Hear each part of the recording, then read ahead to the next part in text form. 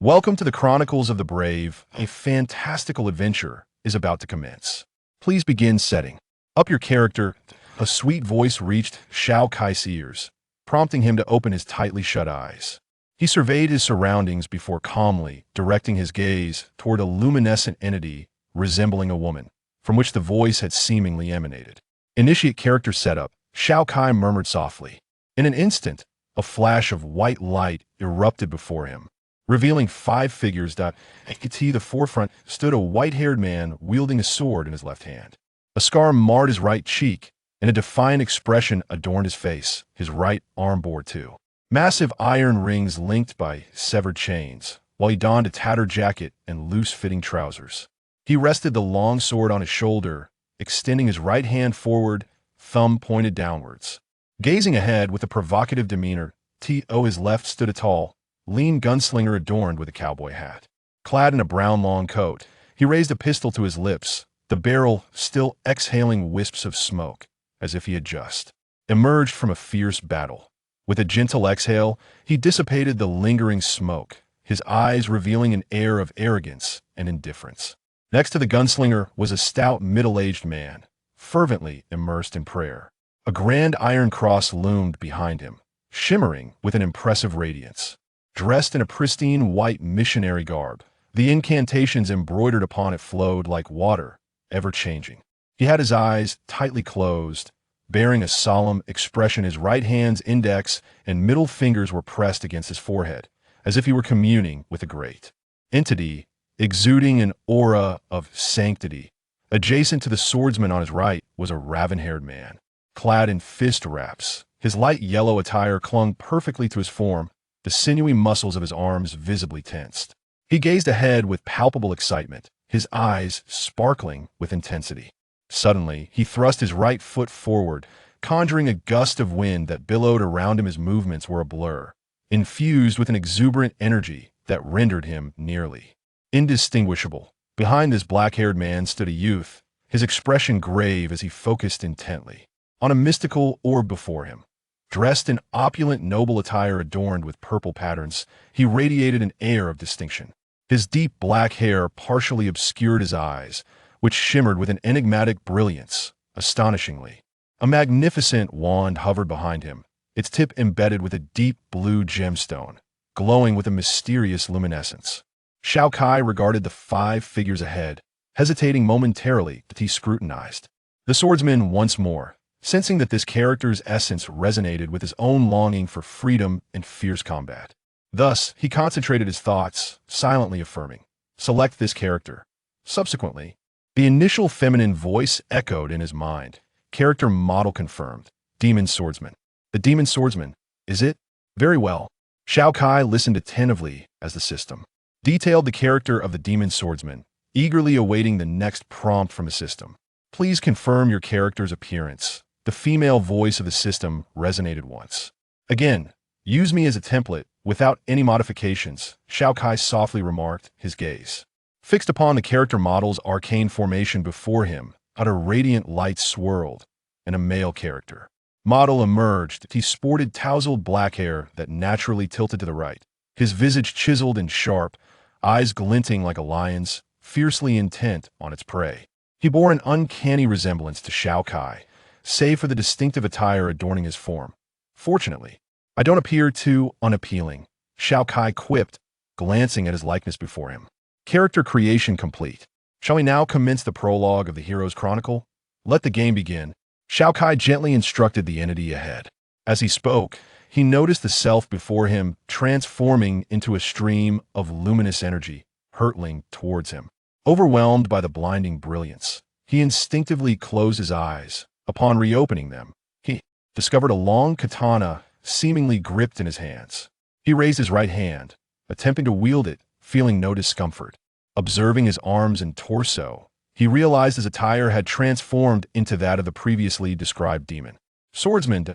In awe of the prowess of virtual technology, he was abruptly jolted by a system alert that ignited a sense of panic within him. Warning: unknown code intrusion. Warning: database compromised.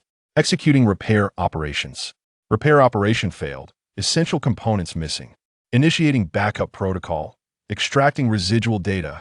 Forcibly extracting player data. What is happening? System, exit the game. The once melodious female voice resounded again now. However, it felt like a harbinger of doom to Xiao Kai. This unforeseen turn of events plunged him into a state of profound alarm and anxiety. He could only futilely struggle defiantly, staring ahead, repeatedly issuing commands to exit the game, hoping against hope that his actions might alter the course of events. Entering the dimension collapse chapter, the system's voice announced, as Xiao Kai beheld the scene before him transform abruptly. A deep blue vortex materialized, relentlessly drawing in everything around it, shards of broken glass forming in the surrounding void.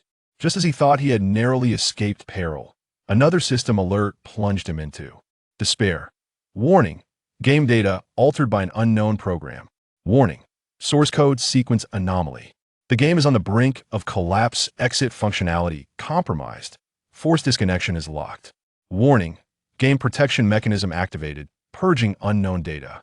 Countdown begins. 10, 9, 8, 7, 6. At that moment, Xiao Kai watched helplessly as the vortex drew closer, and as he was finally engulfed by it, he succumbed to unconsciousness. In those fleeting moments, he reflected upon his life, recalling his fervent passion for history that had led him to become a doctoral archaeologist, perpetually engaged in explorative endeavors. That he reminisced about his relentless excavations of mysteries and, not long before, the anime classic Naruto he had purchased from a shop called Masterpieces of the Old Era. On his holographic device, he thought of his wife, who was still waiting for him at home, and of his elderly parents. A deep sigh escaped him. How unfortunate it was that there remained so many tasks unfinished and responsibilities unmet. Ultimately, the relentless deep blue vortex completely engulfed his digitized form, and his consciousness faded away entirely. Once the deep blue vortex had consumed Xiao Kai, all players engaged in the game of Heroes Chronicle were abruptly ejected from the game. Those who had been enjoying themselves were violently kicked out, filled with indignation, and they began to question the game staff and customer service representatives. To quell the fury of the multitude, the game officials promptly summoned a team of technicians to conduct a thorough inspection of the game.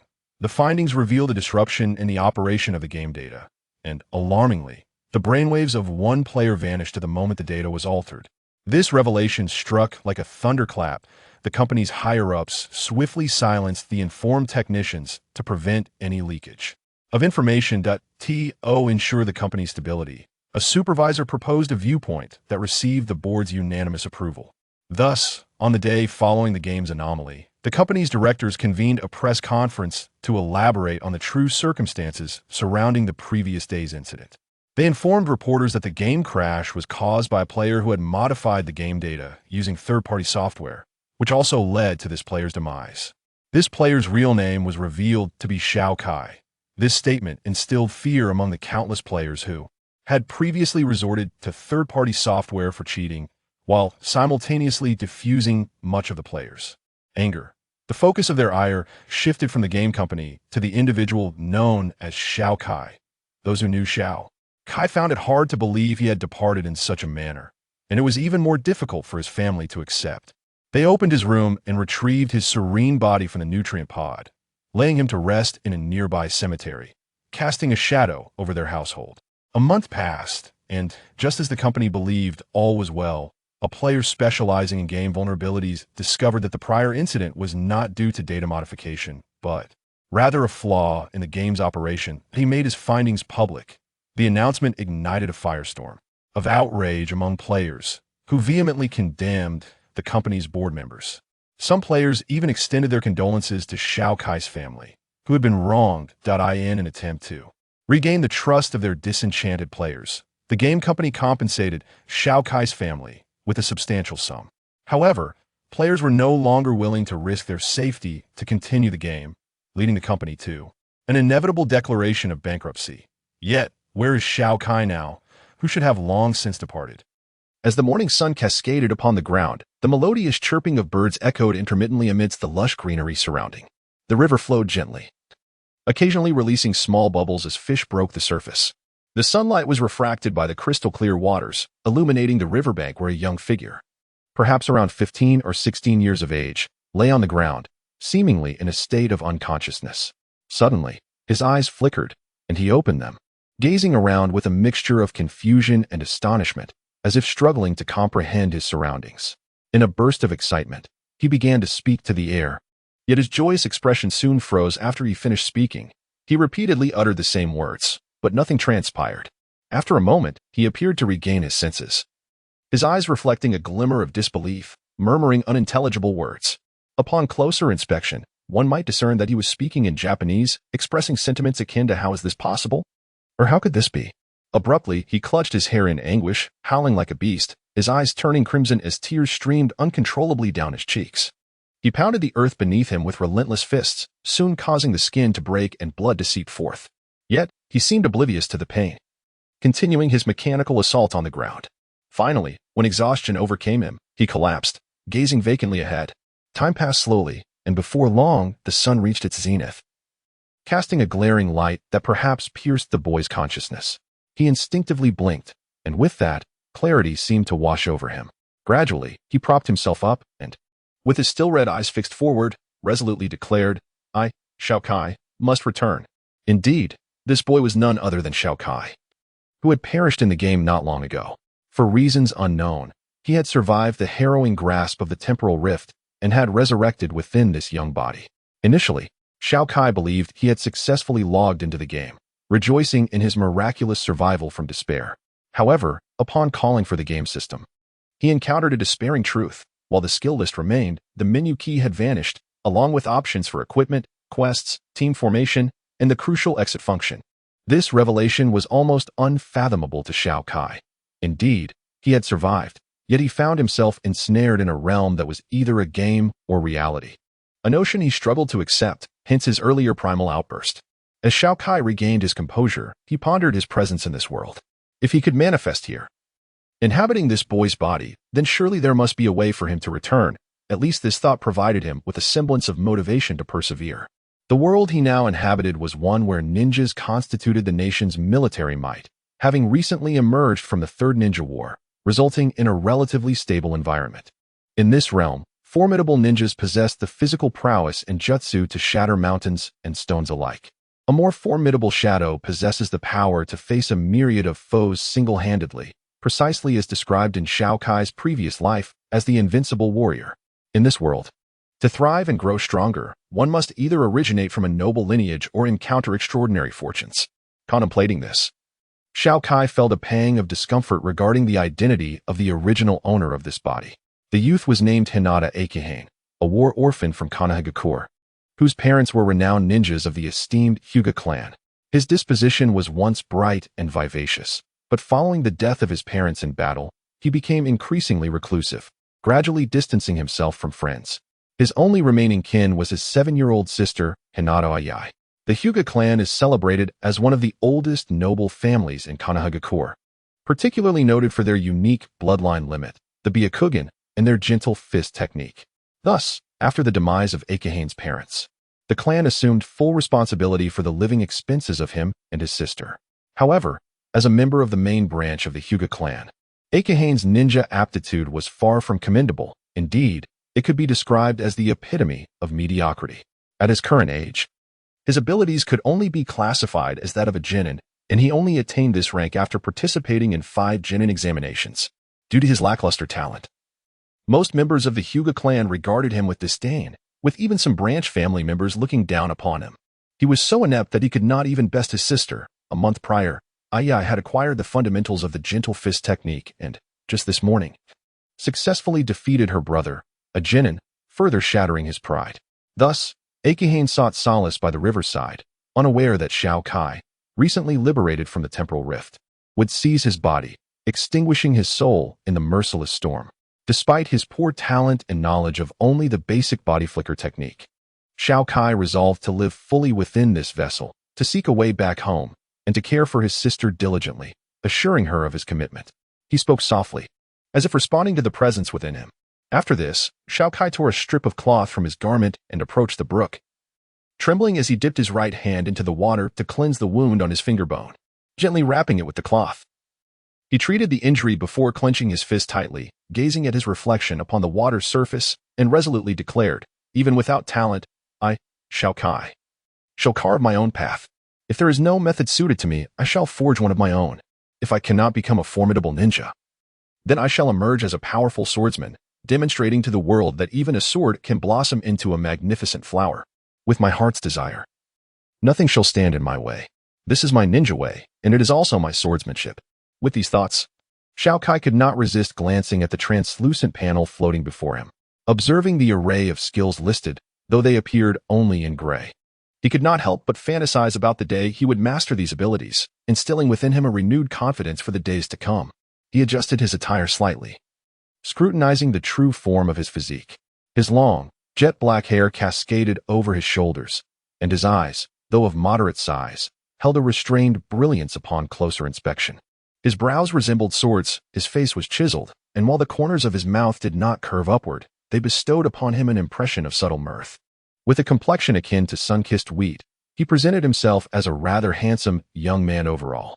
Xiao Kai could not help but nod in satisfaction, and as he heard the distant call of a girl summoning his name, a smile involuntarily crept across his face. Tightening the cloth in his hands and securing it with a knot, he strode purposefully towards her. Brother, how did you end up here? If the others in the clan find out, Kai began, her words faltering as she caught sight of Xiao Kai approaching. A sense of surprise washed over her. Something about her brother seemed different today. Why does he appear so unlike himself? She pondered silently. I apologize for worrying you, dear sister. It shall not happen again, Xiao Kai said gently, ruffling the hair of the young girl before him, all the while studying the appearance of his body's owner's sister. She sported a long, black ponytail adorned with a red ribbon tied into a bow. Her round face still bore traces of youthful chubbiness, and her large eyes sparkled with emotion. Yet, her brows were tightly furrowed, hinting at mild irritation, while her petite mouth was pressed into a firm line. She wore a simple white short-sleeved shirt, and on her left calf, she bore a pouch containing numerous shurikens. Overall, she was exceptionally beautiful, destined to be a captivating figure in her maturity. Brother, you've been out for quite a while today. We should return swiftly, Kai said, her cheeks flushed as she gazed up at Xiao Kai. In her recollections, ever since their parents had perished in battle, he had never shown her such affection. Why, she wondered, was he treating her so warmly today? She found herself struggling to adjust to this change. In her memories, her brother had always been taciturn and brooding. Yet, the present version of him evoked a sensation distinctly different, and it was not unpleasant. This feeling isn't so bad, Kai mused silently, stealing a glance at Xiao Kai before shyly turning away. Very well, let us return.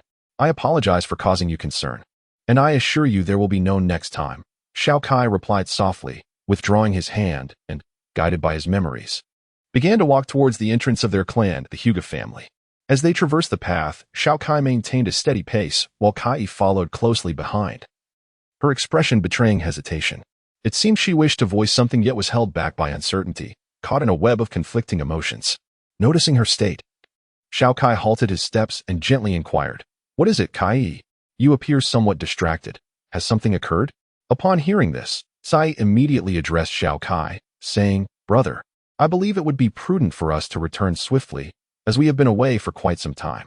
If the elders of the family and Lord Rizu were to discover our absence, we would surely face repercussions." Xiao Kai, gazing intently into Sai's eyes, replied earnestly, "Fear not. Sai, I have already made a decision regarding this matter, so trust your brother this time and do not worry." But Sai hesitated before conceding, "All right, I shall heed your words this time." Although she wished to express more, the resolute determination reflected in Xiao Kai's eyes silenced her. Xiao Kai smiled and nodded, then turned to continue on his path, a glimmer of resolve shining in his gaze. Internally, he mused, "Let me test the depths of the Hinata family's waters this time."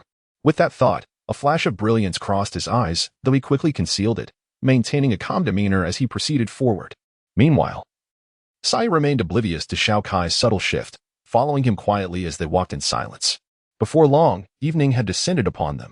Xiao Kai cast a glance at the imposing gates before taking a deep breath and slowly pushing them open. Once inside the courtyard, with no one in sight, both let out a sigh of relief. After exchanging a brief smile, they were suddenly approached by a group of chattering lower ninjas from the Hinata clan, who, upon spotting Xiao Kai, displayed expressions of disdain. One brash young man swaggered over to Chi Yu, exclaiming, Isn't this Chiyu? What have you been up to? Training some powerful ninjutsu, perhaps? Before he could finish, another young man emerged from the crowd behind him. He retorted, Xiaoyu, have you forgotten? Chiyu hasn't even mastered the basic body flicker technique. How could he possibly possess the talent for advanced ninjutsu? Indeed, chimed in another. If he can't even grasp the body flicker technique, how could he train in stronger ninjutsu? Chiyu, if I were you, I would simply go home and tend to the fields. Such pathetic skills are a disgrace to ninjas. Laughter erupted among the group, their tone dripping with scorn. Faced with their unrelenting ridicule, Xiao Kai's expression grew increasingly frosty, though he refrained from any outward reaction, a glimmer of coldness flickering in his eyes. What do you want? Do you wish to fight? Xiao Kai inquired, his voice steady. However, Sai, unable to tolerate the indignity faced by her brother, stepped forward to confront the provocateurs. Her eyes blazing with fury. Ah, if it isn't Chiyu's sister, Sai. Tell me, Chiyu, can you even best your sister in a fight? Truly. A brother who cannot surpass his own sister is a pitiful sight indeed. If you must rely on her for protection, you might as well be dead. You are nothing but a waste. Upon witnessing Sai's fury, the individuals from Xiaoqing were initially startled. However, upon noticing Xiao Kai's continued icy gaze fixed upon them, they could not restrain their derisive laughter directed at him. You. Sai was about to utter a response when Xiao Kai interjected. Who are you calling a waste? He addressed the group ahead with an air of feigned bewilderment, as if genuinely perplexed. A waste, of course. Xiaoqing retorted sharply upon observing Xiao Kai's expression. Upon hearing Xiaoqing's words, the feigned confusion vanished from Xiao Kai's face, replaced by a playful smile. He softly remarked, Oh, so it is the waste who is insulting me. This prompted Sai and the others to momentarily pause, before they collectively turned their attention to Xiaoqing, erupting into laughter. While laughing, Sai felt a flicker of confusion. When did her brother become so clever? Yet, since Xiao Kai was her brother, she dismissed her thoughts. Attributing his newfound acumen to a previous concealment of his true self, now illuminated by clarity. With this realization, Sai instinctively nodded. After all, her brother's ambition warranted her joy as his sister. Damn it, you waste, I will kill you. Xiaoqing, upon hearing the laughter of others, quickly recognized he had fallen into Xiao Kai's trap. Enraged, he rolled up his sleeves, preparing to confront Xiao Kai. However, just then, a resonant voice interrupted his intent. If you possess the time to engage in infighting among your clan, you might as well devote it to fundamental training. A robust middle-aged man's voice echoed, causing the group before Xiao Kai to lower their heads in deference upon recognizing the speaker. This action allowed Xiao Kai and Sai to discern the man's visage, a tall figure with flowing black hair, exuding a tranquil demeanor, his eyes commanding respect without anger. He donned a dark robe, adorned with a wooden ninja headband at his forehead. His sinewy hands and pronounced knuckles radiated an aura of formidable pressure. Within the recesses of Hinata Chiya's memory, Xiao Kai recognized this middle-aged man as Hinata Hisashi, the current clan leader of the Hinata family. Upon recognizing his appearance, Xiao Kai, Sai, and the surrounding individuals bowed in unison. Lord Hisashi. Hinata Hisashi cast a fleeting glance at Xiao Kai, yet his eyes conveyed no emotion, as if he were merely observing a leaf fluttering by.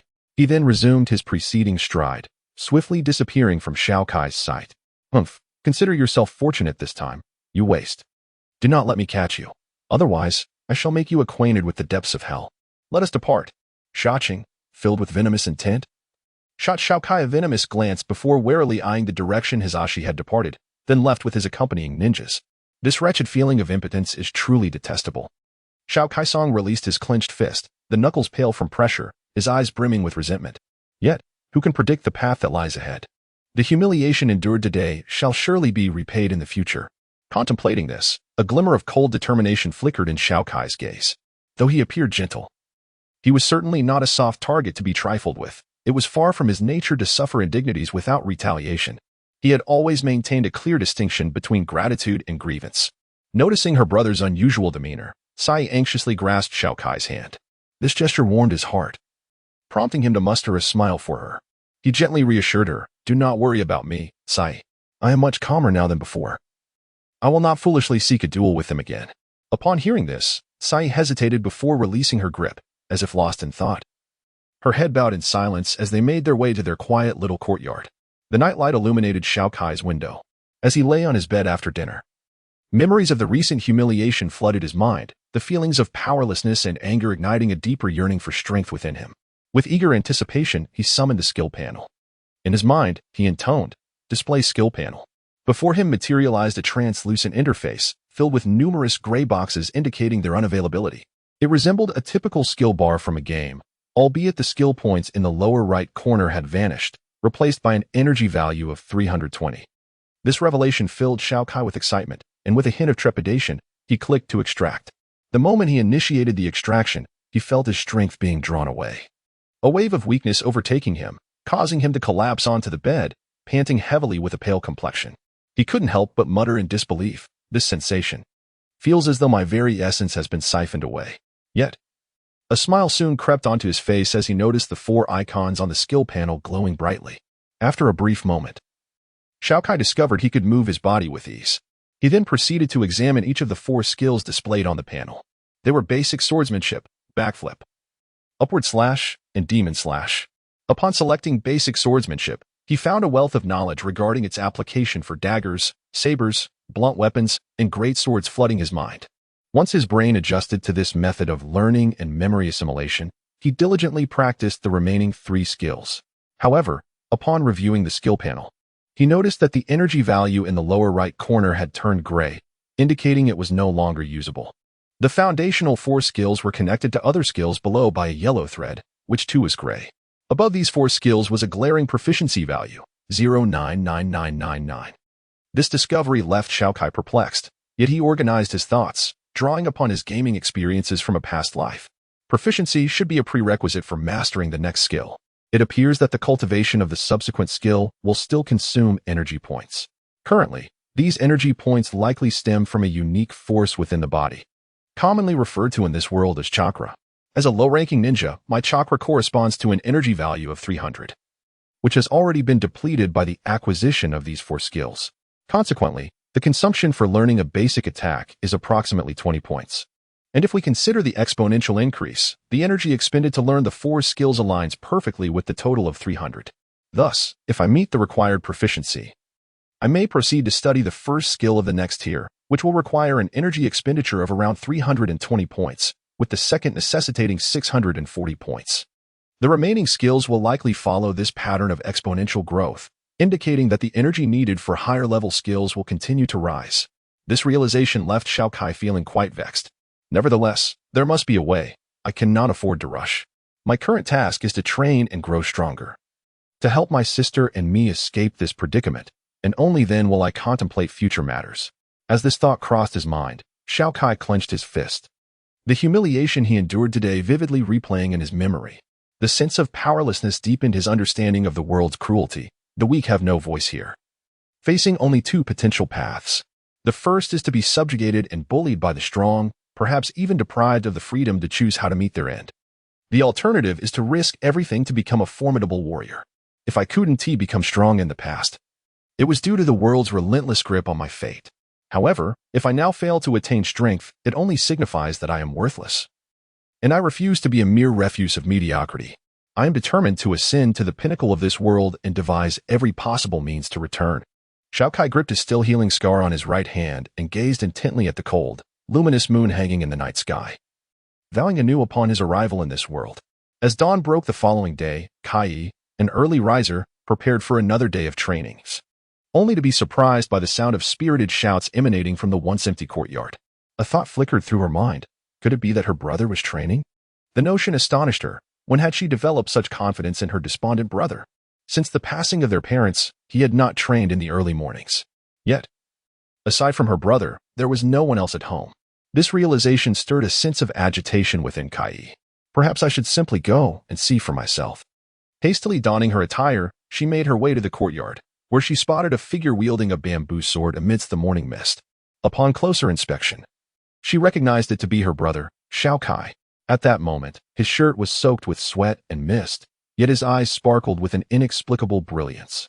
He struck the sword forcefully, executing simple horizontal slashes and cuts, but with a remarkable sense of order, demonstrating that his training was anything but chaotic.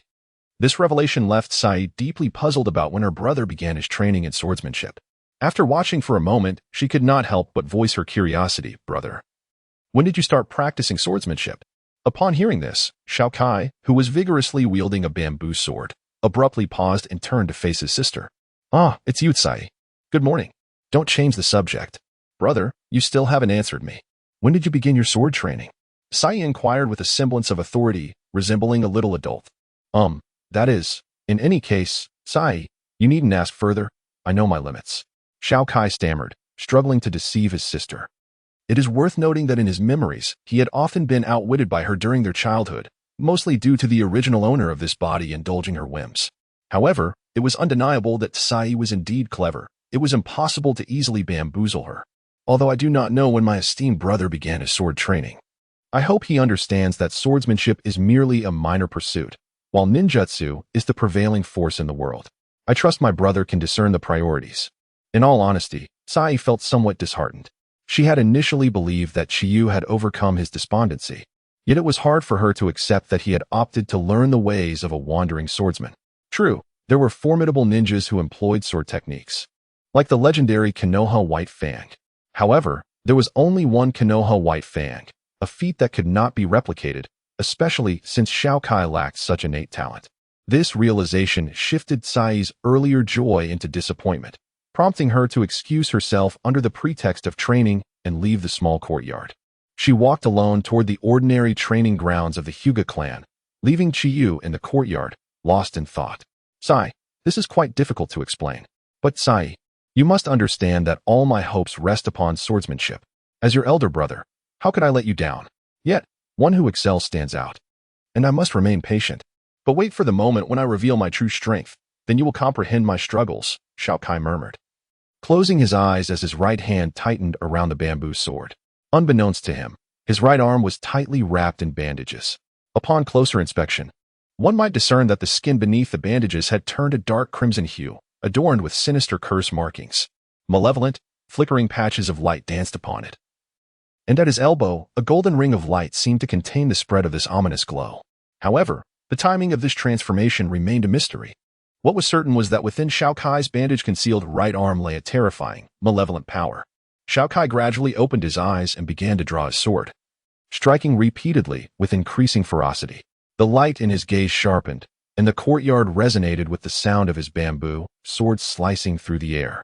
As Xiao Kai wielded his bamboo sword, a middle-aged man gazed out from a tall mansion belonging to the Hyuga clan. In the direction of his gaze, one would discover that he was observing none other than Xiao Kai, who was practicing swordsmanship in the courtyard. Veins protruded around the man's eyes. And although his expression remained calm, a flicker of disappointment crossed his otherwise impassive face upon witnessing Xiao Kai's training. Who was this man? And why did his eyes possess such an eerie quality? Standing in the center of the room, backlit, his silhouette remained elusive. The man silently watched Xiao Kai, who was tirelessly swinging his bamboo sword, beads of sweat glistening on his brow while his eyes sparkled with determination. A momentary softness appeared on the man's face, as if he had made a silent resolution. He slowly retreated into the room to retrieve a mysterious scroll, continuing to gaze at the distant figure of Xiao Kai, nostalgia flickering across his features. Meanwhile, Xiao Kai, immersed in his sword practice, felt a faint glow emanating from the bamboo sword in his hand. With each swing, the air around him fractured, producing sharp sounds as if slicing through space. The potency of his strikes rivaled that of chakra-infused kunai, tearing apart the air before him, while the speed of his movements increased exponentially. Finally, as his pace reached its zenith, Xiao Kai's eyes widened in astonishment, a rush of warmth surging through him. Suddenly, his perception of the surroundings transformed into shades of gray and white, startling him into a halt, his mind clouded with confusion. Just as he contemplated rubbing his eyes, the sensation of the veins in his temples sent a jolt through his heart. Enlightenment dawned upon him, and a spark of excitement flickered across his face. Unbeknownst to him, veins had also begun to swell around his eyes, his pupils paling, devoid of any emotional fluctuation, instilling a sense of dread in those who beheld him. In that moment, Xiao Kai's state mirrored that of the man observing him from a distance. Both Xiao Kai and the man had activated the renowned bloodline limit of the Hyuga clan, Byakugan. In this state, Xiao Kai could perceive the flow of chakra, enabling him to counteract his opponent's attacks and movements, while also granting him nearly 360-degree vision. Such an all-encompassing perspective was undeniably a game-changing asset in combat. Coupled with Xiao Kai's skill set, his combat prowess multiplied exponentially. However, the Byakugan came with its own drawbacks. The energy consumption upon activation was formidable. After merely 2 minutes in this state, Xiao Kai found himself compelled to deactivate the Byakugan, collapsing onto the ground. Gasping for breath, a lamentable realization. Yet, the exhilaration of having awakened the Byakugan surged within him, prompting Xiao Kai to muster his weary body and make his way towards his humble abode, eager to rest and undertake some reconnaissance tasks. As Xiao Kai opened his eyes, a middle-aged man within the mansion caught sight of his demeanor, causing a tremor to ripple through his body. A look of astonishment graced his face, and then, as if struck by a sudden thought, he gazed at the scroll in his hand, his expression turning complex.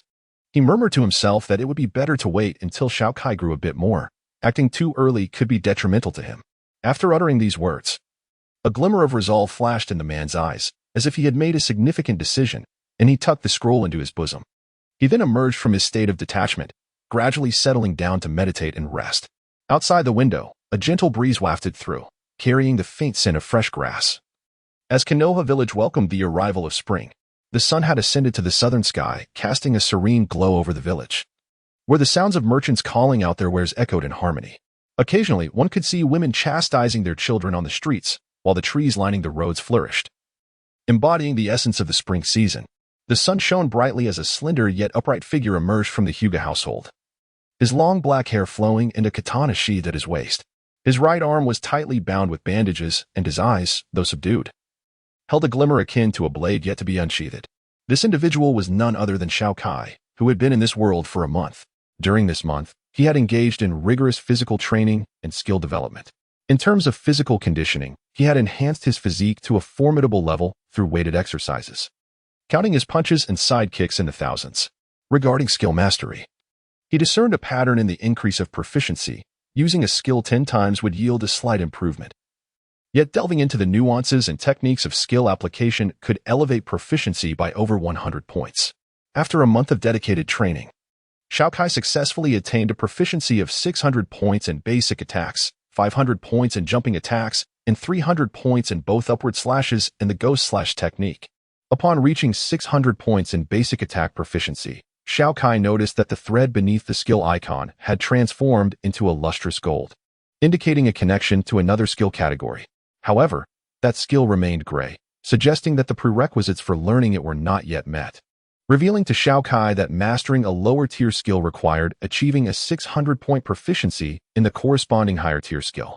This realization filled Xiao Kai with joy and further ignited his commitment to skill refinement. Yet, during his training, Xiao Kai discovered that executing the ghost slash produced a sinister chakra that corroded the targeted objects. This revelation elicited both excitement and anxiety within him, compelling him to forego practicing the ghost slash within the confines of the Hyuga estate. Instead, he opted to venture out during his free time to the stream where he had first arrived, utilizing the trees and rocks as targets for his training. As for Xiao Kai's shift to swordsmanship, it had not elicited much of a reaction beyond a profound disappointment from Tsai. However, Xiao Kai became the target of ridicule and derision from his kin, who believed he was once again indulging in fanciful dreams of becoming the second Kenoha White Fang. They made him the subject of family jest, yet Xiao Kai remained unfazed.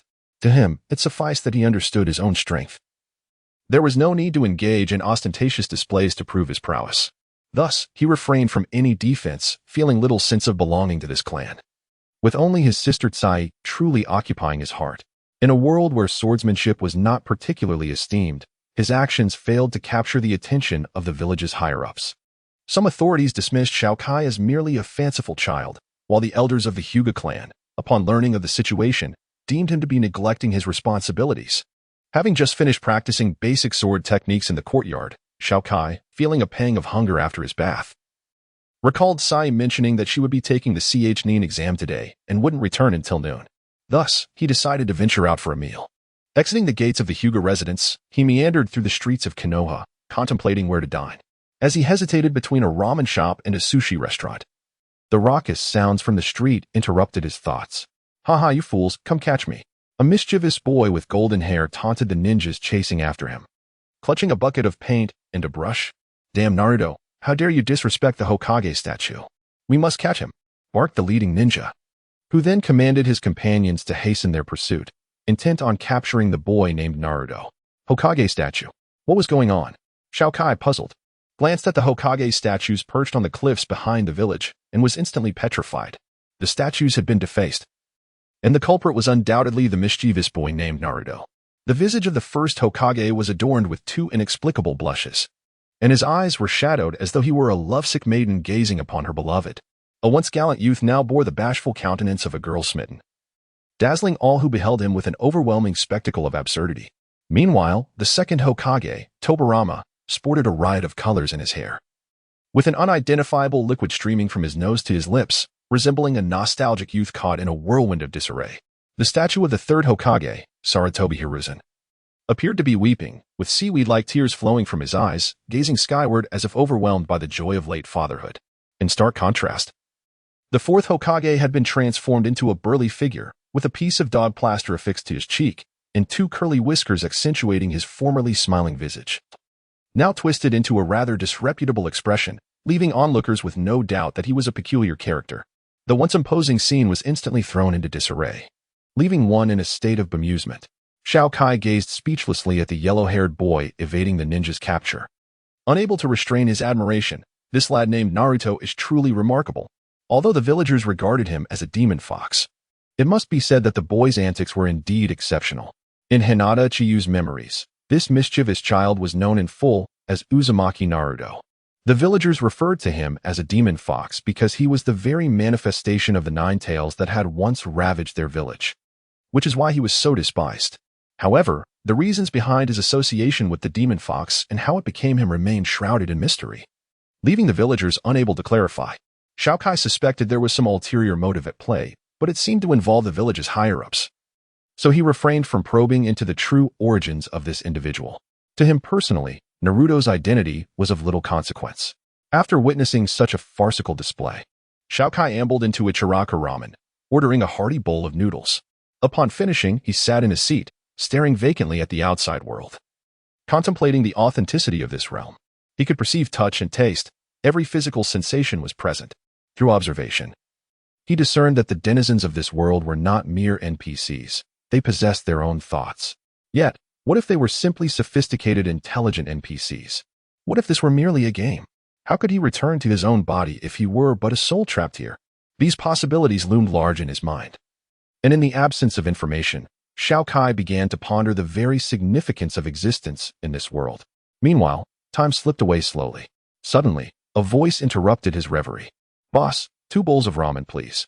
A tall figure clad in green ninja attire, wearing a Kenoha headband and bearing a horizontal scar across his nose, entered the shop, accompanied by a small yellow-haired boy.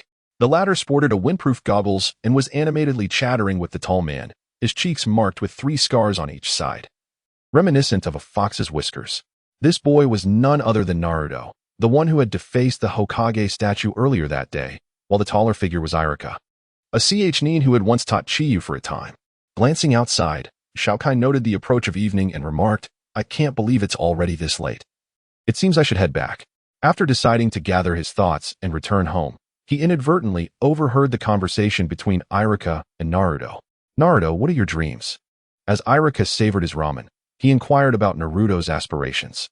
This question caused Naruto, who had been voraciously eating, to pause, lift his head, and with a face full of aspiration, declare to Irika, "My dream is to become Hokage and surpass every Hokage before me, earning the recognition of my strength from the villagers."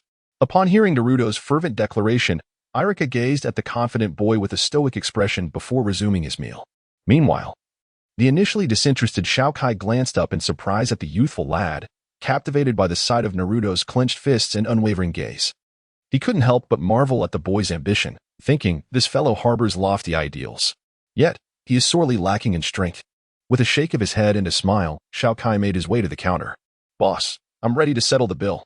"Irika-sensei, I will take my leave now." After settling his account, he casually greeted Irika on his way out, departing before Irika could respond. "HM? Chiyu? You?" Irika glanced at the long sword strapped to Xiao Kai's side, intending to voice something, but ultimately remained silent, watching Xiao Kai's retreating figure. Meanwhile, Naruto, noticing Irika's absent-mindedness, realized he had not heard his declaration and felt a surge of frustration. Though he found the earlier encounter with Xiao Kai peculiar, his annoyance with Irika's distraction prevailed. Thus, he called out to the owner of Ichiraka Ramen, "Boss, I'd like another bowl." "Ah, Naruto, you can't be serious." On another note, having just exited Ichiraka Ramen, Xiao Kai wandered along the street, contemplating the authenticity of this world, yet remained unable to ascertain its true nature. Forget it, I shan't dwell on this. Where there's a will, there's a way.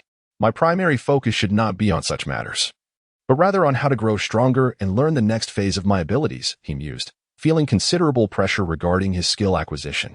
As he grappled with thoughts of his future, he arrived outside his small courtyard, only to hear sounds of a struggle that sent a jolt of alarm through him. He kicked open the courtyard gate with force, only to witness a scene that ignited a fire of rage within him. Humph. A mere newly promoted genin and a pathetic little sister dares to provoke me. Beat her. Before him stood a long-haired man clad in Hokage attire, casting a haughty glance at a young girl on the ground, commanding a group of thugs to mercilessly assault her. The girl, blood trickling from her lips and a bruise marring her face, or the dirt of their strikes upon her clothing, yet her eyes shone with defiance. It was Hinata Sei. Get away from her. Xiao Kai roared, having just burst through the door, and with a surge of determination, he sprinted toward the thugs attacking Sei. In the midst of their astonishment, Xiao Kai delivered a sweeping kick, sending them all hurtling away from the scene. After Xiao Kai had dispatched those individuals, he wore a grim expression as he slowly helped Kai to her feet. Oh, isn't this the waste of the Hokage clan, Hinata Akabane? What brings you such courage today? The man who had spoken was initially startled by Xiao Kai's sudden appearance, but upon recognizing him, he breathed a sigh of relief and then began to mock him, though a hint of confusion lingered in his mind. How curious. When did this brat acquire such strength? Nevertheless, it matters not. Once I showcase my power, you shall obediently hand over the items. Despite his inner doubts, the man felt reassured as he considered the disparity between their strengths, and his gaze toward Xiao Kai returned to one of disdain. Xiao Kai, however, paid him no mind, gently smoothing Kai's disheveled hair. Kai, I'm sorry for being late. I didn't mean for you to get hurt, he softly spoke. Upon hearing this, Kai felt a wave of emotion swell in her chest, tears brimming in her eyes. Yet, she valiantly held them back, shaking her head to indicate that she was fine. The more she did this, the heavier Xiao Kai's sense of guilt became, and his anger intensified. The man who had spoken earlier, seeing Xiao Kai's disregard for him and his concern for his sister, felt a surge of fury. He exchanged glances with his henchmen, signaling them to encircle Xiao Kai and Kai. The henchmen obeyed, slowly advancing to form a circle around them, trapping them within. Hinata Shimo, what do you intend to do? Xiao Kai positioned Kai protectively behind him, his gaze sharp and piercing as he fixed it on the leader of the Hokage ninjas. In the dim light, the figure of the ninja became vaguely discernible. It was Hinata Shimo, who had previously provoked Xiao Kai. What do I intend to do? Akabane, it seems your courage has grown. Is the lesson I taught you not enough? Upon hearing this, Hinata Shimo raised an eyebrow, regarding Xiao Kai with contempt, as if he were merely an insect. Then, as if struck by a thought, his expression twisted into one of malice. He took a few steps forward, fixing his gaze on Xiao Kai, and slowly spoke. Do you truly think you can contend with me? If it weren't for the clan leader's protection, I would have surely crippled you that day, you orphaned wretch. Following his words, he spat toward Xiao Kai, his gaze filled with hatred, although his spit missed its target. His actions and words undeniably ignited Xiao Kai's fury. Whether my courage is great or not is not for you to decide. You may come and test it. Moreover, Xiao Kai's eyes locked onto Hinata Shimo's, his expression chilling as he continued, your previous remark has crossed my threshold. Today, I will teach you a lesson on how to behave in honor of your parents. With that, Xiao Kai's body bent slightly backward, his left hand having unconsciously found its way to the hilt of his sword, while his right hand firmly grasped the sword's handle, his gaze unwaveringly fixed on Hinata Shimo. Teach me how to behave? The irate figure of Hinata Nakage was palpable as he seethed at Xiao Kai's words, veins bulging and fury blazing in his eyes. He swiftly produced a shuriken from within his garments and, with a malevolent expression, declared, I have made my decision. I would rather endure 10 days of wall-sitting than allow you to escape unscathed today. After all, incapacitating a worthless fool like you will not incur significant repercussions from my family. You are nothing but a failure, while I am a renowned genius. Ha ha. With that, Hinata Nakage's eyes widened as he erupted into maniacal laughter, his tone laced with contempt for Xiao Kai. Upon hearing Nakage's taunts, a chill enveloped Xiao Kai's visage, and a fierce glint ignited in his eyes as he prepared to counterattack. However, just as he was poised to strike, his companion, Kai, seized his left arm with palpable fear etched across her face. Turning to her, he offered a reassuring expression and said, do not worry, I will handle this. But brother, he's already a ch nin. Kai's protest was abruptly cut short as Hokage, with a venomous glare, commanded his subordinates to launch a collective assault on Xiao Kai. Enemies surged from all directions, and in an instant, Xiao Kai found himself besieged. As Kai closed her eyes in prayer, a flash of determination ignited within Xiao Kai. With a swift leap, he embraced Kai and soared beyond the reach of the impending attacks, moving with such speed that he left a blur in his wake. This unexpected display astonished Hokage and his minions, their expressions shifting to one of grave concern as they warily regarded the duo. During an assault, prayer is of little utility, Xiao Kai remarked with a hint of amusement, gently pushing Kai aside, signaling for her not to interfere with the battle. Akahane, I acknowledge that your prowess has surpassed that of an ordinary genin. However, in my presence, you remain inadequate. Therefore, I advise you to surrender the secret scroll left by your father, and I may consider sparing you. In that moment, Hokage spoke with a fade of bravado, though a bead of cold sweat trickled down his brow. How could a mere underachiever from the Hyuga clan possibly move so swiftly? This cannot be real.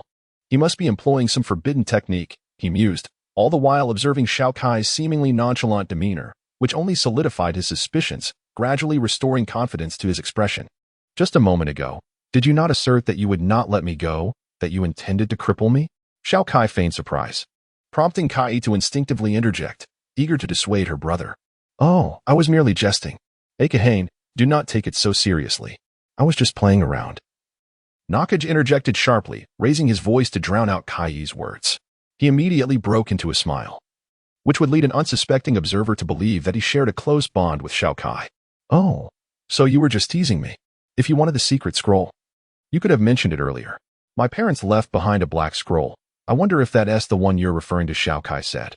A hint of fear evident as he spoke to Xiang Cheng, his expression seemingly relaxed. Yes, that very scroll. If you hand it over to me, I shall spare both of you today. No, I mean I will leave at once, Xiang Cheng replied.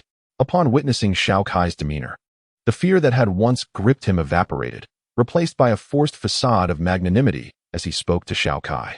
It would be impossible for me to give you the scroll. Xiao Kai's lips curled into a smirk, his eyes narrowing with amusement as he responded to Xiang Cheng. Observing her brother's expression, the astute Kai quickly grasped his intentions, and her concern dissipated as she stood quietly, watching the unfolding drama. Now, hand over that secret scroll, will you? After all, I am quite busy and have little time to waste here.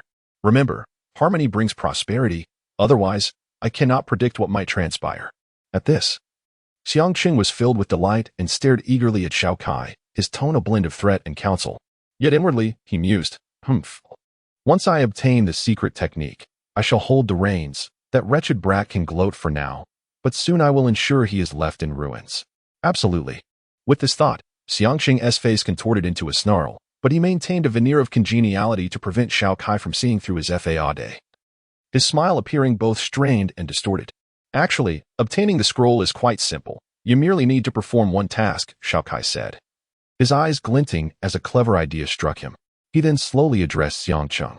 What is it? Speak quickly, Xiang Cheng urged, anxiety creeping into his voice, fearing that Xiao Kai might prolong the suspense. Well, first, spin around once in place, turning to the left, Xiao Kai stated calmly. Spin? Are you pulling my leg? Xiang Cheng responded with skepticism. Why would I deceive you? This is a mantra my parents imparted to me. I had to do the same to unlock the mechanism. If you don't believe me, that's your choice, Xiao Kai replied, exuding an air of resignation. After scrutinizing Xiao Kai for a moment, and noting the sincerity in his expression, Xiang Cheng ultimately decided to trust him. After all, what if it were true? Reluctantly, he followed Xiao Kai's instructions and spun around. What is next? Is that sufficient? He inquired after completing the spin. Now turn to the right 4 times, clockwise. Like this? Yes. What comes next? Turn left 10 times, counterclockwise. 10 times? Correct. What follows? Right, 20 times. As Hinata Hokage felt a sense of dizziness from the swirling surroundings, he was suddenly jolted by the muffled laughter of Xiao Kai and his companions. Despite his slightly disoriented state, he comprehended their mirth with clarity. After standing in place for over 10 seconds, allowing his mind to acclimatize, he glanced downward, discovering the absence of any so-called secret scroll. Turning his gaze towards the group of Xiao Kai and Kai, who were in fits of laughter, he immediately realized that Xiao Kai had been mocking him. Enraged, he shouted with a voice seething with fury, You wretched scoundrel! How dare you deceive me? I shall end your life. With that, he fixed a fierce glare upon Xiao Kai, as if he wished to flay him alive. In truth, the notion of a secret scroll held no significance for him. What truly mattered was that this scoundrel had not only harmed his sister, but had also insulted his family. Today, he was determined to make it clear that certain words should never be uttered. Xiao Kai, who had been laughing, suddenly widened his eyes, filled with a murderous intent. His right hand instinctively clenched around the hilt of his sword, his body leaning slightly forward. At that moment, Xiao Kai was genuinely enraged. Feeling the murderous aura emanating from Xiao Kai, Hokage could not help but shudder violently, his anger intensifying. A flash of resentment crossed his face as he bellowed at Xiao Kai. "Damn you! I will kill you! Attack! Make sure to eliminate this brat." In a fit of rage, Hokage drew a kunai, commanding his subordinates to rush at Xiao Kai, intent on slaying him to vent his pent-up wrath.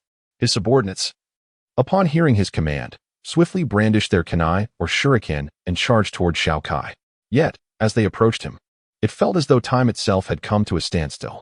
A faint blue sword light filled their vision, and suddenly they were struck by sharp pains, their strength leaving them as they collapsed to the ground in agony. Meanwhile, Kai and Hokage witnessed Xiao Kai's right arm flash as his short sword sliced through the air at astonishing speed. The blade, shimmering with a blue hue, passed through the group of assailants, leaving a multitude of intersecting sword marks across their bodies. Though the wounds appeared grave, they were not fatal, indicating that Xiao Kai had shown restraint. After the attack, Xiao Kai marveled at the immense power of his skills. A single backflip had allowed him and Kai to escape the trap, while a rising thrust had incapacitated a group of foes.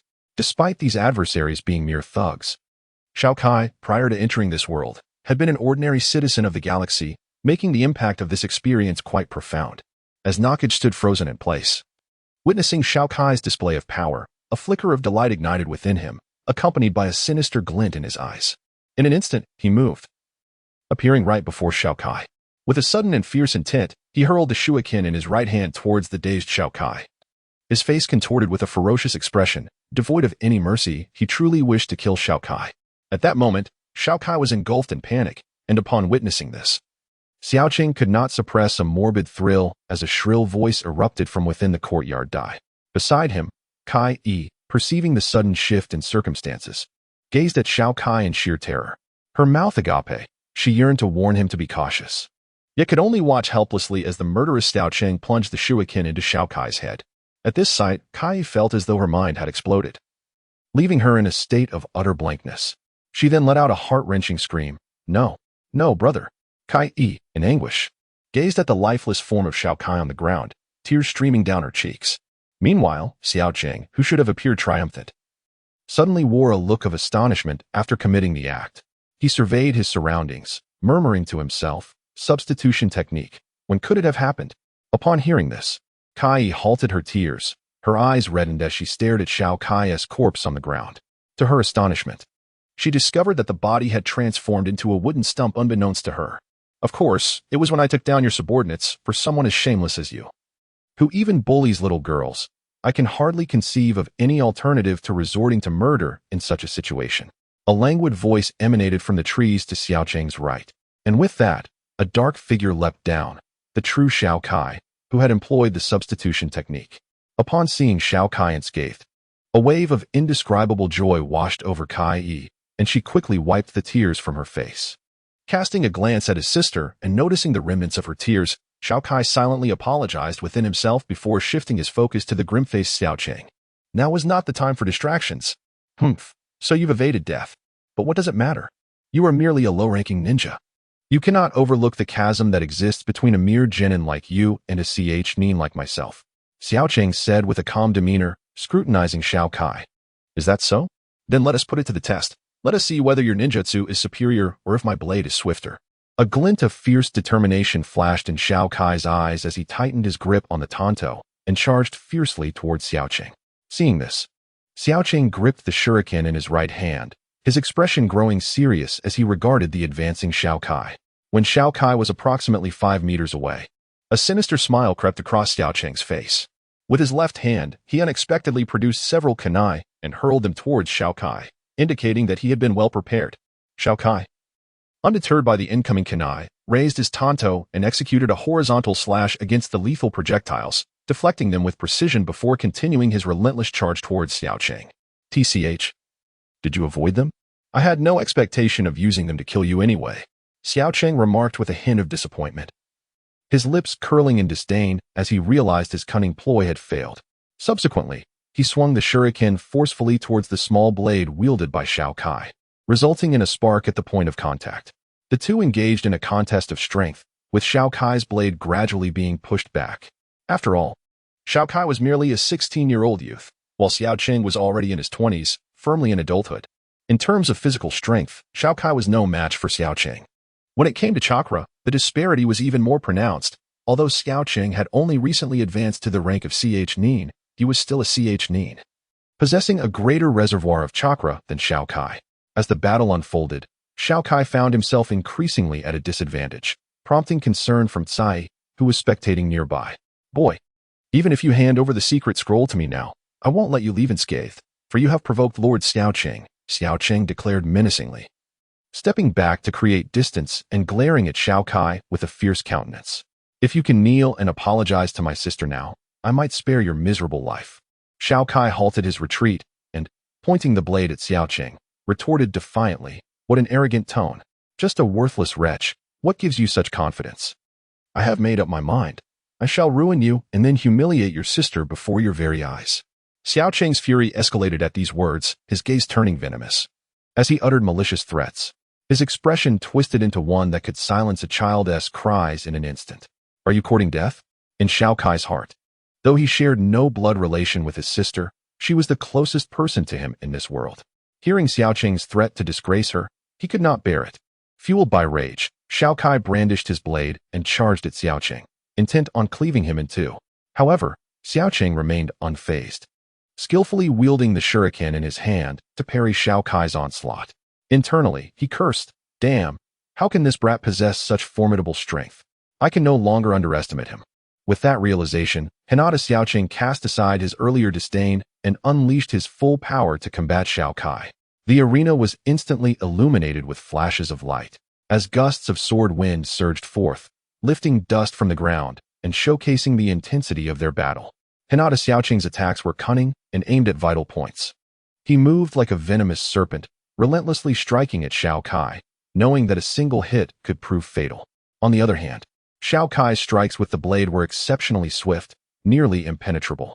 At first glance, it appeared that Xiao Kai had the upper hand, yet upon closer inspection, it became evident that his attacks were weakening over time. Indeed, Xiao Kai's stamina was limited. Each powerful strike drained not only his energy but also his physical endurance. Moreover, he had previously executed a backflip and an upward thrust, both of which consumed a considerable amount of chakra for someone of his current rank as a genin. Thus, under the relentless pressure from Xiang Cheng, the situation began to turn increasingly unfavorable for Xiao Kai. It was infuriating. If this continued, he would eventually be dragged to defeat. I must devise a strategy, he pondered, while simultaneously countering Xiang Cheng's assaults. Faced with such a predicament, Xiao Kai could not suppress his anxiety, his visage marred by impatience. However, the more anxious he became, the less effective he was. In the midst of his contemplation, his movements faltered, and in that fleeting moment, Xiang Cheng seized upon the opportunity. As he beheld the shuriken slicing through the air towards him, a jolt of alarm coursed through Xiao Kai. This was perilous. The brutal swing of the shuriken grazed his right arm, tearing through his sleeve and bandages in an instant. Blood gushed forth from the wound, and Xiao Kai winced in pain, retaliating fiercely with his katana to repel the overzealous Xiang Cheng. He leapt backward, creating distance to reassess the confrontation. Huh. Now that your right arm is injured, what will you fight me with? Xiang Cheng taunted, his demeanor brimming with arrogance as if he were already basking in the glory of victory. With his bandages torn, Xiao Kai felt no need to conceal his condition any longer.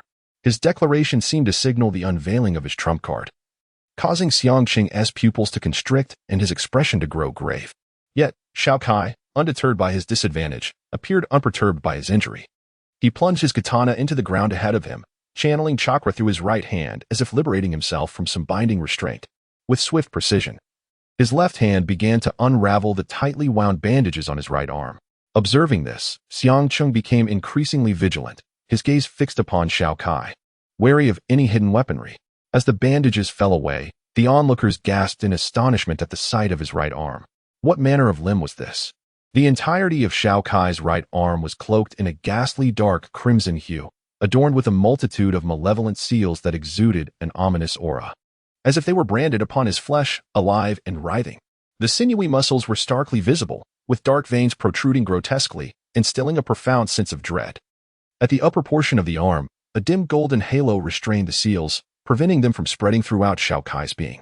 Blood trickled from his upper arm, droplets falling to the ground, rendering him a harbinger of doom, akin to a demon returned from the depths of hell. As the bandages were fully removed, Xiao Kai's eyes transformed into a blood-red hue, his gaze directed towards Xiangcheng brimming with murderous intent, while a sinister smile crept upon his lips. His robe billowed as if caught in a phantom wind, radiating an aura of malevolence that sent shivers down the spine of all who beheld him. This scene was nothing short of chilling. Guh. Xiangcheng could not suppress a gulp, forcing himself to regain his composure. Yet, his trembling right hand betrayed the terror he felt at that moment. Xiao Kai appeared to him like a malevolent specter. Not even a high-level ninja would remain unperturbed by the sight of him now. Since you have witnessed this, prepare to meet your demise.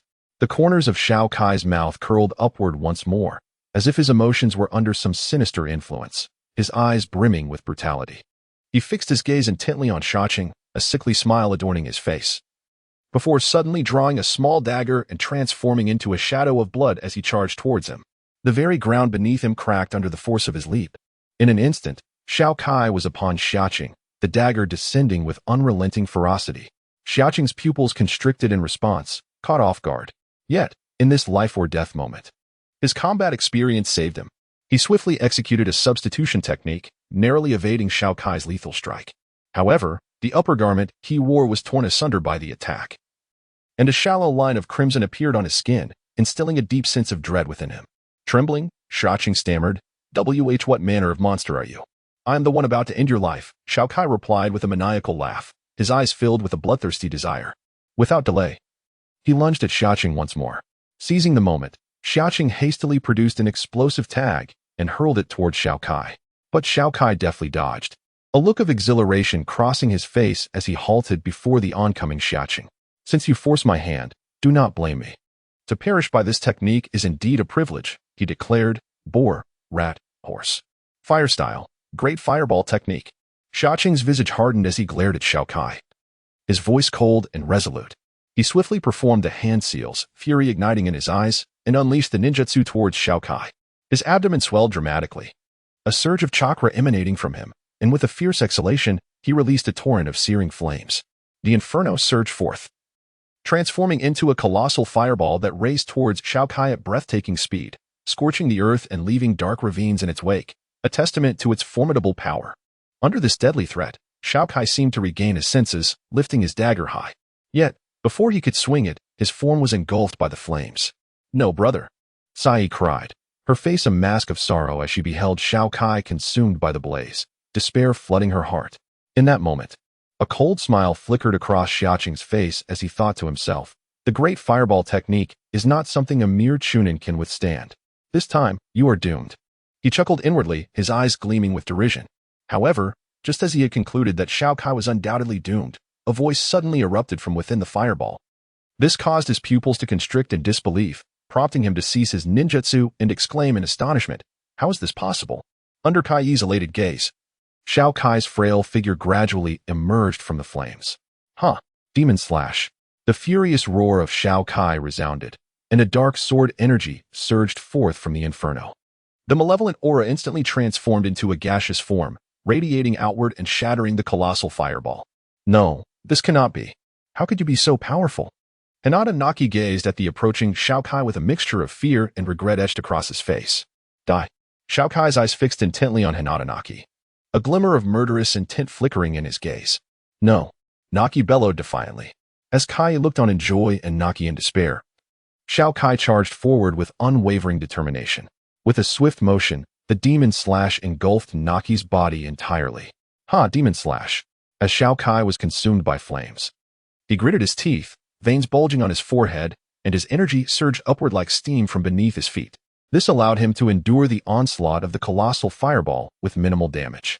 He raised his katana high, a dark orb of energy shimmering in his grasp. Following his fierce cry, he swung the sword, unleashing a massive wave of dark sword energy that swept forth, tearing apart the flames that encircled him and sending sparks flying in all directions. Outside, Kai and Hinata Naki witnessed the fireball dissipate under the force of an overwhelming and sinister presence. As Xiao Kai's formidable sword energy consumed Naki entirely in a moment of sheer terror. Even after devouring Naki, the sword energy retained its momentum, transforming into a torrent of black energy that swept across the courtyard. This force uprooted the grass and tore apart the stone slabs embedded in the ground. While Kai instinctively shielded herself from the powerful gusts generated by the sword energy, through her fingers, she caught a glimpse of Naki collapsing to the ground, blood gushing from his wounds. Even if he survived, the excessive blood loss would surely lead to his demise, filling her with concern. As for Naki's original henchmen, they had fled hastily as soon as the battle commenced, vanishing without a trace. Panting heavily, it seemed as though the demon slash had drained all the strength from Xiao Kai. After executing the maneuver, he could do little more than gasp for breath, lacking the energy to assess Naki's condition post-attack.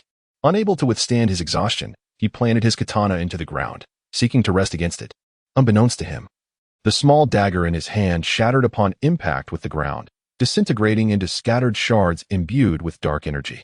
At that moment, Xiao Kai felt his strength drain away, stumbling dangerously close to the jagged remnants. Meanwhile, Kai stood a significant 20 meters away, helplessly witnessing Xiao Kai's imminent fall. Just then, a figure darted through the entrance of the courtyard, swiftly catching the faltering Xiao Kai before he hit the ground. This individual was a middle-aged man with long flowing hair. Struggling to lift his head, illuminated by the moonlight, Xiao Kai barely recognized the man who was supporting him, the complex expression on his face revealing that he was Hinata Hisashi, the leader of the Hinata clan whom Xiao Kai had encountered some time ago. Upon recognizing his savior, Xiao Kai weakly expressed his gratitude, saying, "Thank you, clan leader." However, Hisashi remained silent, his attention diverted to the lifeless form of Xia Cheng lying nearby. Upon confirming that Xia Cheng exhibited no signs of life, a grim expression clouded his features as he turned back to Xiao Kai. Just as he was about to utter words of reproach, the concern etched on Kai Yi's face softened the harshness in his gaze, replacing it with deep remorse and helplessness. Hisashi, observing the frail Xiao Kai, sought to break the awkward silence between them, but his attention was suddenly drawn to Xiao Kai's peculiar right arm. His expression hardened in an instant, despite the faintness of the curse mark on Xiao Kai's arm after the use of the demon slash. A lingering aura of malevolence still emanated from it, perceptible even to Hisashi. The Hinata clan is renowned for one thing, the Byakugan. Thus, no subtle detail could escape the scrutiny of the Byakugan's gaze. With a sudden jolt, Hisashi seized Xiao Kai's right arm, disregarding his protests, and brought it closer to his eyes, which transformed into a ghostly white hue, startling both Xiao Kai and Kai Yi. Veins bulged around Hisashi's temples and eye sockets, mirroring Xiao Kai's earlier state. He had activated the unique bloodline limit of the Hinata clan, the Byakugan. It is said that the Byakugan allows one to perceive all of an opponent's weaknesses and the flow of chakra, and when combined with the Hinata clan's gentle fist technique, it can unleash tremendous power, which is the foundation of their clan's fame in Konoha. After scrutinizing Xiao Kai's right arm for some time, with his Byakugan activated, Hisashi, maintaining an impassive demeanor, instructed, "Clean up your courtyard. You have 20 minutes. Afterward, seek me out. I shall be waiting in the ancestral hall." Without allowing Xiao Kai a chance to inquire further, he swiftly carried away Xia Cheng's body, vanishing from the courtyard. Xiao Kai, now faced with a troublesome predicament, sighed in exasperation as he gazed at his right arm, muttering helplessly to himself. Yet, his expression swiftly transformed, becoming resolute and fierce. With some effort, he straightened his body, assessing his physical state, and tremblingly approached Sai. He smiled gently at her puzzled expression, ruffled her hair, and tenderly said, "Sai, I know you have many questions in your heart. I promise to explain everything to you later. For now, please go to your room and freshen up. The clan leader has matters to discuss with me. Wait for me to return, all right?" Upon hearing this, Sai's tears began to flow, her small hands tightly gripping Xiao Kai's sleeve as she cried, "No, no, brother, don't go. Don't leave me alone like Mom and Dad did." Xiao Kai felt as though his heart had been abruptly wrenched at her words. He forced a smile onto his pale face and reassured her, "How could I ever leave you? Sai, I just need to step out for a moment, like I do when I train. I'll be back before you know it. If you don't believe me, let us make a pinky promise. Only a little dog tells lies." "Really? Will you truly come back? Please don't deceive me anymore," Sai said. Her tearful gaze filled with sorrow, clearly understanding the grave consequences of killing a fellow clan member and employing unknown, malevolent forbidden techniques under the Hyuga clan's laws. Xiao Kai's hand, which had been stroking Tsai's hair, faltered, and he withdrew it, suddenly speaking sternly. "Stop crying. Wipe your tears and do not show such weakness." At his words, Tsai trembled, then bravely wiped away her tears, lifting her reddened eyes to meet the gaze of her brother, who had scolded her for the first time. Upon witnessing her resilience, Xiao Kai felt a pang in his heart and turned his head away, fearing that he might reveal his own frailty. During their time together, he had come to regard Tsai as his closest family. Reflecting on the humorous misunderstandings caused by their differing habits and thoughts, he felt a mix of embarrassment and warmth. After all, Tsai truly considered him her only family, and he could genuinely feel her concern for him. Yet in the face of the current situation, he could not guarantee his return. The truth was, Hinata Hisashi was far too powerful. If only Xiao Kai were stronger, things would not have reached this point. Clenching his fists, he thought, if only I were a little stronger. How infuriating. Taking a deep breath to calm himself, he turned to Tsai with a serious expression and said, "Today's predicament arises from our lack of strength. If you could become stronger, then we would be the masters of our own fate. But now, we are at the mercy of others. If you wish to see me again, strive to grow stronger, my dearest sister." Upon concluding his words, Xiao Kai turned and strode toward the door, choosing not to glance back at Kai, for he feared that he might succumb to tears. He was uncertain of what awaited him on this journey. "Brother, how strong must I become to see you again?" Kai cried out, tears streaming down her face. As if uttering those words had drained her of all her strength, causing her to collapse to the ground. "At the very least, I must surpass the Hokage." Xiao Kai replied without looking back, his figure gradually fading from Kai's sight. "Surpass the Hokage?" she murmured, her gaze unwavering as she fixed it upon the path Xiao Kai had taken, only to be engulfed by profound sorrow. She suddenly crouched down, wrapping her arms around her knees, burying her head deeply into her arms, and wept softly. In the end, "Am I left all alone? Mother, father, brother," sob. As Xiao Kai exited the small courtyard, he exhaled a breath laden with frustration. His eyes resolutely fixed on the ancestral hall ahead. Silently, he declared, "Hinata Hisashi, let me witness your judgment upon me. No matter your decision, I shall not so easily resign myself to death." At that moment, a glint of cold light flashed in Xiao Kai's eyes, his fist clenched tighter. "You have arrived," murmured Hinata Hisashi, who sat with eyes closed beneath the dim light.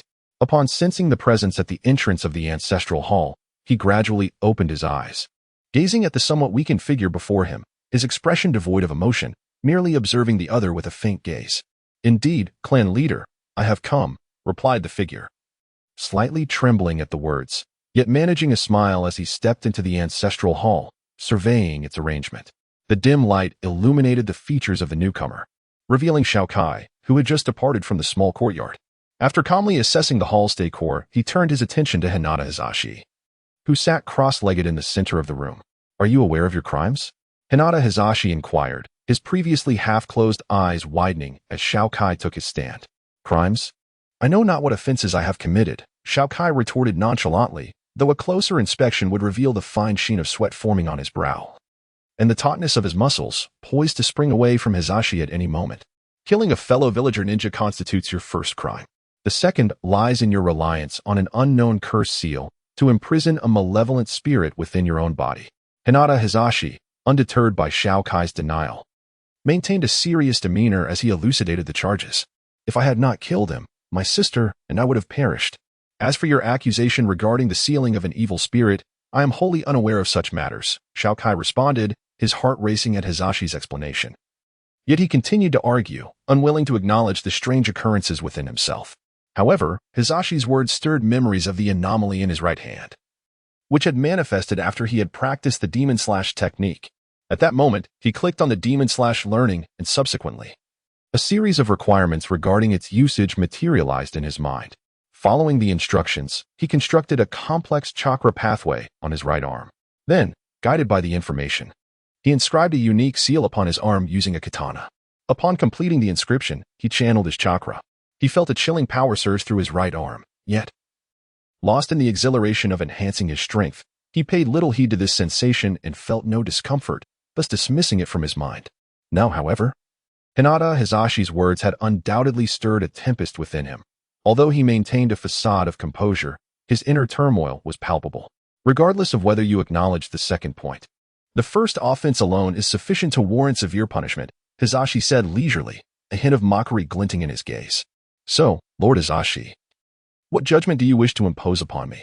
Will you hand me over to the village, or do you covet my forbidden techniques? Xiao Kai replied, a trace of disdain evident in his expression, convinced that Hizashi's intentions were primarily to seize his so-called forbidden techniques. No, I will not surrender you to the village.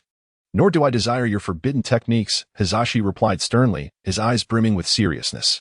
Xiao Kai, somewhat perplexed, gazed at Hizashi, awaiting an explanation. You have been bullied within the clan, and much of that falls upon me as the clan leader.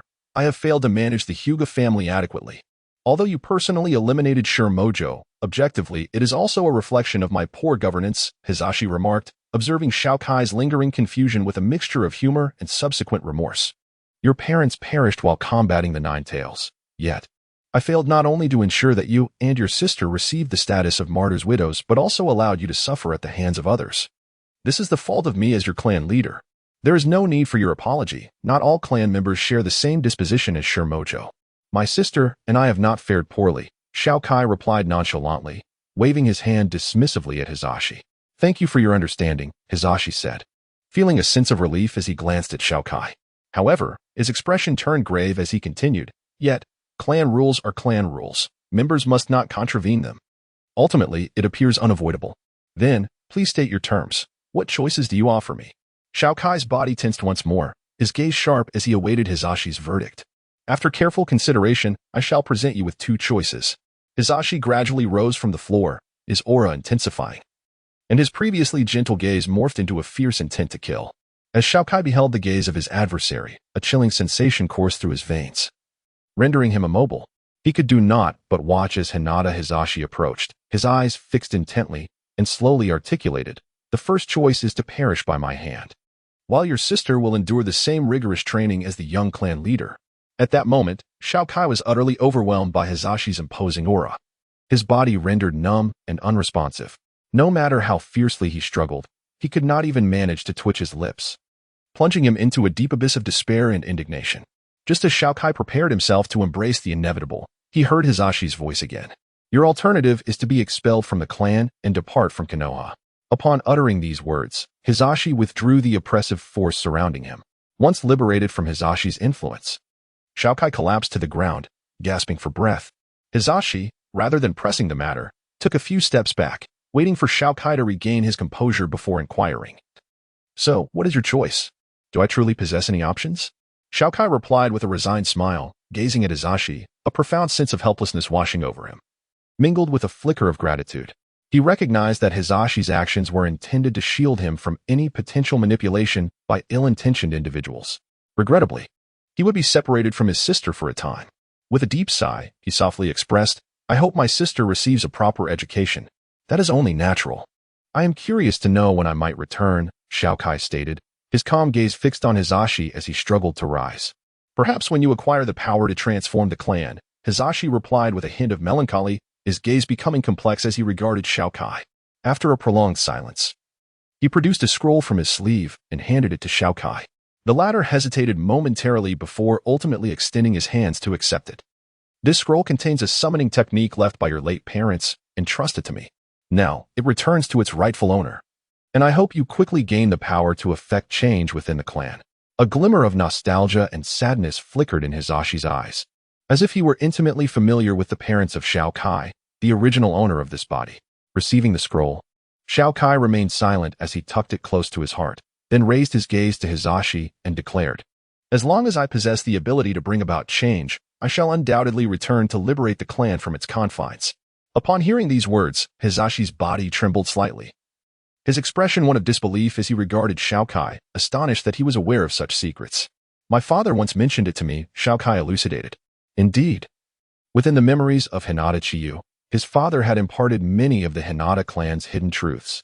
I await the day of your return. However, do exercise caution with that object in your right hand, lest it ensnare your will. Should you become its thrall, I shall take it upon myself to end your existence. Ritsa calmly addressed Xiao Kai, a glint of sharpness flickering in his gaze, yet he soon resumed his seated position on the floor, narrowing his eyes slightly. In response, Xiao Kai merely turned away, stepping toward the grand entrance of the ancestral hall, declaring to himself, as if to Ritsu, that henceforth he would no longer be known as Nara Akihane. My name shall be Al. Upon reaching the threshold of the ancestral hall, he silently vowed to himself, I will return one day. Await me, Sai. With this thought, he clenched his hands tightly, his eyes filled with unquenched longing, before hastily departing. His figure swiftly vanishing from Ritsu's sight. Al, is it? I hope you find your own path. Ritsu opened his eyes, murmuring as he gazed at the vanishing silhouette before quickly shutting them once more. A gust of wind slammed the doors of the Nara family ancestral hall shut. Yet a lush tree at the entrance shed a tender green leaf, carried off into the unknown by the sudden breeze.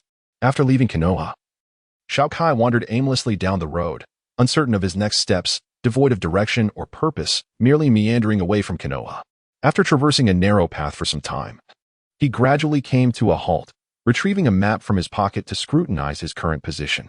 Once he confirmed his location, Xiao Kai let out a soft sigh, his gaze laden with complexity as he looked back toward Kenoha. After a prolonged moment, he inhaled deeply, then exhaled slowly, as if casting aside some inner burden. Feeling considerably lighter, spotting a small eatery not far ahead, and sensing the pangs of hunger stirring within, he quickened his pace toward it, eager to procure some sustenance.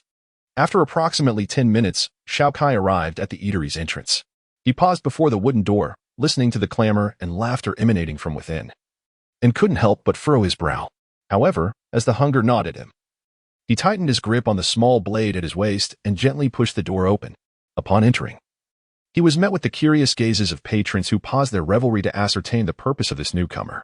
Noticing the patron scrutiny, Xiao Kai's brow creased slightly, a flicker of displeasure crossing his face. Yet as he recalled his true age, his expression softened. Calmly, he approached the proprietor, addressing him softly, Boss, I would like a sandwich, please. Hey, brat, whose child are you? Don't you know this is a tavern? Get lost. We don't serve food here. If you're hungry, go home and find your mother. A portly man, sitting at a table and sipping his drink, approached Xiao Kai with a mocking tone. As laughter erupted from the patrons upon hearing his words, some glanced at Xiao Kai, who bore a large sword at his waist. Upon realizing he was merely a 16-year-old boy, they regarded the situation with cold indifference, showing little interest. Xiao Kai frowned slightly at the man's words, but chose to ignore him, though he appeared to be a mere youth of 16. Within him resided the soul of a man in his 30s, far too composed to be provoked by such trivialities. Thus, he calmly addressed the tavern owner at the counter. Excuse me, is there any food available? No, this is a tavern, not a place for brats like you. Be gone.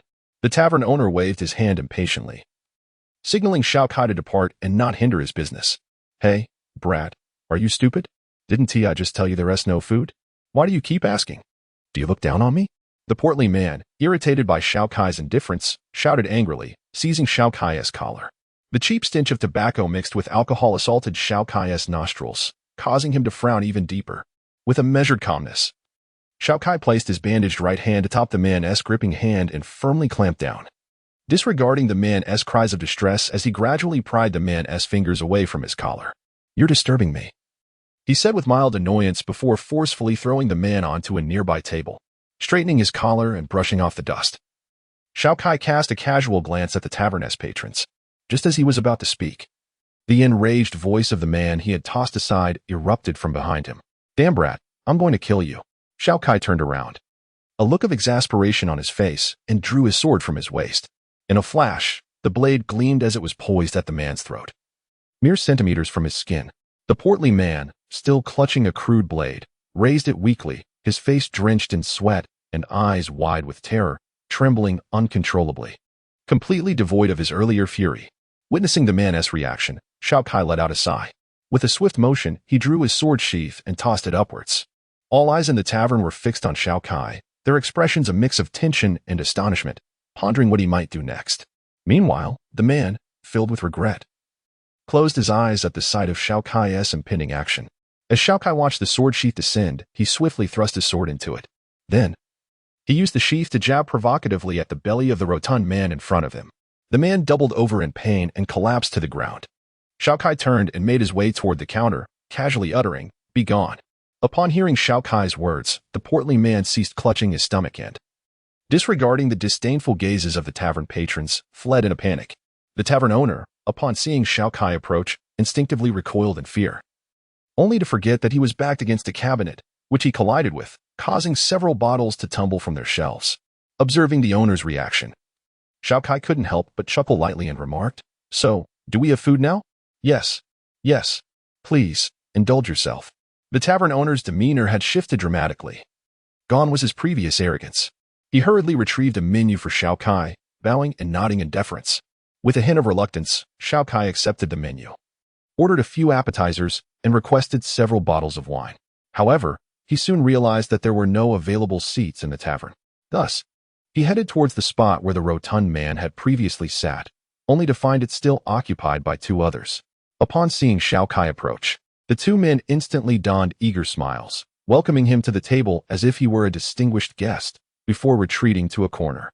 Witnessing this scene, Xiao Kai couldn't help but reflect on the truth that, in this world, strength commands respect.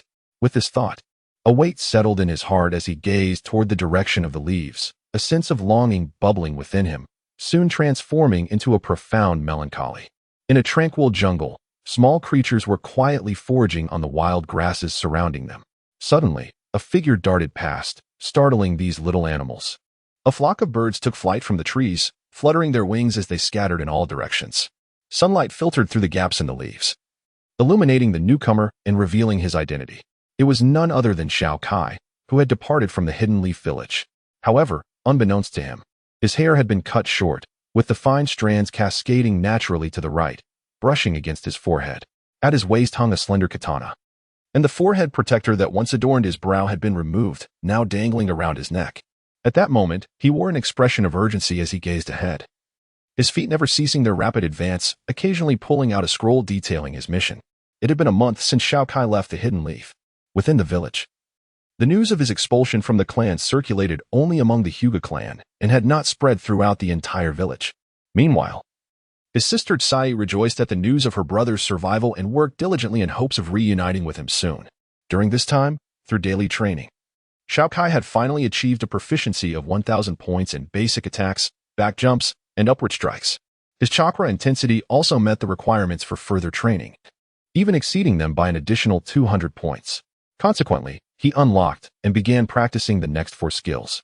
These skills included the 3-part slash for rapid strikes, the silver light drop which unleashed a powerful impact from midair, the wave splitter that used chakra to lift enemies and perform a fierce spinning cut, and the mountain smash which imbued his weapon with a significant amount of chakra to inflict severe damage on targets ahead. While mastering these skills, Xiao Kai inevitably faced bouts of exhaustion. However, he soon discovered that this fatigue was not as intense as during his initial training. Additionally, he noticed a curious new value in the lower right corner of the skill list, labeled Soul Count, 110. This prompted memories of the recent defeat of a foe named Xiao Cheng. Could it be that the soul of Xiao Cheng had been consumed by his right hand? Xiao Kai pondered, feeling a chill run through him that compelled him to abandon that line of thought. Meanwhile, the subsequent skills of the Ghost Slash remained grayed out. Yet, a faint line emanated a blue hue, roughly 1/10 of the total, likely related to the mysterious soul count. Shaking his head, Xiao Kai forced himself to dismiss these thoughts. Over the past month, Xiao Kai traversed numerous small towns. During one of his wanderings in a quaint settlement, he stumbled upon an intriguing location, the Mission Gathering Hall. After registering and confirming his mission codename, he embarked on a journey to accept various tasks. After taking on numerous low-level missions, he finally encountered one that held significant meaning for him. Vanquish the bandits who have come to assault the village. The leader of these marauders is a renegade from the Sand Village, possessing the strength of a Ch. The task bears a difficulty rating of B, with a time limit of 6 days. What a rather affluent and challenging mission. A faint smile graced Xiao Kai's lips, but it was soon replaced by a twinge of headache. The reason was simple. Today marked the final day of the task's time limit, meaning the bandits would strike the village that had issued the mission. Yet, Xiao Kai had yet to reach that village. Should he arrive only to find the villagers slaughtered, he would receive no reward, and his record would bear the mark of failure.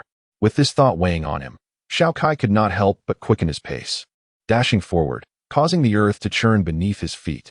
Come on, lads. After we finish this job, we can return to the camp for drink, feasting, and merriment, exclaimed a small bandit leader, brandishing his crude blade towards the line of villagers resisting their advance.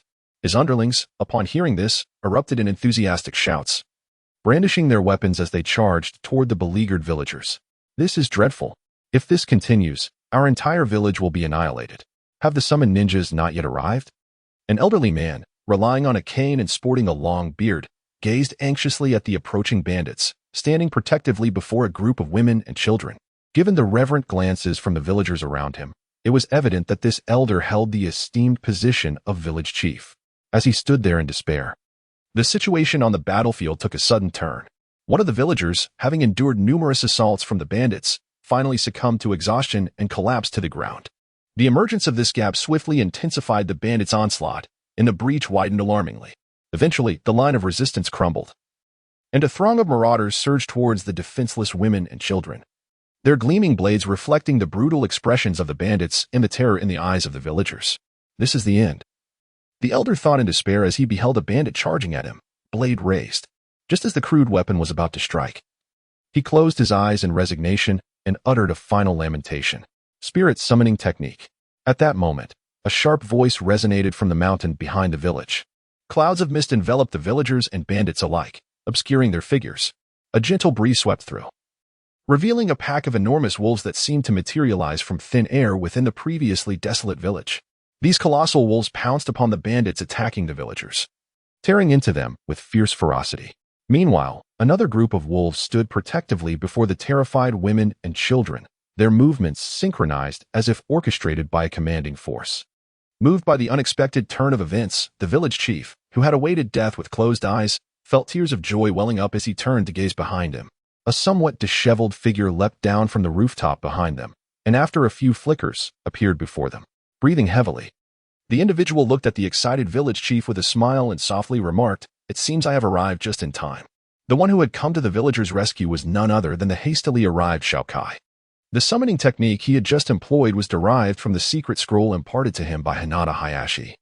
It turned out that the secret technique left behind by Hinata Akabane's deceased parents was indeed a summoning scroll. This summoning technique was something Xiao Kai had resolved to learn during his previous escort mission, as he realized his skills in area attacks and protective maneuvers were severely lacking. After much contemplation, he decided to embrace this summoning technique. Upon defeating the summoned beast, the current chief of the Great Wolf Clan, Silver Moon, Xiao Kai gained recognition from the clan and officially acquired his own summoning beast. Without waiting for the village chief's words of gratitude, Xiao Kai turned to face those behind him. He noticed that the villagers, somewhat apprehensive, had made way for a silver figure.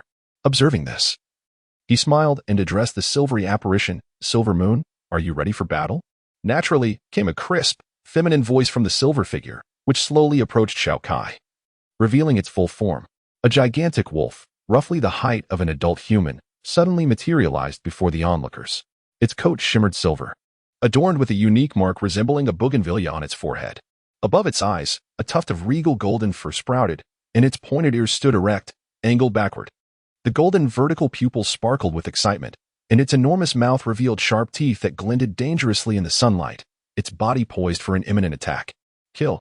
A flicker of murderous intent flashed in Xiao Kai's eyes as he unsheathed his katana, roaring as he charged alongside Silver Moon towards the masked ninja at the forefront of the bandits. In an obscure village, Xiao Kai drew his katana, swiftly advancing towards the sand ninja. The lackeys obstructing his path were of no concern to him, for he knew that the silver figure beside him would handle those nuisances with ease. "TCH, every time you summon me, it's to clear out a bunch of lackeys. Xiao Kai, I am quite displeased with this." The silver figure darted past, sending the roadblocks flying with anguished cries. The silver apparition landed. It was none other than Silver Moon, who expressed her dissatisfaction to Xiao Kai, her eyes reflecting disappointment. With a howl directed towards the rear, she commanded the Great Wolf Clan's giant wolf, which had just dispatched the lackeys, to return to their clan's territory, before turning her gaze back to Xiao Kai and the Sand Ninja leader. "I apologize, Silver Moon, but this time you may not find it disappointing. For the leader ahead is a seasoned Chunin, and even I find him quite troublesome to contend with." With a swift stroke of his blade, Xiao Kai sent the shuriken hurtling through the air, propelling himself forward towards the leader of the Sand Ninja, his gaze laden with gravity. "Humph. It is best that your words ring true. Otherwise, you shall not summon me again," Silver Moon remarked. However, A discerning observer would notice the glimmer of excitement for the impending battle flickering in its eyes. A dangerous light flashed in its vertical pupils, and in an instant, its figure vanished, surging toward the last remaining leader on the battlefield. Faced with the onslaught from Xiao Kai and Silver Moon, the Sand Ninja leader remained unperturbed. He deftly formed hand seals, and just as the blade and claws were about to strike, he called out, "Earth Release, Earth Flow Wall." Upon invoking his ninjutsu, Xiao Kai and Silver Moon were abruptly met with an unseen wall, their attacks thwarted, while the Sand Ninja leader had seemingly vanished from their sight. A sense of foreboding washed over Xiao Kai, prompting him and Silver Moon to leap backward. Suddenly, a flurry of shuriken descended from above their previous position, each affixed with a lit explosive tag. Upon impact with the ground, they detonated, sending debris soaring into the air and enveloping the vicinity in a cloud of dust. Witnessing this, Xiao Kai's expression turned grave as he focused intently on the swirling smoke ahead. Just moments ago, having narrowly evaded an attack, Silver Moon's eyes gleamed with a perilous light. Chakra surged through its form, and a palpable aura of murderous intent radiated from it. Xiao Kai, well acquainted with Silver Moon, recognized its fury. How formidable! The villagers watched in awe as the battle unfolded, their eyes filled with admiration. An exhilarated middle-aged man exclaimed to the village chief, "The ninja you summoned is truly impressive. We are certain to prevail." "Perhaps," the elder replied with a smile, though a flicker of concern danced in his eyes as he fixed his gaze upon the battlefield. At that moment, Xiao Kai and Silver Moon stood vigilant, wary of a potential ambush from the Sand Ninja, hesitant to charge recklessly into the fray. Just as the standoff reached a tense impasse, the Sand Ninja made his move, launching two shuriken aimed at Xiao Kai and Silver Moon. Simultaneously, two figures emerged from the dust. Xiao Kai and Silver Moon deftly evaded the incoming projectiles. However, as Xiao Kai regained his footing and prepared to counterattack, the Sand Ninja's assault was already upon him. The Sand Ninja hurled a shuriken aimed directly at Xiao Kai's head, its surface shimmering with a greenish glow, indicating it had been laced with poison. Aware that this strike could not be endured, Xiao Kai executed a backward leap, leaving behind a series of afterimages. This moment of surprise flickered in the eyes of the attacking Sand Ninja, yet he quickly closed the distance. After distancing himself from the Sand Ninja, Xiao Kai stood firm with his blade raised, his eyes sparkling with determination, ready to engage the approaching foe in fierce combat. Meanwhile, on the opposite side of the battlefield, Silver Moon found itself ensnared in a mire. The Sand Ninja facing it understood that it lacked means for ranged attacks, thus continuously evading Silver Moon while intermittently using shuriken and explosive tags to harass it. Each time Silver Moon furiously charged at this opponent, the latter skillfully dodged its assaults, driving the eager warrior to the brink of madness in pursuit of a fervent clash. In a short span, Silver Moon's body bore numerous wounds. Yet before it stood the Sand Ninja, only slightly out of breath. Observing the shuriken in the ninja's hand, devoid of poison, and noting that no ninjutsu had been employed since the onset of their battle, Silver Moon deduced that its adversary was merely a shadow clone. A surge of rage ignited within Silver Moon. How infuriating to be toyed with by a mere clone. "I shall rend you asunder." Time and again, Silver Moon lunged at the Sand Ninja clone, yet was thwarted at every turn, suffering several strikes from the opponent's shuriken in return. The wounds on Silver Moon multiplied, and its once vibrant fur dulled, ensnaring it in dire straits. Casting a glance at Xiao Kai, who was still engaged in combat with another Sand Ninja, a hint of bitterness flickered in Silver Moon's eyes. Yet, resolute, it turned its gaze back to its foe. Xiao Kai continued to fight, and it could not afford to surrender, for it must endure until the final moment. Meanwhile, Xiao Kai, witnessing Silver Moon's predicament, felt a pang of anxiety within, an unsettling emotion that manifested as a flaw in his assault against the Sand Ninja. Daring to lose focus amidst battle? Seeking death, are we? A glint of ruthlessness flashed in the Sand Ninja's eyes as it dodged Xiao Kai's sweeping strike, swiftly directing its shuriken toward the exposed chest of Xiao Kai. Startled, Xiao Kai quickly gripped his katana with both hands, thrusting it fiercely towards the ninja's heart. The Sand Ninja, realizing the threat, reluctantly retracted its shuriken and sidestepped Xiao Kai's desperate strike, unwilling to perish alongside him. A flicker of relief crossed Xiao Kai's mind as he regarded his opponent with newfound seriousness. Through this brief exchange, he acutely felt the Sand Ninja's ferocity and experience, skills not honed within the confines of a school. Xiao Kai pondered this, tightening his grip on the katana. However, it was precisely this peril that fueled his desire to triumph over such an adversary, for only through this challenge could he grow stronger. A slight smirk graced his lips. his eyes alight with determination. "Oh, surviving my onslaught has emboldened you, has it? Foolish child, allow me to demonstrate the chasm that lies between us." The Sand Ninja observed the rekindled spirit within Xiao Kai and could not suppress a mocking laugh, rapidly forming hand seals. Simultaneously, the shadow clone battling Silver Moon began to weave seals as well.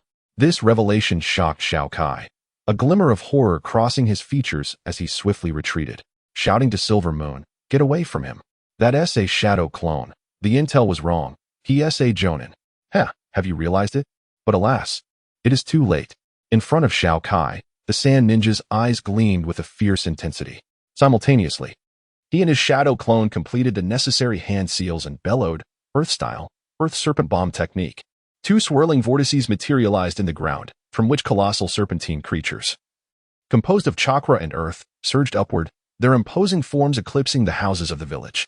Under the Sand Ninja's command, they swiftly lunged towards the diminutive Xiao Kai and the Silver Wolf. A thunderous roar reverberated, causing the earth to tremble uncontrollably.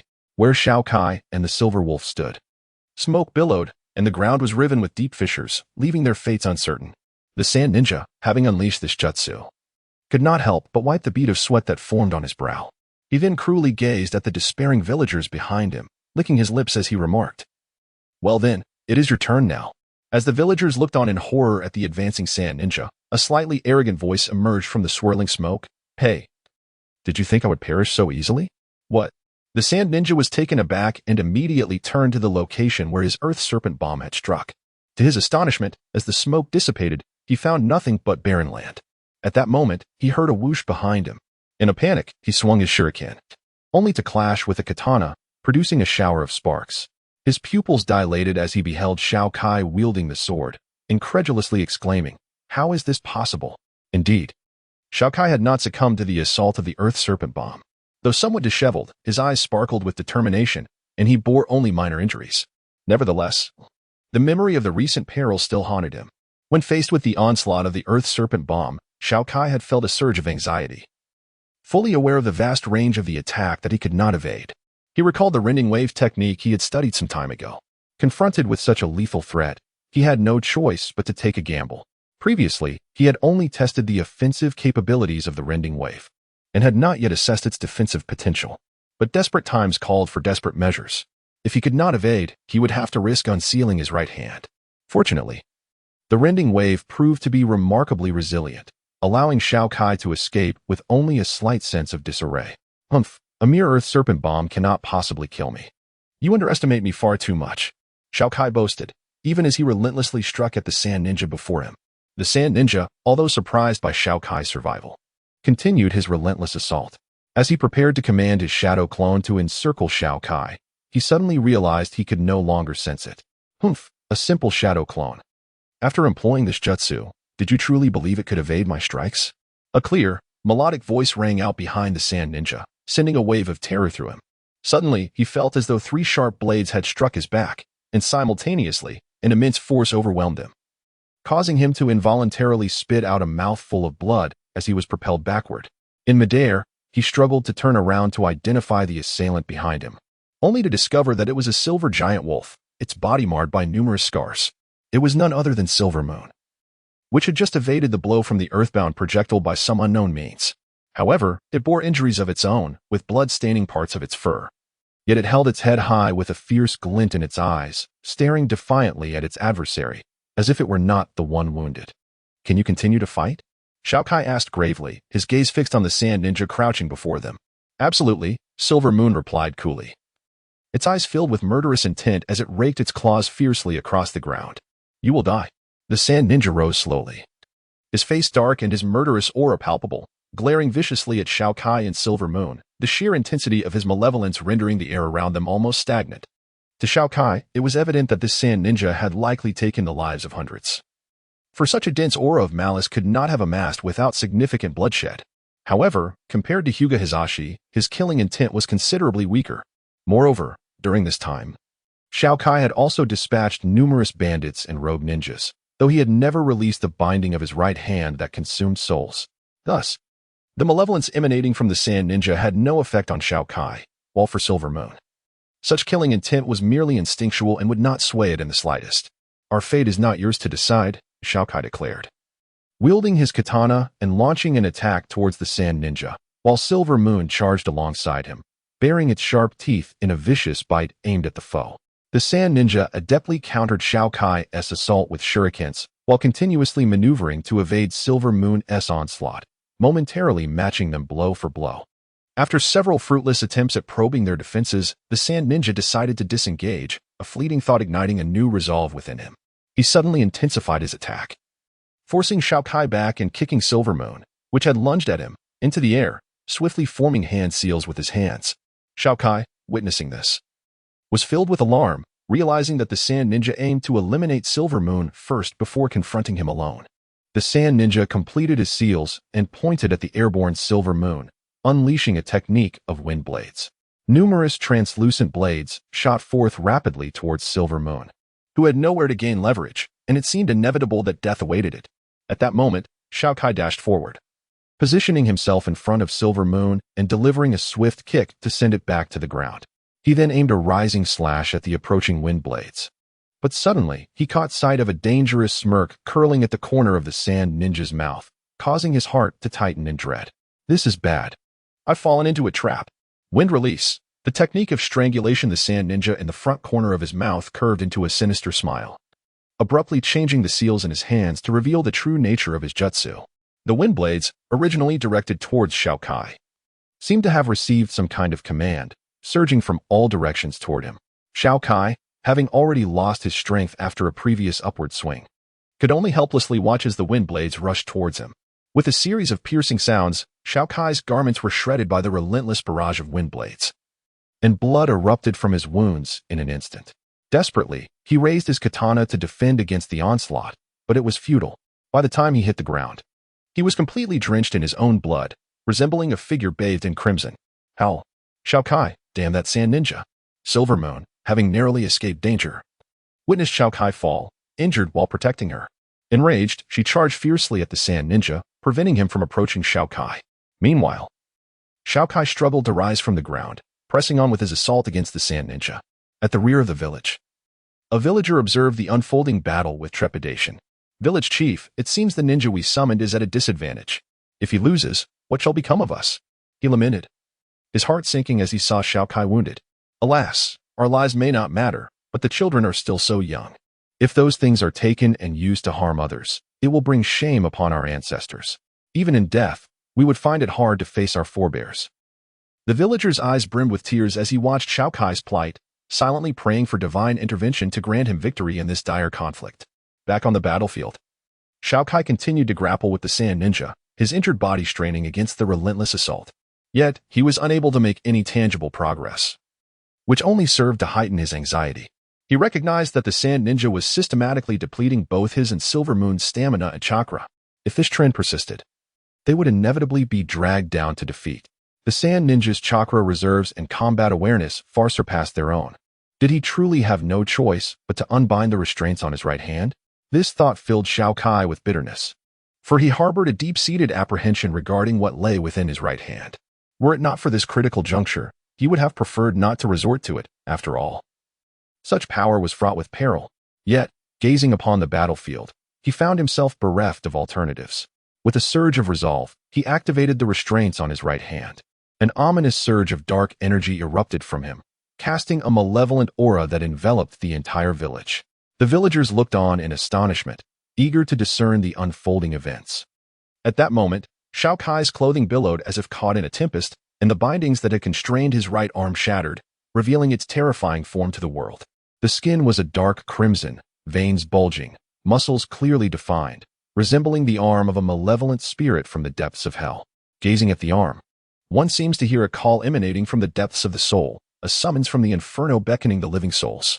A call laden with malevolent curses. The Sand Ninja, engaged in combat with Xiao Kai, felt a wave of astonishment upon sensing the aura released by Xiao Kai's unshackled right arm. What manner of being is this boy? Is this his bloodline limit? Or something else? A curse? When he beheld Xiao Kai's arm, his expression shifted abruptly, his eyes widening in horror as he regarded the bowed figure of Xiao Kai ahead. At that moment, Xiao Kai's right arm had undergone a transformation. Previously, the cursed seal upon it flickered erratically. Now, however, The seal danced like a playful fish along his forearm, an insidious aura proliferating in the air around him. This caused the attacking Silver Moon to halt its onslaught, astonished by the shift in Xiao Kai's presence, only to witness a scene that made it tremble uncontrollably. The dark chakra coiled around Xiao Kai's right arm like a serpent, a deep crimson line connecting to the upper portion of his arm. And the golden halo that should have constrained the cursed seal had developed a fissure. Yet, Xiao Kai appeared oblivious, his eyes filled with a primal and frenzied bloodlust. As he gazed at the sand ninja before him, his right hand instinctively pressed against his eyes, which throbbed painfully from the weight of his murderous intent. Before breaking into a cruel smile and uttering a chilling phrase, "Your soul, hey, feels rather delectable." Upon hearing this, the sand ninja could not help but feel his pupils constrict, swiftly leaping backward, only to discover a shallow gash on his shoulder, darkened and exuding a corrosive pain. When he looked up, he was horrified to find that Xiao Kai, once a good 15 meters away, had inexplicably closed the distance to the very spot he had just occupied, a tainted blade, entwined with black chakra, now plunged into the ground. Had he not retreated, the blade would not have pierced the earth, but rather his own lifeless body. "Oh, quick on the uptake, are we? However, will you evade me next time?" With a sinister glint in his eyes, Xiao Kai withdrew the blade before him, as if possessed by a different persona, licking his crimson tongue across his lips. He lightly caressed the sword in his left hand and addressed the sand ninja before him. His eyes suddenly flashed with intense murderous intent, morphing into a shadowy figure as he lunged toward the sand ninja. The sand ninja, witnessing this, felt cold sweat trickling down his brow and swiftly formed hand signs. Just as Xiao Kai was about to reach him, he unleashed a technique he had previously employed, Earth-style, Earth Flow Wall. A colossal wall erupted before him, swiftly rising from the ground, completely obscuring the line of sight between him and Xiao Kai. "Ah, the humble ant dares to dream of using a turtle shell to withstand my assault," Xiao mockingly proclaimed as an immense surge of black chakra erupted from his right hand, enveloping the blade he wielded entirely. Upon reaching the wall, his voice, laden with murderous intent, commanded, "Pierce." The chakra-cloaking Zhao's sword suddenly detonated, unleashing a torrent of black sword energy that surged towards the wall with tremendous force. The barrier crumbled as if it were mere paper, shattering before Zhao's onslaught, leaving the sand ninja behind it staring in disbelief as Xiao advanced, undeterred. "Ha! Perish!" His gaze radiated primal bloodlust as he mercilessly swung his blade towards the sand ninja, a bloodthirsty smile curling at the corners of his mouth, envisioning the gruesome scene of the ninja's demise. Yet, just as his sword plunged into the ninja's form, Zhao's brow furrowed in sudden realization. He swiftly turned, murmuring, "Substitution jutsu. TCH, evaded again, cursed insect." As his words faded, the sand ninja he had struck transformed into two severed tree trunks, marked with signs of decay. Z, Cho, In, Ma, Wei, Earth Release Barrier, Earth Prison. The voice of the sand ninja emerged from behind a fragment of debris, causing Zhao's pupils to constrict in alarm, as he prepared to charge once more. A fissure in the ground surged towards him at an incomprehensible speed. Surrounding him, towering stone walls rose abruptly, encasing him in darkness. Trapped within the stone confines, Xiao wore a grim expression, relentlessly assaulting the walls around him. However, each time his blade neared the brink of shattering a stone barrier, it would abruptly heal, while the black chakra emanating from his sword gradually dimmed. "Futile. The walls of the earth prison will mend from any harm, and your attacks will be absorbed. Await your demise in peace, cursed brat." The sand ninja emerged, pale-faced, from the crumbling wall, and upon sighting the injured Silver Moon, he prepared to strike. Silver Moon instinctively positioned itself to counter the sand ninja's attack, yet a surge of anxiety washed over it as it glanced at Xiao, ensnared within the earth prison. Despite its confusion regarding Zhao's earlier state, concern for its comrades swelled within. "Damn beast, I shall eliminate you now to prevent future troubles." After tending to its wounds, the sand ninja's eyes glinted with malice as he approached the battered Silver Moon, producing a shuriken with a flicker of intent. As Silver Moon prepared to charge at the approaching threat, a jolt of pain from its injured hind leg caused it to collapse onto the ground. Gazing at the advancing sand ninja, it couldn't help but ponder, "Must I abandon Xiao and survive alone today?" As Silver Moon wrestled intensely within, the situation on the battlefield underwent a sudden transformation. "Drink, Ghost Slash." The voice of Xiao Kai resonated within the confines of the earthen prison, unleashing a torrent of ink-black sword energy that pulverized the surrounding stone walls into dust. The rubble was flung outward, and the immense wave of sword energy surged forward, continuing its relentless advance until it reached a distance of 6 meters ahead. What? How is this possible? The sand ninja, who was just about to strike Silver Moon, abruptly halted his assault, staring in astonishment at what lay behind him. There stood Xiao Kai, his expression betraying a hint of lingering fear. At that moment, the swirling chakra around his right arm had mysteriously dissipated, revealing a brilliant golden halo that radiated light, completely binding the restless yellow seal. The previously visible cracks on the halo had vanished, and even the black chakra enveloping Xiao Kai's blade had entirely dissipated. Seeing that Xiao Kai appeared to have extricated himself from that bizarre state, the sand ninja couldn't help but exhale in relief. Yet, in an instant, he heightened his vigilance, pointing his shuriken menacingly at Xiao Kai. Moments later, having seemingly adjusted to his physical state, Xiao Kai addressed Silver Moon, who was struggling to rise. "Return, Silver Moon. You have already done enough. Leave the rest to me." Upon hearing this, a flicker of reluctance and guilt flashed in Silver Moon's eyes, and with a puff of smoke, he vanished back to the territory of the Great Wolf clan. "Now, it is just you and me," Xiao Kai declared, lifting his gaze to the sand ninja, observing him with an unruffled demeanor. Yet, it was this very calmness that sent a tremor of unease through the sand ninja's heart, prompting an internal warning. Before his body could react, a burst of golden light surged past him, and he felt a searing pain in his chest, blood splattering forth. How is this possible? We are still so far apart. The sand ninja futilely clutched his chest, yet blood continued to seep through his fingers. "It's not over. Don't celebrate too soon." A flash of golden light pierced the air once more, accompanied by Xiao Kai's voice. Suddenly, the sand ninja felt an intense agony coursing through his hands. Looking down, he realized that the tendons in his hands had been severed. He gazed in despair at the youth preparing to attack once more, asking, "What is the name of this technique?" Xiao Kai, wielding his blade, transformed into a streak of golden light as he darted past the sand ninja once again, casually responding, "Three-stage slash. This technique is called three-stage slash." The sand ninja, now frozen in place, felt his shuriken slip from his grasp, falling uselessly to the ground. As blood gushed from his severed carotid artery, he murmured something, his lips forming the words that likely conveyed admiration for the swordsmanship, but with his throat slashed open, he could utter no sound, only collapsing to the earth with a look of regret. Meanwhile, Xiao Kai, having executed the three-stage slash, felt his body involuntarily tremble. His muscles twitching erratically, clearly affected by the strain of forcibly unleashing the technique 3 times in a state of energy depletion. Yet he clenched his teeth and approached the fallen sand ninja, trembling as he extended his right hand. A stream of gray energy erupted from the sand ninja, surging towards Xiao Kai's right arm. Upon receiving this gray flow, the yellow curse seal on Xiao Kai's arm flared violently, as if attempting to break free from the golden halo's restraint. After suffering the backlash of the curse seal, Xiao Kai could not suppress a muffled groan and collapsed to the ground. In that fleeting moment of unconsciousness, the golden halo around his arm split into 2, allowing the curse seal to spread to the upper portion of his arm, with the 2 halos binding his forearm and bicep respectively. A gentle breeze swept through the air, stirring up dust as 2 figures lay in the heart of the small village. Green leaves danced in the wind, persistently soaring towards the horizon, despite their repeated near falls to the ground. "Where am I?" Xiao Kai opened his eyes, attempting to rise, but the movement tugged at his wounds, eliciting a cry of pain. He surveyed his surroundings and noticed his katana resting at the foot of the bed, somehow returned to its scabbard.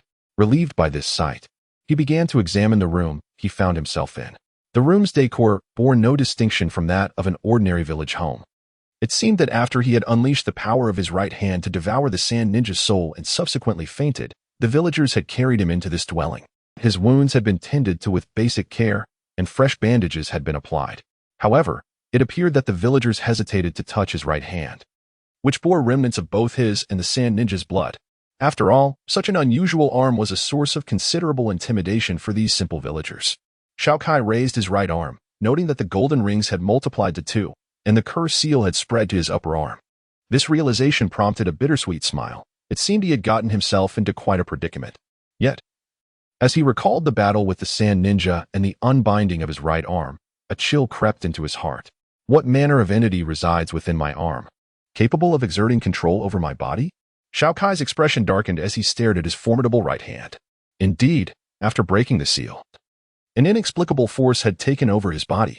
Although he could observe his movements, he was powerless to control them, merely a passive spectator to his own actions. Had it not been for that devastating blow that drained all his energy, Xiao Kai would not have regained control over his body.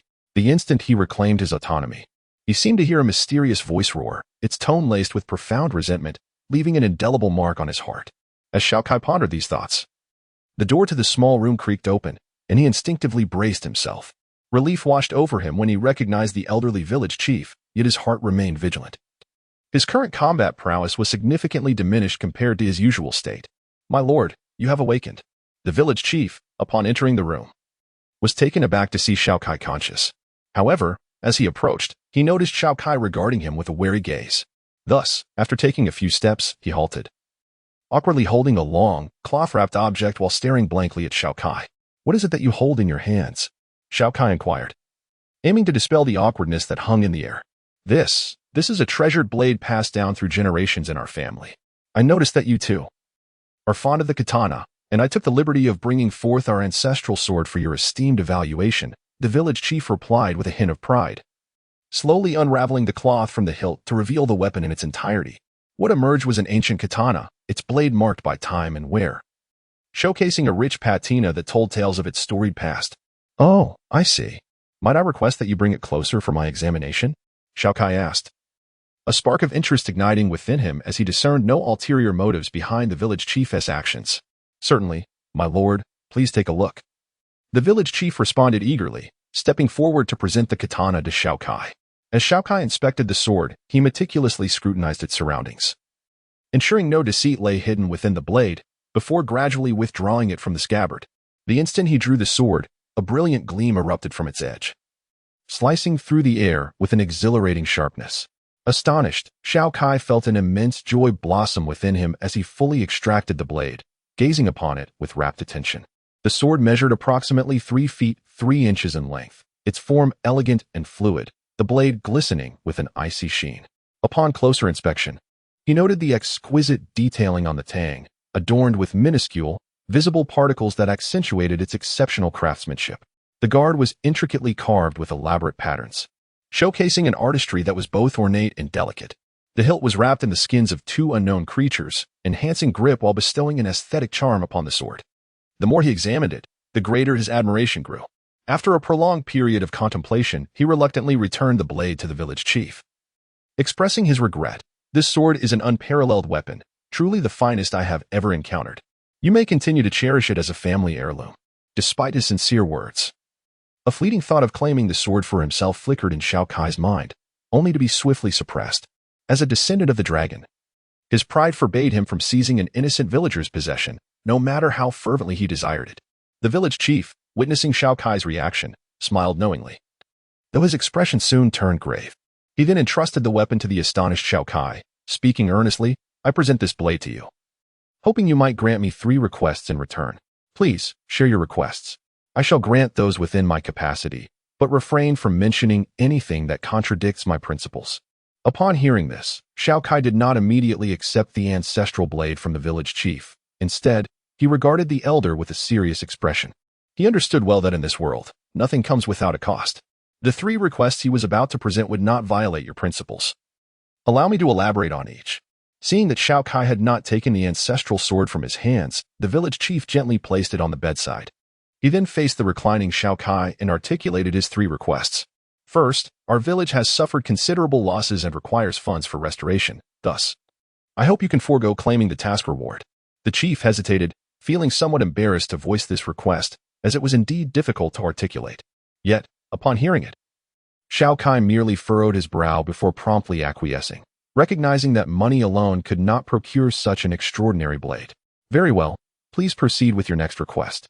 The village chief cautiously gauged Xiao Kai's demeanor, ensuring he bore no ill will before slowly revealing his second request.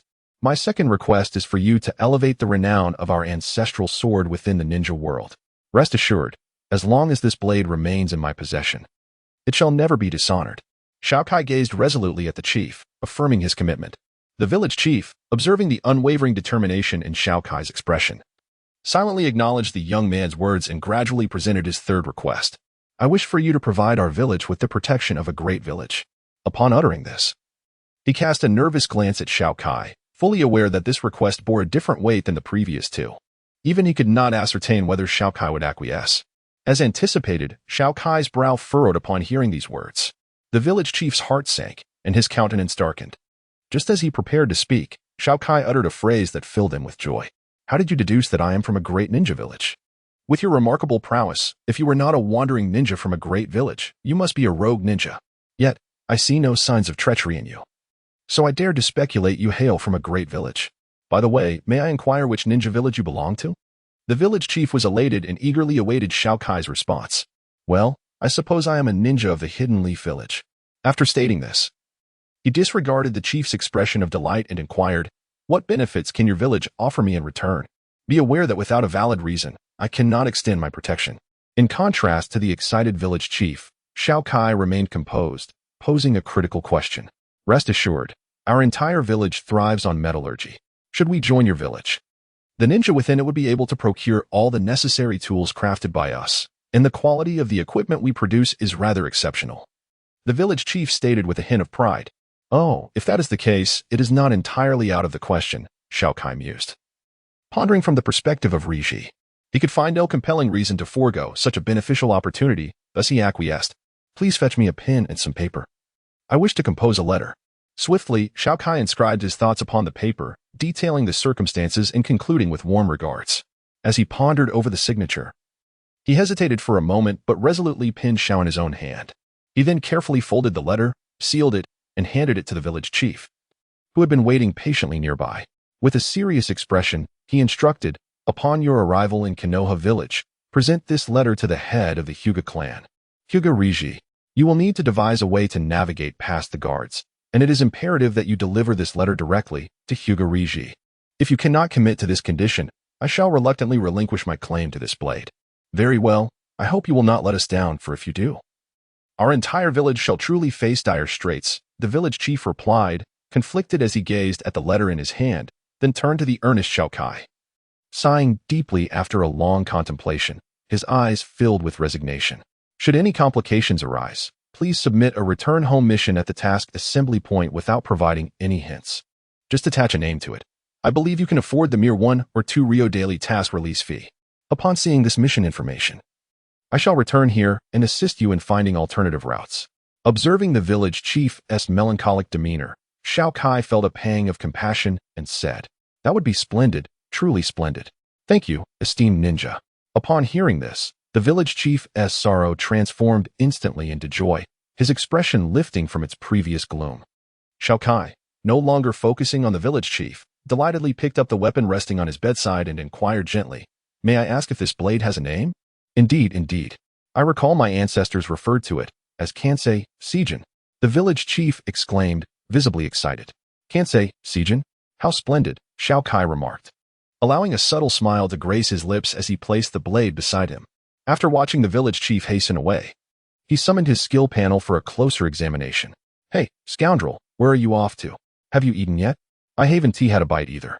I suppose I'll allow you to treat me. A tall, enchanting girl with flowing purple hair chirped animatedly to the figure ahead, who was briskly walking beneath a rain hat, seemingly indifferent to her presence. Despite being ignored, the girl persisted in her pursuit. However, the figure ahead seemed oblivious to her words, continuing to stride forward. Yet, his pace quickened considerably. Observing the man hastening his steps, the young girl could not help but stamp her foot in frustration and quicken her own pace to keep up.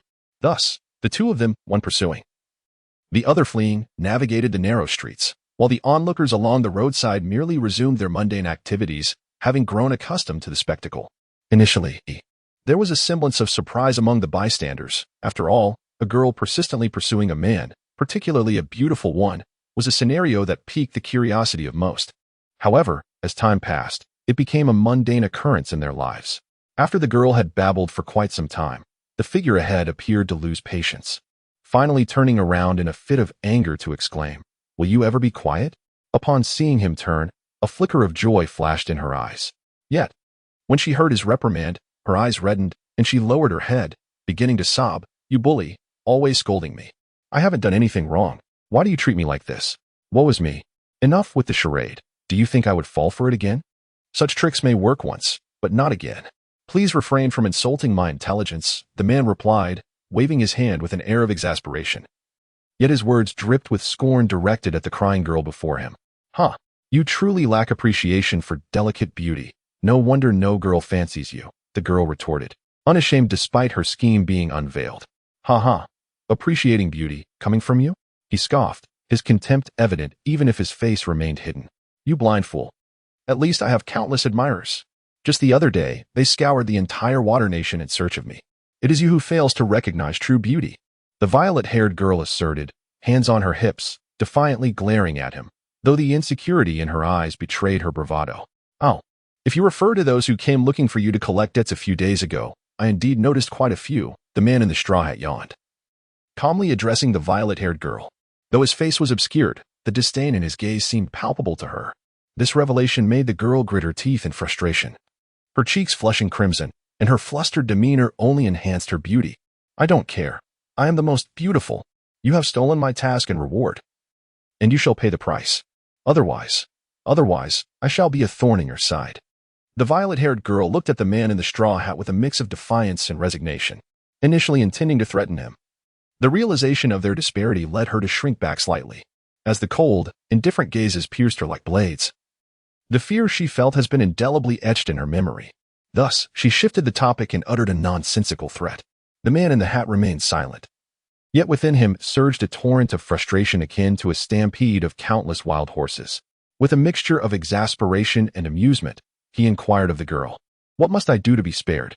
"Humph, so you finally recognize my prowess, huh? Ha ha ha, you must concede your defeat to me." The violet-haired girl, noticing the man's capitulation, proudly raised her chin, her left hand firmly placed on her hip, while her right index finger pointed skyward, exuding an air of unparalleled superiority. The man in the hat, witnessing this spectacle, could not help but cover his face with his left hand, his expression one of utter resignation as he gazed at the overzealous girl before him. His eyes seemed to plead with the onlookers. "I do not know this fool. Please do not associate me with her." Once the girl had relished the sweet taste of victory, she turned her attention back to the man in the hat and declared, "Well, if you wish for me to leave you alone, it's quite simple." With a theatrical cough, as if struck by an epiphany, she continued, "All you need to do is hand over the knife in your possession, and I shall cease to bother you." Anticipating a flustered retort from the man, the girl was taken aback when he lowered his head, his tone icy and incredulous as he responded, "So, you truly came for my knife. At last. Your true intentions are revealed." It seems my vigilance was woefully inadequate. Realizing a misunderstanding had arisen, the girl interjected, "Hey, you scoundrel." But before she could finish her sentence, a flash of steel severed a lock of her hair, rendering her momentarily speechless. In shock, she crumpled to the ground, her eyes brimming with disbelief and profound sorrow as she gazed at the man, who was now retracting his blade. Yet, the man in the hat appeared oblivious to her distress, coldly asserting, "If you dare covet my knife again, I shall take your life." He unleashed a palpable aura of menace toward her. You fine? I shall never seek you out again, you wretch. May you perish." The girl, stung by his words, offered no further explanation, her eyes reddening as she sprang to her feet, her voice choked with emotion as she hurled insults at him while fleeing. The man in the hat made no attempt to stop her, instead turning slowly towards the mission hall, grappling with the thought that perhaps he had gone too far. Yet, the memory of those who sought to snatch the knife from him chilled his heart. Resolutely, he forced himself to dismiss the matter from his mind and continued on his path to the mission hall. In the bustling mission hall, the man in the hat pushed open the door, disregarding the cacophony of chattering ninjas and bounty hunters around him, and proceeded forward. It was none other than the man from earlier, ready to submit his mission. The man in the wide-brimmed hat approached the counter with practiced ease, softly addressing the female staff member. "May I inquire your code?" She responded with a professional smile, her voice gentle. "Hawk," he replied quietly, removing his hat to reveal his weary face. He was none other than Xiao Kai, who had recently departed from the village after his duel with the Sand Shinobi. 3 months had passed, leaving traces of exhaustion upon his features. His right hand remained concealed, adorned only with a leather glove, while his long-sleeved garment effectively obscured his distinctive arm. Upon uttering his code, the once bustling hall fell into an eerie silence, with all ninjas and bounty hunters turning their gazes toward him, their eyes reflecting either fear or exhilaration. The staff member's pupils dilated upon recognizing his code. Yet she quickly composed herself, addressing him with restraint. "Greetings, Mr. Hawk. What task do you wish to undertake?" "The slaughter of the Black Wolf gang," Xiao Kai replied evenly. his icy gaze sweeping across those who eyed him with malicious intent. Clang! A weapon fell from the grasp of a young man, who stared in terror at Xiao Kai's retreating figure, muttering, "It's true, it was really him." Those nearby did not mock his fear. They too were gripped by the chilling news. After all, that gang was known for its 2 jonin, for chunin, and over 30 genin. Could it truly be that one man, Hawk, had annihilated them all?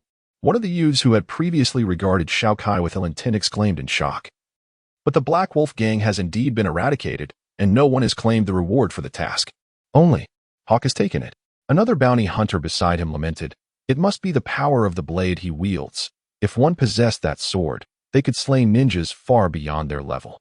A one-eyed bounty hunter gazed greedily at Xiao Kai, igniting the interest of others, who eagerly fixated on him. More precisely, their attention was drawn to the sword at his waist. Xiao Kai listened silently to their discourse, offering no explanations as he awaited the staff member to finalize his reward. After securing his bounty, he donned his hat once more and slowly exited the task hall, disregarding the bounty hunters who continued to speculate about him.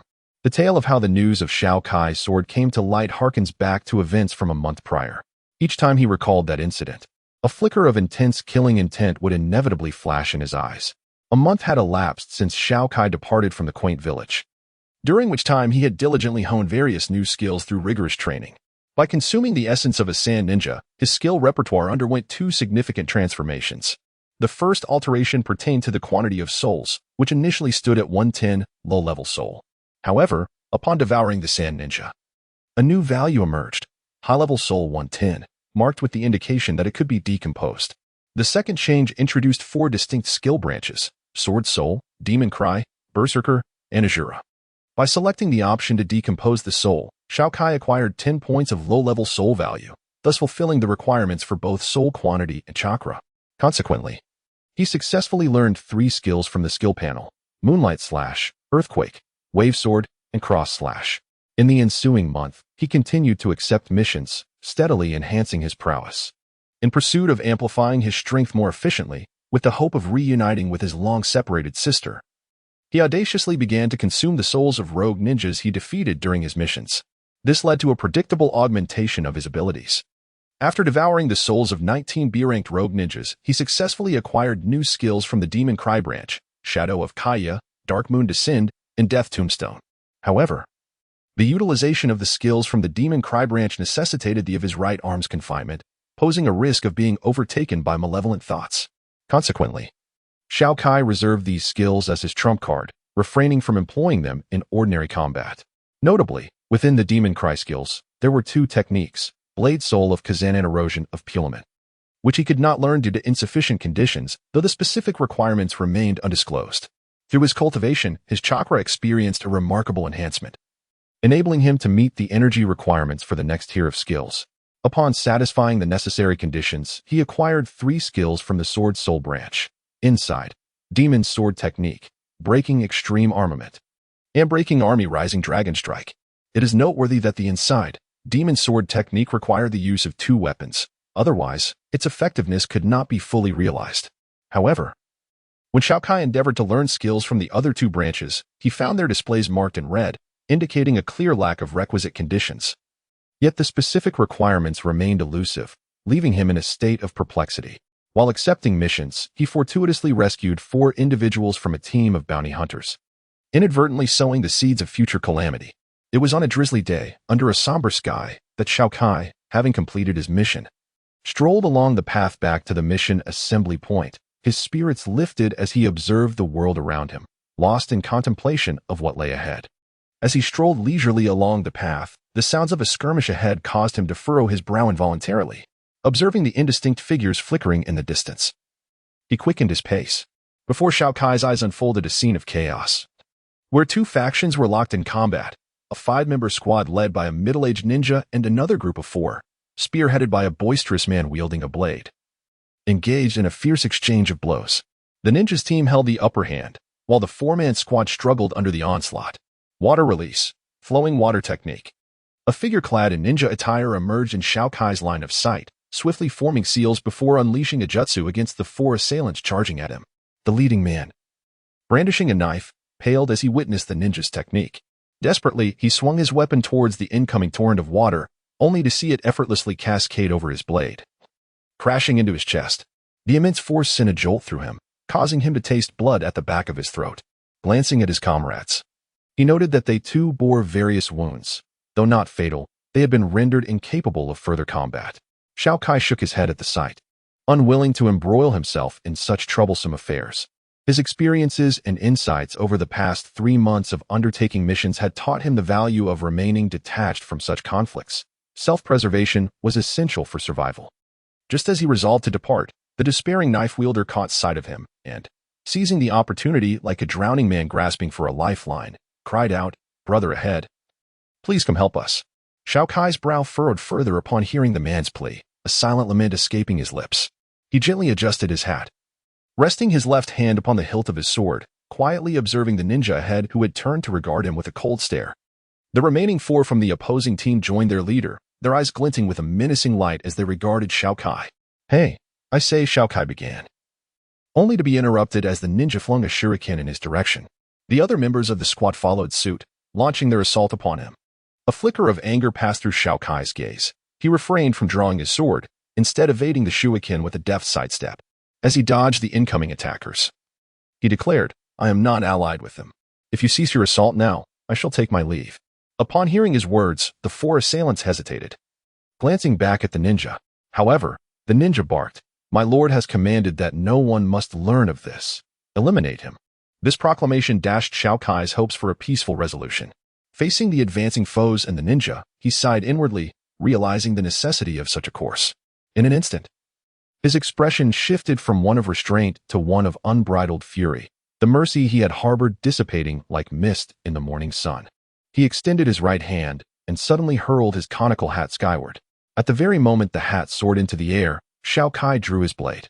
In an instant, his figure transformed into a streak of golden lightning, flashing with a speed almost imperceptible to the naked eye as he darted among the 5 men, before swiftly returning to his original position.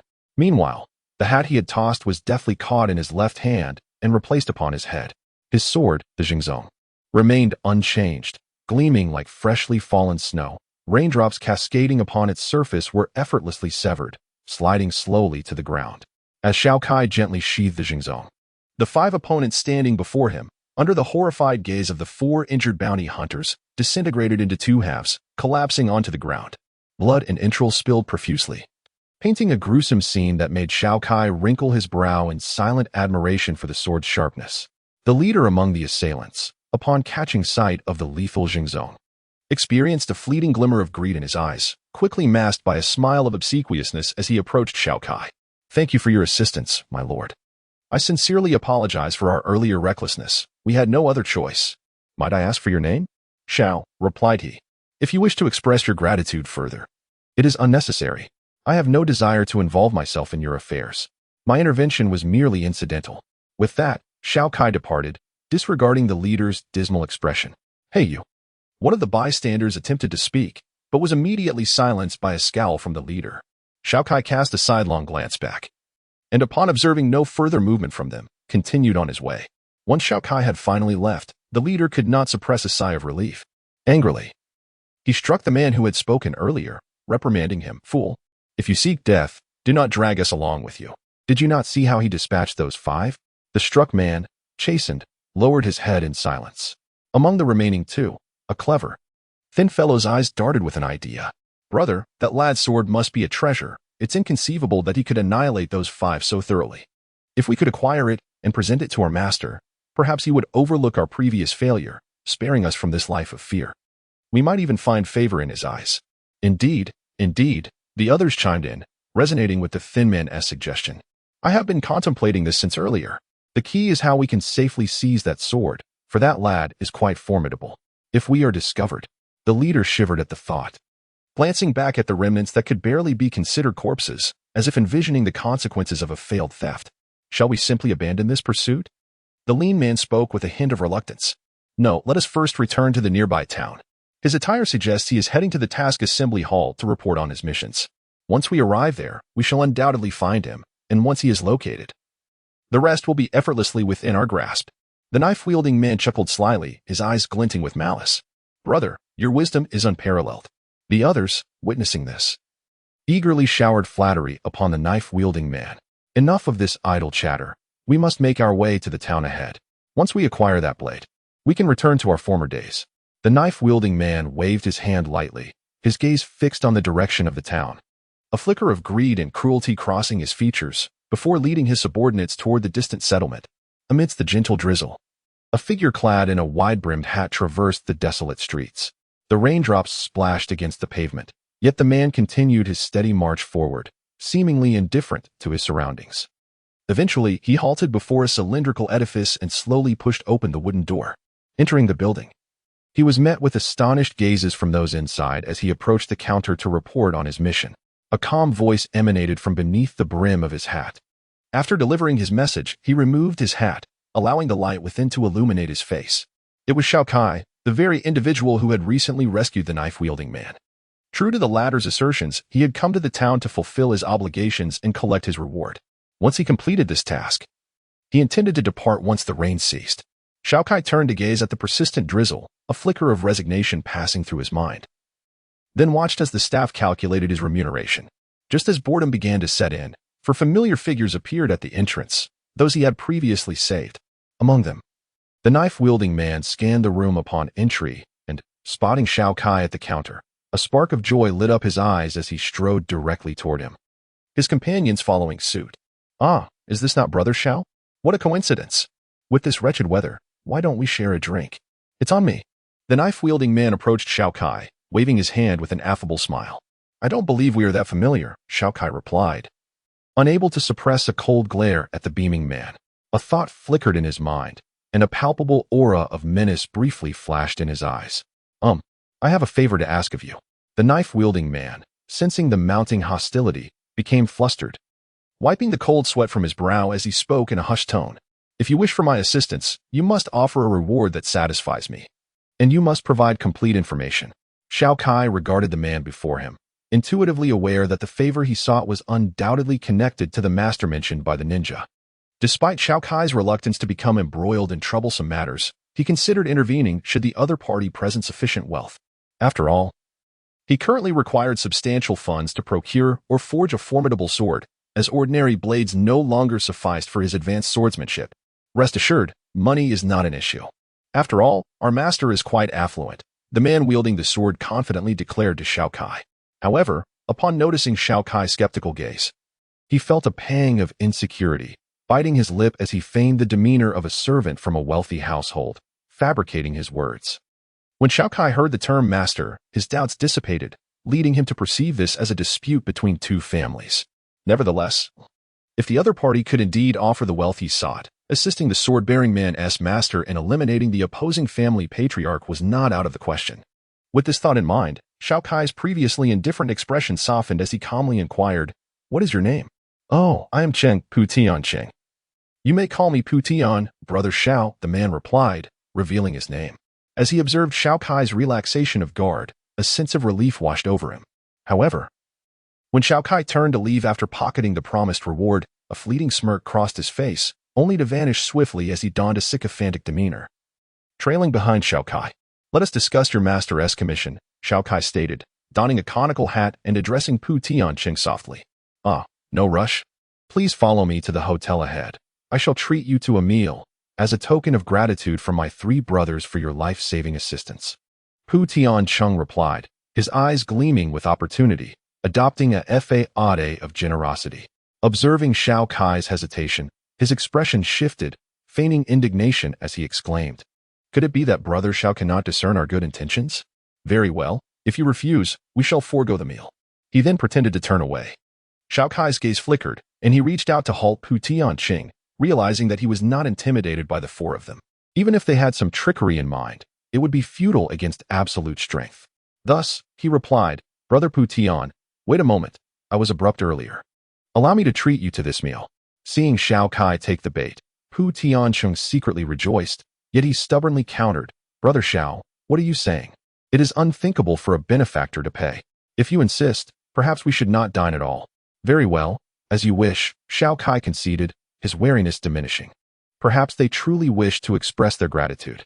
Xiao Kai mused, observing Pu Tian Cheng and his companions, who were now smiling and leading him toward a hotel. his concerns fading into oblivion. Boss, bring out the finest wine and some delectable appetizers. Do not serve any of those cheap dishes. Pu Tiancheng commanded as they entered the establishment and settled at a window-side table. Xiao Kai gazed out at the gentle, persistent rain, feeling a sense of tranquility wash over him as he patiently awaited the words of Pu Tiancheng and his companions.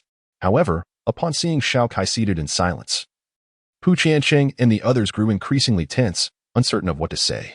At that moment, the portly hotel owner approached their table, balancing a wooden tray laden with several bottles of liquor, glasses, and a plate of peanuts, and said, "Please wait a moment. The dishes will be ready shortly," before returning to the counter.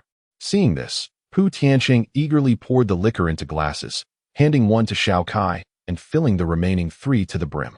The 3 men leaned forward to retrieve their glasses and toasted, "Come, Brother Xiao. This cup is a tribute to your life-saving grace. I shall drink first in your honor." With that, he drained his glass in one gulp and then turned his gaze back to Xiao Kai. "It is only fitting. No need for thanks," Xiao Kai replied nonchalantly, raising his own glass and drinking it in one go. However, a rosy hue blossomed on his face after downing the drink, revealing his inexperience with alcohol. This display did not go unnoticed by Pu Tiancheng and his companions, who felt a surge of triumphant joy at their success. Nevertheless, they forced themselves to suppress their excitement, continuing to toast and drink with Xiao Kai. After the proprietor made several trips bearing steaming dishes and drinks, Pu Tiancheng and his companions found themselves somewhat inebriated. Glancing at Xiao Kai, they noticed his flushed complexion and the unmistakable scent of alcohol wafting from him. He was clearly quite intoxicated. Brother Xiao, you are drunk. Let me assist you upstairs to rest," said the thin man among Pu Tiancheng's group, his eyes glinting with cunning as he requested a key to a room from the hotel owner. With feigned sincerity, he addressed Xiao Kai. Yet his gaze was fixated on the sword at Xiao Kai's waist. He slowly approached, one hand resting on Xiao Kai's shoulder, while the other stealthily reached for the hilt of the sword. Just as the thin man was about to grasp the sword, a hand swiftly pressed down on the hilt. The thin man looked up, his expression sour, to find Xiao Kai glaring at him with an icy demeanor. "What are you trying to do?" Xiao Kai demanded coldly. I merely noticed you were quite intoxicated, Brother Xiao, and I was concerned you might fall while going upstairs, so I came to assist," the thin man stammered, awkwardly retracting his hand. Xiao Kai said nothing, his eyes now brimming with suspicion. He took the key from the thin man's hand and brusquely shoved him away. Addressing Pu Tiancheng with a frosty tone, "I wish to rest now. As for the matter of the commission, we shall discuss it tomorrow. Do not disturb me. Should I catch anyone lurking outside my door, I shall not hesitate to act without mercy." With that, Xiao Kai turned and staggered up the stairs, quickly vanishing from the sight of Pu Tiancheng and the others. Pu Tiancheng's eyes darkened with resentment as he glared at the thin man beside him. At that moment, the slender man seemed to grasp the gravity of his recklessness, lowering his head in unease. Pu Tiancheng glanced upstairs, confirming that Xiao Kai had not eavesdropped but had instead retreated to his room to rest. In a fit of anger, he struck the slender man across the face. Subsequently, he lowered his voice and bellowed, "Fool, look at what you've done. You failed to secure the item and alarmed the enemy instead. Useless. I'm sorry, brother." The slender man replied, accepting the blow without retorting, instead humbly bowing his head. Observing this posture, Pu Tianxing felt his anger dissipate somewhat. He then gazed helplessly out the window, his eyes shimmering with determination, and addressed one of the slightly plump youths among them, Tujian. "Have you retrieved the sedative I instructed you to fetch?" "Brother, I have brought it with me," replied Tujian, producing a package wrapped in oilskin from his bosom and handing it to Pu Tianxing. "Good, since it has come to this. We shall have to wait until nightfall to venture into his room," Pu Tianxing said, a flicker of resolve crossing his gaze. He then seemed to recall something and turned to another member of their group. "Hui, have you disseminated the information regarding the treasure blade possessed by the hawk?" Upon hearing Pu Tianxing's inquiry, Hui nodded. "It has been circulated, and our Lord has also communicated it via a confidential message. However, regrettably, we lack a detailed description of his appearance. That will suffice. Even if he pursues us, our chances of survival will still be significant," Pu Tianxing replied, satisfaction evident in his voice. He listened to the patter of rain against the ground outside, his gaze fixed intently on the staircase, clearly deep in thought. As time slipped away with the rhythm of the rain, the 4 of them sat silently at the table, awaiting nightfall. Meanwhile, after eliminating Pu Tianxing, Xiao Kai intentionally concealed his identity. He later acquired intelligence about the hawk from the Task Association's personnel, learning that Pu Tianxing had not revealed his appearance. Instead, he had disclosed some basic information, such as his formidable swordsmanship, remarkable speed, and a conical hat. However, this alone would not have caused Xiao Kai any distress. What he never anticipated was Pu Tianxing's keen observational skills. The latter had discerned the peculiarities of Xiao Kai's right hand, leading Pu Tianxing to include in his announcement that the hawk often concealed his right hand for certain reasons, always donning a leather glove. This revelation left Xiao Kai feeling quite helpless. Due to the information released by Pu Tianxing, he had to exercise even greater caution, and subsequently, he became increasingly vigilant about hiding his whereabouts. What concerned Xiao Kai even more was the enigmatic figure behind Pu Tianxing, referred to as the Lord. Thus far, he had no clues regarding this individual, yet the fact that they had acquired significant intelligence about him made Xiao Kai's internal alarm bells ring. He began to maintain a wary distance from those approaching him, uncertain whether they might be agents sent by the Lord to seize what was rightfully his. Despite his heightened vigilance and constant attentiveness over the course of just a few short days, Xiao Kai found himself the target of an assassination attempt, 3 assaults, and 6 thefts. Though his adversaries were of a lesser caliber, the sensation of being pursued became increasingly wearisome for him. Thus, Xiao Kai resolved to take decisive action to deter these petty miscreants. However, before he could execute his internal strategy, he needed to unearth the identity of the master behind these troubles. Otherwise, his plans could very well come undone. Consequently, he endeavored to undertake personal missions. His encounter with the violet-haired maiden arose from an escort task he had accepted. At that time, the employer unexpectedly had to advance the escort date due to unforeseen circumstances, thereby urging Xiao Kai to commence the task sooner than anticipated. Coincidentally, the violet-haired girl had also taken on this assignment. Yet, when she arrived at the designated gathering point on the original date, she was infuriated to learn that the employer had already departed along the predetermined route. Her pride would not allow her to endure the humiliation of being abandoned, and she immediately set off in pursuit of Xiao Kai and the employer. In the end, she failed to intercept Xiao Kai before the task was finalized, resulting in the employer's name being recorded solely as Xiao Kai. Upon inquiring about the situation, the violet-haired girl discovered that Xiao Kai had seized what she considered her mission, and her heart brimmed with fury as she resolved to confront him in a duel.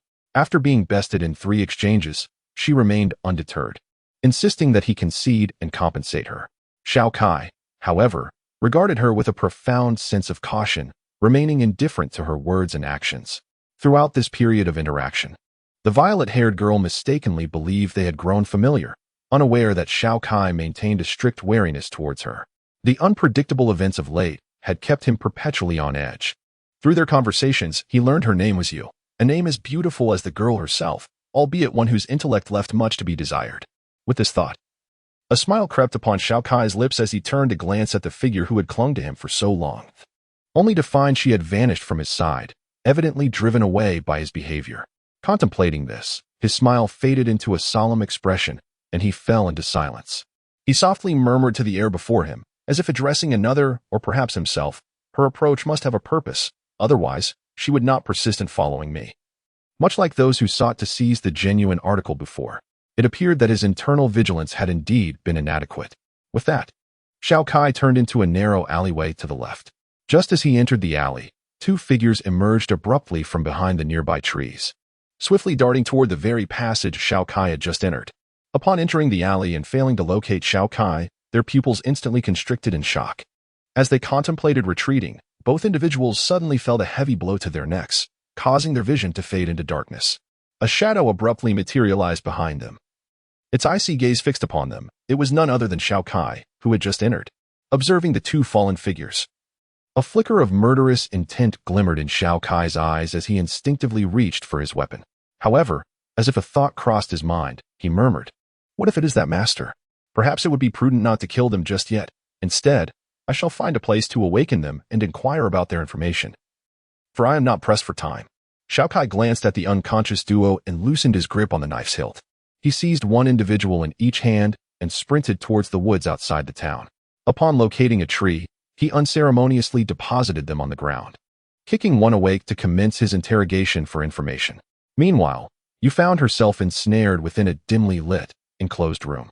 Bound by ropes to a pillar, she struggled incessantly, emitting only muffled sounds as if her mouth were stuffed with something. Surrounding her were 6 men, the leader sporting short hair, a scar across his face, and dressed in leather attire. Listening to his subordinates relay information, he suddenly stepped forward and addressed you. Little girl, since you cannot pay up, we shall have to invite your friend. If you manage to gather the funds, you may leave. If not, I shall feed you to the fish. Do you understand? The man reveled in his intimidation tactics. Noting Yu's only response was a series of muffled sounds. He gleefully proclaimed to his companions, "Ha! Look at this. My prowess has left her speechless." However, the closest subordinate's remark silenced him. "Boss, you stuffed cloth in her mouth. She can't speak." The self-important subordinate's words prompted the scar-faced man to glance at you. Realizing that her inability to articulate was indeed due to the cloth, he felt his face flush with embarrassment. In a fit of anger, he turned and slapped the insolent subordinate, sending him sprawling. "Do you know who the boss is, you or me? Boss is wise." The other subordinates laughed at the foolish one, echoing their leader's sentiments. The chastised subordinate merely bowed his head in silence, grumbling inwardly, "This is clearly your fault. Brothers, once we recover the debts owed to us, we shall return home, escaping this life of uncertainty, and we can be with our elder brother again." No longer longing for home, the scar-faced man initially boasted with bravado, but the memory of their dismal existence soon overwhelmed him with sorrow. His subordinates, moved by the sentiment, began to weep together. Beside her, Yu was fervently kicking the pillar, hoping to attract the attention of her captors and prompt them to untie the cloth gag obstructing her voice. Upon hearing the clamor she created, the scarred man and his lackeys approached her, fixating their gaze on her to discern her intentions. The sight of them advancing with such intensity filled you with dread. She could not help but wonder if they were finally succumbing to their desires. If they proceeded with their intentions, she thought, it would be better to succumb to that villain instead. What was she thinking? If it weren't for that scoundrel, she would not have found herself in such dire straits. Cursed be that wretch. Tears welled in her eyes as she lamented her fate. Initially, the scarred man felt a twinge of sympathy upon noticing her reddened eyes. However, as if recalling something, his expression hardened. He addressed you with a dismissive tone, stating, "You needn't feign pity to elicit sympathy. Those you deceived have already informed us. Your words and actions are utterly untrustworthy. Rest assured, if you remain compliant, when your friends deliver the money, we will ensure your safe departure. As for those ropes, you might as well abandon hope. The more you struggle, the tighter they will bind you. This method of restraint was imparted to me by the elders of my clan." As the scarred man took pride in his binding skills, one of the recently chastised lackeys approached him and remarked, "Boss, isn't the way you've tied her a bit indecent? What nonsense are you spouting?" The scarred man retorted, eyeing the lackey with suspicion before scrutinizing you once more. To his surprise, he realized there was indeed something indecent about it. The ropes accentuated her figure, and the way they constricted around her vital areas was striking. Coupled with her helpless demeanor, anxiety radiating from her beautiful face, luscious red lips, and enigmatic purple hair, she was undeniably captivating. As he gazed, saliva began to pool in the scarred man's mouth. Just as he prepared to swallow, he noticed the sound of gulping around him. It was his lackeys, mesmerized and salivating at the sight of you. Infuriated, he slapped each of them awake, exclaiming, "What are you doing? Do you think this behavior is fitting for your families at home?" The chastised lackeys bowed their heads in silence, though internally they whispered, "Tsh, you were the one who started this, and you just swallowed too, didn't you?" Observing their foolishness, you felt a momentary sense of relief, though it swiftly morphed into anxiety once more. As they approached to request payment from Xiao Kai, it was undoubtedly akin to disturbing a sleeping tiger, potentially leading to dire consequences. However, they were merely ordinary individuals seeking to reclaim their debts, devoid of any malicious intent. The thought of their innocent demise due to her actions weighed heavily on Yu's conscience. Thus, she anxiously gazed toward the entrance, hoping that Xiao Kai would not arrive too soon, while simultaneously creating a commotion, hoping to provoke a reaction that would allow her to speak. In the midst of her worry, a voice filled with both surprise and concern echoed from the doorway. "I have arrived. What do you intend to do?" Upon hearing the voice, the scarred man and his companions immediately turned to the entrance, where a figure donning a wide-brimmed hat slowly entered. It was none other than Xiao Kai. After capturing the two men, he had inquired about their master, only to be astonished by their ignorance regarding the identity of this individual. Just as he was about to eliminate them, they revealed that Yu was in their possession. Xiao Kai was taken aback and promptly began to question them further, learning that Yu had been captured and that they were demanding repayment in exchange for her release. This revelation struck him as somewhat amusing.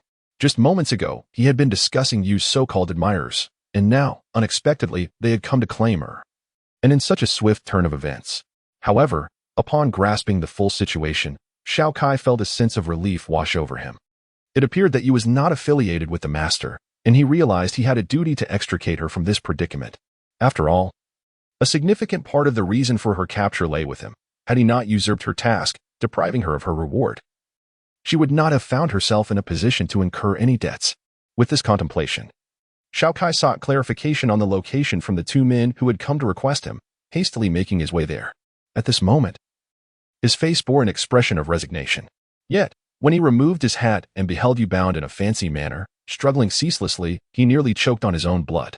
The alluring curves of her form swayed with each of her desperate movements, stirring something within him. Even Xiao Kai felt a parched throat and a dizzying sensation. He turned to regard the scarred man with a newfound admiration, silently praising him as a true master of such affairs. Meanwhile, the scarred man, upon witnessing Xiao Kai's solitary entrance, was momentarily taken aback. He quickly threatened Xiao Kai. "Who are you? Do you realize you are trespassing? If you leave now, I will let you go. Otherwise, I will report you to the authorities, and you will find yourself imprisoned." After the scarred man concluded his warning, one of his subordinates leaned in and whispered, "Boss, he is the one we are looking for." Upon hearing this, the scarred man initially felt a pang of humiliation wash over his face, but then, as if recalling something, his expression shifted to one of sudden excitement. "What about Ichiro and Jusher? What have you done to them? I warn you, if anything happens to them." Before he could finish his sentence, two figures emerged from behind Xiao Kai, rushing towards the scarred man with fervent joy. "Brother, we are here." Seeing his two subordinates return safely to his side, the scarred man's agitation gradually subsided. He then turned his gaze towards Xiao Kai and inquired, "So, have you brought the money? Let me make this clear. If you do not repay the debt she owes, we will proceed with the execution." Hearing the scarred man's words directed at Xiao Kai, Yu's eyes flickered with a hint of anxiety, and she began to mumble incoherently, her words muffled by the cloth stuffed in her mouth. Observing the scene, Xiao Kai glanced at the struggling Yu, a glimmer of mockery flashing in his eyes before he retorted to the scarred man, "Go ahead and execute. I will not pay." "What? You truly refuse to repay?" The scarred man stammered, a flicker of panic crossing his mind. He quickly resorted to threatening Xiao Kai again. "No worries. Feel free to go ahead with the execution.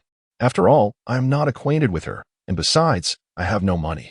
Xiao Kai suppressed a smirk, maintaining a facade of indifference as he spoke to the scarred man, all the while observing Yu's reaction.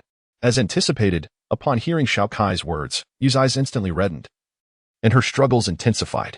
She mumbled something through her gag, her expression brimming with rage, undoubtedly cursing Xiao Kai for being a scoundrel. The scarred man, hearing Xiao Kai's response, could not help but display a mix of anger and disappointment in his eyes. "Even if you're broke, you shouldn't treat your companion this way. You don't seem like a bad person, yet your heart is so cruel." Irritated, the scarred man glared at Xiao Kai, unable to refrain from defending Yu. Xiao Kai, upon hearing the scarred man's words, felt speechless. The kidnapper had suddenly transformed into a moral compass. Wasn't this a bit of a stretch? "Ah, forget it. You may leave.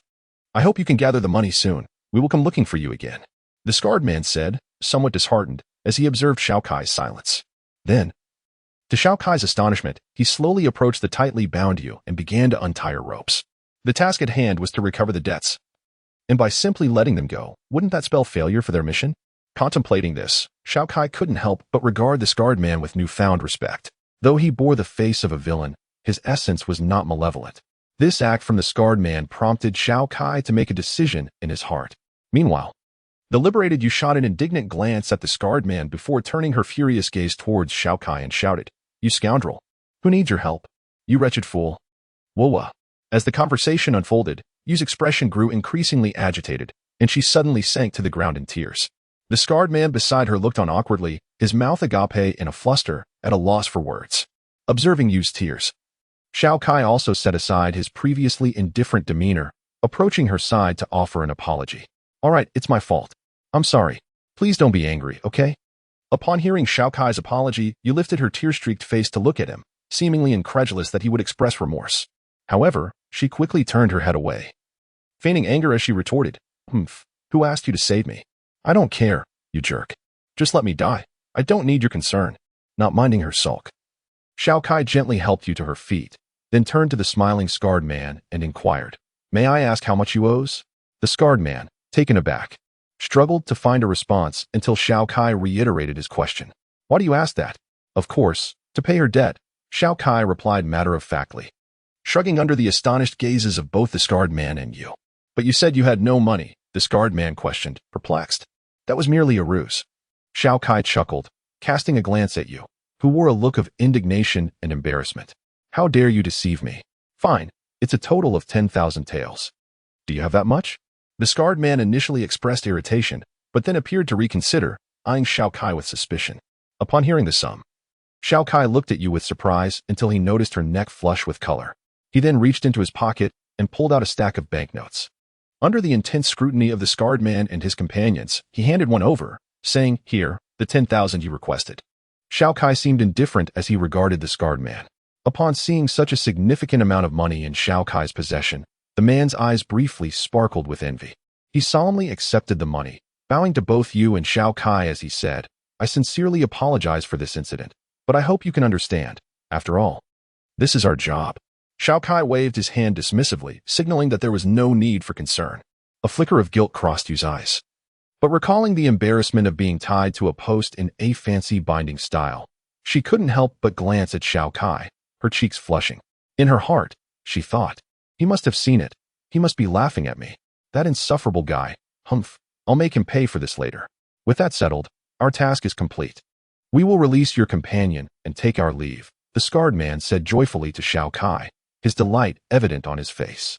Very well, Xiao Kai replied coolly, watching as the scarred man and his group hastily departed before he slowly exited the small room. The other party appeared indifferent to you, which made her clench her teeth in frustration as she glared at him and hurried to catch up.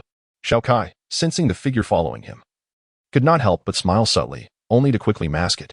He continued to stroll forward at his own pace, doing nothing in particular, while Yu, unable to contain herself, spoke up. Hey, consider this a favor for me. I will repay you soon, so don't think you can use this to forge a connection with me. You scoundrel. After saying this, you looked at him with a hint of pride, eagerly awaiting his disgruntled expression. My name is Xiao Kai, he replied, somewhat hesitantly, ignoring her earlier remarks. Xiao Kai is it? Don't think that just because you told me your name, I will forgive you for doubting me. Although she said this, a smile had already crept onto her face, clearly delighted that Xiao Kai had shared his name with her. Whatever, let us go, Xiao Kai said with a resigned smile. Where to? Wait for me. Xiao Kai, can't you walk a little slower? How infuriating, you exclaimed, watching him stride ahead without waiting for her. It was evident that he paid no mind to her words, continuing at his brisk pace, prompting you to quicken her steps as well. To eat. By the way, could you refrain from talking so much? It's quite silly, Xiao Kai remarked, turning to look at her with a hint of exasperation. I want tea. I just want to talk, you annoying guy, you retorted, her cheeks puffing up adorably, resembling a steamed bun. Angrily, she shot a look at Xiao Kai and made a face at him as he turned his head. Xiao Kai began to ponder whether he should bring back the scarred man to have him kidnap you. However, recalling her previous embarrassment made him smile again. Choosing to ignore Yu's antics beside him, they exchanged a few words here and there as they slowly made their way toward the distant town. Hey Xiao Kai, what is our mission this time? Yu inquired, a hint of confusion lacing her voice as she walked beside him. It had been half a month since Xiao Kai had cleared Yu's debts. Since they had begun traveling together, they had undertaken numerous tasks. Logically, Yu only needed to repay the 10,000 taels to Xiao Kai to be free, yet she remained by his side, and they had jointly accepted over 10 tasks. Each time, Xiao Kai would first claim the task and then relay the relevant information to her. This time, we are to gather at a canyon. The specifics of the mission have not been detailed, but the reward is substantial, Xiao Kai said, frowning as he addressed you. To be honest, this task did not sit well with him, given the scan information provided. Is it really alright that the information for this task is so minimal? You questioned Xiao Kai with a hint of skepticism, her heart beginning to stir with concern regarding the mission ahead. Rest assured, there are essentially no issues. After all, As Xiao Kai was about to express that our enemies are few, he suddenly recalled that the so-called master has yet to reveal himself. Contemplating this, Xiao Kai's words abruptly ceased, and a shadow of gloom fell over him as he halted in place, observing the sudden change in Xiao Kai's demeanor. You could not suppress her concern and suggested, perhaps we should forego this mission. An additional record of failure is inconsequential. No, we must proceed. It will be fine. Trust me, Xiao Kai replied after a moment of thought, resolutely addressing you. Acknowledging Yu's comparatively weaker combat abilities, he felt compelled to advise, you Why not return to the town and wait for me? Once I complete this task, we can continue to the next settlement.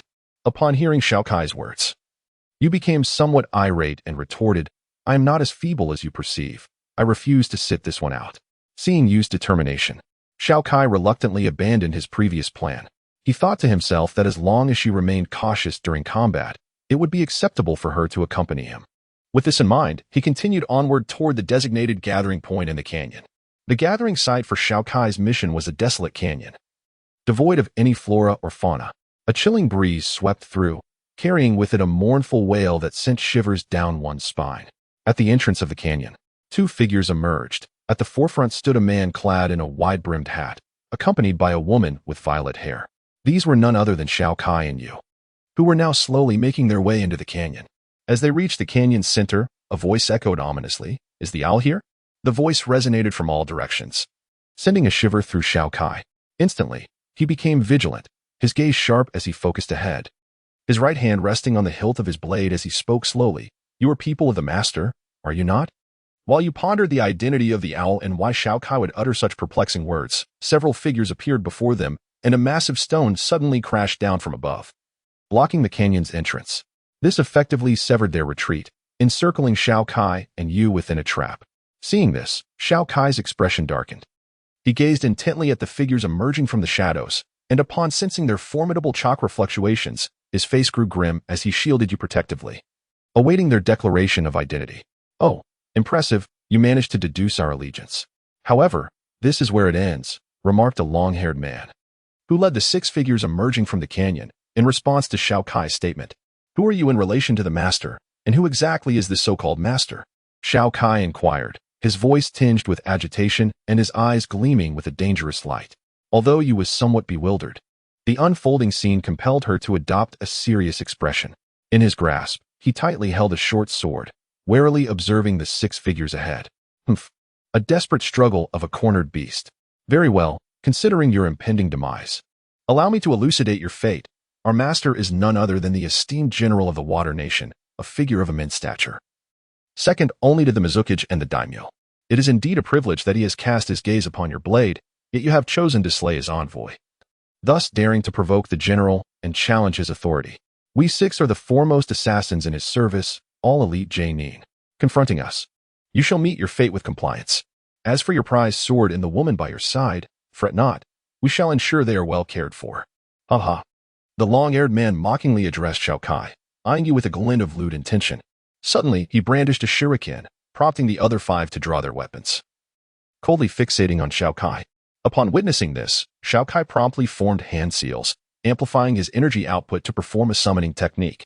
A thick mist suddenly enveloped the space before him, and as it dissipated, a formidable figure emerged, exuding an aura of battle readiness. It was Inu. Inu, please protect you. Should any foes approach, I implore you to repel them, Xiao Kai instructed the newly summoned entity, his gaze unwaveringly fixed on the six Jainin. TCH. You want me to protect this woman?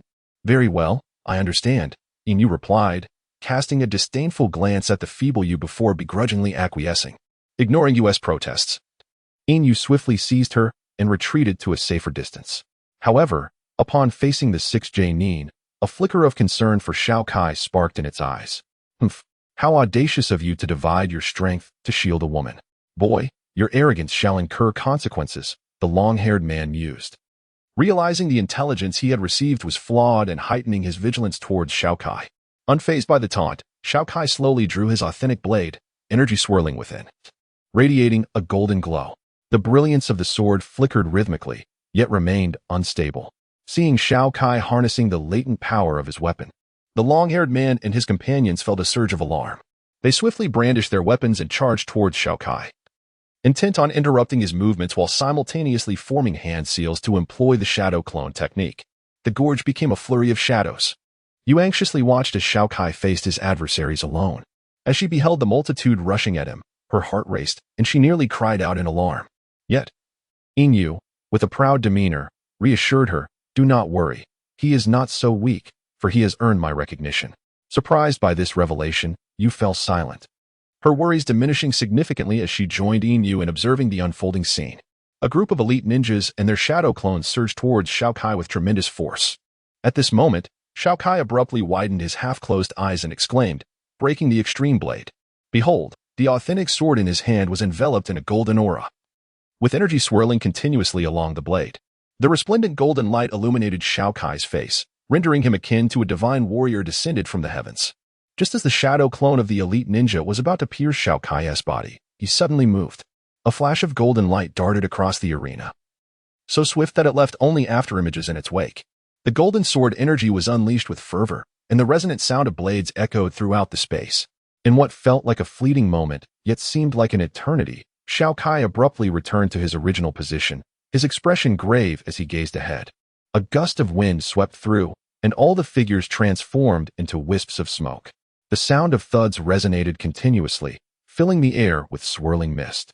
Nevertheless, the solemnity on Xiao Kai's face remained unyielding. He continued to fixate on the front, while the authentic sword in his grasp continued to radiate a golden glow. Impressive speed, but what does it matter? You still failed to strike us, remarked the long-haired man and his companions as they emerged from the smoke, their appearances unruffled. Yet a flicker of seriousness shone in their eyes. Although Xiao Kai's attack had not reached them, it had obliterated their shadow clones, which posed a considerable challenge for them. That suffices, Xiao Kai murmured, swinging his great sword with vigor as he charged towards the 6 elite ninjas. Upon witnessing this, their pupils constricted in unison. In the next moment, 6 Xiao Kais appeared before them, their sharp authentic swords aimed directly at their heads. Taken aback by this turn of events, they quickly regained their composure and evaded with a swift motion, internally astonished. When did he employ the shadow clone technique? Indeed, Xiao Kai had utilized the shadow clone technique, executing it precisely during his sprint. Since he mastered only 3 techniques, shadow clones, summoning, and fire release, he focused solely on practicing these during his training. Through relentless effort day and night, his hand seals for these 4 ninjutsu were far swifter than those of the elite ninjas. Thus, he was able to perform the shadow clone technique while dashing at high speed and simultaneously wielding his greatsword. Upon realizing that his strike had not succeeded, a flicker of disappointment crossed Xiao Kai's eyes.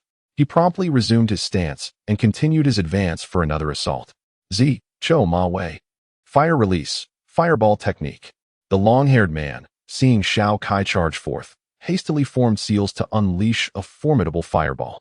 The 5 individuals beside him did likewise, collectively executing the fire release, great fireball technique. Flames surged towards Xiao Kai, coalescing 5 enormous fireballs and 1 colossal flame into a massive fireball approximately 10 meters in diameter, engulfing his location entirely.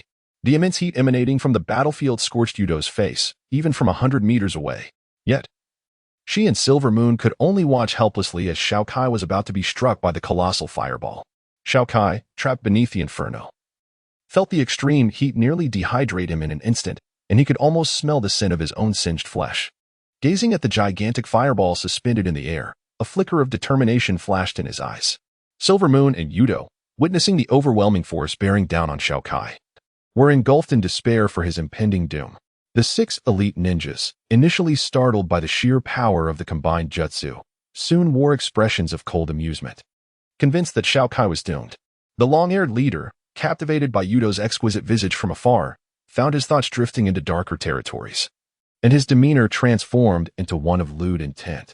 Just as he was about to utter something, Xiao Kai's voice resonated from within the fireball, leaving them all in disbelief. The long-haired man muttered in astonishment, "How can this be possible?" They turned their gazes towards the fireball, only to witness an unbelievable scene unfold. In the face of the impending fireball, Xiao Kai's eyes brimmed with resolve. He leaned forward, dragging his authentic weapon along the ground, while a surge of sword intent erupted from within him, dispersing the oppressive heat. At that moment, he radiated a sharp aura, resembling a sword unsheathed, his eyes shimmering with a terrifying brilliance. With a commanding shout, he began to harness an immense power. Rising Dragon Strike. Xiao Kai's roar erupted from the heart of the fireball, accompanied by a colossal golden sword aura that seemed to resonate with a faint dragon's roar. In an instant, that sword aura cleaved the massive fireball in 2, leaving the 6 elite ninjas in a state of disbelief. The shattered fireball transformed into a rain of embers, scorching the ground beneath and showcasing its formidable might. Xiao Kai, though slightly disheveled, re-emerged before them, filled with pride and defiance. How is this possible? How could he shatter our combined assault? The long-haired ninja gazed at Xiao Kai, fear creeping into his eyes. The 5 others beside him mirrored his astonishment, their faces etched with disbelief. How impressive. Is this truly the same Xiao Kai I knew? The one forced to resort to forbidden techniques by the elite ninjas? Silver Moon marveled at the sight of the diminutive yet resolute figure before her, her heart swelling with admiration. A flicker of determination ignited within her. It was time to follow her father and hone her own strength. Thank goodness, Xiao Kai is unharmed. To wield such formidable techniques yet never utilize them, I was foolishly worried for nothing. That rascal. Yudo exclaimed joyfully to Silver Moon, relieved to see Xiao Kai safe. Subsequently, he began to lament about Xiao Kai. Upon witnessing the other's demeanor, Inu couldn't help but inwardly murmur, "It's hopeless. This girl has already succumbed." Xiao Kai's luck with romantic entanglements is truly remarkable. Meanwhile, Xiao Kai, holding a sword, coldly surveyed the 6 individuals before him. Though he appeared fearless, a bitter sensation began to creep into his mouth. Damn it, the moisture within his body had evaporated excessively just moments ago, leaving him feeling somewhat fatigued. This predicament would soon become troublesome. Despite sensing the weakness coursing through him, Xiao Kai's expression remained unchanged, his gaze still fixed resolutely on his adversaries. He understood that should he reveal any sign of frailty, they would undoubtedly unleash their full might to eliminate him. Maintaining composure was crucial. Perhaps it would instill a modicum of fear in them, allowing him to recover what he could. Unless absolutely necessary, he must not unseal the binding on his right arm. After all, the malevolence contained within was exceedingly perilous. Contemplating this, a flicker of complexity crossed Xiao Kai's face as he continued to coldly regard his foes. The long-haired man, upon witnessing Xiao Kai unleash a breathtaking sword aura, instinctively became wary. A trace of doubt flickered through his mind. Could he have more hidden moves? However, after a brief standoff, one of the shinobi from the long-haired man's side could no longer contain himself. He bellowed fiercely and immediately launched a shuriken towards Xiao Kai. Observing this, the long-haired man did not intervene. After all, someone willing to probe was not to be hindered. On the contrary, he wholeheartedly supported the initiative, as it would ascertain whether Xiao Kai possessed any concealed strength. With a fierce shout, the shinobi swiftly approached Xiao Kai, aiming a lethal strike at his heart. Yet, Xiao Kai appeared momentarily caught off guard, staring blankly at the impending attack. The assailant's eyes sparkled with delight at the sight, his movements relentless.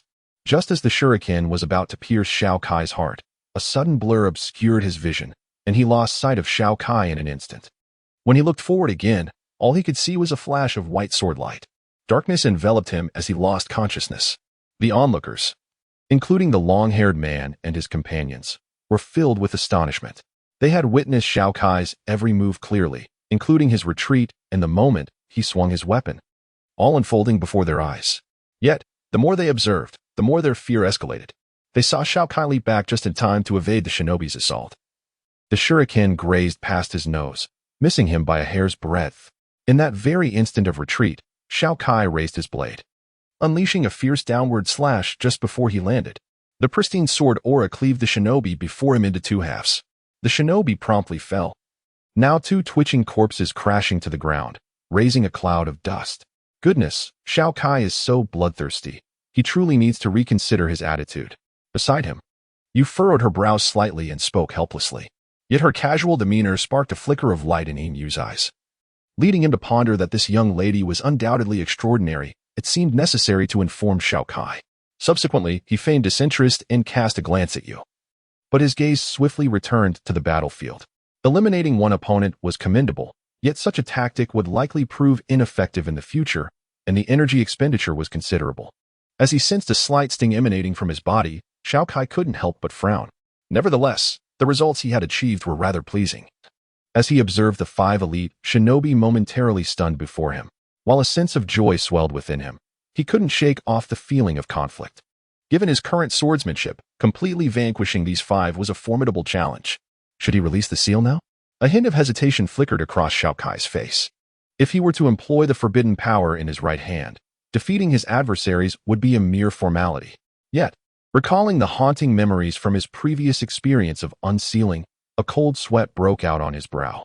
The tone laced with resentment, the brutality of that emotion, left Xiao Kai feeling utterly out of control, a sensation he found most unsettling. If not for a life-threatening situation, he would have refrained from unsealing his right hand. Gazing at the long-haired man ahead and recalling their identities as the 6 assassins under their general, his earlier levity gradually transformed into a serious demeanor. "Brothers, let us unite." Upon witnessing one of their number felled by Xiao Kai, the long-haired man couldn't help but feel his pupils constrict. After all, despite being the leader, the disparity in strength among the 6 was not substantial. His ascendance to leadership was merely due to his superior command skills. Now, seeing Xiao Kai single-handedly eliminate one of their elite shinobi, he felt disbelief mingled with a dawning respect. He summoned the 4 companions beside him, and together they charged at Xiao Kai. Damn it, this is bad. Xiao Kai had not anticipated such a blatant disregard for the pride of the strong. As they banded together to besiege him, his expression darkened. Was he truly compelled to unseal it once more? Cursed fate. Xiao Kai's authentic weapon swung relentlessly as he desperately defended against their tempestuous onslaught, thoughts racing through his mind. Yet, they were indeed elite shinobi, their combat experience far surpassing his own. Sensing the momentary lapse in Xiao Kai's focus, they swiftly feigned attacks, successfully inflicting numerous wounds upon him. In a short while, his body was soaked in blood. With bloodshot eyes, Xiao Kai fixed his gaze upon the 5 elite shinobi before him. It appeared that unsealing was inevitable. As he felt his strength waning, Xiao Kai made a resolute decision. Gripping his authentic weapon tightly, he straightened his posture, a cold smile gracing his lips. His eyes locked onto the 5 enemies ahead. Although the 5 bore their own scars, it did little to hinder their assault. Upon witnessing Xiao Kai's cold smirk, the 5 individuals were initially taken aback, only to break into mocking laughter shortly thereafter. In their perception, given Xiao Kai's current state, he could not possibly defeat them. It was evident that he was merely putting on an act. However, as the long-haired man at the forefront observed Xiao Kai's chilling smile, an inexplicable wave of unease surged through him. Fearful of an unforeseen turn of events, he hastily instructed the 4 surrounding jonin. The 4 jonin complied, their expression shifting from disdain to determination as they brandished their weapons, lunging towards the seemingly feeble Xiao Kai. "Boy, despite your impressive swordsmanship, this is where it ends. Rest assured, I shall erect a tombstone for you after your demise." The long-haired man proclaimed calmly, his shuriken mercilessly aimed at Xiao Kai's heart. Simultaneously, the weapons of the 4 jonin were poised to pierce Xiao Kai's body. Yet, at that moment, an immense surge of black energy erupted from Xiao Kai, propelling all 5 jonin away with astounding force. What is happening?" The long-haired man exclaimed, landing awkwardly and staring in disbelief at the black mist emanating from Xiao Kai. Upon realizing the transformation that had taken place, dread painted the long-haired man's face. Xiao Kai's menacing right hand was fully revealed before them, swirling with a formidable black energy vortex that exuded an overwhelming aura, instilling fear merely by its appearance. His countenance was twisted with ferocity as he lowered his head, his body trembling as if suppressing something profound. In a moment, he abruptly lifted his gaze, his eyes brimming with murderous intent, fixating on the 5 before him as he murmured, "Delicious souls, hee hee hee." The 4 jonin, under Xiao Kai's intense stare, appeared to be gripped by an unspeakable terror, their bodies quaking as they gazed in horror at his bizarre figure. Damn it, what kind of forbidden technique is this? How can such an evil aura emanate from just a mere boy? Enough, do not hold back. Use all your strength to kill him, the long-haired man bellowed, suppressing his fear and anxiety as he rallied the 4 jonin. With hands forming seals, a powerful chakra radiated from him, clearly indicating he was ready to unleash his trump card. The other 4 jonin, upon hearing his command, managed to quell their trepidation, swiftly forming their own seals, preparing to exhibit their formidable skills. A tremendous chakra wave surged from them, prompting Xiao Kai, now freed from his seal, to raise an intrigued brow, a flicker of interest glimmering in his sinister eyes. Suddenly, Xiao Kai brandished his great sword, entwined with swirling black energy, pointing forward as he softly uttered, "Phantom of the Shadow Blade." No sooner had the words left his lips than a vast, gray vortex of energy erupted from him, enveloping his entire being. From his back, a ghostly figure brandishing a dagger began to materialize, shrouded in an eerie presence. Then, a wicked smile spread across Xiao Kai's face as he forcefully stepped down, causing the ground beneath him to shatter violently. In an instant, he transformed into a streak of black light, charging toward the 5 elite ninjas ahead of him. A bloodthirsty grin etched upon his visage. Water release, Water Dragon Bullet Technique. Fire release, Fire Dragon Bullet Technique. Wind release, Tornado Technique. Combined ninjutsu, Twin Dragon Tornado Kill Technique. 4 of the elite ninjas utilized the Water Dragon and Fire Dragon techniques in pairs, while the long-haired man in the center summoned the wind release, tornado technique. The two elemental forces swiftly converged, forming a towering vortex of water and fire that surged toward Xiao Kai. His diminutive figure appeared utterly insignificant against this cataclysmic ninjutsu. Yet, under the anxious and hopeful gazes of Inu, Yu, and the 5 elite ninjas, Xiao Kai charged toward the impending tornado without losing momentum, and in an instant, he vanished from sight. No. A flicker of anguish crossed Yu's eyes as she cursed her own helplessness to aid Xiao Kai. Slowly, she retrieved a scroll, anger flashing in her gaze. Faced with such formidable ninjutsu, even the most exceptional swordsmanship would surely prove futile. However, just as Yu prepared to confront the enemy with reckless abandon, Inu turned to her and said, "Do not worry, Xiao Kai is unharmed. I can still sense his presence." At these words, Yu regarded her with disbelief. Only when she saw the sincerity in Inu's expression did she reluctantly stow away the scroll, radiating a sense of destruction, looking back toward the battlefield, where a figure filled her with elation. The 5 elite ninjas, witnessing Xiao Kai plunge into their combined technique, felt a weight lift from their hearts, and they gasped heavily, clearly drained from the exertion. Once their breathing steadied, the long-haired man couldn't suppress a smirk. He muttered to himself, "I thought he might possess some hidden cards. Instead, he is merely a reckless fool, truly believing he could withstand the combined ninjutsu of 5 elite ninjas? Foolish creature, merely someone skilled in a few sword techniques. Such swordsmanship is utterly ineffectual against ninjutsu." With that, the long-haired man cast a glance toward Yu, who wore a mask of sorrow, his expression wavering. As he contemplated how to deal with her afterward, a chilling voice echoed from behind them, sending him into despair. You are all too gleeful too soon. My dear prey." Startled, the long-haired man turned around to find Xiao Kai suddenly materializing amidst them, a portion of his form appearing ethereal, like a specter. The shadow holding a dagger that had once lingered behind him was now entwined around him. It was the residual shadow technique employed by Xiao Kai.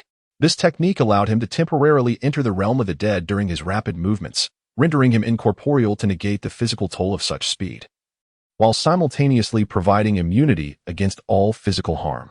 As he traversed the vortex, his unscathed condition was attributed to the perfect protection afforded by the ethereal remnants of Kaya. Now, it was my turn. Dark moon descends. Xiao Kai gazed upon the 5 terrified jonin before him, his eyes abruptly transforming into an abyssal black, reminiscent of an unfathomable void that seemed capable of devouring one's very soul with a mere glance. With a hoarse voice imbued with murderous intent, he uttered a chilling proclamation, and suddenly, a colossal black veil surged around them, plunging them into darkness. Initially, they assumed it was an illusion. However, upon breaking the seals, they sensed no signs of illusion, which only deepened their dread. At that moment, Xiao Kai's voice echoed from beside them, a sinister whisper, "This is no mere illusion. It is the essence of the sword of darkness. Do not struggle. Prepare to embrace death, my delectable morsels." The 5 panicked individuals were met with a glimmer of cruelty in their eyes.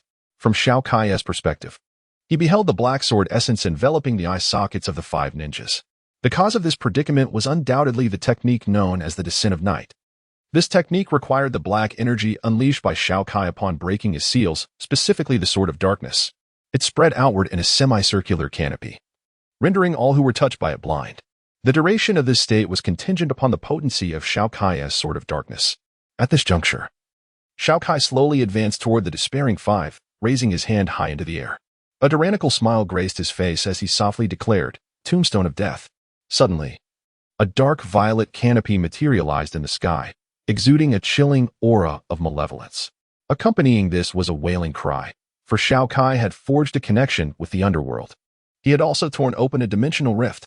Yet, the spectacle did not cease there. A cruel smile spread across Xiao Kai's visage as a menacing, ghostly, cross-shaped monument materialized before the rift, relentlessly plummeting toward the 5 ninjas below. The formidable aura of malevolence eroded the earth into a foreboding black. In an instant, the ground fractured and mountains crumbled. The 5 tombstones mercilessly pulverized the 5 ninjas into a grotesque paste. They gradually descended into another fissure of the underworld, vanishing from this realm, leaving behind only the remnants of their shredded bodies and their souls. The blood of the 5 jonin splattered onto Xiao Kai's face, rendering his figure even more terrifying. At the moment he felt the warm blood upon his visage, a look of delight crept onto Xiao Kai's face. Under the astonished gazes of Yu and Silver Moon, He extended his tongue and licked the blood from his lips. Then, with a sickly flourish of his right hand, he consumed the souls of the five. As he approached, the two exchanged uncertain glances. Witnessing the malevolent aura radiating from Xiao Kai instilled a sense of fear in both Silver Moon and Yu. There was no other reason for their trepidation. Xiao Kai's earlier display was undeniably horrifying. At this moment, the dark vortex enveloping him had yet to dissipate, and his eyes remained filled with primal murderous intent. As Xiao Kai approached them step by step, both Yu and Yu could not help but feel a surge of fear, instinctively retreating a few paces. Observing their reaction, a flicker of cruel delight flashed in Xiao Kai's gaze. Subsequently, as if battling against an unseen force within himself, a look of torment suddenly crossed his features. Witnessing this display, Yu's eyes sparkled with a glimmer of determination. She turned to Yu and said, "Keep an eye on him. I possess a means to resolve his current predicament." Without waiting for a response, she strode toward Xiao Kai. Xiao Kai's eyes were a tumultuous mix of clarity and darkness. His expression pained as he gazed at Yu, who approached steadily. Through gritted teeth, he uttered, "Get away. Stay far from me. I can barely contain this murderous intent." Ugh. His face contorted into a fierce grimace, his eyes brimming with lethal intent. As Yu drew near, he suddenly lunged forward, seizing her by the throat with his right hand, lifting her effortlessly into the air. In that moment, Yu found it difficult to breathe and struggled desperately. Yet, no matter how she fought or pried, Xiao Kai's grip remained unyielding.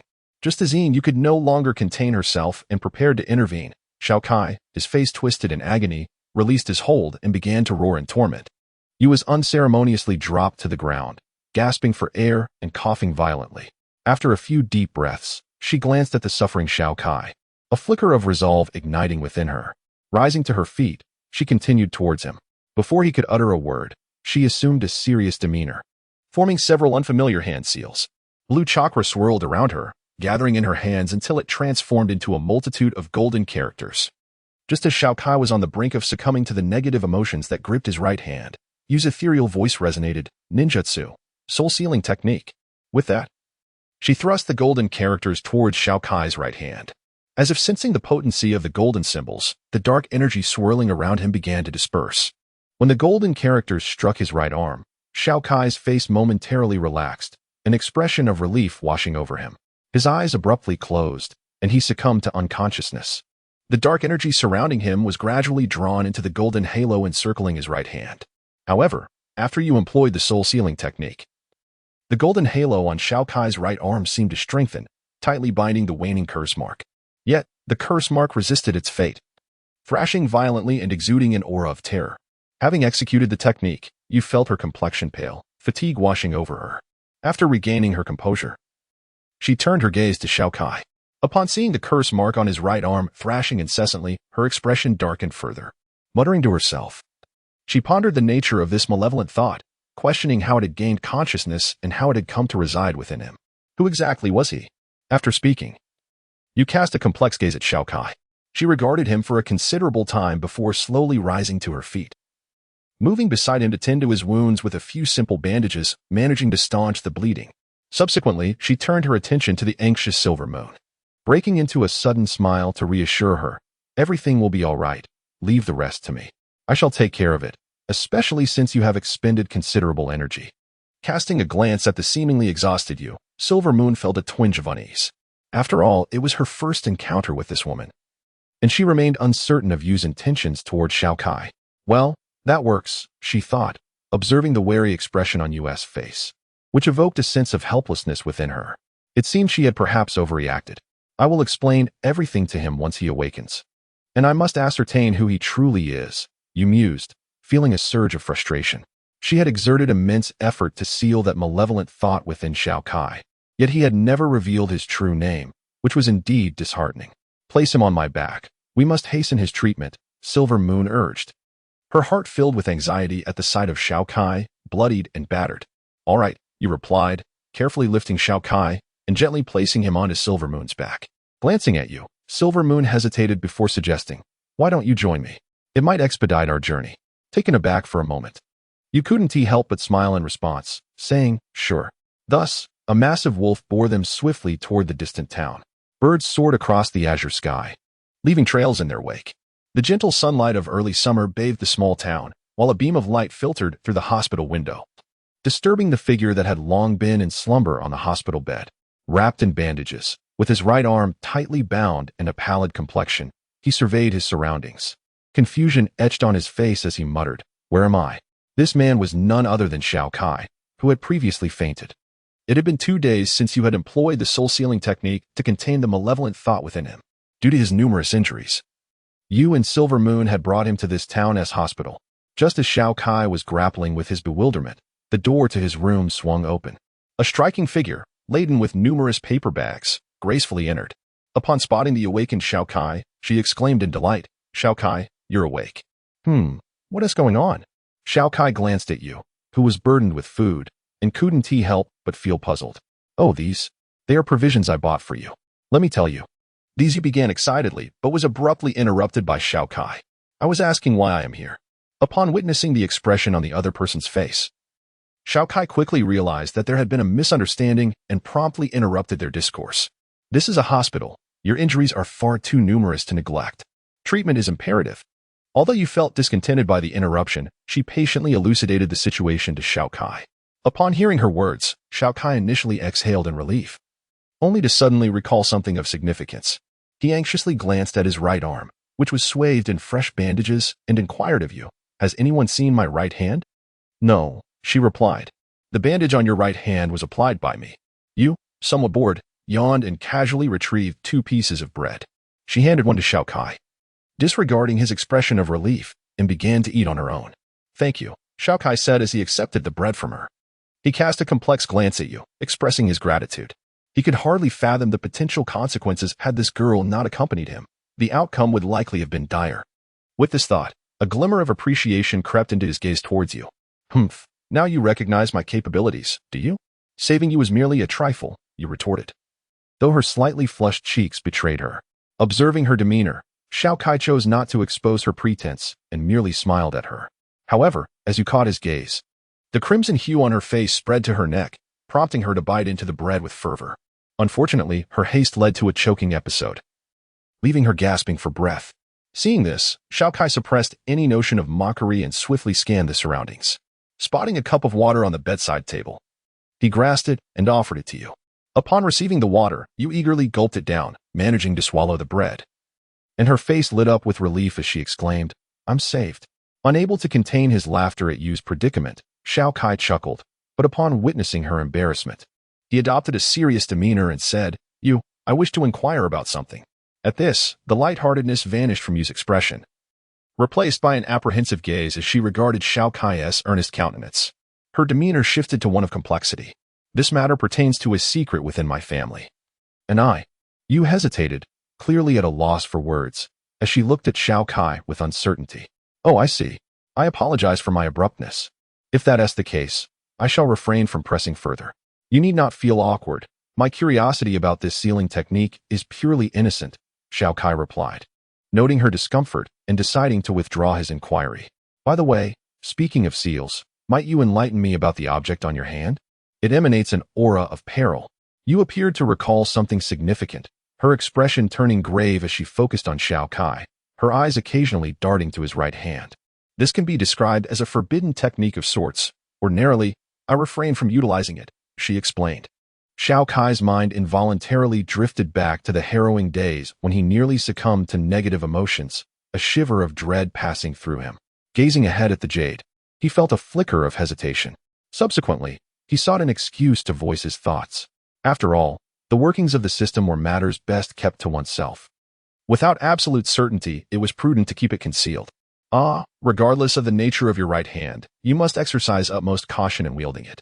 Above all, do not allow it to seize control over you. Should your mind succumb to malevolent thoughts, you would undoubtedly become a mere machine of slaughter.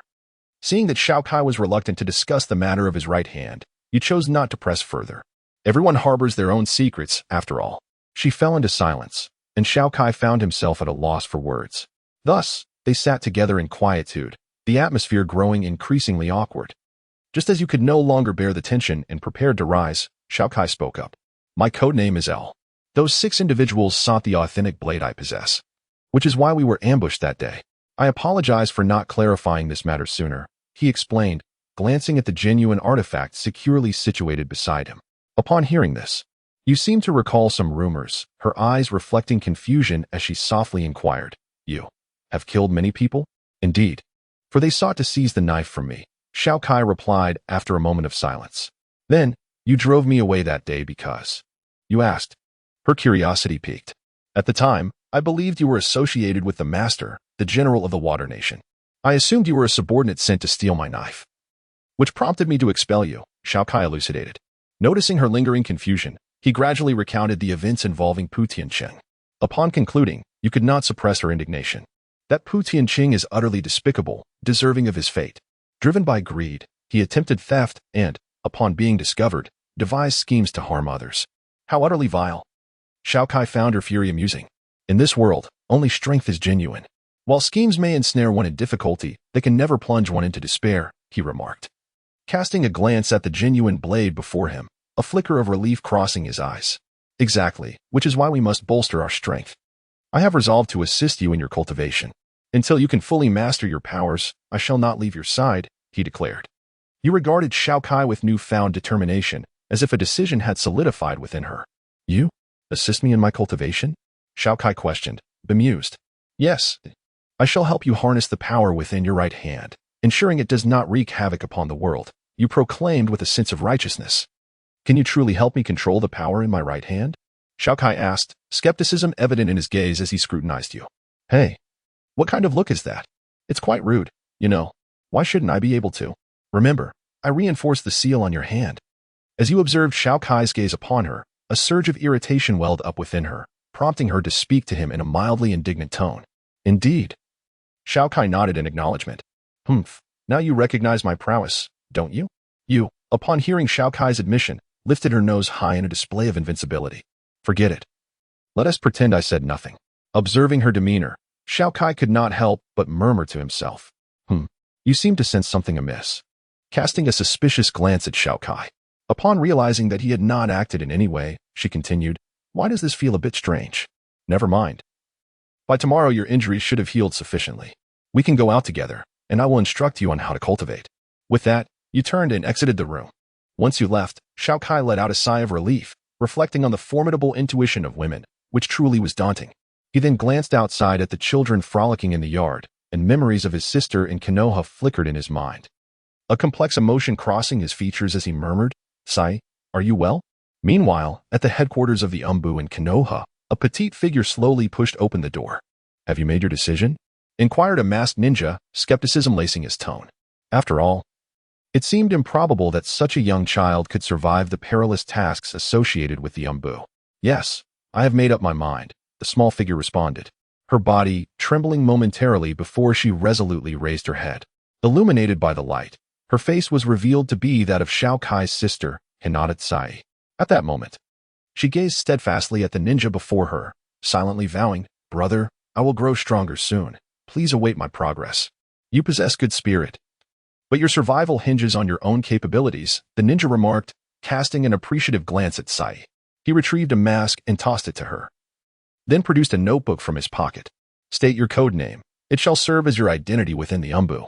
Tsai mused briefly before responding to the ninja. She glanced at the mask in her hands, mimicking the ninja's actions as she placed it upon her face. "Is it? Here is your assignment. Remember to stay alive. You show promise as a newcomer."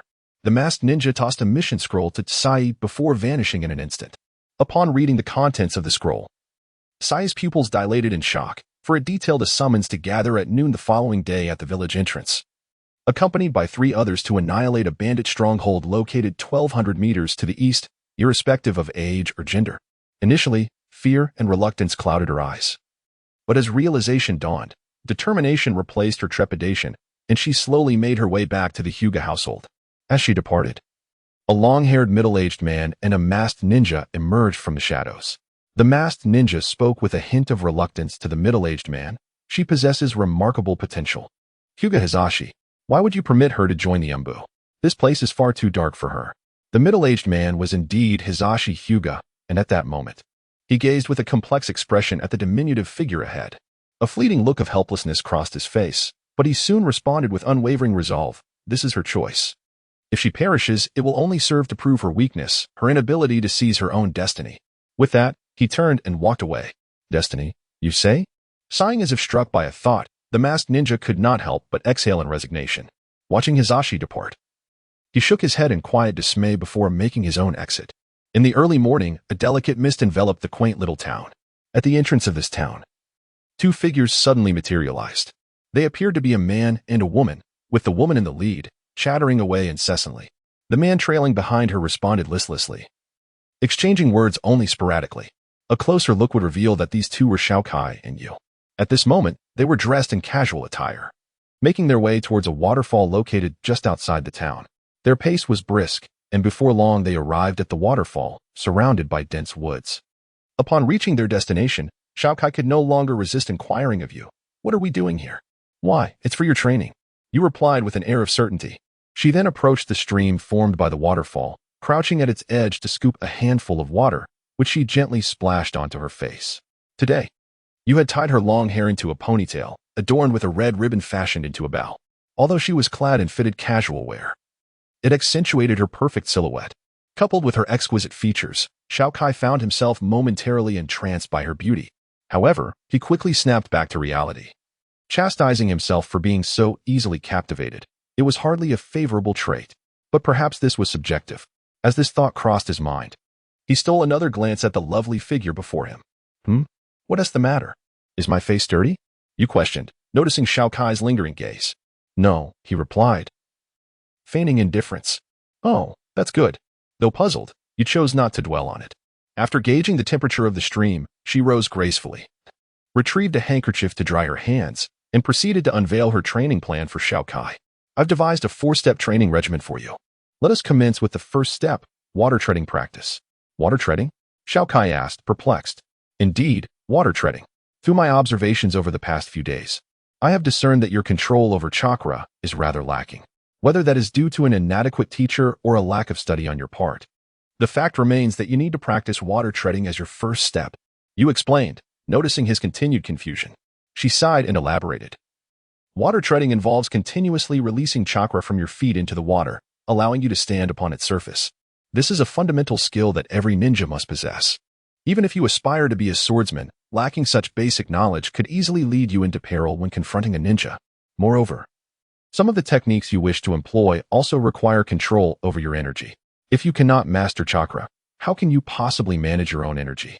I truly wonder how you acquired your formidable strength. Xiao Kai found her words to be profoundly insightful. After all, he could not tread water. Should he encounter a ninja at sea, he would have no choice but to rely solely on his sword's aura for offense. Based on his current abilities, he could muster at most a dozen sword energies before succumbing to exhaustion. Moreover, these energies could only travel a mere 5 meters, and their impact was rather limited, resulting in minimal damage. His prowess was fundamentally enhanced by the system, and despite having engaged in numerous battles, his mastery of skills lacked the finesse acquired through rigorous, step-by-step training. Reflecting on this, Xiao Kai felt a profound sense of respect. Although Yu appeared somewhat unreliable, the advice she offered aligned perfectly with Xiao Kai's present circumstances. Noticing the solemn change in Xiao Kai's demeanor, Yu couldn't help but feel a surge of pride. After clearing her throat in a theatrical manner, she gracefully stood atop the water's surface, exclaiming with a triumphant air, "See, just like this. All right, I shall give it a try." Upon witnessing Yu's effortless stance on the water, Xiao Kai endeavored to summon the energies within his body.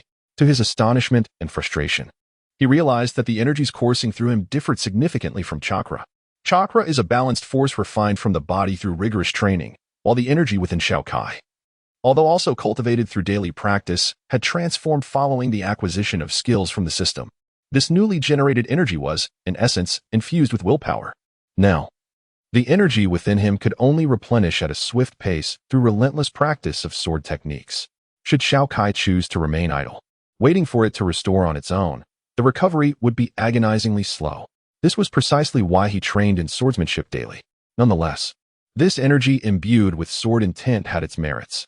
It exhibited greater destructive power and piercing capability compared to standard chakra, along with enhanced strength. However, its drawbacks were glaringly apparent, as this energy was notoriously difficult to control. Xiao Kai's ability to channel this energy into his authentic techniques and employ various sword moves stemmed entirely from the system, providing him with guidance on energy flow. He merely needed to infuse the energy, without the arduous task of directing its path.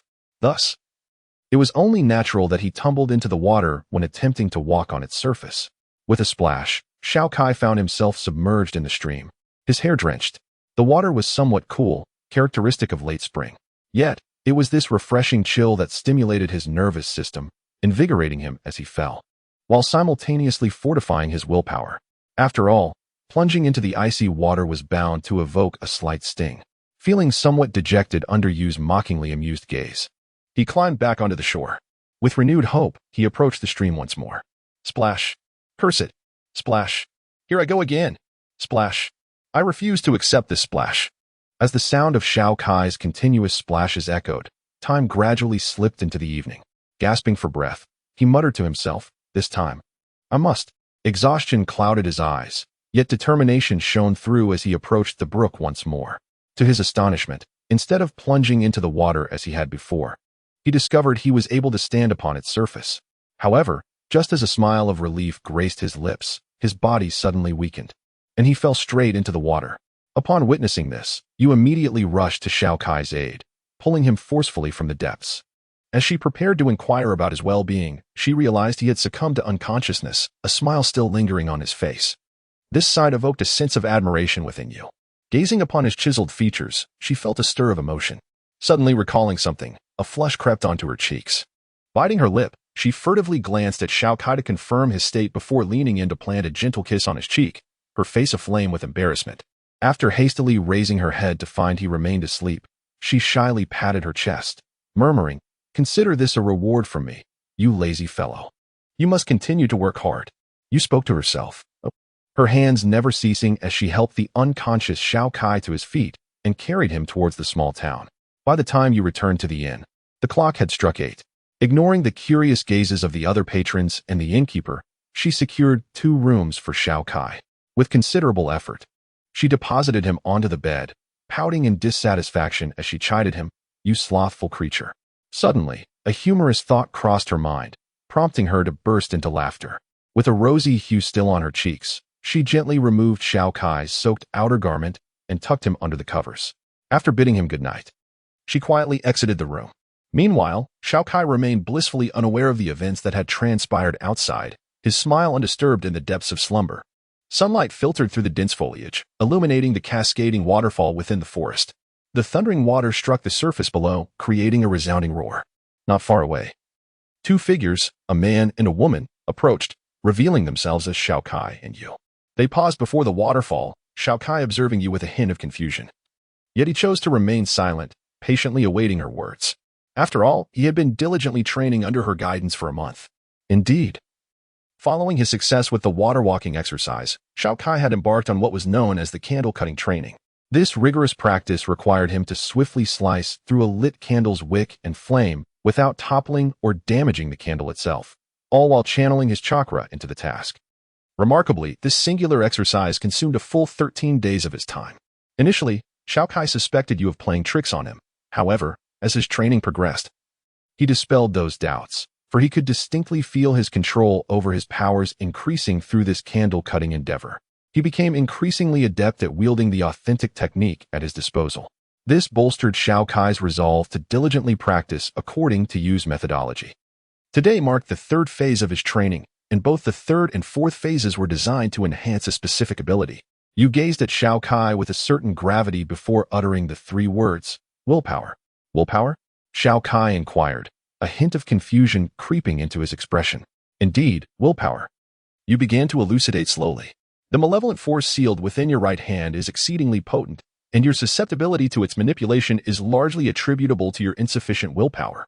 Although you have already attained sword intent, it feels as though it has been forcibly instilled within you. Thus, you must elevate your willpower. What must I do to enhance my willpower? A cold sweat broke out on Xiao Kai's brow as he felt a chill from Yu's accurate deductions, prompting him to ask. This is precisely what you must undertake in today's 3rd phase. At this juncture, a flicker of hesitation crossed Yu's eyes. She then conveyed to Xiao Kai. This training bears considerable risk, as no one has previously attempted this method. Xiao Kai's expression turned grave upon hearing this, and he inquired earnestly, what does this training entail? standing upon the stones beneath that waterfall. You observed the determination etched upon Xiao Kai's face, fully aware of the fervor in his heart, and thus revealed her plan.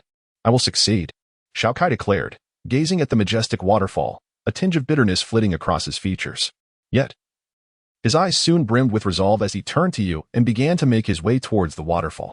Best of luck, you whispered silently, watching his unwavering silhouette as she planted a seed of determination within her own heart. Can I truly succeed?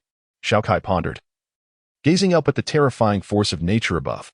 He quickly dispelled these thoughts and took deliberate steps towards the stones beneath the waterfall. However, as soon as he set foot on the stone, feeling the force of the rushing water, he slipped directly into the depths below. Seeing Xiao Kai plunge into the water, you anxiously called out from the shore, Xiao Kai, are you all right? I'm fine, the stone is quite slippery. I'll try again, Xiao Kai replied, gradually regaining his composure against the onslaught of the water's push. Upon looking back at the waterfall, a glimmer of insight sparked in his eyes. The stones beneath the waterfall had been smoothed over years of erosion, making it exceedingly difficult to maintain one's footing. If he wished to stand upon these stones amidst the torrent, he would need to enhance his grip and master his body's balance. At this juncture, the demand for mastery over energy escalated significantly. The force of the water's current was undeniably formidable. With my current physical state, a single impact would send my blood surging. And if I were to persist against it, my body would likely shatter as if it were a watermelon burst. Reflecting on this, Xiao Kai suddenly felt a sharp, fiery pain searing through his back. Yet, the more intense the pain became, the more resolute Xiao Kai's heart grew. If this were the case, then I must endure even further. After all, to truly augment my strength, I must tread each step with diligence. Thus, I shall strive for greater prowess, enduring any suffering that may come my way. With gritted teeth, Xiao Kai charged into the waterfall time and again, only to be swept away repeatedly. After several hundred exchanges, his back had become red and swollen from the relentless battering of the powerful water flow. However, the results of his fervent training were remarkable. He had grown impervious to the slick stones beneath his feet, yet he knew that withstanding the onslaught of the current would require more time. Consequently, Xiao Kai trained at the waterfall for an entire month, finally achieving the stability to stand firmly upon the rocks without being affected. Although he had suffered injuries due to overexertion in the early days, necessitating 2 or 3 days of rest, he was closely monitored by you, who remained vigilant at his side. Whenever signs of trembling appeared in Xiao Kai's body, she would promptly intervene, urging him to rest. This ensured that his physical and mental fortitude significantly improved during this period. What brought Xiao Kai even greater joy was that through these days of training, his physical strength had remarkably met the requirements for another vocation within the system, the Berserker. In the skill list, the abilities of Blood Surge, Soul-Devouring Hand, Blood Frenzy, Rampage, and Fury Explosion had all been illuminated. Thus, one evening after training, he endeavored to learn these skills. The 5 abilities of the Berserker class are as follows. Blood Surge allows energy to circulate continuously within the body's unique pathways, perpetually enhancing physical strength and vitality. Soul-Devouring Hand gathers blood energy into the right hand, drawing the opponent's blood through a powerful suction upon contact with their skin. And upon reaching its limit, it detonates, inflicting considerable damage. Blood Frenzy utilizes energy to invigorate one's blood, atomizing it to envelop one's weapon, causing harm while simultaneously eroding the enemy's body. Rampage detonates blood energy at various nodes within the body, temporarily nullifying all pain and amplifying both attack speed and power. Fury Explosion channels blood energy to the soles of the feet, instantly forming a special array and detonating it to cause immense damage. However, much like the Demon Cry class, the Berserker skills possess a significant drawback. Their use consumes one's own vitality. Once the stored vitality within his body was depleted, Xiao Kai would succumb to a state of extreme weakness, rendering him incapable of wielding even a blade. During this period of cultivation, however, his energy levels had notably increased, and a new tier of skills within his sword soul system had been unlocked. The draw and slash technique was now available for him to learn. It is worth mentioning that this skill does not require the expenditure of energy. Nevertheless, it demands a high level of speed and momentum. The greater the momentum, the more devastating the damage inflicted by this attack. This momentum can be succinctly described as Xiao Kai's will in the art of swordsmanship. The more potent his inner sword intent, the more fearsome the power of his strike. Thus, during a moment of leisure, Xiao Kai dedicated himself to mastering this skill. However, he felt a tinge of regret that the other 2 professions had no new skills for him to acquire. Particularly with the Azura system, he remained entirely at a loss. On this day, as Xiao Kai prepared to continue his training beneath the waterfall, you reached out to halt him. He gazed at her in confusion, uncertain of her intentions. Suddenly, you hurled a bamboo sword towards Xiao Kai, who caught it with a puzzled expression. Today, you should commence the fourth phase, she declared. Her eyes glimmering with delight as she observed the significant changes in Xiao Kai. Upon noticing his sturdy, bare chest, a faint blush crept across her face. Though she quickly suppressed her embarrassment and spoke earnestly to him. In this fourth phase, your task is to wield the sword beneath the waterfall and sever it in half without the use of chakra. Xiao Kai furrowed his brow at her words. Standing beneath the waterfall was already a considerable challenge, and attempting to swing a sword would likely lead to a loss of balance, resulting in a fall into the water. Moreover, the prohibition on using chakra would impose even greater strain on his body. Fortunately, Xiao Kai had cultivated a robust vitality, significantly enhancing his physical strength. This requirement to sever the waterfall without chakra perfectly aligned with his newly acquired draw and slash technique. With this realization, the tension in his brow eased. And he cast a skeptical glance at you, pondering whether she had somehow uncovered the secrets of the system. Otherwise, how could her training instructions so aptly coincide with his newly learned skill? However, Xiao Kai's conjecture was misplaced, as it was merely a coincidence. What are you looking at? I assure you, there are indeed individuals who can sever a waterfall in one stroke. You need not doubt it, you exclaimed. Her voice tinged with urgency as she noticed the skepticism in Xiao Kai's expression. The requirement she had proposed to sever the waterfall was entirely casual. And while it was true that someone had indeed achieved such a feat, the means employed, whether a sword or otherwise, remained a matter of debate. Yet, in any case, it was still a matter of cutting through the waterfall. As you contemplated, her initial panic gradually dissipated while observing the figure, who, under the cascade, wielded a bamboo sword with an expression of melancholy as he plunged into the waters. During this time, she found herself increasingly moved by his unwavering conviction, prompting her to question whether she too should strive diligently in her training. Gazing at the silhouette of the person before her, relentlessly pursuing improvement, she resolved to grow stronger, vowing not to be left behind, for she aspired to become the most formidable individual. With that determination, she retrieved an enigmatic scroll from her bosom and began to study it intently. Time flowed ceaselessly, and as Xiao Kai swung his bamboo sword and you perused the scroll, the sun gradually descended towards the west. The golden rays of the setting sun cast a warm glow upon the waterfall where they stood, their brilliance shimmering on the gently flowing stream, as if offering profound admiration and heartfelt blessings to the diligent pair. Once again, at the waterfall outside the small town, Xiao Kai stood resolutely beneath the cascade, repeatedly swinging his bamboo sword. After a month of practice, he had acclimated to the force of the water and the stones beneath his feet, presently engaged in the fourth stage of his training. 121, 122, 123. Xiao Kai tirelessly swung his bamboo sword, silently counting in his mind. Meanwhile, you remained on the shore, diligently studying the intricate scroll in her hands, her eyes reflecting deep contemplation and puzzlement, as if confronted by a formidable challenge. In the midst of her introspection, a realization struck her, pulling her from her thoughtful state. Xiao Kai had ceased his swordplay, closing his eyes and focusing intently, positioning the bamboo sword at his waist, gripping it with both hands in a preparatory stance. Although there was no palpable surge of energy emanating from him, you sensed an astonishing power coalescing within Xiao Kai's form. She gazed at Xiao Kai, now standing in the heart of the waterfall, her eyes filled with awe and trepidation. This sensation was reminiscent of the devastating aura she had encountered as a child within an ancient seal, both exuding an essence intent on obliterating all will. Yet, the resolve radiating from Xiao Kai was far more pure, devoid of the malice that lingered within that seal. Realizing this, Yu's face paled slightly, her expression complex as she watched Xiao Kai, awaiting the cataclysmic strike he was about to unleash. Moments later, the previously motionless Xiao Kai abruptly opened his eyes, a piercing light igniting within them. He let out a thunderous roar, reverberating like rolling thunder, startling you from a distance. The clear sound echoed through the forest. With a cry of draw and slash, Xiao Kai thrust the bamboo sword upwards above his head. Incredibly, a transparent blade of energy manifested along the unadorned bamboo sword. Defying belief, the sword energy pierced through the bamboo sword, breaking the cascading waterfall apart, cleaving it asunder. Astonishingly, the entire waterfall was bisected by Xiao Kai. From Yu's perspective, she observed a translucent sword energy erupting from Xiao Kai's bamboo sword, instantaneously severing the waterfall.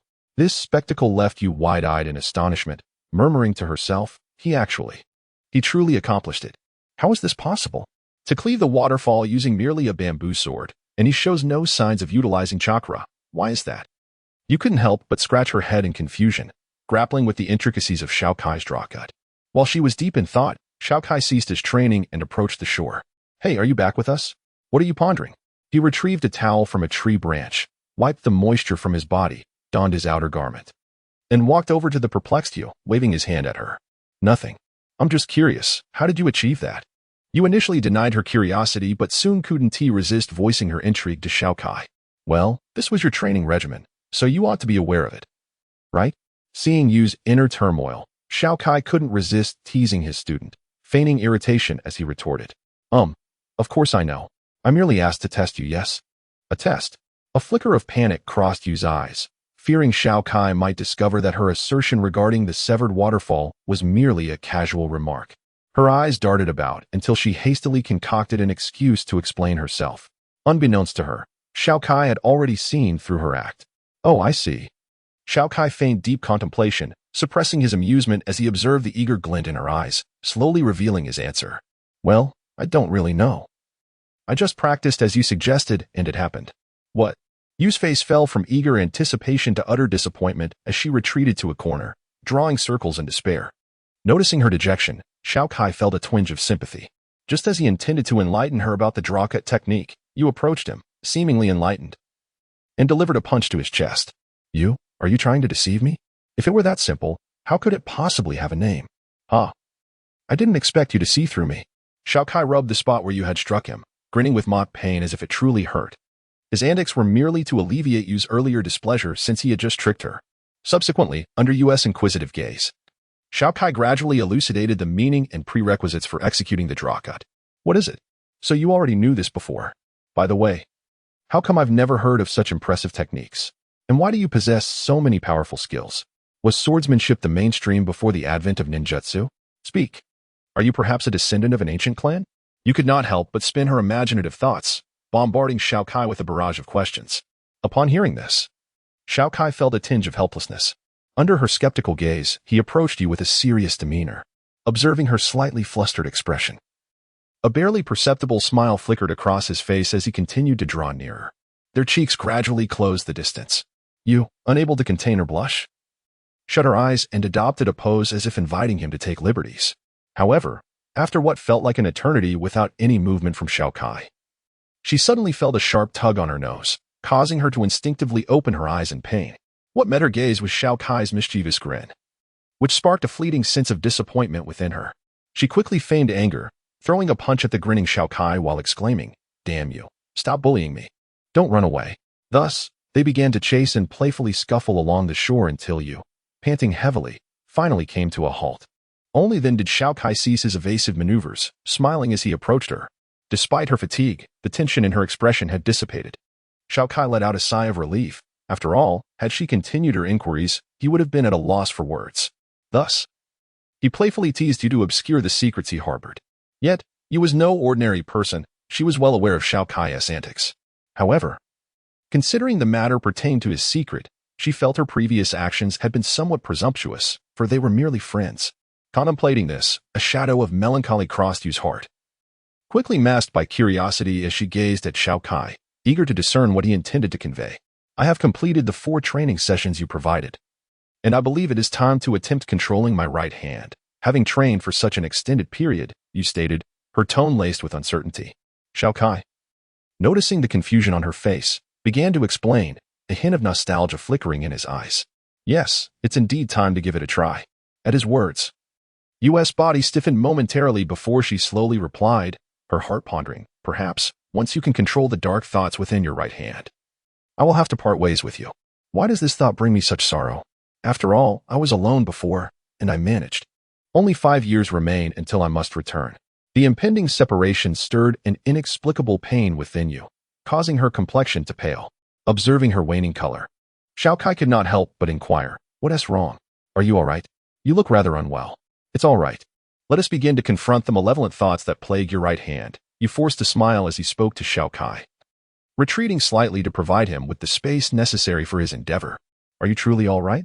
Xiao Kai inquired, concern etching his features as he gazed at his companion. "Indeed, I assure you, there is no cause for alarm."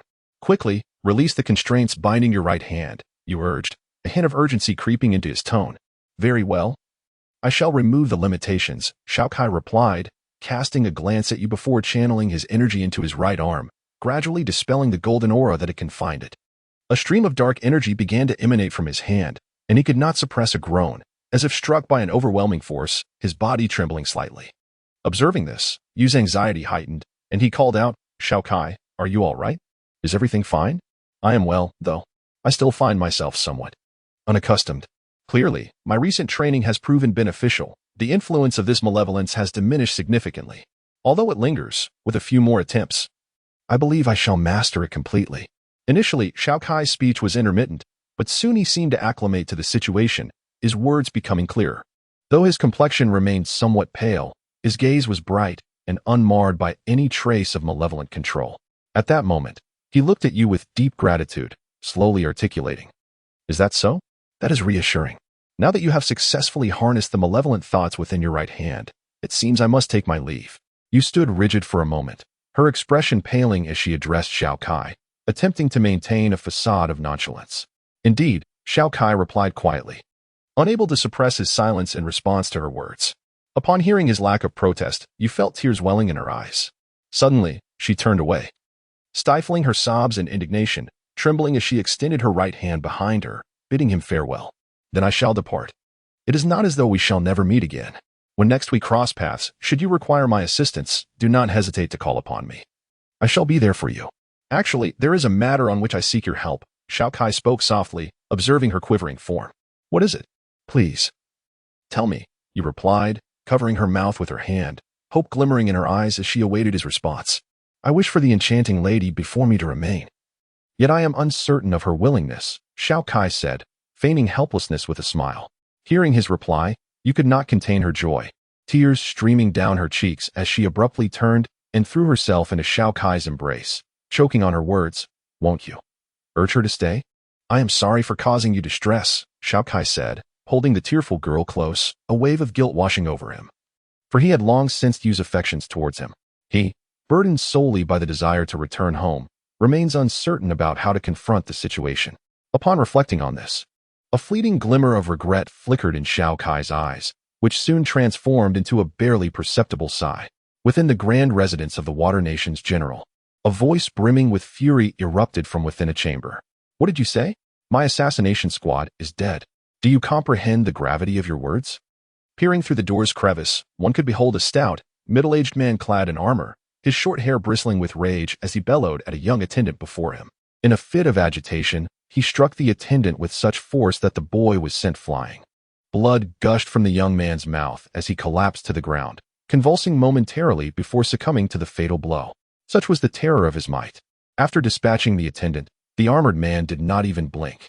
He resumed his seat, furrowing his brow as though lost in contemplation. The servants nearby, witnessing the brutal act, fell silent, paralyzed by fear, lest they provoke his wrath and invite calamity upon themselves.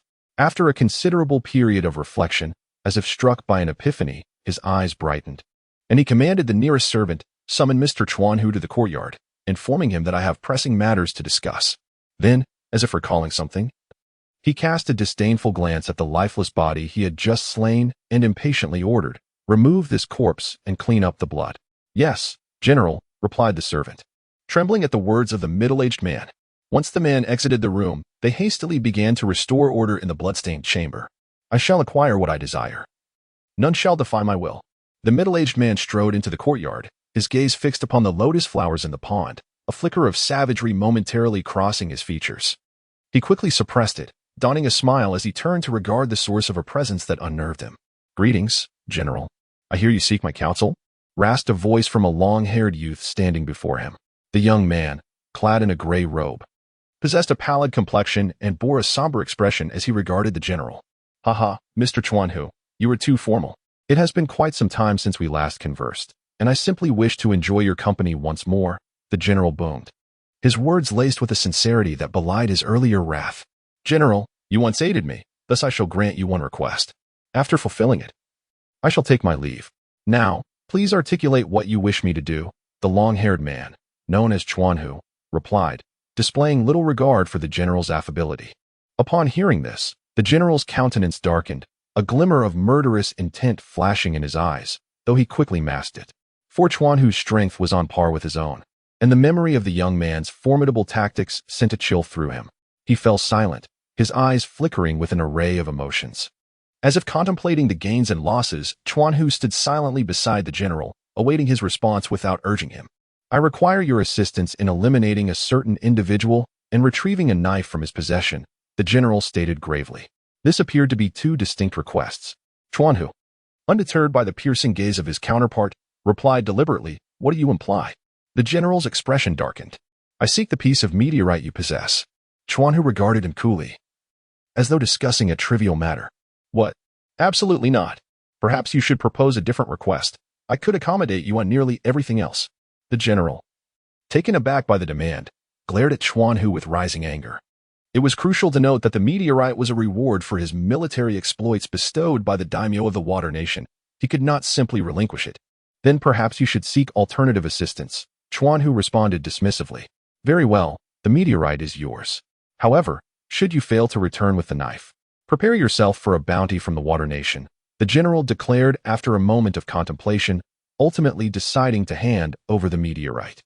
A flicker of pain crossed his face, and he could not help but threaten Chuanhu. Understand that this meteorite, if forged into weaponry, could yield a formidable blade. With a skilled craftsman, it may even become an unparalleled weapon. Moreover, the meteorite enhances the potency of chakra, which is why so many ninjas and bounty hunters covet it. Yet, as he recalled the bounty hunter known as Xiao who had slain 6 of his elite shinobi, a surge of unbridled fury swelled within him. Furthermore, acquiring the treasured blade from Xiao would significantly bolster his strength. Surely, a mere Chuanhu would be an easy target then. After some reflection, he acquiesced to Chuanhu's terms. "Rest assured, I shall fulfill your commission faithfully. Now, please hand over the meteorite." Upon hearing this, a glimmer of greed flickered in Chuanhu's eyes, and he addressed the general. The general then turned and exited the courtyard, with Chuanhu following closely behind. The general approached a heavily guarded small building and signaled for the soldiers outside to withdraw. He retrieved a key from his pocket, unlocked the door, and entered to procure a large iron box. Reluctantly, he handed it to Chuanhu, and the pained expression on the general's face indicated that the box undoubtedly contained the meteorite. Nevertheless, to ensure its contents, Chuanhu opened the box and inspected it thoroughly. Once satisfied, he accepted from the general a dossier containing intelligence on Xiao. After a careful examination, a look of surprise crossed his face. However, he refrained from further comment and turned to leave. The general, observing Chuanhu's actions, chose not to speak again. Should Chuanhu dare to abscond with the coveted blade, he would face the relentless pursuit of all the ninjas from the Water Nation. As the Grand General of the Water Nation, he possessed the authority to issue a decree for the pursuit of a fugitive. Thus, he felt no concern regarding the possibility of the adversary absconding with the treasured blade. With this thought, a glint of ruthlessness flickered in the general's eyes.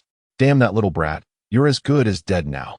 If it weren't for my status restricting my actions, I would ensure your utter annihilation. There would be no need for that fool Chuanhu to intervene. Moreover, you dared to slay 6 of my meticulously trained subordinates and made me part with precious meteorite iron. But this time, you are doomed. You must understand that this kid is of the same caliber as I, a near shadow-level warrior. Once you perish, that blade in your possession will belong to me." Ahaha. The general's laughter echoed as he envisioned the scene of Xiao Kai being vanquished by Chuanhu. Meanwhile, as Xiao Kai traversed the path, an unexpected wave of palpitations surged through him, causing him to halt abruptly. This unusual sensation furrowed his brow in concern. Observing his distress, you glanced at him with worry and inquired, "Xiao Kai, what is the matter? Are you all right?" "Nothing. I just felt a sudden palpitation that puzzles me." Xiao Kai replied gently, meeting her anxious gaze and waving his hand to reassure her, alleviating her concerns. "Let us continue our journey, after all. There remains quite a distance to the next town. All right, let us proceed." Unbeknownst to them, danger was swiftly approaching. Having completed our task, let us hurry to report it. For some reason, I have been engulfed by a sense of foreboding today. After sheathing his authentic sword, Xiao Kai turned to observe you, who was counting the number of fugitives. His eyelids twitched incessantly, as if hinting at the impending occurrence of significant events. Very well, you replied. Initially taken aback by Xiao Kai's words, but ultimately acquiesced, acknowledging that his instincts often proved accurate. It had been a month since Xiao Kai mastered the ghost hand technique. Unbeknownst to him, he had been away from Kenoha for over half a year, during which his strength had undergone a remarkable transformation. Regrettably, the goal of returning to the village remained distant, and aside from his authentic sword, he possessed no other usable blades, leaving him with a profound sense of helplessness. Suddenly, he recalled the elderly village chief who had gifted him the authentic sword, pondering whether he should seek him out for a fine weapon in the future. At that very moment, within a grand commercial establishment in Kenoha, the silver-haired village chief involuntarily sneezed. Could someone be speaking of me? He mused, but soon dismissed the thought, his face breaking into a jovial smile as he approached a figure in the distance. Welcome to my shop. What may I assist you with, esteemed ninja? Greetings, Tanaka. I wish to commission a weapon, the ninja replied respectfully as he entered the shop. Certainly. Our clan's master craftsman is resting in the back. If you wish to customize something, please convey your requirements to him, and he will inform you of the price thereafter. Tanaka skillfully addressed the ninja before him, noting that during this period, his clan had been thriving in Kenoha. As anticipated, Nichiyori had arranged a favorable position for them to operate. Tanaka, under the guise of expressing gratitude to Nichiyori, had presented him with a considerable number of superior ninja tools. This maneuver not only garnered the appreciation of the Hyuga clan, but also elevated the reputation of his own ninja tools, showcasing Tanaka's astuteness as the village chief. Recent transactions had been numerous, yielding substantial profits, allowing the clan to procure new items. The younger generation had now reached the age for schooling and could enroll in Kenoha's ninja academy. Everything seemed to be falling into place, and he felt immense gratitude towards the young ninja who had facilitated this transformation. As Tanaka reflected on the positive changes in his clan's lives, a smile spread across his face. Meanwhile, the one responsible for these changes, Xiao Kai, found himself in grave trouble. In the midst of a narrow path in the jungle, Xiao Kai and his companion were confronted by a man. Who are you? Xiao Kai demanded, his expression stern as he gazed at the long-haired figure approaching slowly.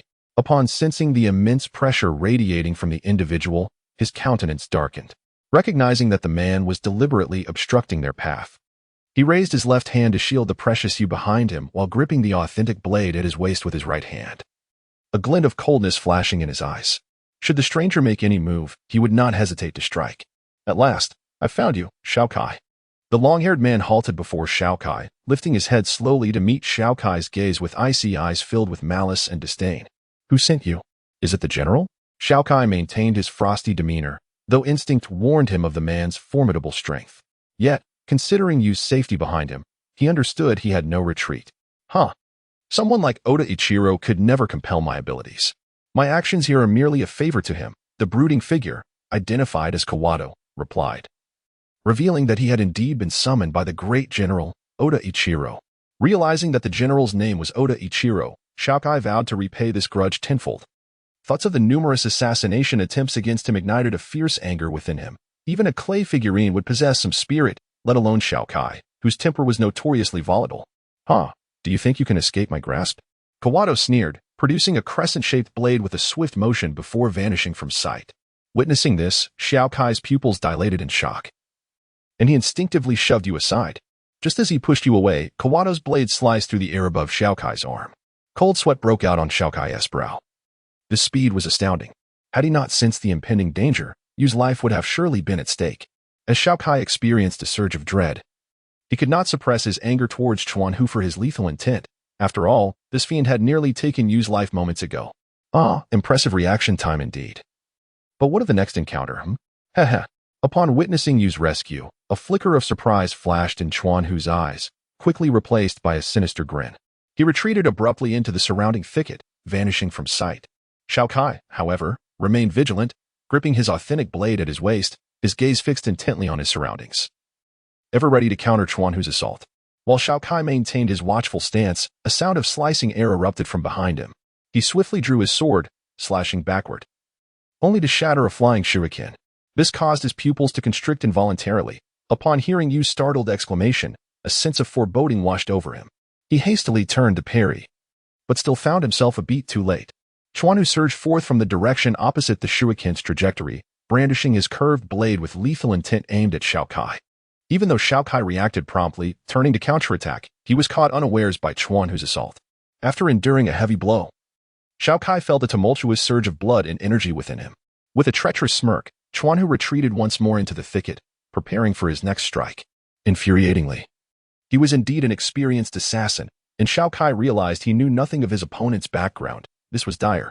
Xiao Kai took a moment to steady his breath, remaining alert and vigilant, ready to strike at any moment. Meanwhile, Yu, observing intently, voiced her astonishment. The bloodthirsty curved blade wielder, he is Chuan Hu, the S-class assassin who single-handedly eliminated the upper echelons of a nation and successfully escaped.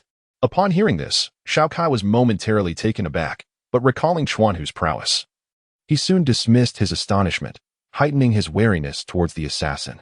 As Chuan Hu, concealed within the thicket, heard Yu's words, he slowly emerged from his hiding place. After all, with his identity exposed, prolonging this standoff would be beneath him. Impressive, you have discerned my identity. Now, are you prepared to meet your demise? Chuan Hu's visage was shrouded in darkness, his curved blade spinning ceaselessly in his grip, and the murderous intent in his eyes was unmistakably palpable. You, do you know of his capabilities? Enlighten me, Xiao Kai urged, feeling the weight of Chuan Hu's malevolence, causing the hairs on his neck to stand on end as he focused intently on the assassin before him. After all, Chuan Hu's speed was extraordinary, surpassing even Xiao Kai's own agility post-liberation, prompting him to seek information about his adversary. He excels in the use of.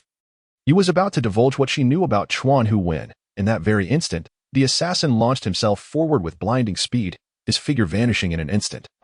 The curved blade aimed directly at Yu's neck.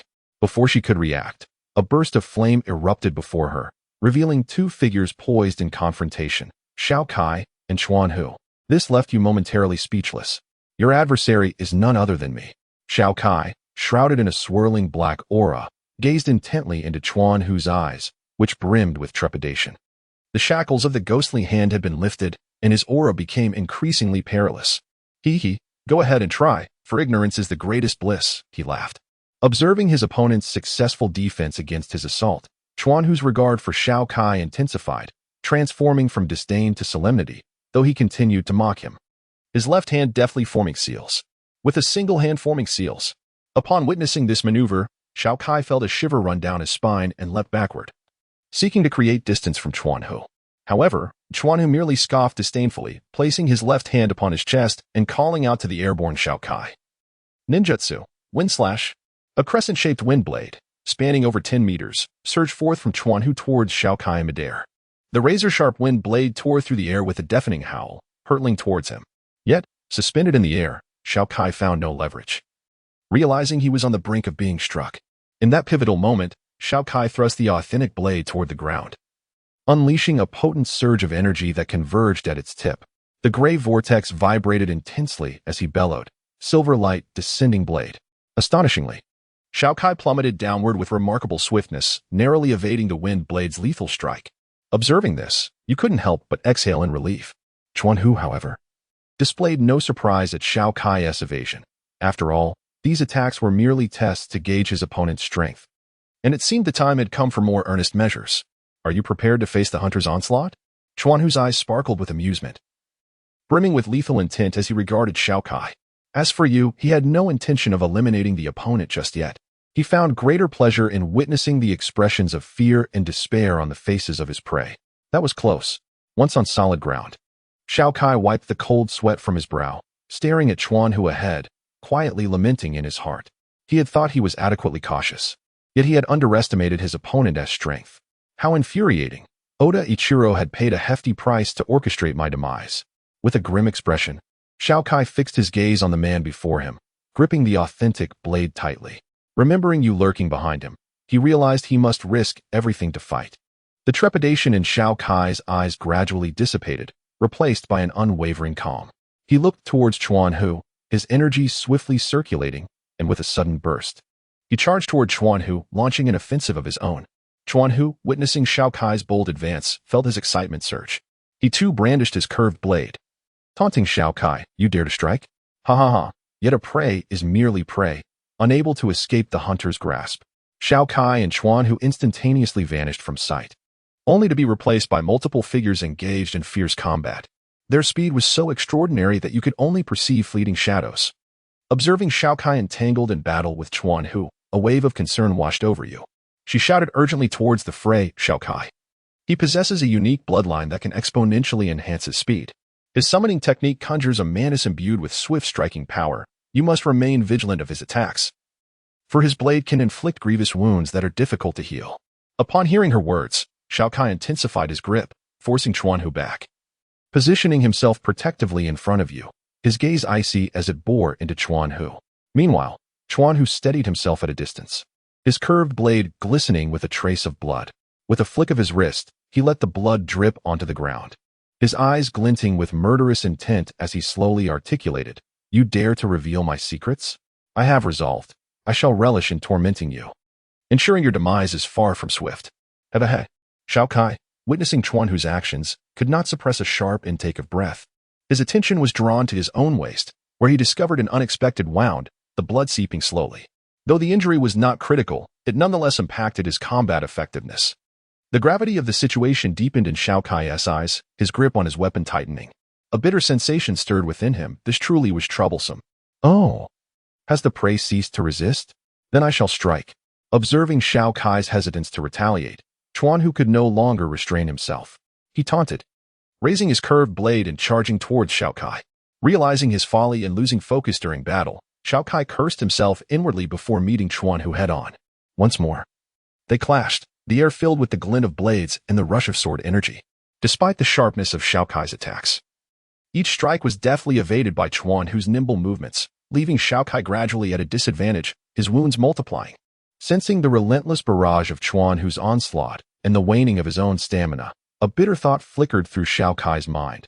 Was he destined to perish here today? No. He was behind him. His sister awaited his return. He must go back to that true home. He could not fall here.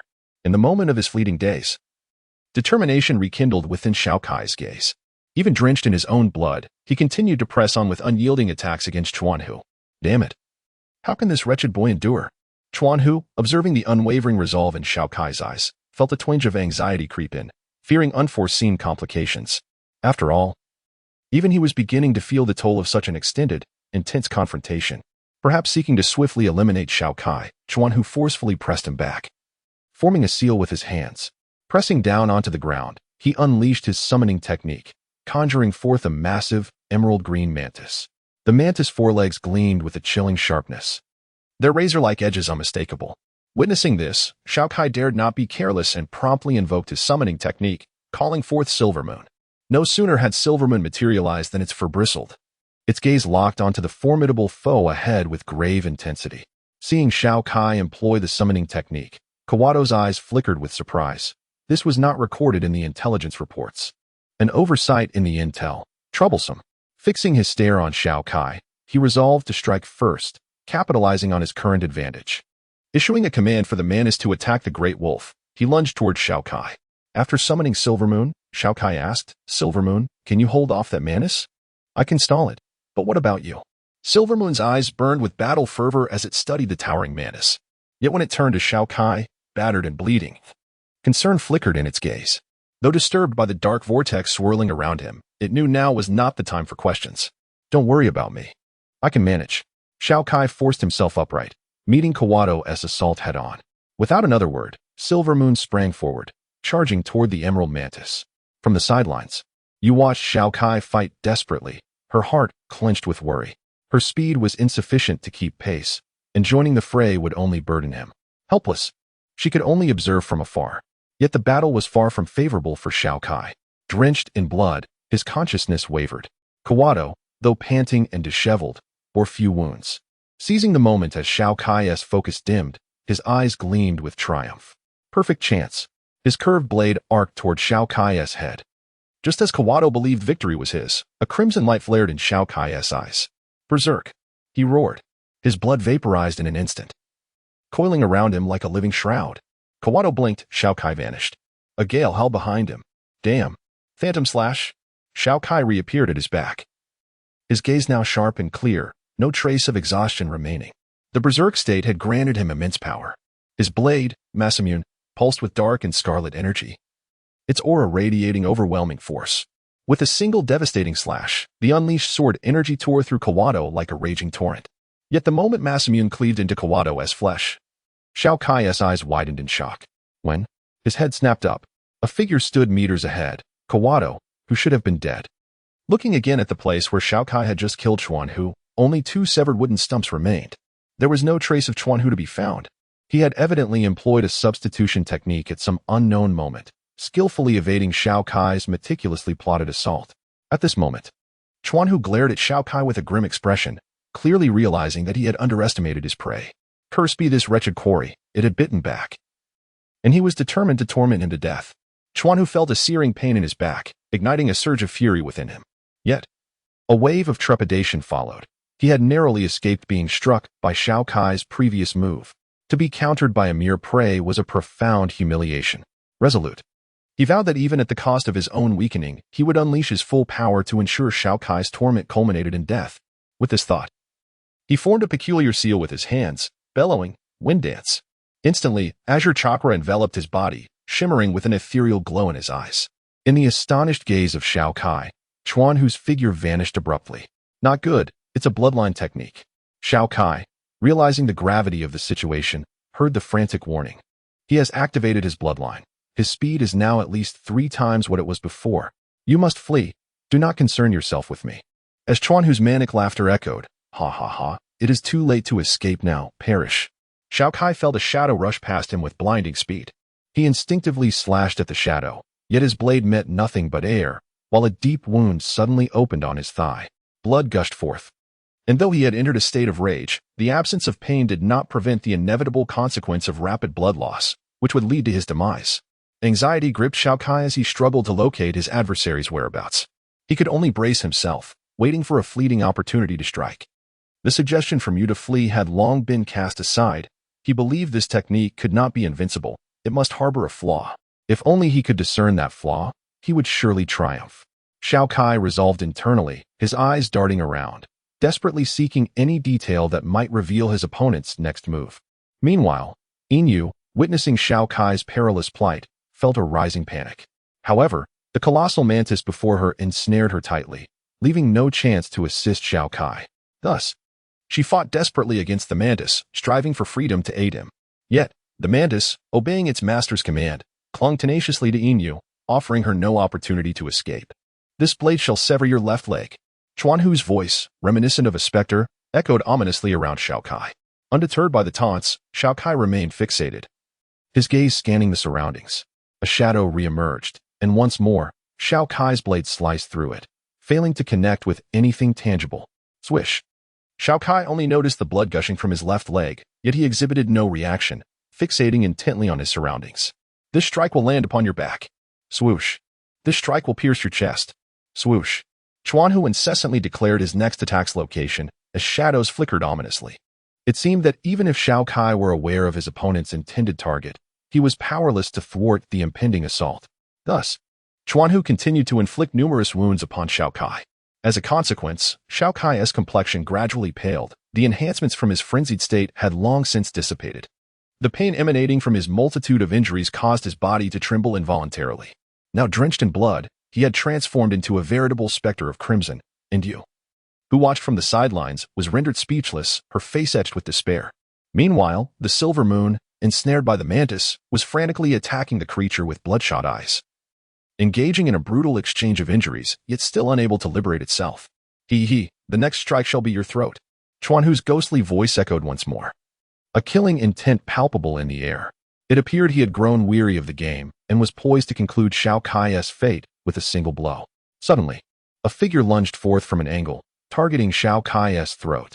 It seemed as though Xiao Kai had relinquished all resistance, standing quietly in place. Had Xiao Kai truly abandoned his fight? Just after the shadow darted past, the previously motionless Xiao Kai abruptly sprang into action. His left hand shot forward with surprising ferocity. Had he succumbed to madness? This evoked a sense of despair among the onlookers. In that fleeting moment his hand extended. A knife bizarrely pierced through his grasp, lunging towards his throat. Yet, it was forcefully halted by Xiao Kai's hand. The blade hovered perilously close to his throat.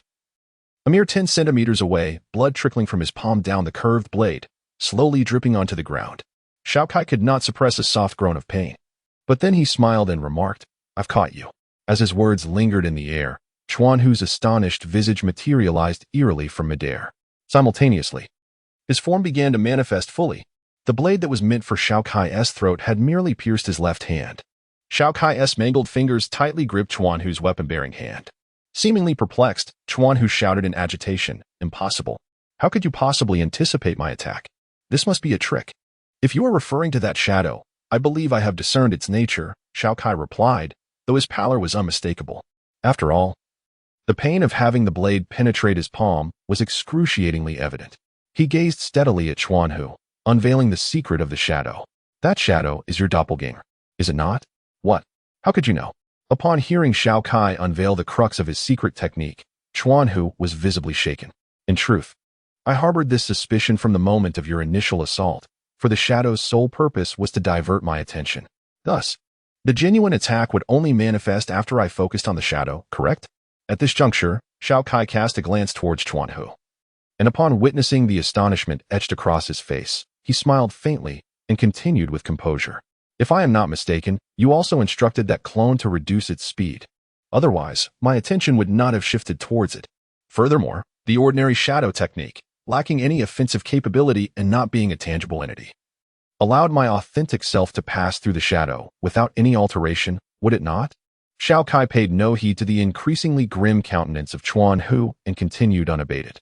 "However, to substantiate the authenticity of my hypothesis, I undertook several trials, thereby confirming my theory.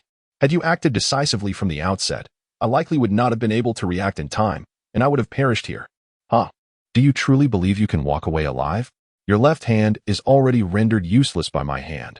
What leverage do you possess to continue this fight?" Upon hearing Xiao Kai's words, Chuan Hu initially felt a surge of resentment, but he quickly regained his composure, discerning the other's manipulation. "You seek to provoke me, hoping to unsettle my resolve and devise a means to vanquish me? You underestimate me gravely." A glint of cold light flickered in Chuan Hu's eyes as a sardonic smile graced his lips. "Do you understand why I did not evade but instead grasped your blade?" Upon hearing Chuan Hu's inquiry, Xiao Kai disdainfully curled his lip and replied in a tone laden with significance. Simultaneously, he exerted pressure with his left fingers, disregarding the piercing pain radiating from his palm, and firmly clasped Chuan Hu's hand that held the knife. "What?" Chuan Hu gasped in astonishment at Xiao Kai's revelation. His body jolting as disbelief overtook him. He sensed an unnatural flow of blood coursing through him, directed towards the very hand Xiao Kai had ensnared. The sensation of this surging vitality not only unsettled him, but also instilled a profound sense of uncontrollable panic. "What have you done? Release me, you scoundrel." Chuan Hu struggled in fear. Yet, it seemed as though Xiao Kai's left hand had taken root upon him, refusing to relent despite his desperate attempts. The moment for escape had passed. "Absorb the life force, O soul-devouring hand." Xiao Kai bellowed fiercely, a crimson gleam flashing in his eyes. In an instant, his left hand turned a brilliant red, powerful energy swirling within it. A sphere of blood-red energy emanated from his hand, radiating light outward. As Xiao Kai beheld Chuan Hu's terrified visage, a glimmer of murderous intent ignited within his eyes. With a slight bend of his right hand, he swung downwards with ferocity, a surge of blood energy erupting anew from his being as he roared, fury unleashed. To witness the pool of blood Xiao Kai had shed beneath their feet began to move inexplicably on its own. The blood coalesced at the juncture of the two figures, forming a colossal circle brimming with intricate incantations crafted from the very essence of life, emanating powerful waves of energy. With a sudden explosion, Xiao Kai fixated on the contorted visage of Chuan Hu. Beneath the latter's defiant gaze, he fiercely summoned his own strength, igniting the energies beneath his feet and within his hands. Boom! The array beneath them erupted, sending forth a surge of sanguine energy that expanded outward like a mountainous swell. In an instant, Chuan Hu found himself ravaged by this pillar of blood, his body riddled with gaping wounds. Yet, he remained ensnared by Xiao Kai's left hand, his form inexplicably withered, resembling an elderly figure teetering on the brink of death. Contrarily, his right hand swelled unnaturally, pulsating with vibrant life force, while his face contorted in agony, eyes glinting with murderous intent and venomous hatred towards Xiao Kai.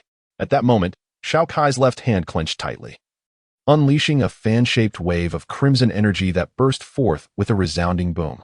Chuan Hu was violently propelled into the thicket ahead, vanishing into silence.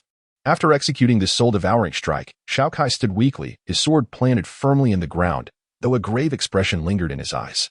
Yushi, witnessing the apparent victory of Xiao Kai over Chuan Hu, felt an overwhelming joy and began to rush towards him. Do not approach. He is not yet defeated. Xiao Kai abruptly gestured to halt her advance, his gaze filled with vigilance.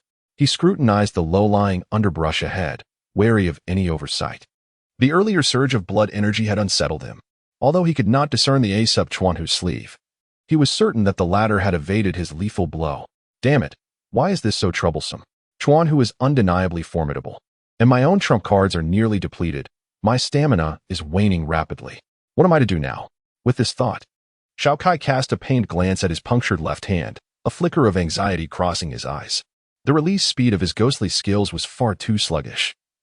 Given Chuan Hu's agility, he could easily evade them, and using them would only afford the opponent more opportunities to strike. Am I truly destined to perish here?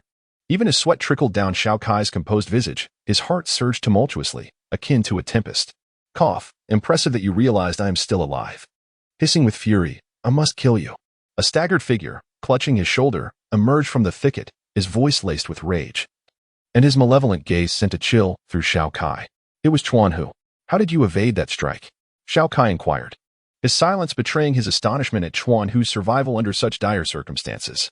Haha, such matters are best pondered in the afterlife. For now, you should simply perish. Upon hearing this, Chuan Hu could not help but burst into a maniacal laugh, yet he refrained from responding to Xiao Kai's words. Abruptly, he released his grip on his injured shoulder and swiftly began to form hand seals, his gaze fixed menacingly upon Xiao Kai, a cruel expression etched upon his face. How infuriating. Am I truly destined to meet my end here? No, I cannot fall until I find my way home. Besides, you still requires my protection. Move, body move. Xiao Kai struggled to straighten his frame, the veins on his forehead bulging, as he watched Chuan Hu performing the seals ahead. He suddenly closed his eyes, trembling as he pressed his tattered left hand firmly against the sword sheath, while his right hand slowly sheathed the authentic blade within. He then gripped the sword tightly, his body slightly bending forward, emanating a heavy aura.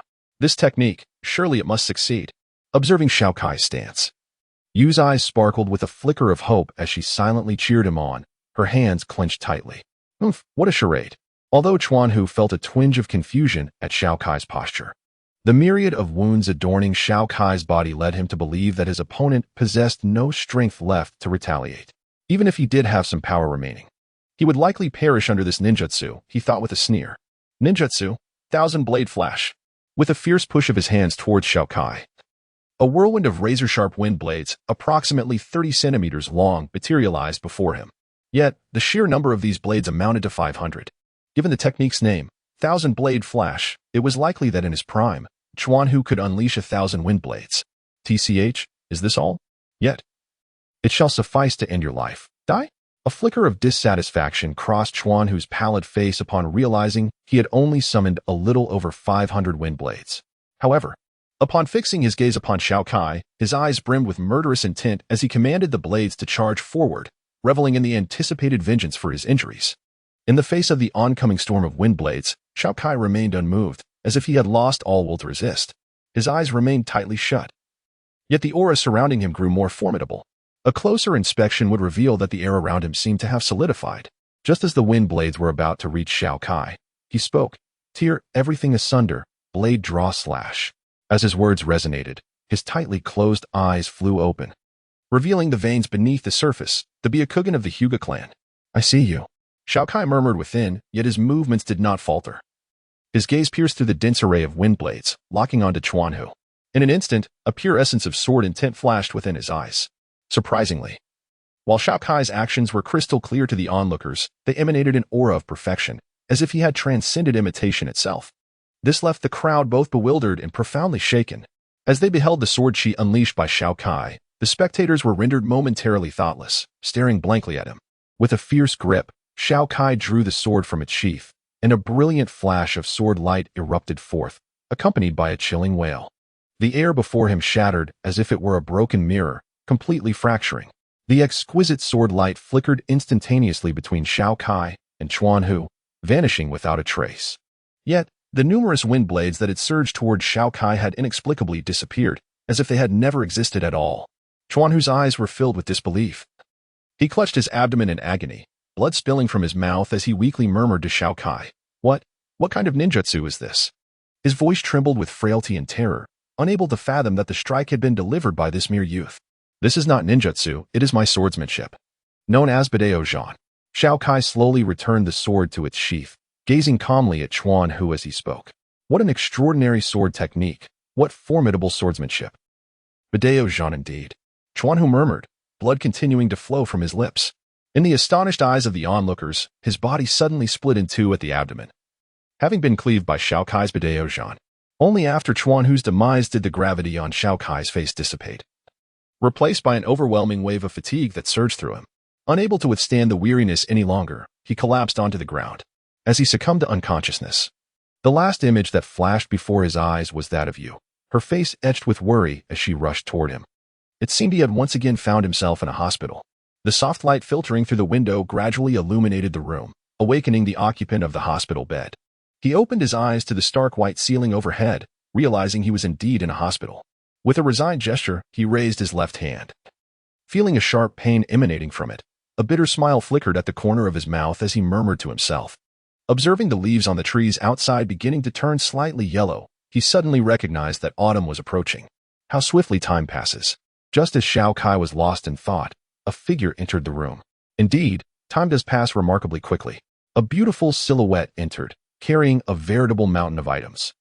Had he not recognized Yu's voice, Xiao Kai might have thought he had mistaken her for another. However, he was puzzled as to why Yu had brought so many things. "So heavy, I'm exhausted," Yu exclaimed, placing the pile beside Xiao Kai's bed. Upon seeing him awake, she first offered a crescent moon smile. Yet, when she noticed him reaching for something from the mountain, she quickly raised an eyebrow and blocked his hand. He was forcibly tucked back into bed, irritatedly stating that a patient ought to present themselves as such and refrain from unnecessary movements. The doctor had warned that neglecting to protect his left hand could lead to latent ailments. As these words were spoken, a flicker of concern crossed Yu's eyes. Observing the other party's actions, Xiao Kai initially felt a twinge of helplessness, soon followed by a warmth blossoming within him. He could not help but softly express his gratitude to Yu, saying, "Thank you." Upon hearing this, a glimmer of delight sparkled in Yu's eyes, and a rosy hue graced her cheeks. However, she feigned strength, retorting, "No need for thanks, just focus on your recovery. Furthermore, for your health, I have procured numerous nourishing items for you." With that, she began to extract several sealed bags from the towering pile beside her, slowly unveiling their contents. Xiao Kai glanced at Yu before shifting his gaze to the mount of packages. A cold sweat broke out on his forehead, and his body trembled slightly. Unable to contain his bewilderment, he inquired, "Surely, you do not expect me to consume all of this today?" "Of course not. Why would you even think that?" Yu replied, somewhat taken aback by his assumption. Hearing her response, Xiao Kai exhaled a sigh of relief, silently thanking his fortune. However, Yu's next words plunged him into despair. "This is merely your dosage for the morning. Honestly, I only bought this much. Oh, and by the way, I'm not well versed in pharmacology. So I specifically asked the elderly gentleman who sold me these items. He informed me that the more one consumes these nourishing products, the more potent the effects become." Potent effects? More like I might as well be overstuffed. Xiao Kai thought, internally raging. And why on earth would you purchase these if you lack knowledge in pharmacology? What grudge does that old man hold against me to cause such distress? His face contorted into an expression reminiscent of 1,000 stampeding horses. You looked at Xiao Kai with confusion, noting his sudden shift to a despondent demeanor. Although puzzled by his abrupt change in mood, she recalled her earlier visit to the elderly vendor, who had playfully teased her about being considerate towards her boyfriend. A blush crept onto her cheeks, extending to her neck as she furtively glanced at the oblivious fool beside her, inwardly muttering, "Who is his girlfriend? Honestly, that old man is just overthinking. This dimwit still doesn't understand." It's infuriating.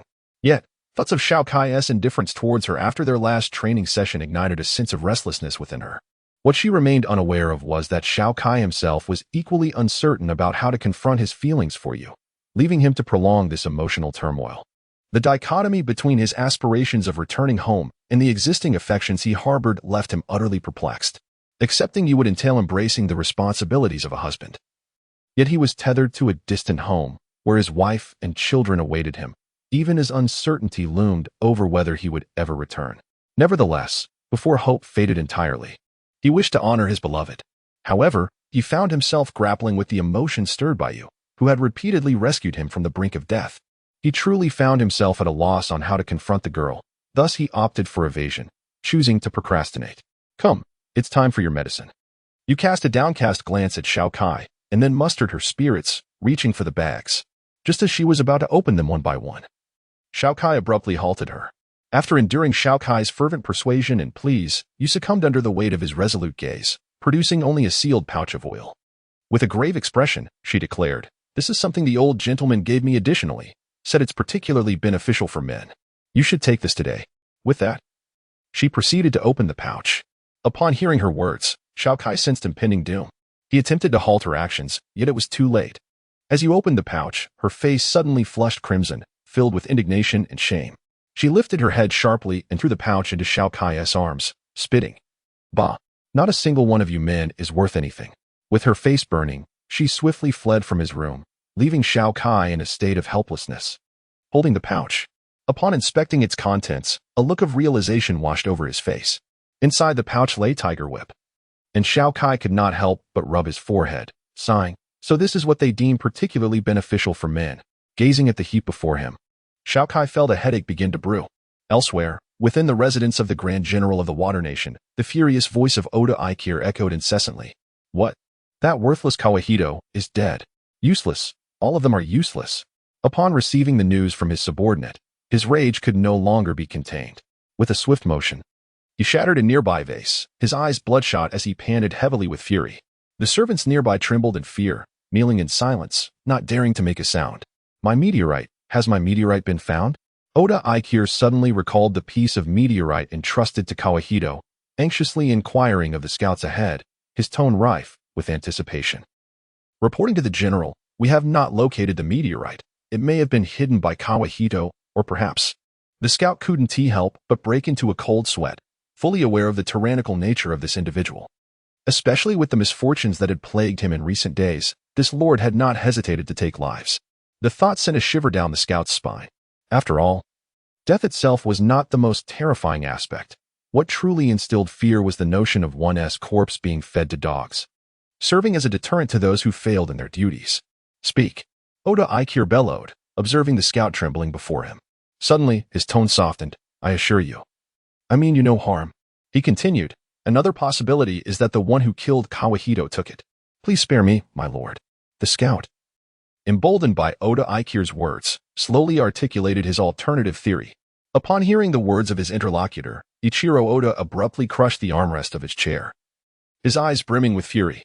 Witnessing this display, the spy was instantly paralyzed with fear, hastily bowing his head in supplication, despite his own innocence. However, the esteemed figure before him would certainly not concern himself with such trivialities. Incompetent fool!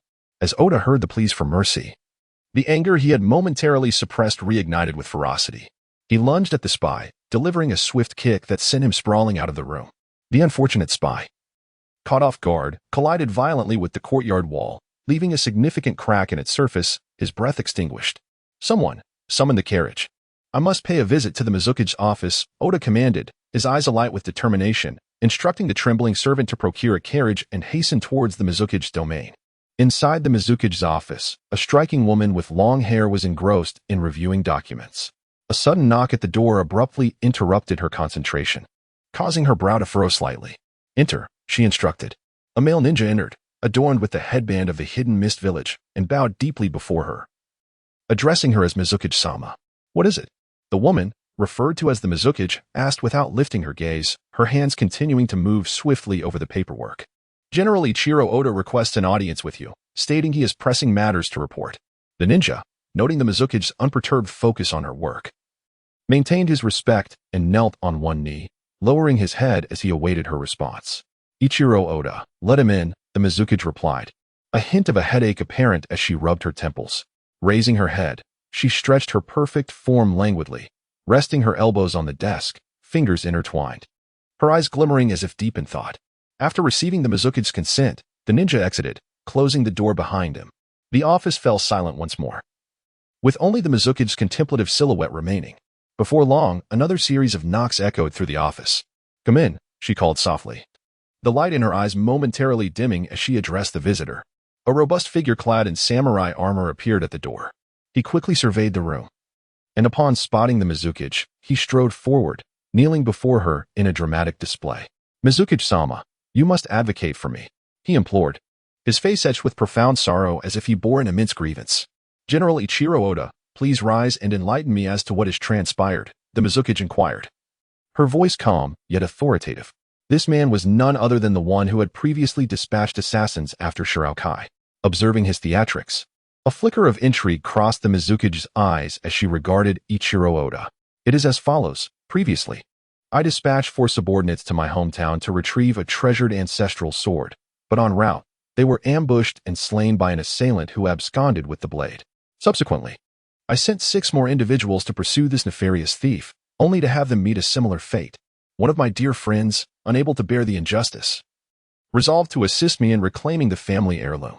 During the skirmish, he attempted to counsel our adversary, revealing the name of our water nation, only to be met with the taunt, 'What we seize belongs to your water nation.'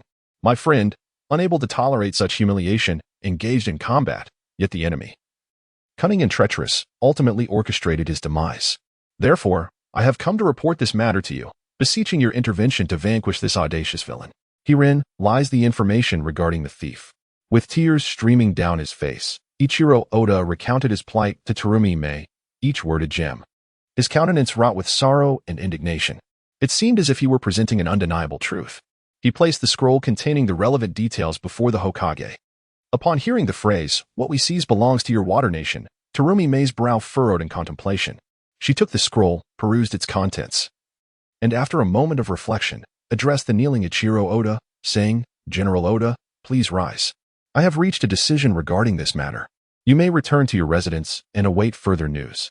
Ichiro Oda wished to say more, but upon noticing the flicker of displeasure on Terumi Mei's face, he quelled his thoughts. Gradually, he stood and respectfully addressed her, "Lady Mizukage, I take my leave." With that, he exited the Mizukage office. However, as he turned, a glimmer of murderous intent flashed in his eyes, quickly concealed beneath a mask of composure. Once Ichiro Oda had departed, Terumi Mei's brow remained knitted in concern. She casually retrieved a stack of documents, extracting one to examine for a moment before placing it back on the table.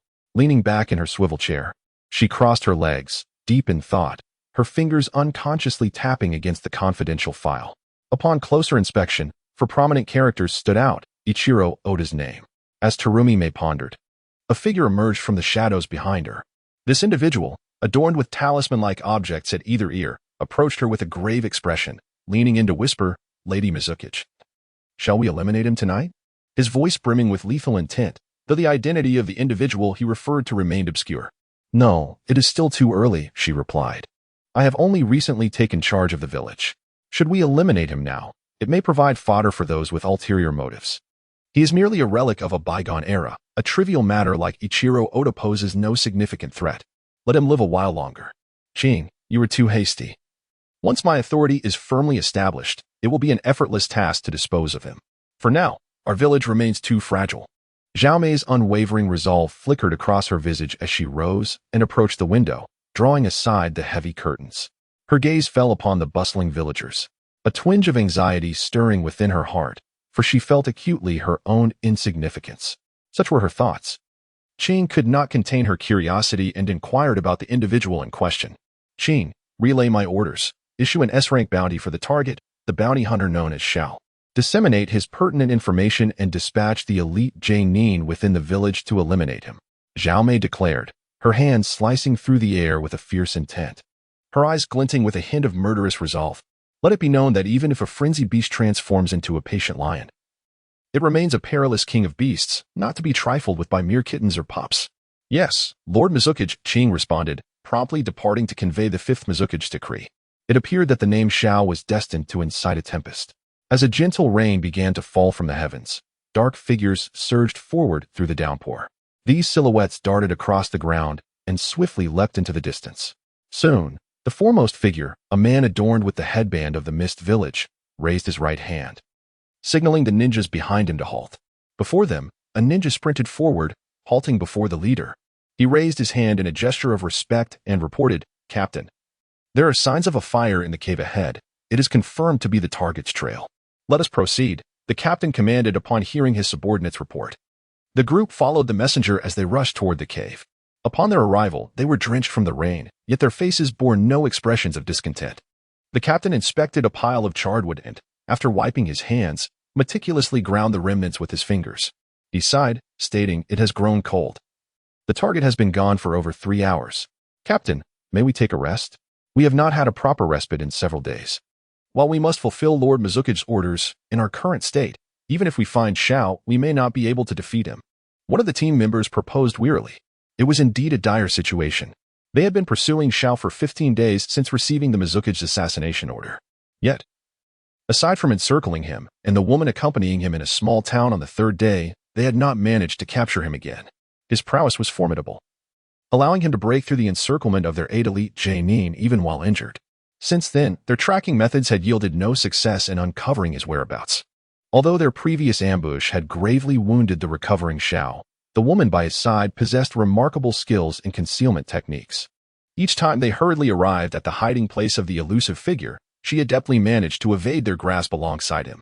This not only left them entangled in frustration, but also ignited their fury.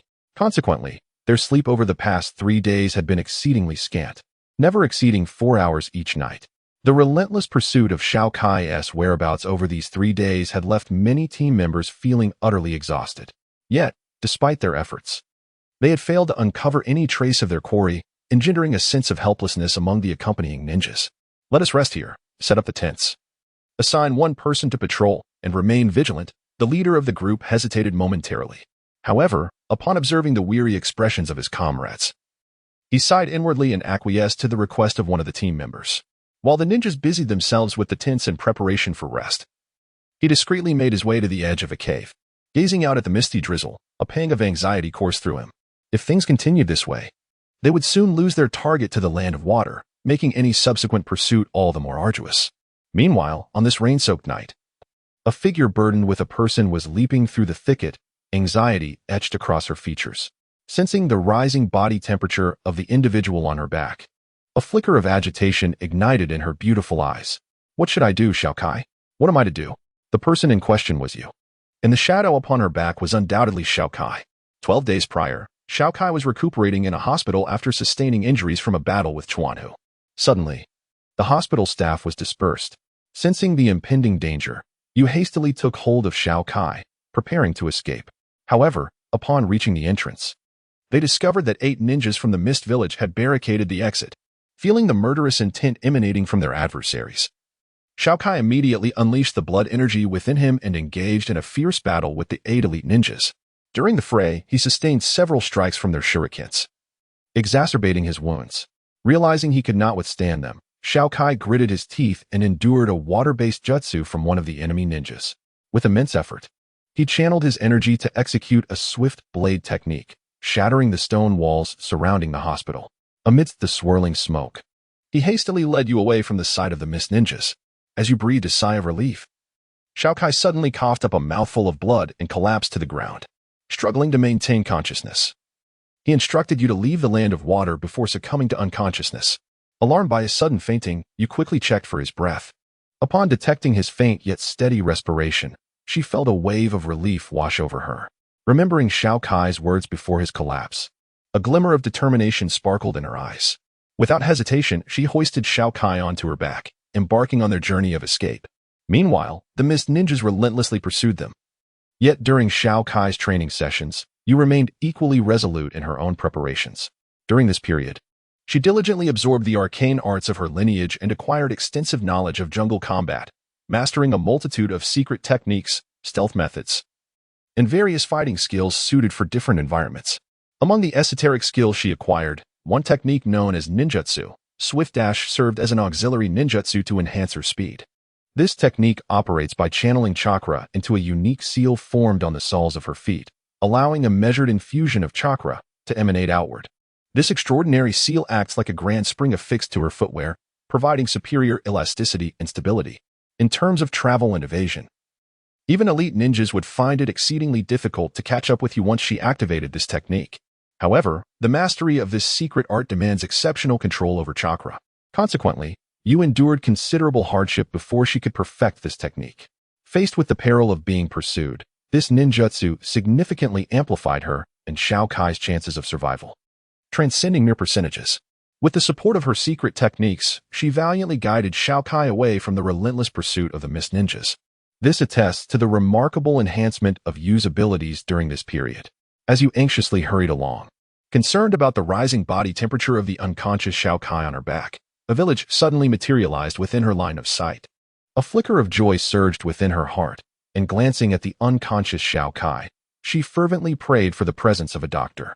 She then raced towards the village ahead, her slender figure bearing Xiao Kai swiftly disappearing into the misty night. Moments later, a silhouette, burdened with a person, paused not far from the entrance of the village. The figure stood there, seemingly deep in thought, a glimmer of light flickering in their eyes. It need not be said that this figure was none other than Yu, carrying Xiao Kai. She gazed at the village ahead, contemplating the potential dangers of entering. Recalling the harrowing experiences of being pursued in recent days, a flicker of worry crossed her mind. Turning back to the unconscious Xiao Kai, she murmured with a complex expression, "Xiao Kai, who exactly is pursuing us?" Yet, Yu swiftly dispelled such thoughts, focusing on the village ahead. Considering the circumstances of the past few days, it was likely that their pursuers had disseminated information about her and Xiao Kai. If she wished to enter the village to seek treatment for Xiao Kai, she needed to alter her appearance. Resolute, Yu invoked a transformation technique, reshaping her visage into that of a slender young man with short black hair and small eyes. After scrutinizing her new form, she cautiously supported the severely injured Xiao Kai and began to approach the village. Spotting a nearby house aglow with bright lights, she approached its door, knocked gently, and politely inquired, "Is anyone home?" Upon hearing her voice, the occupants of the house instantly became vigilant. A woman's voice inquired from within, "Who goes there?"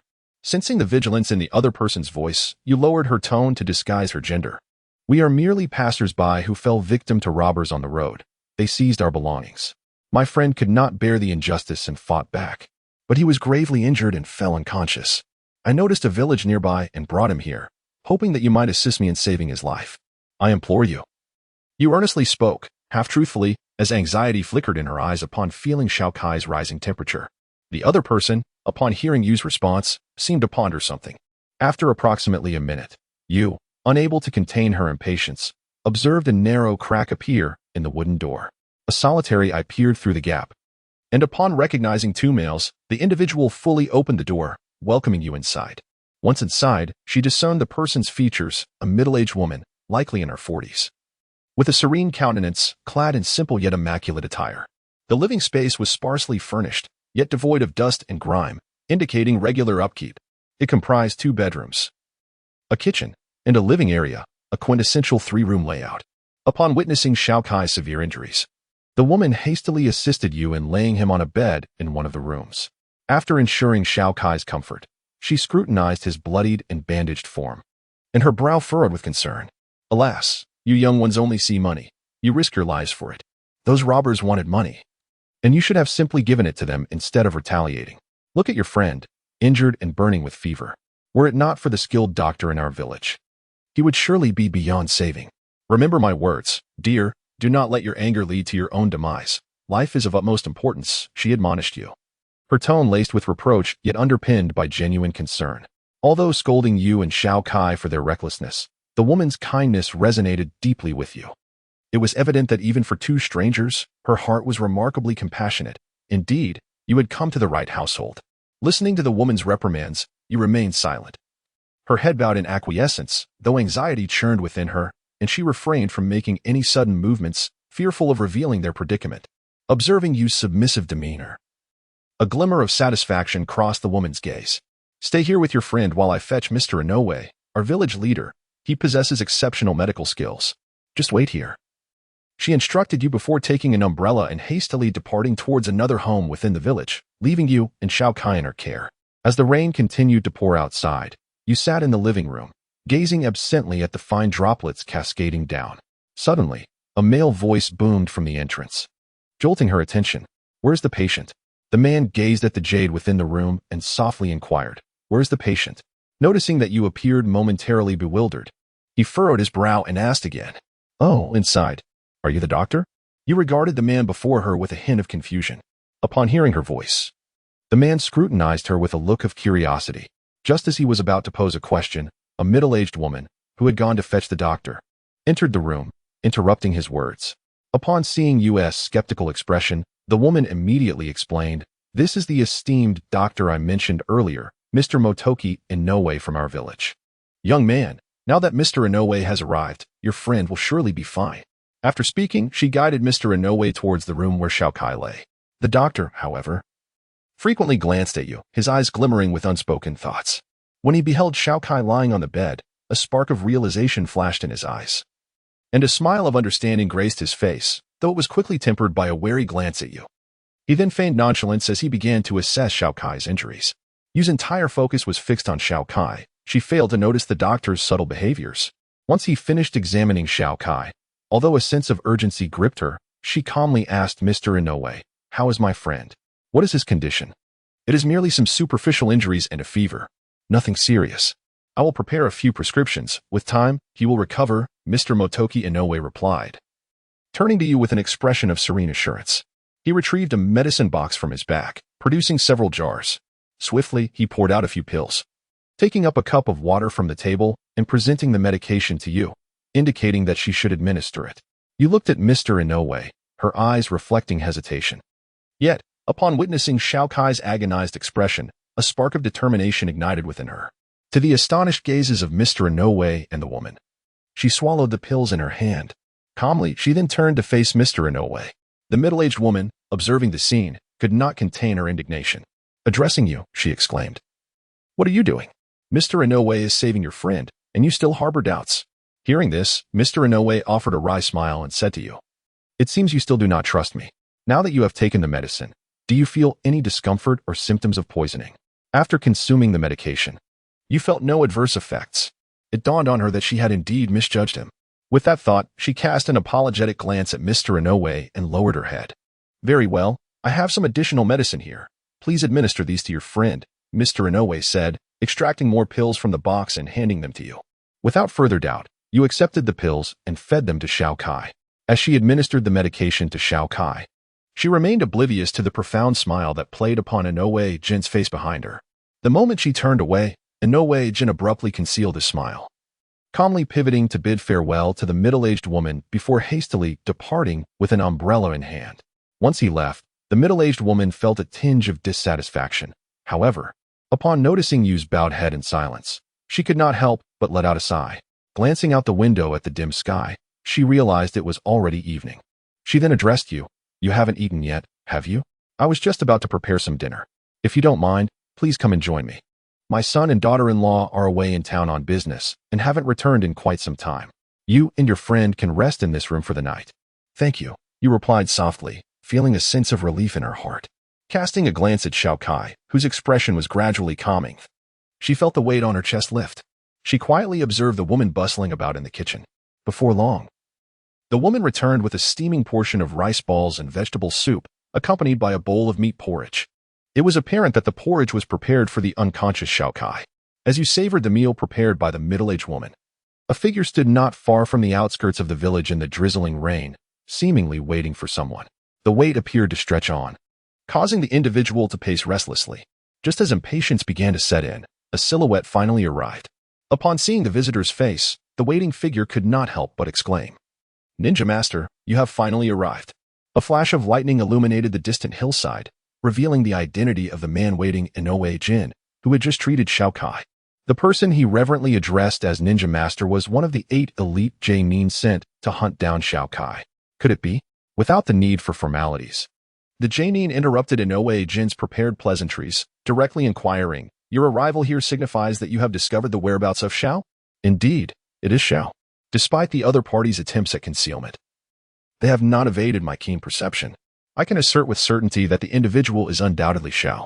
Inoue Jin had discerned Yu's disguise and recognized Xiao Kai's identity. As it turned out, Inoue Jin was one of the spies for the Mist Ninja Village operating throughout the Land of Water, tasked with gathering intelligence. No wonder he possessed means to communicate with these ninjas. Xiao Kai was now in peril. "Oh, splendid. Have you managed to avoid alarming the prey?" The elite J-nin's countenance brightened at the news, yet concern quickly followed as he queried, fearing that the other party might be startled into fleeing, resulting in yet another failure. Not at all. Xiao is currently severely injured and suffering from a fever-induced unconsciousness. To avoid startling the prey, I specifically administered genuine medication for the fever. However, I also incorporated a substance that induces fatigue. Even if he awakens, he will find it impossible to escape from your capable grasp.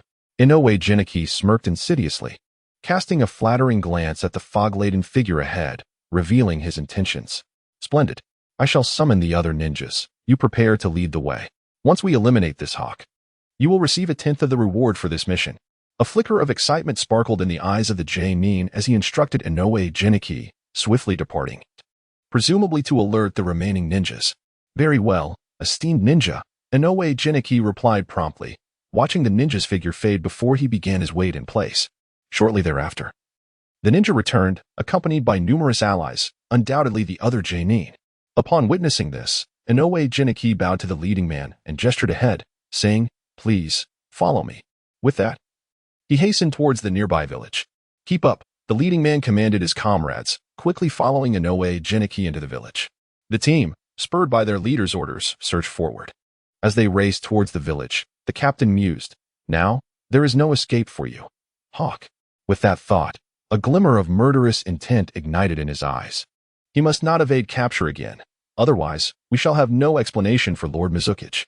Increase your pace. You, guide us. Observing Inoue Jiniki's lagging speed, the captain seized him, instructing, "You lead the way."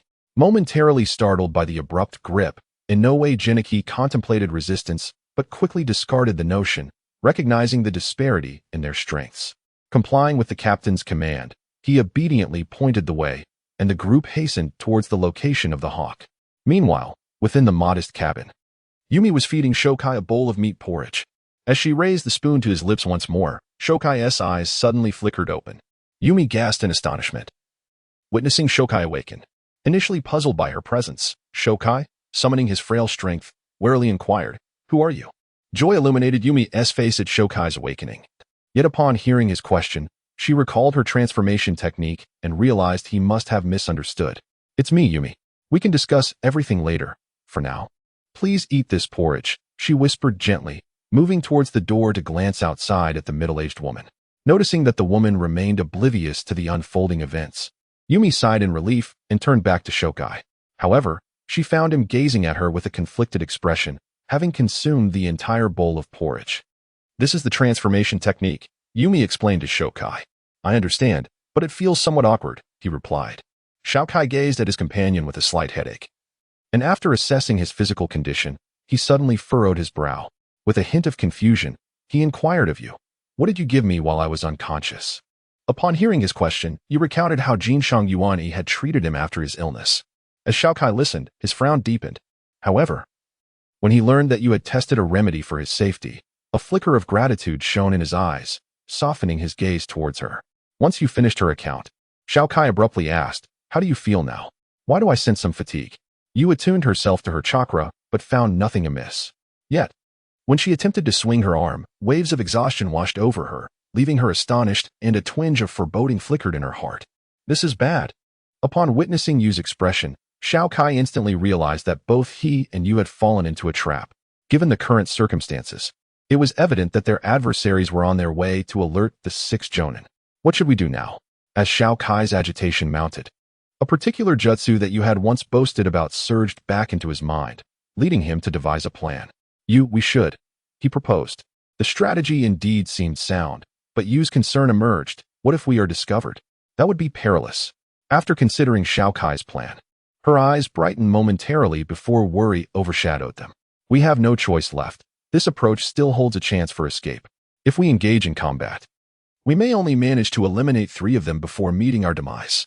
Xiao Kai gazed resolutely out at the gentle rain, a fierce killing intent flashing in his eyes, intensifying the resolve to eliminate Oda Ichiro. "Oda Ichiro, if I survive this encounter, I shall certainly end your life in the future." Xiao Kai raged inwardly, his eyes gleaming with danger, his expression bordering on madness. Noticing his state, Yu abruptly grasped his arm, pulling him back from that tumultuous mindset. Seeing her worried countenance, Xiao Kai felt a cold sweat trickle down his back.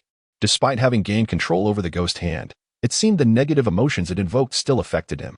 Clearly, further training was needed. He glanced at his right hand, contemplating this necessity. Our foes are likely nearing. We must hasten. As for your right hand, I will devise a training regimen for you afterward, you said with concern etched on her face. All right, Xiao Kai nodded, gradually rising to retrieve his weapon, preparing to employ the strategy he had proposed to evade this pursuit. Meanwhile, the Jonin had already arrived at the small dwelling where they were hiding. The captain forcefully shattered the wooden door with a single kick, observing the dazed expression on the middle-aged woman's face.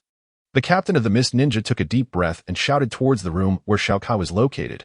Xiao, you have fallen into our trap. You are now encircled. Surrender and lay down your weapons at once. Yet, no sound emerged from the room occupied by Xiao Kai. Noticing this, the captain immediately signaled his team to storm in. As they advanced towards Xiao Kai's chamber, the door suddenly swung open, and two shadows quickly fled into the distance. The captain's pupils momentarily contracted, believing that in no way Jiniki's potion had failed to take effect. Irked, he bellowed at his subordinates. Pursue them. We must eliminate Xiao. Under the captain's command, the Mist Ninjas hastily chased after the retreating shadows, leaving Xiao Kai's situation perilously precarious. Damn it, how can they be so swift? Quick! Accelerate and catch up to them. The captain's expression darkened as he observed the two figures swiftly distancing themselves from him. Anxiously, he instructed his nearby team members while gritting his teeth and pushing himself to accelerate. Despite his efforts, the gap between them and the two shadows remained unchanged. Shortly after the Mist Ninjas set off in pursuit, the previously empty small room suddenly revealed the figures of Xiao Kai and Yu. They both exhaled in relief, exchanging glances filled with gratitude. Xiao Kai could not help but express to Yu, this was all thanks to your ninjutsu, the art of invisibility. However, you did not share in his joy. Instead, she frowned and pointed out the significant flaw of the technique. Now, we must leave. They will soon realize that those two were mere shadow clones. Xiao Kai, feeling a wave of weakness, replied to Yu while gripping his authentic weapon, a flicker of concern crossing his mind. Indeed, the two swiftly departing figures were none other than Xiao Kai and Yu's shadow clones. Upon receiving the commands from Xiao Kai and Yu, the clones had expended their chakra to flee at full speed, thus outpacing the Mist Ninjas. However, their duration would not last long. It was only a matter of time before the enemy discovered the truth. Let us hurry and depart, Yu promptly responded, supporting Xiao Kai as they slowly exited the room. Upon stepping out, they encountered the middle-aged woman, her face a portrait of shock. As Yu recalled the woman's earlier assistance, she prepared to express her gratitude. Thank you. However, before she could finish her sentence, the astonished woman's expression abruptly shifted. With a face full of hatred, the woman shouted at Xiao Kai and Yu, damn bounty hunters. You scoundrels, I curse you to an untimely demise. Oh my god, I actually assisted a bounty hunter. Get out of my house now? Auntie, you misunderstand, You began to explain, but the woman, in a sudden frenzy, seized a kitchen knife from the table and swung it at Yu. Stunned and unable to comprehend the hostility directed at her, Yu found herself frozen in place, watching helplessly as the knife approached. Xiao Kai, witnessing the imminent danger, felt a surge of anger. With a swift motion, he drew his sword and deflected the knife from the woman's grasp, casting a cold glare in her direction. His decisive action jolted Yu from her stupor, her eyes welling with tears as she looked at the woman with a sense of injustice. Upon seeing Xiao Kai's icy demeanor, a flicker of fear crossed the woman's face, but it was quickly replaced by a fierce determination. Get out of my house, or when the ninjas arrive, you'll find no place to bury your dead. You wretched bounty hunters, she threatened, casting a venomous glare at Yu that sent a shiver down her spine. You could not fathom how the kind-hearted woman from earlier had transformed into such a venomous figure. The stark contrast left her heart heavy with sorrow. Observing the woman's vitriol and Yu's distress, Xiao Kai felt a pang of silence within.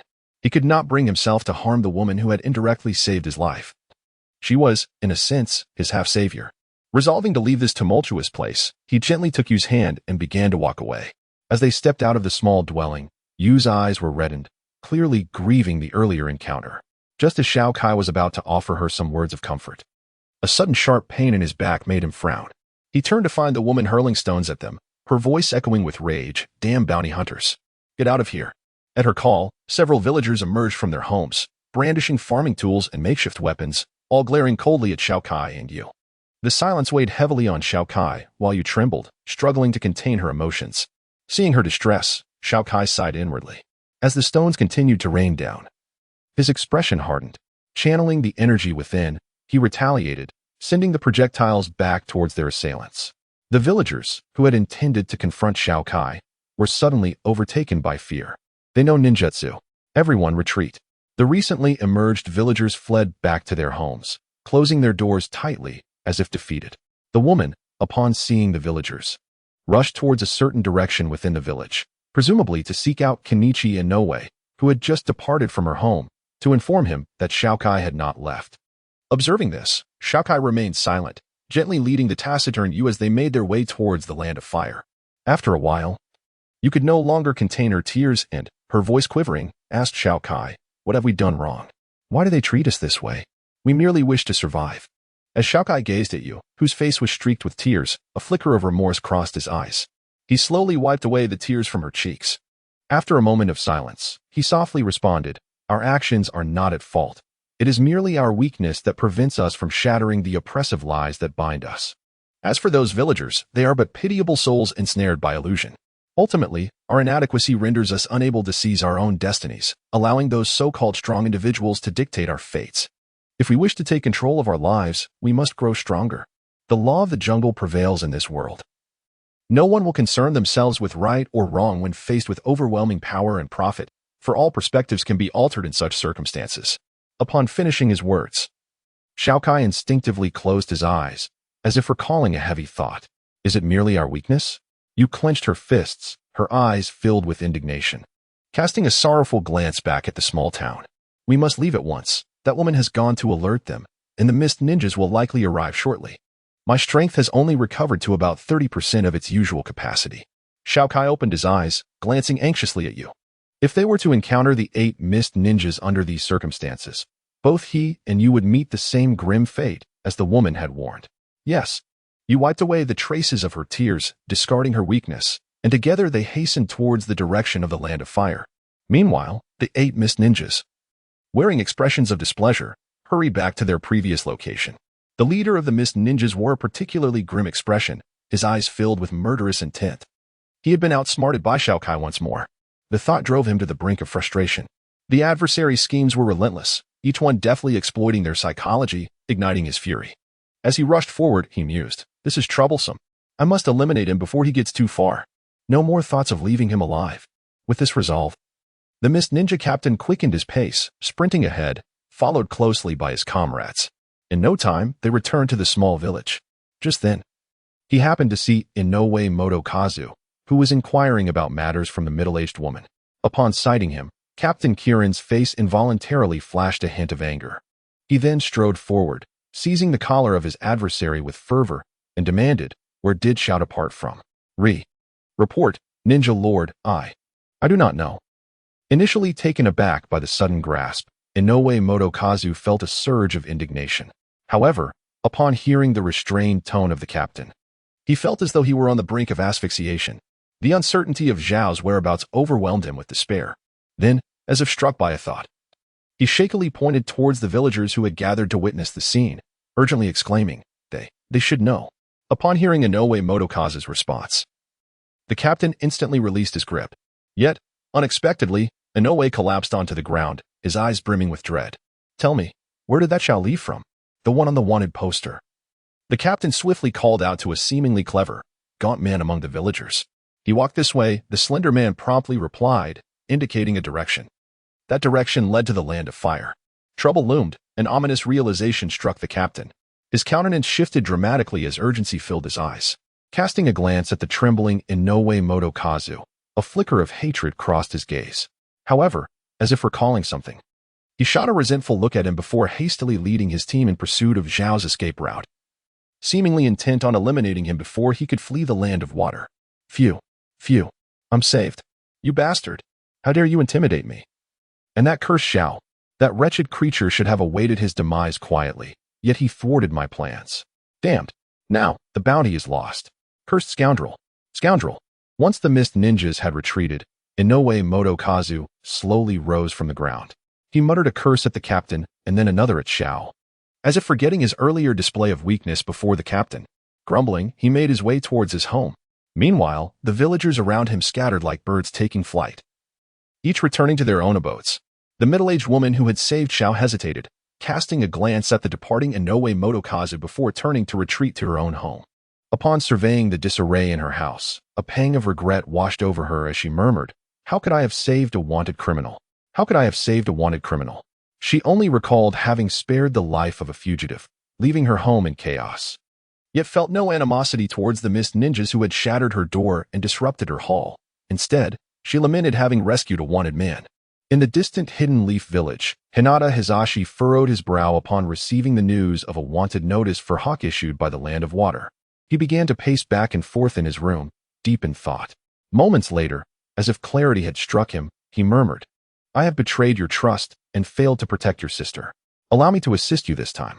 With this resolve, he made his way towards the Hokage's office, seemingly intending to convey something significant to the Hokage.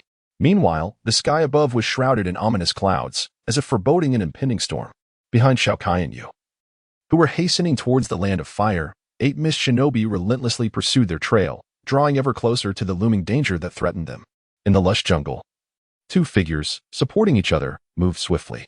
Not long after their departure, several shadows darted through the place they had just traversed, moving with considerable speed. Sensing the impending danger from behind, the pair quickened their pace, yet the distance between them and their pursuers scarcely widened. A grave expression emerged on their faces as they perceived the relentless approach of the figures behind them. At that moment, the rain ceased, and the moon quietly emerged from the gaps in the dark clouds, illuminating the faces of the 2 individuals as they navigated through the jungle. The pair, a man and a woman, were none other than Xiao Kai and Yu, desperately attempting to flee from the Kingdom of Water. Upon exiting the jungle, they instinctively positioned themselves in a clearing ahead, casting cold gazes towards the 8 figures that were steadily closing in from within the thicket. In the blink of an eye, the 8 had traversed the jungle and stood before them, their eyes glinting with murderous intent. These 8 were the mist ninjas relentlessly pursuing Xiao Kai and Yu. "Ha, Xiao, did you ever think you would end up cornered like this?" Stepped forward a middle-aged ninja, the leader of this elite temporary mist ninja squad. His face adorned with a mocking expression as he regarded Xiao Kai. His right hand twirled a shuriken menacingly, as if eager to take a life. "I never anticipated that the renowned mist ninja would one day become my shadow," Xiao Kai retorted fearlessly, though a hint of seriousness flickered across his features, signaling the grim reality of their situation. A bittersweet sensation welled up within him. Glancing at Yu, whose face reflected unwavering resolve, he tightened his grip on the weapon he held and positioned her protectively behind him. In a hushed tone, he urged her, "When I engage them in battle, you must flee. Trust that soon the effects of the drug will wear off, and you will be able to utilize your swift ninjutsu to escape their pursuit. Do not worry about me. I will find you once I have defeated them." To his dismay, Yu adopted a defiant stance upon hearing his words. With steadfast determination, she replied, "After all this time together, do you think I do not understand you? Your current state cannot possibly allow you to defeat so many elite ninjas. Furthermore, as your companion, do you truly believe I would stand by and watch you perish? Therefore, in this critical moment of life and death, let me face this with you. And I must say, I am no longer the weak person you once knew."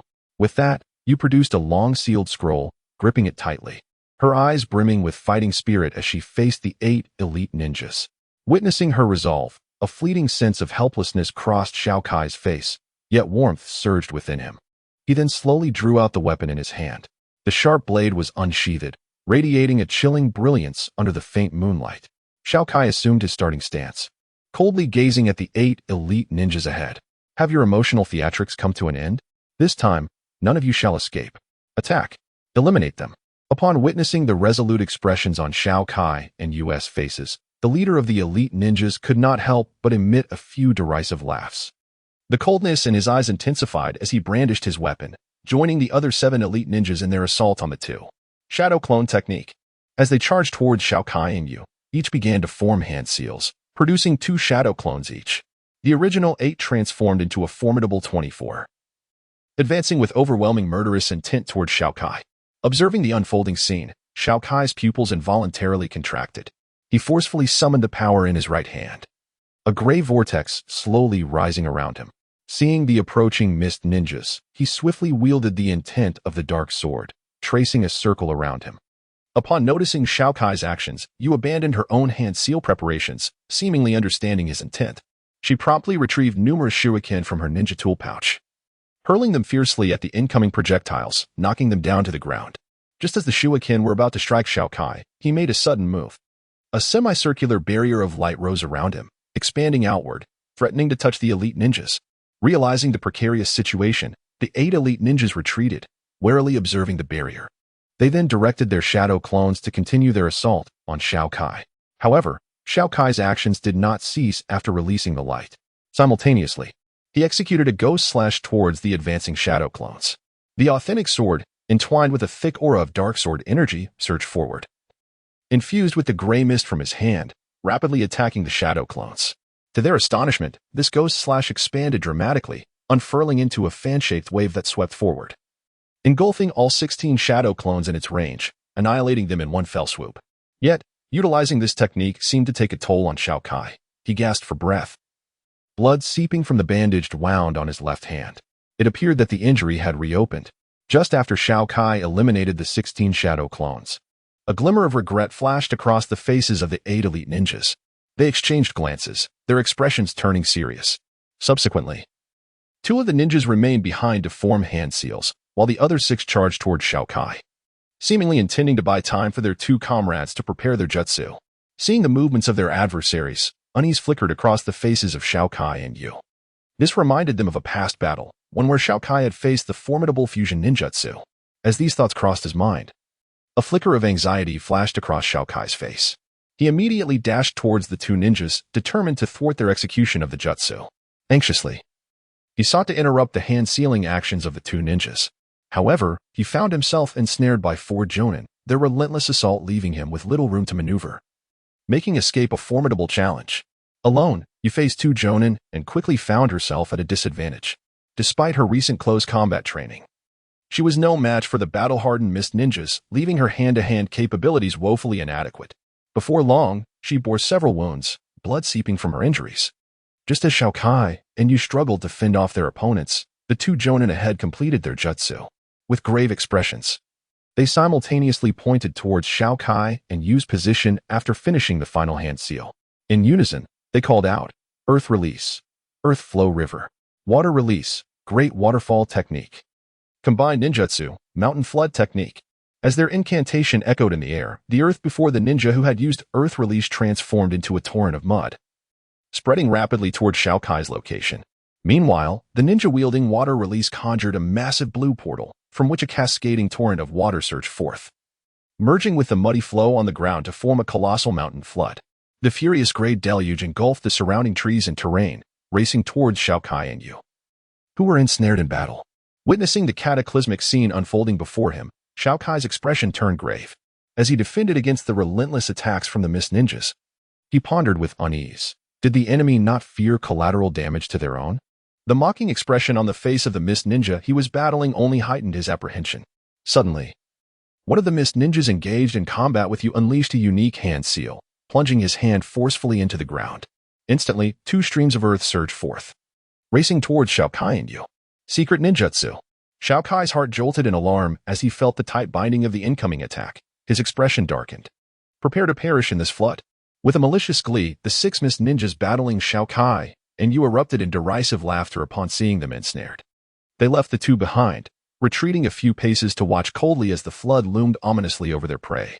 Damn it, break free. Xiao Kai's veins bulged as energy surged through him, and under the astonished gazes of the mist ninjas, he shattered the formidable bindings that held him fast. In that instant of liberation, he propelled himself towards Yu, who remained ensnared. Once again, an immense surge of energy coursed into his right arm, as Xiao Kai simultaneously unleashed the power of blood chi from his hand. With a ferocious momentum, he struck the ground beneath Yu with tremendous force.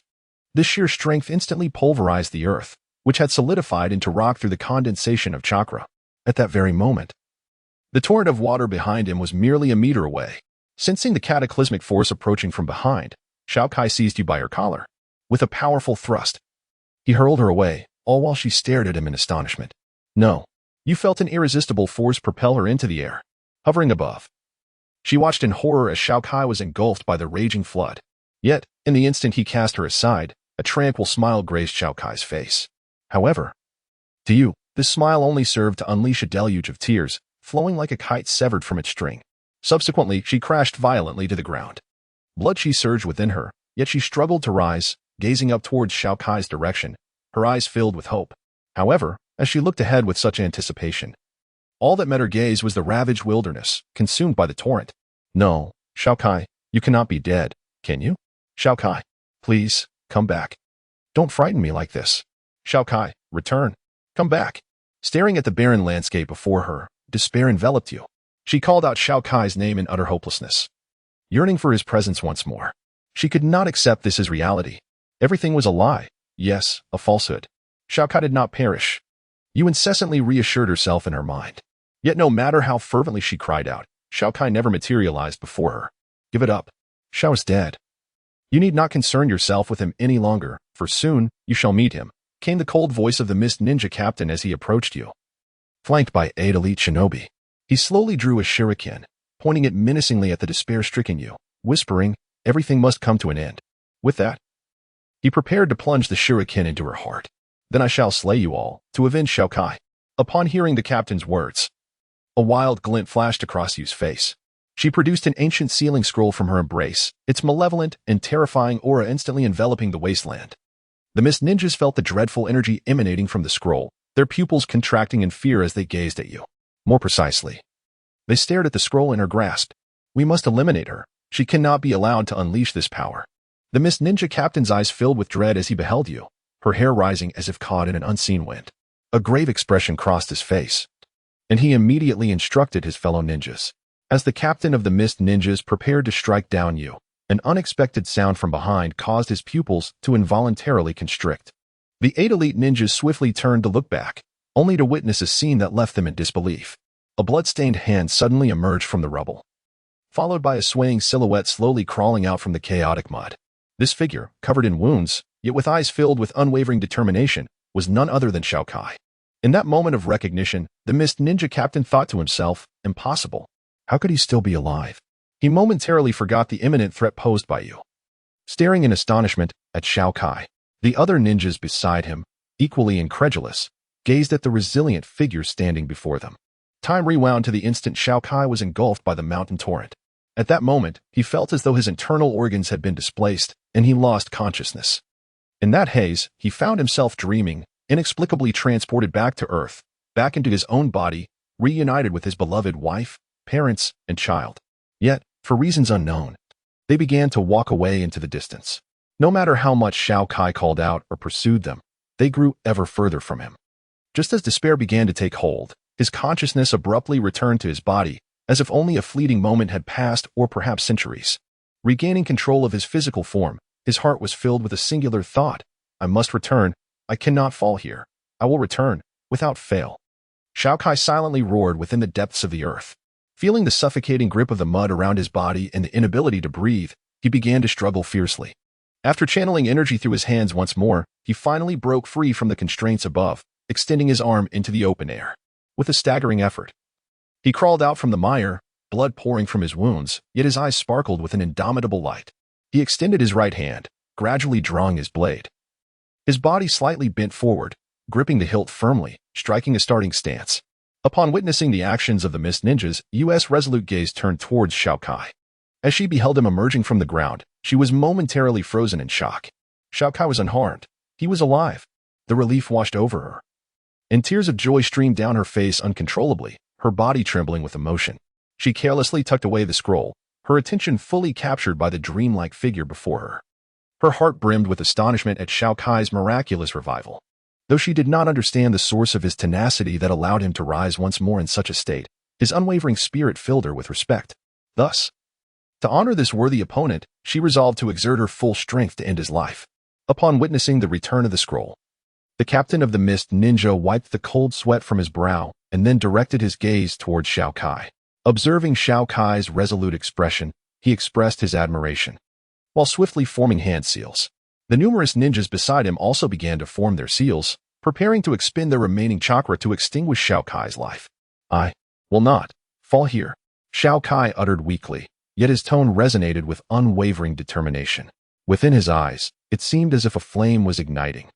As he beheld the 8 Mist Ninjas who had completed their hand seals, he whispered to himself in a voice only he could hear, because I must return. Water style, Great Waterfall technique. The 8 Mist Ninjas unleashed the Great Waterfall technique, causing torrents of water to converge into a single mass. If the previous mountain flood resembled a mere stream, then the scope of this collective ninjutsu was akin to that of a mighty river.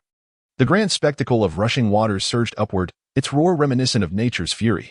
In an instant, it barreled towards Xiao Kai with undeniable force. Yet, as the waterfall approached, Xiao Kai displayed no hint of trepidation. Grasping the hilt of his sword tightly, a brilliant light ignited in his eyes, and energy surged forth, billowing his tattered black robe. Gradually, he parted his lips, fierce dragon. At this moment, the energy enveloping Xiao Kai had coalesced into a pure golden hue, seemingly reaching its zenith. On the verge of eruption, as the raging waves were about to crash before him, Xiao Kai's slightly narrowed eyes abruptly flared wide open, accompanied by a thunderous roar. Void slash. A flash of exquisite golden light erupted from the sword in his hand. With astonishing swiftness, he unleashed his blade. The velocity at which he wielded the sword was so remarkable that the 8 missed ninjas, and you could scarcely discern how he had struck. Following his attack, an overwhelming aura emanated from him. Before him, a hazy golden dragon head apparition materialized. No, a dragon had truly emerged before Xiao Kai. Upon its appearance, the air resonated with a majestic dragon's roar, as if a colossal dragon had been roused to fury. The dragon head enveloping Xiao Kai flashed with a fierce intensity. And in an instant, Xiao Kai transformed into a fierce dragon, charging into the cataclysmic waves with a speed almost imperceptible to the eye. Xiao Kai had unleashed the 4th-tier skill of the sword soul system, Fierce Dragon Void Slash. Indeed, after his battle with Chuan Hu, Xiao Kai had checked his energy levels and was pleasantly surprised to discover that he met the requirements to learn the next tier of skills. Thus, while recuperating in the hospital, he diligently practiced this technique, Fierce Dragon Void Slash. However, he had not had the opportunity to practice it fully until now. It was largely by fortune that he could execute this technique in its entirety. As Xiao Kai transformed into an enraged dragon and plunged into the tumultuous waves, a golden radiance suddenly flashed through the tumultuous waves, cleaving them asunder with an overwhelming force. The once surging tides were compelled to part, flowing to either side. In the midst of this chaos, Xiao Kai surged forward with unwavering speed towards the 8 startled mist ninjas. The resounding roar of a dragon reverberated across the battlefield, causing the very souls of the onlookers to tremble under its weight. The brilliant golden light rent the air, encased in the shimmering dragon's head. Xiao Kai's eyes gleamed with an indomitable will. The authentic weapon in his hand continued to wield with fervor. How could this be possible? The 8 mist ninjas. Witnessing Xiao Kai single-handedly dismantling their combined waterfall technique, uttered incredulous gasps. As they beheld Xiao Kai's relentless approach, panic seized them, and they desperately scattered in all directions to evade the impending onslaught. However, as they moved, Xiao Kai, having breached the waterfall technique, accelerated dramatically. In an instant, he transformed into a streak of golden light, hurtling past them. At the moment Xiao Kai zipped by the 8 mist ninjas, they seemed struck by an irresistible force. Since soaring into the air, blood erupting from their bodies. When they finally crashed to the ground, they lay unconscious, teetering on the precipice of life and death. After unleashing this formidable strike, Xiao Kai embedded his weapon into the earth. Kneeling on one knee, he ceased all movement. Observing Xiao Kai's still form, Yu, battered and scarred, struggled to rise and slowly made her way toward him. Upon reaching his side, she discovered that Xiao Kai had merely succumbed to unconsciousness.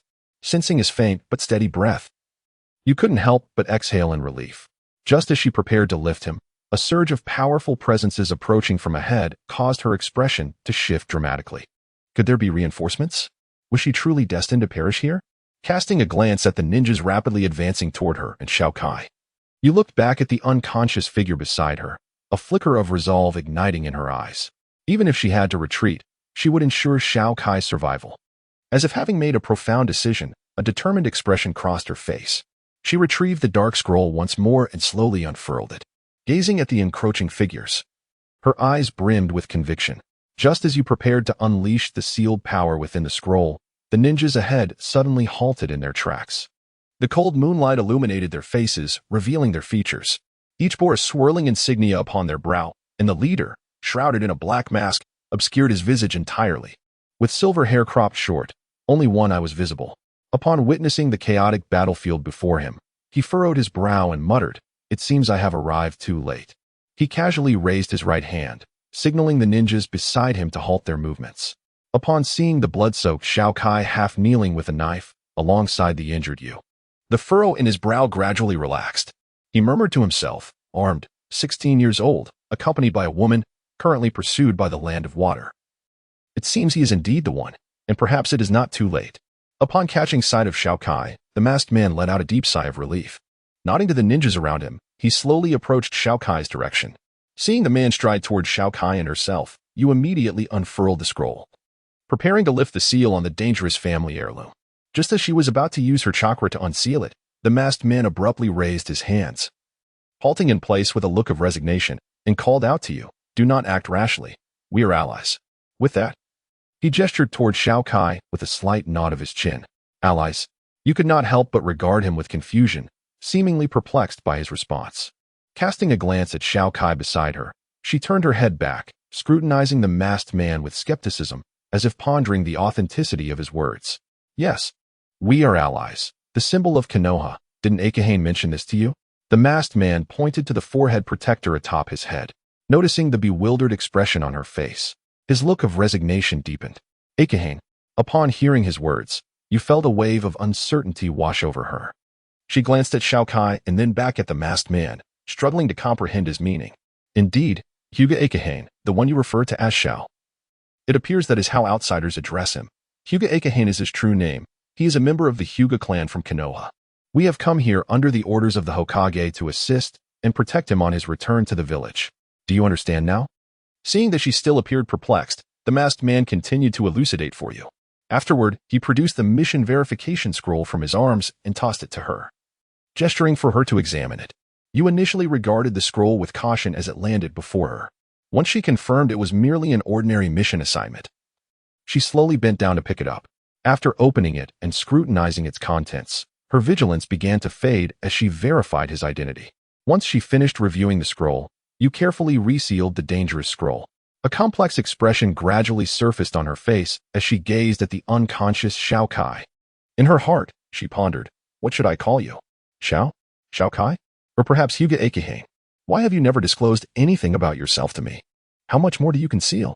Afterward, it seemed as if she recalled her family, and the complexity in her eyes gradually diminished. Perhaps we are all alike, bearing certain missions and unspoken pains. Thus, I cannot divulge matters pertaining to my family. It is precisely because we both carry such secrets that we are able to comprehend each other more deeply, isn't it? You found herself lost in thought. Upon witnessing the vigilance in Yu's expression fade, the masked man heaved a sigh of relief. He then slowly approached Xiao Kai and Yu, feigning nonchalance as he cast a glance at the 8 mist ninjas in the battleground behind Xiao Kai. Though his expression remained unchanged, a tempest surged within him. Just how formidable was this young man? To have defeated 8 elite jonin. Moreover, considering his age, he had yet to reach the pinnacle of his strength. If allowed to develop further, he could very well become a new 4th Hokage. Gazing at the unconscious Xiao Kai, a glimmer of astonishment flickered in the masked man's eyes. What now? You, having organized her somewhat chaotic thoughts, addressed the masked man before her. Observing his calm demeanor, she continued, what do you intend to do about the ninjas over there? Upon hearing Yu's words, a hint of conflict crossed the masked man's face. Then, as if struck by a thought, he spoke slowly to you. Our primary task now is to escort Hinata Akahane back to the village. As for the mist ninjas, they should no longer concern us. After all, that falls outside our mission. Furthermore, given our current situation, we have crossed national borders. Should the other party catch wind of our presence, it could potentially spark a war between our nations, which I believe is not something you wish to witness. Having spoken, the masked man turned to you, seemingly awaiting her response. Upon hearing his words, a serious expression momentarily graced Yu's face. She glanced at Xiao Kai beside her and, with a complex tone, addressed the masked man. You may decide everything, but I would like to ask you one thing. Please, go ahead, the masked man replied, casting a glance at the side of Xiao Kai. A flicker of understanding appeared in his eyes as he awaited her elaboration. May I accompany you back? Yu inquired somewhat anxiously, for she was not from Kenoha like Xiao Kai. Certainly. To Yu's surprise, the masked man immediately acquiesced. It was important to note that she was not a Kenoha native. Allowing someone to enter the village without thorough verification of their origins could pose a significant threat. Sensing her confusion, the masked man elucidated, your connection with Akahane is sufficient for you to enter the village. With that, he regarded you and Xiao Kai with a smile. Feeling the warmth of his gaze, Yu's face flushed crimson. With a mix of embarrassment and annoyance, she shot him a glare before casting a concerned glance at Xiao Kai. She gently assisted Xiao Kai in rising from his half-kneeling position. Observing Yu's actions, the masked man hastily joined her in helping Xiao Kai to his feet. After performing a rudimentary bandaging on him, they prepared to escort Xiao Kai back to the Land of Fire. However, as the masked man attempted to sheath the authentic blade from Xiao Kai's grasp, he was abruptly taken aback to find that Xiao Kai's right hand clutched the sword with a grip as unyielding as stone, rendering it impossible for him to retrieve the weapon. This revelation sparked a flicker of surprise and a tinge of admiration within the masked man. After several futile attempts to dislodge the sword without causing harm to Xiao Kai, he decided to slide the sheath onto the blade itself. He then hoisted Xiao Kai onto his back and signaled the ninjas ahead to prepare for their journey. Casting a glance at Yu, who was struggling to keep pace, the masked man inquired with concern, "Can you keep up? There's no need to worry about me. These are merely minor injuries," Yu insisted, her expression resolute. Her determination was not mere bravado. The effects of the medicine had worn off, yet she was now employing her secret technique, swift dash, which allowed her to match the speed of a jonin. Upon witnessing the unwavering resolve in Yu's eyes, the masked man ceased his questioning, nodding in acknowledgement as he surged forward. The remaining ninjas, seeing his movement, hastened in the direction of the Land of Fire. After several long-distance leaps, the masked man, now growing anxious, glanced back a few times. To his astonishment, he found Yu closely trailing behind him, her expression suggesting that she was not struggling unduly. Inwardly, he mused, "It appears this girl is no ordinary character. Hinata Akahane, an overlooked genius, perhaps?" This thought led him to reminisce about a young, familiar figure associated with Hinata Akahane. He sighed, casting a conflicted glance at the unconscious Xiao Kai, whispering to himself, "I hope you can withstand that blow upon your return to the village." "Hey, I haven't had the chance to thank you yet. May I ask who you are?" Yu inquired as she leaped forward alongside the masked man, evidently intrigued by his identity. "Kakashi Hitaki. No need for formalities. This is merely our duty," Kakashi replied nonchalantly, waving his hand dismissively to indicate that she need not feel obliged. "Regardless, I must express my gratitude for your assistance." "Thank you, Mr. Kakashi," Yu said sincerely, her gratitude directed toward Kakashi and the other Kenoha ninjas present. Upon hearing Yu's words, Kakashi offered no further response. However, a keen observer might notice a subtle upward movement of the mask around his lips, suggesting a faint smile. Thus, Yu and Kakashi, along with their companions, continued to distance themselves from the Land of Water, making their way toward the Land of Fire.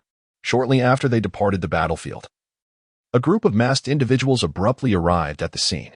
After assessing the condition of the 8 fallen mist ninjas, their expressions turned grim as they proceeded to administer rudimentary bandaging. A figure resembling a captain, upon surveying the chaotic battlefield, felt a wave of darkness wash over his face. He ordered the other ninjas to investigate the traces left behind, and upon discovering the involvement of additional ninjas, his countenance darkened further, resembling the bottom of a pot. Once it was confirmed that the direction of the disturbance originated from the Land of Fire, his expression soured even more, and he muttered in frustration, "Damn it. Is Kenoha seeking to reignite the war? This matter must be reported to Lord Mizukage. It appears that great events are about to unfold." With that, the captain-like figure directed the remaining masked ninjas to carry the injured and unconscious 8 mist ninjas. They then hastened back in the direction from which they came, their silhouettes flashing through the air. The moon, having emerged from behind the clouds, cast its bright light upon the ground. Under this moonlight, the multitude of ninjas soon vanished, as if they had never been there, leaving only Xiao Kai and the remnants of the battle, a scene of destruction, with shattered petals being carried away by the gentle breeze. As the morning sun gradually rose, illuminating the entirety of Kenoha village, in a hospital room within Kenoha, a person wrapped in bandages suddenly opened his eyes. He gazed at the ceiling with a hint of confusion before turning to see someone dozing beside his bed. Upon recognizing the person's face, warmth flickered in his eyes. Just as he intended to rise and ascertain his surroundings, a sharp tug on his wounds caused him to stifle a groan. His movement, however, startled the figure beside him awake. Upon waking, she looked up in bewilderment. When she realized that the person in bed had regained consciousness, she excitedly exclaimed, "Xiao Kai, you're awake." At that moment, a beam of sunlight streamed through the window, illuminating the room and revealing their features. The person in the bed was indeed Xiao Kai, while the one beside him was Yu. "Where are we?" Xiao Kai responded to Yu. As he surveyed the room, a sense of helplessness washed over him. "It seems I have quite the affinity for hospitals lately," he remarked with a touch of sarcasm. 9 days had passed since the day of the battle in Kenoha, and you explained their current situation, recounting the events that transpired while Xiao Kai was unconscious. Afterward, you hesitated before asking, "What should I call you from now on?" Taken aback by her question, Xiao Kai smiled and replied, "Call me whatever you prefer. I apologize for not clarifying my name earlier." "Then I shall continue to call you Xiao Kai," you said, visibly relieved. She then smiled at Xiao Kai, but soon appeared to remember something. Her tone slightly flustered as she spoke to him. "Xiao Kai, the third Hokage of Kenoha village and the village's higher-ups have requested that I report to them the moment you awaken. What should I do now?" "The third Hokage. In that case, you should go tell them. After all, it's something I will have to face sooner or later." Upon hearing Yu's words, a glimmer of light flickered in Xiao Kai's eyes, and his expression grew solemn. Looking at you before him, his face softened in an instant. "All right, I understand." Seeing the determination in Xiao Kai's eyes, you realized he had made his decision. Thus, she quietly turned and departed, preparing to inform the third Hokage of Xiao Kai's awakening. Once you left, Xiao Kai closed his eyes, falling into deep contemplation, as he sorted through the scanned information he had regarding the third Hokage in his mind. He could not help but feel a sense of helplessness. The original owner of this body, Hinata Chiba, had left him with pitifully little information about the third Hokage. Aside from knowing his appearance and that his name was Sarutobi Hiruzen, he was otherwise left in the dark. This realization inevitably instilled a twinge of fear of the unknown within Xiao Kai. However, acknowledging that he had no way out, he took a deep breath. Awaiting the arrival of the third Hokage, not long after you exited Xiao Kai's room, a frail old man adorned with a red and white conical hat pushed open the door to the hospital room, leaning on a small wooden cane. He slowly approached Xiao Kai's side and spoke with a serene expression. "Child, you are awake." "Yes, Lord Third Hokage." Upon seeing the old man's face, Xiao Kai's pupils involuntarily contracted, and he respectfully addressed him while preparing to rise from his bed to bow. Just as he was about to stand, the elder abruptly extended his aged yet remarkably strong hand, gently pressing Xiao Kai back down onto the bed, halting his attempt to bow. Noticing the astonished look on Xiao Kai's face, the third Hokage chuckled softly and said warmly, "Child, there is no need to be so formal before me. Every leaf holds equal status." Hearing the third Hokage's calm tone, Xiao Kai's anxious heart began to settle. He lifted his gaze, scrutinizing the elderly man who bore the weight of the title of third Hokage. The elder radiated a unique tranquility characteristic of age. His features were unremarkable. His body slightly hunched, and he was of a diminutive stature, with prominent cheekbones and a patch of age spots on his face. Yet, his eyes were reminiscent of a profound starry sky, as if they could see through the essence of the world. The third Hokage was undoubtedly formidable. After carefully observing the elder's visage and sensing the powerful aura he unconsciously emanated, Xiao Kai could not help but express such admiration. Suddenly, a thought struck him, and he felt compelled to inquire of the third Hokage. "Lord Third Hokage, may I inquire about the purpose of your visit?" Despite having an inkling of the reason, Xiao Kai felt a twinge of apprehension until he received a definitive answer from his esteemed visitor. Thus, he boldly posed his question regarding the true motive behind the bounty issued by the Land of Water. Upon hearing Xiao Kai's inquiry, the third Hokage fell into a momentary silence before responding with deliberation. He needed to ascertain the veracity of the situation, as a single misstep could potentially ignite a conflict between the two nations. Sacrificing Xiao Kai's life for the sake of peace would undoubtedly dampen the morale of the ninjas within the village and could invite the covetous eyes of other nations, plunging them into an even more precarious predicament. Therefore, he must confirm the facts and subsequently convene with the higher-ups of Kenoha to reach a decision. As the third Hokage spoke, Xiao Kai's gaze grew increasingly complex. He glanced at the treasured sword resting beside the bed and sighed softly before retrieving it. With a sense of pride, he gently caressed the scabbard with his fingers and murmured to Sarutobi, "Lord Third Hokage, this treasured blade is the very reason for the bounty on my head." "Treasure blade?" Sarutobi voiced his initial confusion, but a glimmer of understanding flickered in his eyes as he observed Xiao Kai's actions. Noticing the third Hokage's response, Xiao Kai smiled and affirmed, "Indeed, it is this weapon in my possession." He then cradled the sword in his palm, unable to contain his curiosity. Sarutobi leaned in to examine the blade more closely and asked, "May I have a look?" Of course, Xiao Kai readily extended the treasured sword towards Sarutobi, confident that someone of his stature would not covet the belongings of a mere junior. Furthermore, if he desired it, he could easily seize it for himself. Xiao Kai felt certain that even at his peak, he would stand no chance against this seemingly frail elder. What a remarkable blade! Saratobi slowly drew the sword from its sheath. In that moment, a flash of silver light momentarily blinded him, and he felt as though his skin were pricked by its brilliance. Awed by the unparalleled sharpness of the blade, Saratobi couldn't help but express his admiration. After a thorough inspection, he placed the sword back into its sheath and returned it to Xiao Kai, his expression devoid of longing. Instead, he regarded Xiao Kai with utmost seriousness and asked, "Could you elaborate on the events that transpired?" With pleasure, Xiao Kai replied with a smile, accepting the sword back into his hands. Once the treasured blade was safely by his side, he began recounting its origins, the subsequent theft, and the relentless pursuit that followed. Meanwhile, Saratobi listened intently, his demeanor shifting from calm to a steely resolve as he absorbed the unfolding tale. After listening to Xiao Kai, he gently nodded, indicating that he understood the situation. He then inquired of Xiao Kai whether anyone could attest to the provenance of the weapon in his possession. Any villager from that village could provide proof. By the way, the villagers have recently arrived in Kenoha and seem to have opened a weapons forging shop. Xiao Kai pondered before slowly saying to Saratobi, "Very well, I comprehend the circumstances now. Rest assured, my child. Although Kenoha suffered significant losses in the last Ninja World War, we are not to be trifled with. I am fully aware of the situation, and I shall ensure justice is served. Should the opposing party wish to provoke a conflict, we shall not shy away from any threats. Leave the remainder to us. I shall take my leave now, and you focus on your recovery." Saratobi gently adjusted his Hokage hat to obscure his expression. He turned to Xiao Kai and spoke softly. The hunched figure cast a diminutive silhouette in Xiao Kai's eyes, yet it imparted a profound weight. With a flicker of respect in his gaze, Xiao Kai watched Saratobi's slowly retreating form. After Saratobi departed, the enchanting figure of Yu swiftly entered through the door.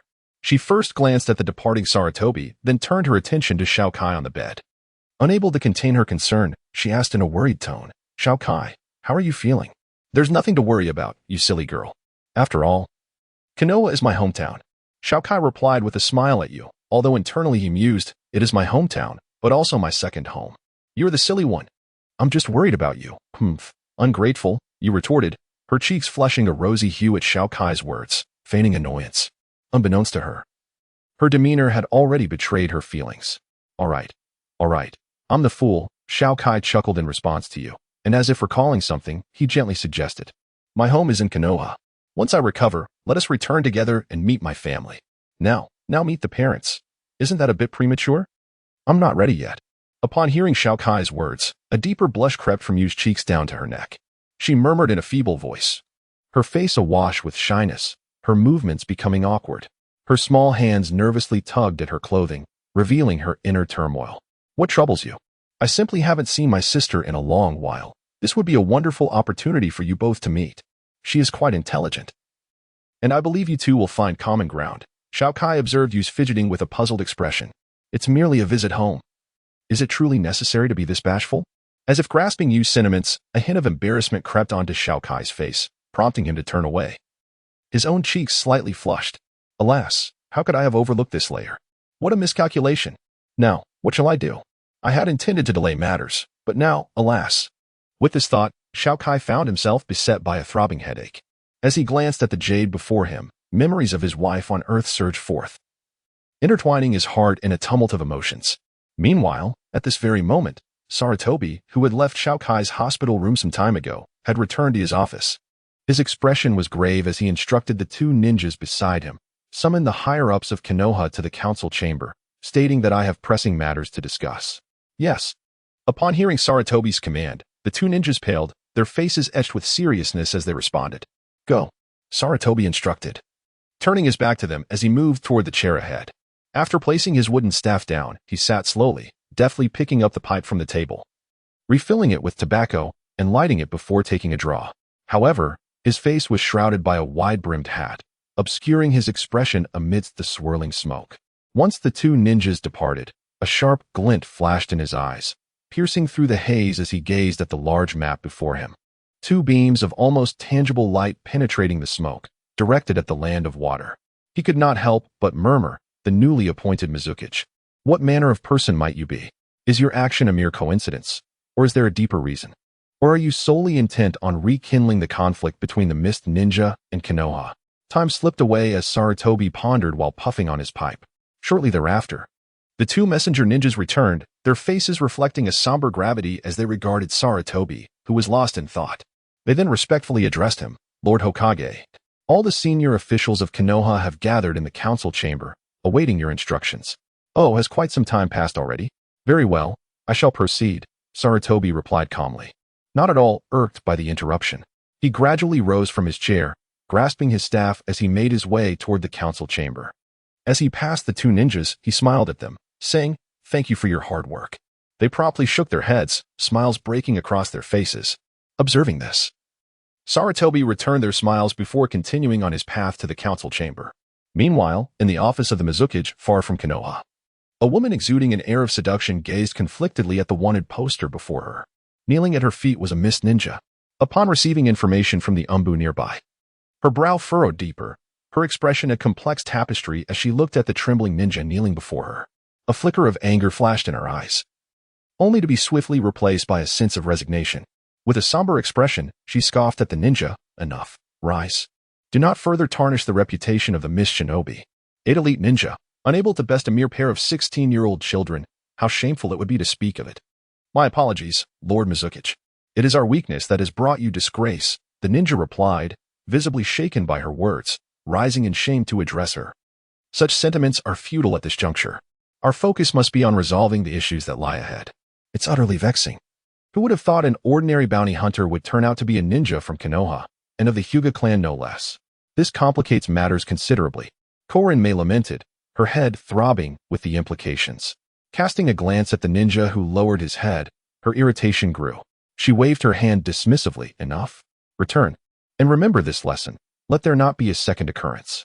The mist ninja seemed momentarily bewildered, frozen in place as if struggling to comprehend her words. Must I escort you as well? Korin-Mei quipped, raising an eyebrow in mockery at his continued inaction. And no, Lord Mizukage.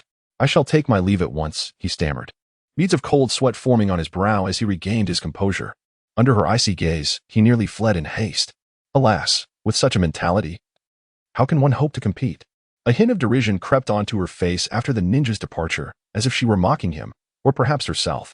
Gazing out of the window, a fleeting trace of melancholy flickered in her eyes, soon replaced by a resolute determination. She spoke forcefully. Tonight, I demand the head of Oda Ichiro on my desk. Is that understood? In the empty Mizukage office, no response came to her inquiry. Yet the sound of a weapon being drawn echoed from an unknown source. Upon hearing this, a fleeting smile graced Korin-Mei's face, only to vanish just as swiftly. Her gaze fell upon the information regarding Xiao Kai on her desk, and a frown took hold of her features. She had procured this intelligence at great expense from a civilian in Kenoha. Studying Xiao Kai's details and then the map of the Land of Fire, she murmured, I hope this will quell their anger. After all, if war were to erupt once more, regardless of their capacity to endure it, our Land of Water cannot afford another conflict in the years to come. As she spoke to herself, she looked once more at the bustling villagers outside. Unable to suppress a sigh, ultimately, we remained too feeble. Outside the window, though the trees bore a few green leaves, they appeared far more verdant from a distance than they truly were. Upon closer inspection, one would find that only a handful of leaves had matured. Many tender shoots were sprouting, yet those juvenile sprouts were merely that, young and in need of ample time to grow. Ah, but sprouts are merely sprouts. Growth requires time. You gazed with concern at Xiao Kai, who was slowly walking on the lawn outside the hospital. She was not far from him, ready to assist should he feel unwell. Observing his slightly labored yet steady steps, she felt a sense of relief wash over her. It's been 2 weeks, after all. The doctor assured you that simple activities would not harm your body and could even aid in the recovery of your injuries. Xiao Kai, noticing Yu's anxious expression, smiled gently and spoke to her. He also took a moment to reacquaint himself with his body, gradually regaining control over its various parts. Despite his reassurances, Yu still expressed her worry, fearing that his wounds might reopen. Rest assured, I am, after all, a ninja. Such minor injuries cannot bring me down, Xiao Kai insisted. Upon seeing the determination in his eyes, Yu sighed softly and remarked, You are always so stubborn. I'm sorry. Xiao Kai apologized, recognizing that her concern stemmed from a place of care. Just as Yu was about to respond to his apology, a figure suddenly appeared ahead of them. Hinata Akabane. Accompany me to the council chamber, a ninja wearing a raccoon mask stated coldly, emerging unexpectedly before them. What is it? Yu asked, her worry evident as she looked at the newcomer. Xiao Kai, too, fell silent, his expression growing serious. No comment, the ninja replied coolly, casting a glance at you before turning back to Xiao Kai. You felt a surge of anger at his dismissive tone and was about to reason with him when Xiao Kai raised a hand to stop her. He fixed his gaze on the masked ninja and said slowly, I understand. Please, lead the way. Xiao Kai. You looked at him with concern, uncertain of what this encounter would yield. Rest assured, I will not fall so easily, he reassured her with a smile. He then gently tucked a few stray strands of her hair behind her ear. With that, he turned away, following the masked ninja as they walked out together. Please return safely, you silently prayed as she watched him depart. After walking a short distance, the ninja led Xiao Kai into an alleyway. Upon realizing it was a dead end, Xiao Kai's alertness heightened, and he gripped his weapon tighter.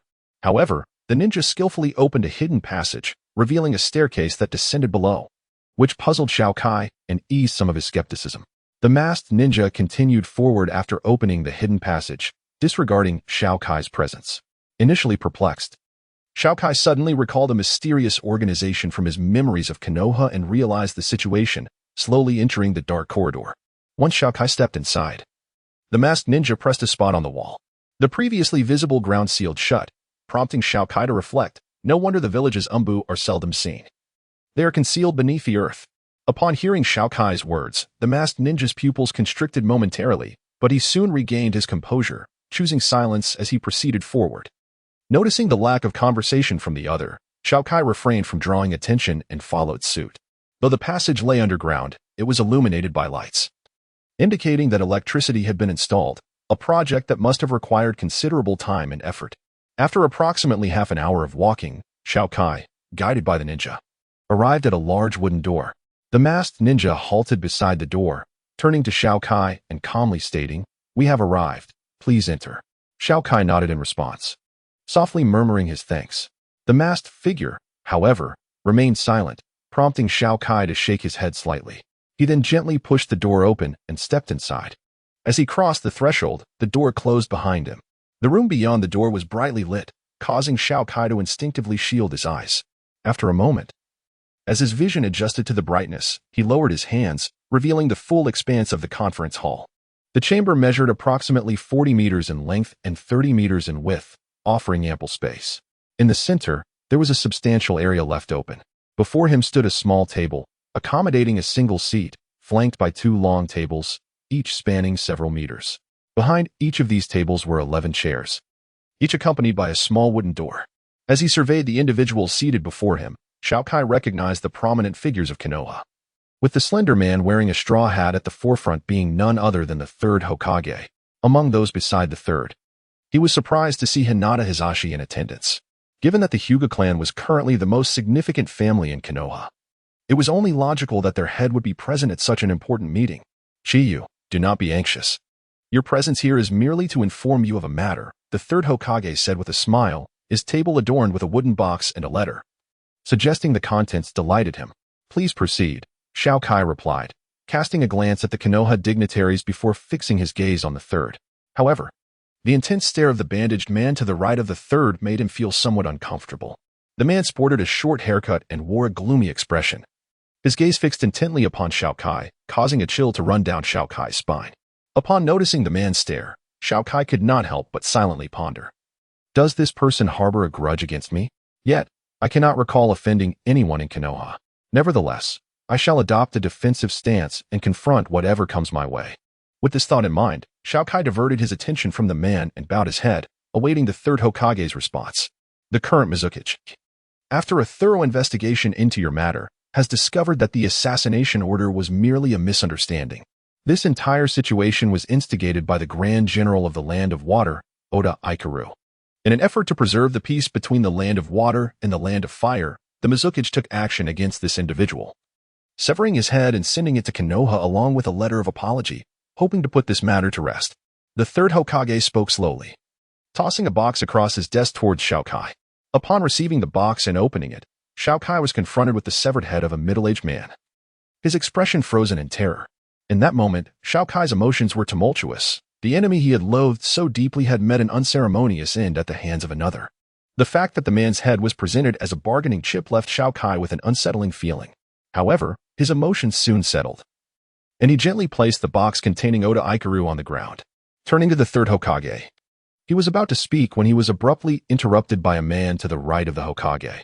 You must understand that as a ninja of Kenoha, there are matters you cannot simply refuse, the man declared sternly, fixing Xiao Kai with an unwavering gaze, as if suggesting that refusal would lead to dire consequences. Tuanzoyu. The third Hokage cast a complex glance at the man beside him, sighing deeply before turning back to Xiao Kai with a gentler demeanor. Child, do express your thoughts, he encouraged. Tuanzo, it seems we have yet another hidden enemy, Xiao Kai thought coldly, casting a brief, disdainful look at the man. However, he soon redirected his gaze to the third Hokage, speaking softly, I have no objections to your decision, since the true culprit has been eliminated. Allowing my personal vendetta to entangle the village would indeed be unwise. I apologize for the burden this places on you, Ikehane. The third Hokage gazed at Xiao Kai with warmth, appearing genuinely pleased with his choice. Yet, upon noticing the wounds adorning Xiao Kai's body, a flicker of guilt crossed his eyes as he remarked, this is of little consequence. After all, I am also a member of Kenoha. Xiao Kai responded, it is nothing, while casting a sardonic glance at Tuanzo, challenging him with his gaze. Upon meeting Xiao Kai's gaze, Danzo remained utterly unmoved, as if he regarded Xiao Kai as inconsequential. In this case, our previous proposal stands, and thus the matter can be resolved amicably, bringing this meeting to a close. Sarutobi Hiruzen slowly rose and addressed the many high-ranking officials of Konohagakure. However, when his eyes fell upon Danzo, a fleeting expression of disappointment and conflict flickered across his face, only to be swiftly concealed. After speaking, Sarutobi smiled and nodded at Xiao Kai before departing through a door at the back. As the third Hokage exited, the other high-ranking officials of Kenoha began to turn and leave in an orderly fashion. Just as Xiao Kai prepared to turn away, a voice, one he found exceedingly familiar, called out to him. Akabane, wait. Xiao Kai instinctively turned towards the source of the voice and beheld a middle-aged man with long hair clad in a white robe. This man was none other than Hyuga Hayashi, the head of the Hyuga clan. Hayashi-sama, what is it? Xiao Kai respectfully bowed, his expression reflecting a measure of curiosity. Upon hearing Xiao Kai's words, Hayashi regarded him with a complex gaze, then glanced around before softly saying, follow me, I have something to discuss. With that, he moved towards a small door behind where he had been seated. Seeing this, Xiao Kai could not help but follow. The two walked slowly through a dim corridor, Hayashi remaining silent while Xiao Kai pondered what to say, ultimately choosing to say nothing. The atmosphere gradually grew heavy. They walked in silence until they reached the end of the corridor, where Hayashi gently pressed a stone on the wall, opening a concealed passage and leading Xiao Kai out. Xiao Kai surveyed his surroundings, realizing he was now within the territory of the Hyuga clan. Recalling the bold declarations he had made upon leaving the Hyuga family, he tightened his grip on his weapon, feeling a renewed sense of determination. After exchanging a glance with Xiao Kai, Hayashi instructed, follow me, and proceeded towards a secluded area, as if intending to discuss something of great significance. Upon reaching their destination, Xiao Kai's expression shifted to one of complexity. For Hayashi had brought him to the very spot where he had once departed from the Hyuga clan, the clan's council chamber. It was here that Xiao Kai had vowed to transform the Hyuga family from its caged existence and had expressed his desire to grow stronger. Standing in this place, a smile unconsciously surfaced in Xiao Kai's heart. It has been so long, Tsai. I hope you have been well. Your brother will soon be able to see you. Wait for me, he murmured inwardly. Just as he contemplated how to reunite with Tsai, Hayashi spoke up before him. After you departed from the Hyuga household, I became quite concerned about your affairs and subsequently learned of your endeavors beyond our confines. Although the reality diverged somewhat from my expectations, I must concede that your prowess has indeed strengthened significantly. Hyuga Hayashi gazed at the figure of Xiao Kai with a complex expression, his tone imbued with a hint of relief. It is merely trivial skirmishes, hardly deserving of grand accolades, Xiao Kai humbly asserted, devoid of any semblance of arrogance in his eyes. He felt a deep sense of gratitude towards the man who had once offered him a glimmer of hope. Defeating the Sand Shinobi, slaying the Crescent Blade wielder, and single-handedly vanquishing 8 elite Mist Shinobi, simply invoking the name of the bounty hunter shall instill terror in the hearts of bandits. If such feats are deemed trifling, then who can truly claim renown? It is commendable for a young man to embody humility. Yet excessive modesty may evoke sentiments of insincerity and ulterior motives, Hyuga Hayashi remarked lightly, pinpointing Xiao Kai's shortcomings. Indeed, Lord Hayashi, I have been rather abrupt. Xiao Kai promptly acknowledged, his demeanor shifting to one of respect. Hyuga Hayashi nodded appreciatively at Xiao Kai's response. However, as if struck by a sudden thought, the previously raised brow furrowed once more. Observing the change in Hayashi's expression, Xiao Kai inquired, somewhat bewildered, "Lord Hayashi, what troubles you?" "Akahane, there is something I must convey to you, and I urge you to remain composed upon hearing it," Hyuga Hayashi began, his voice tinged with apprehension. "Please, do continue." Xiao Kai responded, a sense of foreboding creeping into his heart. "Your sister, Ayaka, has gone missing," Hyuga Hayashi confessed, guilt evident in his tone. "What?" Xiao Kai's eyes widened in disbelief, his face a mask of incredulity. "What? How could this happen?" He stared at Hyuga Hayashi, who bore an expression of remorse, feeling as though the world beneath him had begun to spin uncontrollably. Unable to fathom such news, Xiao Kai implored once more, "Is this truly the case?" "I am deeply sorry, Akahane. I failed to safeguard your sister, Ayaka," Hyuga Hayashi said, his head bowed in apology. "Stop with the futile excuses. I do not wish to hear your justifications." Xiao Kai abruptly raised his head, his eyes bloodshot as he roared at Hyuga Hayashi, his fury reaching its zenith, a palpable aura of menace emanating from him. At that moment, a sudden noise from outside the door startled them both. Bang! "Who's there?" Xiao Kai and Hyuga Hayashi exchanged wary glances, their voices rife with vigilance. They had presumed they were undetected, yet evidently, someone had taken notice of their presence. Standing outside was a little girl with short blue hair, clad in athletic attire, her face now etched with fear as she gazed at Xiao Kai. Beneath her feet lay a wooden tray, upon which only a few scattered delicacies remained. The rice balls and tea that had once graced its surface were now mingled together, some having tumbled to the ground. The sound that broke the silence undoubtedly emanated from this wooden tray. Upon witnessing the small figure before her, filled with fear, Xiao Kai felt a significant portion of his anger dissipate, and the bloodshot veins in his eyes gradually faded. Hinata Hyuga, upon seeing this individual, could not help but display a hint of complexity in her gaze as she softly uttered, "Father, I..." The young girl named Hinata timidly responded to Hinata Hayashi, glancing anxiously at Xiao Kai before abruptly lowering her head, as if she were profoundly terrified of him. It was clear that she had witnessed Xiao Kai's murderous intent moments before. Since arriving in this world, Xiao Kai had taken many lives, predominantly those of thieves and rogue ninjas, yet the aura of death he had accumulated was substantial. Naturally, Hinata felt dread in the presence of his ominous energy. At that moment, Xiao Kai must have appeared to her as a colossal demon. This thought left Xiao Kai feeling somewhat conflicted. What a situation this is, he pondered, his earlier bloodlust gradually dissipating, his expression settling into a calm demeanor. Observing the scattered rice balls and tea on the ground, he comprehended the purpose of their visit. "You have no business here. Please tidy up these items and leave," he instructed. Upon noticing the easing of Xiao Kai's countenance, Hinata Hayashi felt a sense of relief wash over him as he gently spoke to Hinata. "Very well, father." Hinata, still trembling, replied softly and deeply bowed to Hinata Hayashi. She then collected the wooden tray and the scattered delicacies before hastily departing, casting a fearful glance back at Xiao Kai as she left. Seeing Hinata's reaction, Xiao Kai couldn't help but sigh inwardly, regretting his earlier demeanor.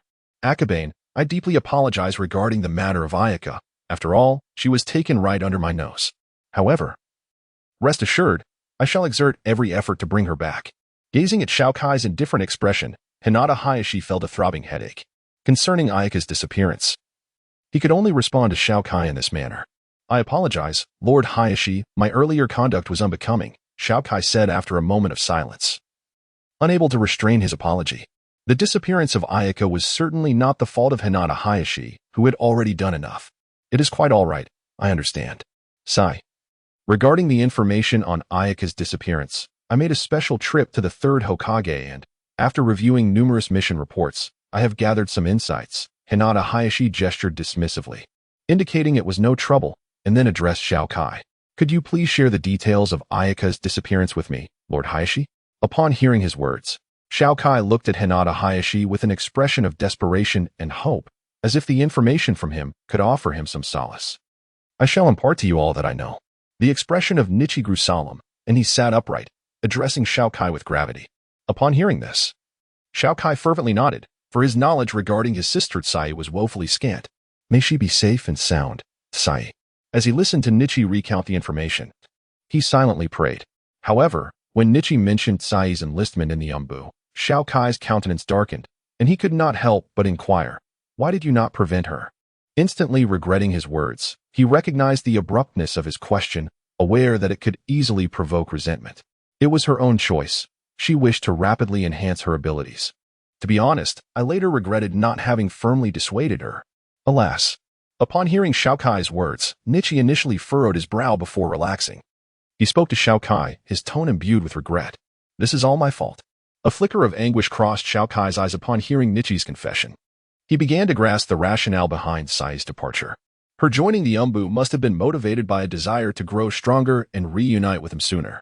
What do you mean? Nichi inquired, perplexed, prompting Xiao Kai to reiterate the words he had spoken to Tsai when leaving the Hinata household. After listening, Nichi sighed, Akabane. You were misguided. Xiao Kai remained silent, yet his eyes were filled with torment. After a long silence, he hoarsely asked Nichi, do you have any recent news regarding Tsai? Unfortunately, I do not, Nichi replied awkwardly, his tone laden with helplessness.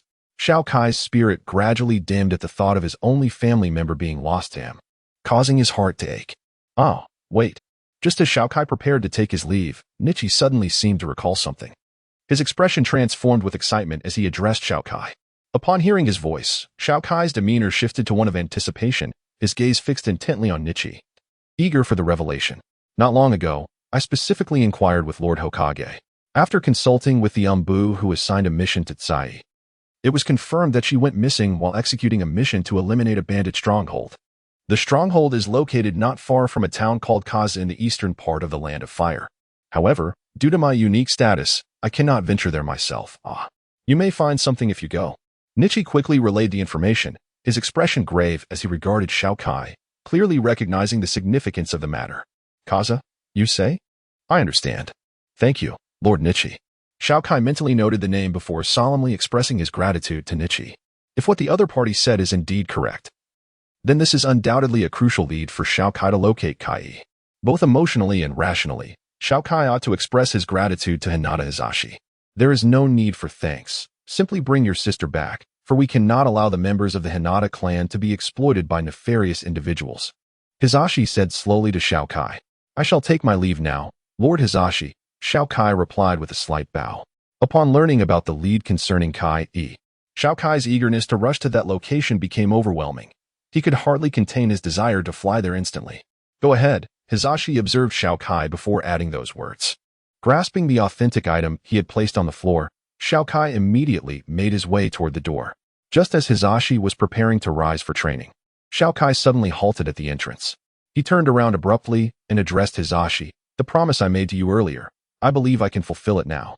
After all, if the caged bird of the Hinata family is liberated, I trust my sister will be more inclined to return. With that, a smile graced his face as he unleashed a surge of energy, which instantly formed a powerful wave. This formidable energy caused the branches of a nearby tree to sway vigorously. Witnessing Xiao Kai's might, Hizashi's pupils dilated, his expression filled with astonishment. It wasn't until Xiao Kai departed that he gradually regained his composure. Watching Xiao Kai's retreating figure, Hizashi couldn't help but chuckle wryly. I thought my assessment of him was quite high, yet it pales in comparison to his true power, barely even a fraction of it. After all, he did defeat 8 elite mist ninjas while severely injured that day.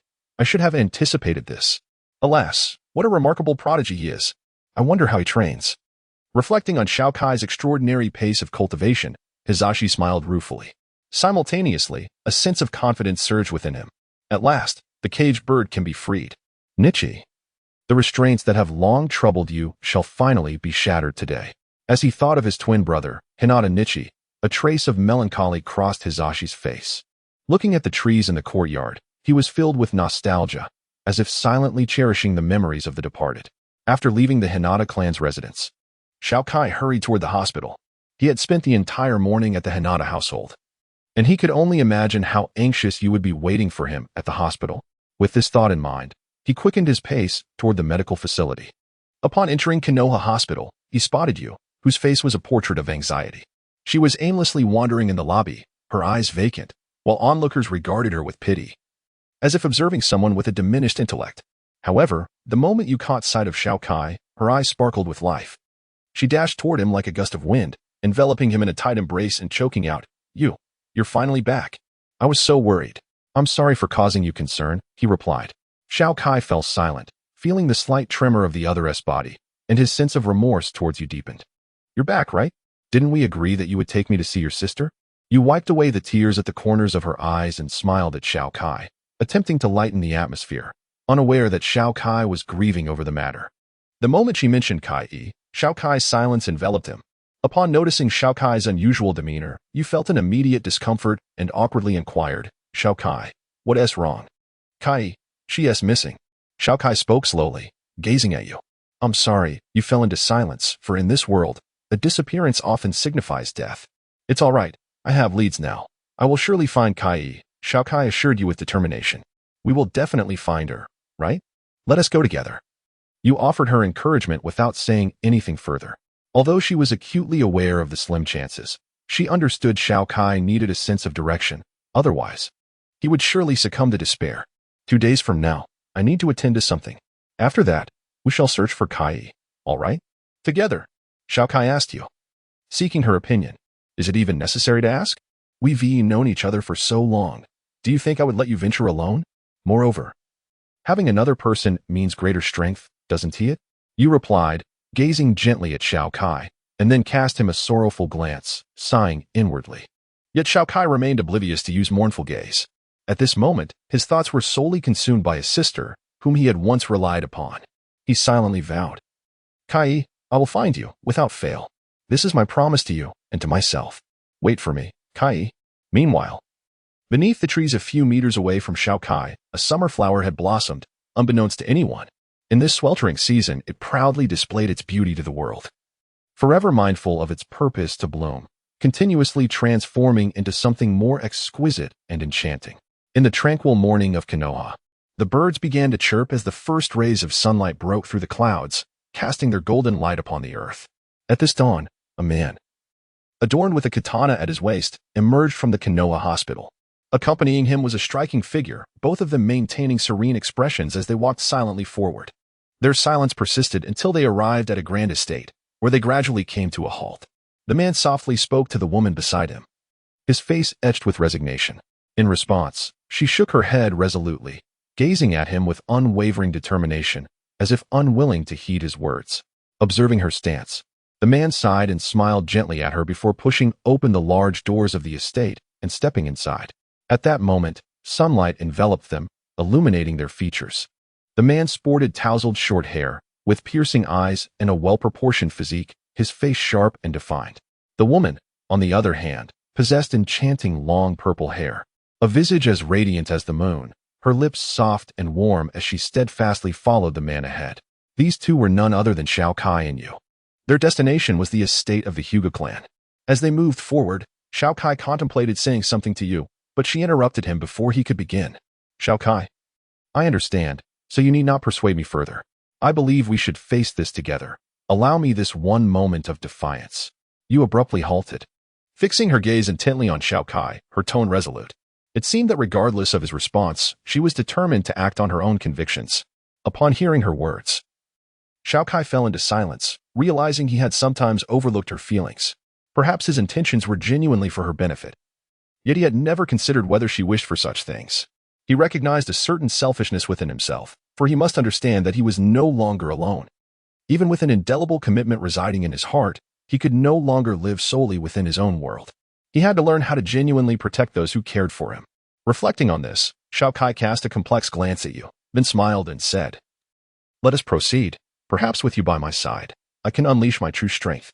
Indeed, that is certain. I am a formidable sealing master. Yu proclaimed proudly in response to Xiao Kai's words. Surprised by her declaration, Xiao Kai's interest was piqued regarding her mention of being a sealing master, prompting him to inquire further. Sealing master? Upon realizing she had inadvertently revealed something, Yu fell silent abruptly. After a long silence, with a tone tinged with bitterness, Yu spoke to Xiao Kai. I'm sorry, but I cannot divulge everything to you just yet. However, please trust me. One day, I will share all my matters with you. Xiao Kai, I implore you to believe me. Xiao Kai, sensing Yu's distress, felt a twinge of regret. He immediately responded, refraining from further inquiries. After all, everyone harbors their own secrets, and certain matters cannot be disclosed even to the closest of companions. Just as he himself dared not reveal the details of his skill list to you. He could empathize with her turmoil. Thank you. Yu sighed in relief, her heart warming at Xiao Kai's understanding. she quickened her pace, casting aside her earlier concerns to follow Xiao Kai onward. They arrived at the threshold of a partially opened room. After peering inside and assessing the situation, a smile crept across Xiao Kai's face. He nodded slightly to you and stepped inside. Following his lead, you entered as well.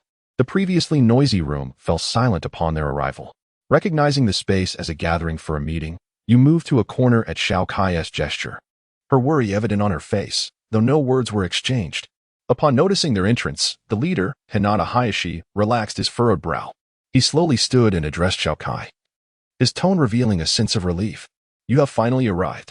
Indeed, Lord Hayashi, I apologize for the inconvenience, Xiao Kai replied, scanning the high-ranking members of the Hinata clan. A hint of regret colored his words. The clan members, intrigued by the exchange, began to search their memories for any recollection of Xiao Kai. However, they found no familiarity with this unexpected newcomer, who had never held any significant position in their eyes. Yet, his ability to converse with Hayashi implied either a notable identity or considerable strength. Thus, they resolved to observe the unfolding events with patience. Then, proceed with what you wish to do, Hayashi encouraged, a glimmer of support in his gaze as he spoke to Xiao Kai. With that, he returned to his seat, seemingly disinterested in further involvement in the meeting. Feeling a surge of gratitude at Hayashi's words, Xiao Kai turned to the gathered Hinata elite, preparing to articulate his thoughts. However, just as he was about to speak, a sudden interruption occurred as one individual abruptly stood up. Some of the higher-ups of the Hinata clan chose to maintain a stance of passive observation. The three elders of the Hyuga clan remaining in the council were not pleased. As the eldest members of the clan, they had dedicated their lives to safeguarding the order of the Hyuga. Thus, how could they accept commands from a mere child who appeared younger than their own grandchildren? One elder suddenly exchanged a knowing glance with a high-ranking ninja beside him. Understanding the signal, the ninja abruptly stood up, his eyes fixed menacingly on Xiao Kai. Hey, kid, whose child are you? This is not a meeting for you to interfere in. You should obediently return home and focus on your training. With that, he unleashed a wave of killing intent that swept across the entire hall, causing everyone present to furrow their brows in discontent. Noticing the displeasure in the eyes of some Hyuga elders, he turned back to Xiao Kai and warned, you should leave quickly. This killing intent is not something you can withstand. Don't be foolish, the ninja sneered at Xiao Kai, his threats and intimidation glaringly evident. In the wake of the oppressive aura, Xiao Kai stood silently with his head bowed, seemingly subdued by the ninja's menacing presence. The other high-ranking Hyuga members turned their attention towards Hinata, hoping to discern any reaction from him. However, they were met with disappointment as Hinata sat calmly, sipping his tea, seemingly indifferent to Xiao Kai's predicament. This composure puzzled the other members. How could he remain so unfazed? Wasn't he that boy related to him? Suddenly, they seemed to realize something and looked back at Xiao Kai, only to be taken aback by an unbelievable surge of power emanating from him. After the ninja finished speaking, a cold smile crept across Xiao Kai's face. Under the astonished gaze of the ninja, he slowly lifted his head, his eyes brimming with murderous intent as he softly replied, Are you joking? As his words fell, a tremendous wave of killing intent erupted from him, materializing into a tempest that swept through the hall. Everyone present, aside from Hinata, was taken aback by the sheer magnitude of Xiao Kai's aura. The fabric of their clothing fluttered uncontrollably in the whirlwind. Heavens, I have personally killed at least 100 ninjas. And yet the killing intent I've accumulated doesn't even amount to a tenth of his. How can someone so young possess such immense power? One of the stunned Hyuga elders murmured in disbelief as he gazed at Xiao Kai. The individuals surrounding him did not mock him, for they were all taken aback by the murderous intent exuded by Xiao Kai. May I now articulate my thoughts? Xiao Kai cast a cold smile as he surveyed everyone present, and the senior members in attendance instinctively averted their gazes when he glanced their way. Only the three elderly members of the council glared at Xiao Kai with displeasure, seemingly disapproving of his demeanor. Upon noticing their stares, Xiao Kai returned the glare with a mocking smile, as if to deride their noble status. However, this display did not escape the notice of Rizu, who, being aligned with Xiao Kai, chose to turn a blind eye to the council's side, opting instead to overlook the incident. My name is Hinata Akabane. Xiao Kai slowly addressed the senior members of the Hinata clan. Initially, they exchanged bewildered glances at Rizu upon hearing his words, but soon fell silent, collectively turning their gazes back to Xiao Kai. The individuals present were all senior members of the Hinata clan. While not exceptionally brilliant, they were certainly astute enough not to provoke Xiao Kai with foolish outbursts. Naturally, this did not apply to certain pawns of the council. But to provoke someone of Xiao Kai's formidable strength would be not only foolish but utterly ignorant. Consequently, the attendees remained silent, preparing to hear Xiao Kai's intentions. Furthermore, Xiao Kai's so-called status as a rogue ninja was merely the word of Rizu. According to their own intelligence, the Hokage did not acknowledge such claims. If one were to label him a rogue ninja, he would merely be a rogue of the Hinata clan, rather than a rogue of Kenoha. Though the wording may have shifted slightly, the implications were vastly different. I trust you are all aware of my rogue ninja status, but the reasons are too intricate for elaboration. Allow me to convey the purpose for which I have summoned you here at Lord Rizu's request. Xiao Kai regarded the senior members of the Hinata family, speaking slowly. As he spoke, he cast a grateful glance at Rizu, then took a deep breath, and under the watchful eyes of the gathered dignitaries, he declared, I demand. The Hinata clan abolished the caged bird technique. What? His words sent ripples of shock through the assembly, as the senior members of the Hinata clan stared at him in disbelief, pondering what audacity could prompt such a demand. Impossible. This matter is utterly inconceivable. No sooner had Xiao Kai finished speaking than an elderly man clad in a brown robe from the council leapt to his feet, his face flushed with rage. With a fierce glare directed at Xiao Kai, he vehemently dismissed the proposal, asserting, Who are you to maliciously disrupt the order of the Hinata clan? Lord Rizu. I strongly demand that this scoundrel be executed. Seconded. Seconded. After the elder concluded his words, the two other elders beside him rose in unison, casting furious glances at Xiao Kai. Elders, please do not rush. Allow Chiyu to finish speaking, for I believe certain matters within our clan truly require change, Dayu implored. His expression momentarily clouded with sadness, as if recalling someone dear. However, this melancholic visage quickly vanished, and he steeled himself to address the three elders. Yet, one of the gray-haired elders seemed poised to interject, only to be abruptly silenced by the elder clad in brown. The latter, with a grim countenance, fixed his gaze upon Dayu and pronounced emphatically, I am eager to see what he has to offer today. With that, he angrily took his seat. His eyes locked onto Xiao Kai. The other two elders, witnessing this display, followed suit and fell silent. Observing their reactions, Dayu couldn't help but inwardly chuckle bitterly. Placing his hopes upon Xiao Kai, silently urging him, Please, do not let me down. He fixed his gaze intently on Xiao Kai. As the three elders of the council exhibited such behavior, the remaining senior members of the Hyuga clan turned their attention to Xiao Kai, seemingly eager to witness how he would respond. Upon noticing the wry smile on Dayu's face, Xiao Kai felt a pang of regret. However, he swiftly dismissed this thought, recognizing that addressing the current situation was his foremost priority. Taking a deep breath, he inquired of the three elders, May I ask, esteemed elders, from whom do our Hyuga clan and our secret techniques originate? Upon hearing Xiao Kai's question, the elders furrowed their brows, evidently perplexed by how this inquiry related to the abolishment of the caged bird seal. Nevertheless, they answered truthfully. The gray-haired elder, fervently gazing skyward, declared, Not only our Hyuga clan, but all ninjas and ninjutsu trace their origins to the Sage of Six Paths, for he is the creator of ninjutsu. Very well.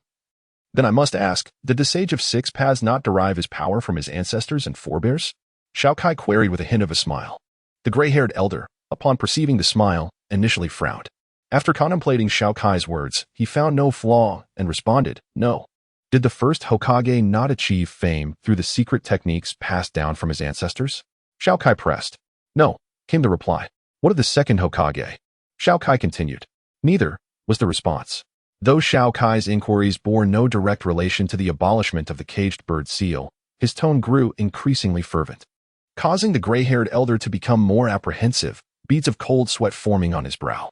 Finally, let me pose one last question. Can a ninja become powerful solely by adhering to the formidable ninjutsu and strength inherited from their ancestors? Xiao Kai's eyes widened in fury as he directed his gaze at the gray-haired elder, raising his voice in a commanding tone. As the elder clad in brown, and another slender elder, who had just regained their composure, sensed that something was amiss and attempted to intervene with the gray-haired elder. It was already too late. The gray-haired elder muttered vacantly, No, it cannot be. How can you, who are acutely aware that adhering to these rigid and archaic rules only serves to stifle a ninja's growth and obliterate the potential of the younger generation, persist in upholding such irrational and meaningless regulations? If my proposal is deemed absurd, if I am labeled a transgressor of familial peace, then are you not the true villains? The great thieves, the unjust ones, for clinging to a practice that extinguishes the potential of the family's new generation? If my suggestion renders the family susceptible to external scrutiny, then the rules you uphold are destined to annihilate the future of the Hyuga clan. While enduring personal suffering is bearable, existing in a world devoid of ideals and future is akin to being a living corpse. Xiao Kai bellowed at the three elders before him, his voice brimming with rage against this decaying system. This regulation stifles the growth potential of a new generation. Both in public and private realms, he felt it necessary to abolish such a system. Upon hearing Xiao Kai's words, the three elders displayed expressions of bewilderment. As guardians of the Hyuga clan, they had been indoctrinated from a young age with the notion of safeguarding familial rules, preserving the clan's status, and protecting the secrets of the Byakugan passed down through generations. Thus, they adamantly adhered to the ancestral technique of the caged bird, willingly sacrificing their lives for the protection of the Hyuga lineage. Today, however, Xiao Kai's words seemed to obliterate their lifelong convictions. How could they possibly accept this?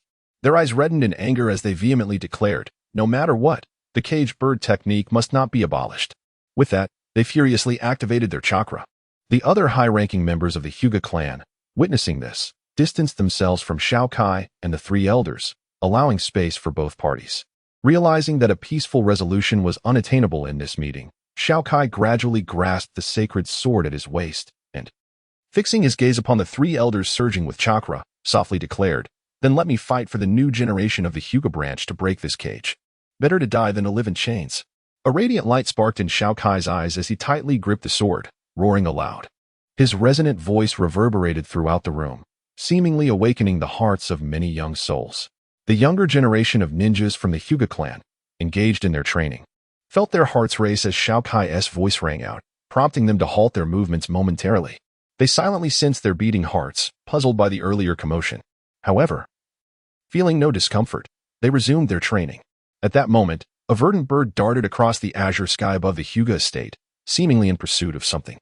If that is the case, then let us reveal our true abilities in combat. Upon witnessing Xiao Kai's actions, the three elders of the Hyuga clan immediately assumed combat stances. Their eyes fixed intently upon him, emanating an overwhelming aura that signified their readiness for battle. Meanwhile, Hinata Hizashi, observing the unfolding scene, could not help but display a look of anxiety. He glanced between Xiao Kai and the three elders, his eyes filled with resignation. Assisting either side seemed illogical. In this predicament, his only option was to remain stationary and observe the impending conflict. Realizing the futility of the situation, Hizashi let out a weary sigh and slumped back into his seat, watching in silence. As he prepared to intervene upon noticing the shift in the arena, she was startled to see Xiao Kai turn and offer her a reassuring smile, his gaze seemingly conveying, "Trust me." Consequently, you retracted the scroll she had just drawn. Her eyes, however, remained locked on Xiao Kai, as if she would rush to his aid at a moment's notice. Seeing you put away the scroll, Xiao Kai felt a wave of relief wash over him. It was not that he doubted Yu's strength, but rather that the prowess of the three elders was formidable enough to instill uncertainty even in him. Should you enter the fray? Her current capabilities would likely leave her vulnerable, a scenario Xiao Kai was determined to avoid. Therefore, he silently resolved, "This time, allow me to handle it." As a glint of determination flashed in his eyes, in an instant, he vanished from his spot, leaving the spectators in stunned awe. Disappeared? No, his speed is simply astonishing, exclaimed a scarred elder of the Hyuga, incredulously rubbing his nose. Following his remark, the other Hyuga ninjas, who had previously displayed disdain, now wore expressions of seriousness, their focus intensifying on Xiao Kai and the three elders. "Impossible! Curse it! Byakugan!" The three elderly figures gasped in disbelief upon witnessing Xiao Kai's sudden disappearance. Even without activating their Byakugan, their vision surpassed that of an ordinary person by more than double. The fact that Xiao Kai's speed eluded them was utterly astonishing. Consequently, they activated their Byakugan, determined to locate Xiao Kai's position. However, to their surprise, even in this heightened state, they could not discern his shadow. Where could he be? The three elders, now somewhat flustered, scanned their surroundings in vain for Xiao Kai, realizing how gravely mistaken they had been in their initial assessment of his strength. "Where are you looking?" Xiao Kai's voice echoed eerily from the air, causing the three elders to involuntarily narrow their eyes in alarm. "Not good, he's above us." They barely had time to glance upward before they swiftly dodged to the side. The moment Xiao Kai's voice echoed, a massive wave of sword energy descended from above the three elders, slicing through the air with ferocity. It grazed their bodies, crashing down to the ground with a tremendous force. A resounding boom reverberated as a thin veil of smoke enveloped the place where the three elders had previously stood. At that moment, Xiao Kai descended from midair, landing precisely within the shrouded mist. The three elders, having narrowly escaped the attack, exchanged glances filled with trepidation as they regarded Xiao Kai amidst the smoke. Slowly rising from a crouched position, Xiao Kai wielded his sword to disperse the fog. As the smoke cleared, everyone present beheld a fissure, approximately 5 meters long and 2 meters deep, that had mysteriously appeared on the blue stone slab in the center of the room. Gasps of astonishment filled the air, as they marveled at the sheer might of Xiao Kai's strike, exclaiming in disbelief at its formidable power. Their eyes, brimming with amazement, were fixed upon the 16-year-old youth. Although Riju had anticipated this outcome, Xiao Kai's strength far exceeded his expectations. The repercussions of Xiao Kai's casual maneuver left Riju utterly astonished. However, it was not only Riju and the high-ranking individuals present who were awestruck. Even the three elders who had engaged in battle with Xiao Kai found themselves sweating profusely, clearly intimidated by his prowess. For in their recollection, no one had ever wielded a sword technique akin to ninjutsu with such speed and unknown proficiency. Who could this boy possibly have trained with?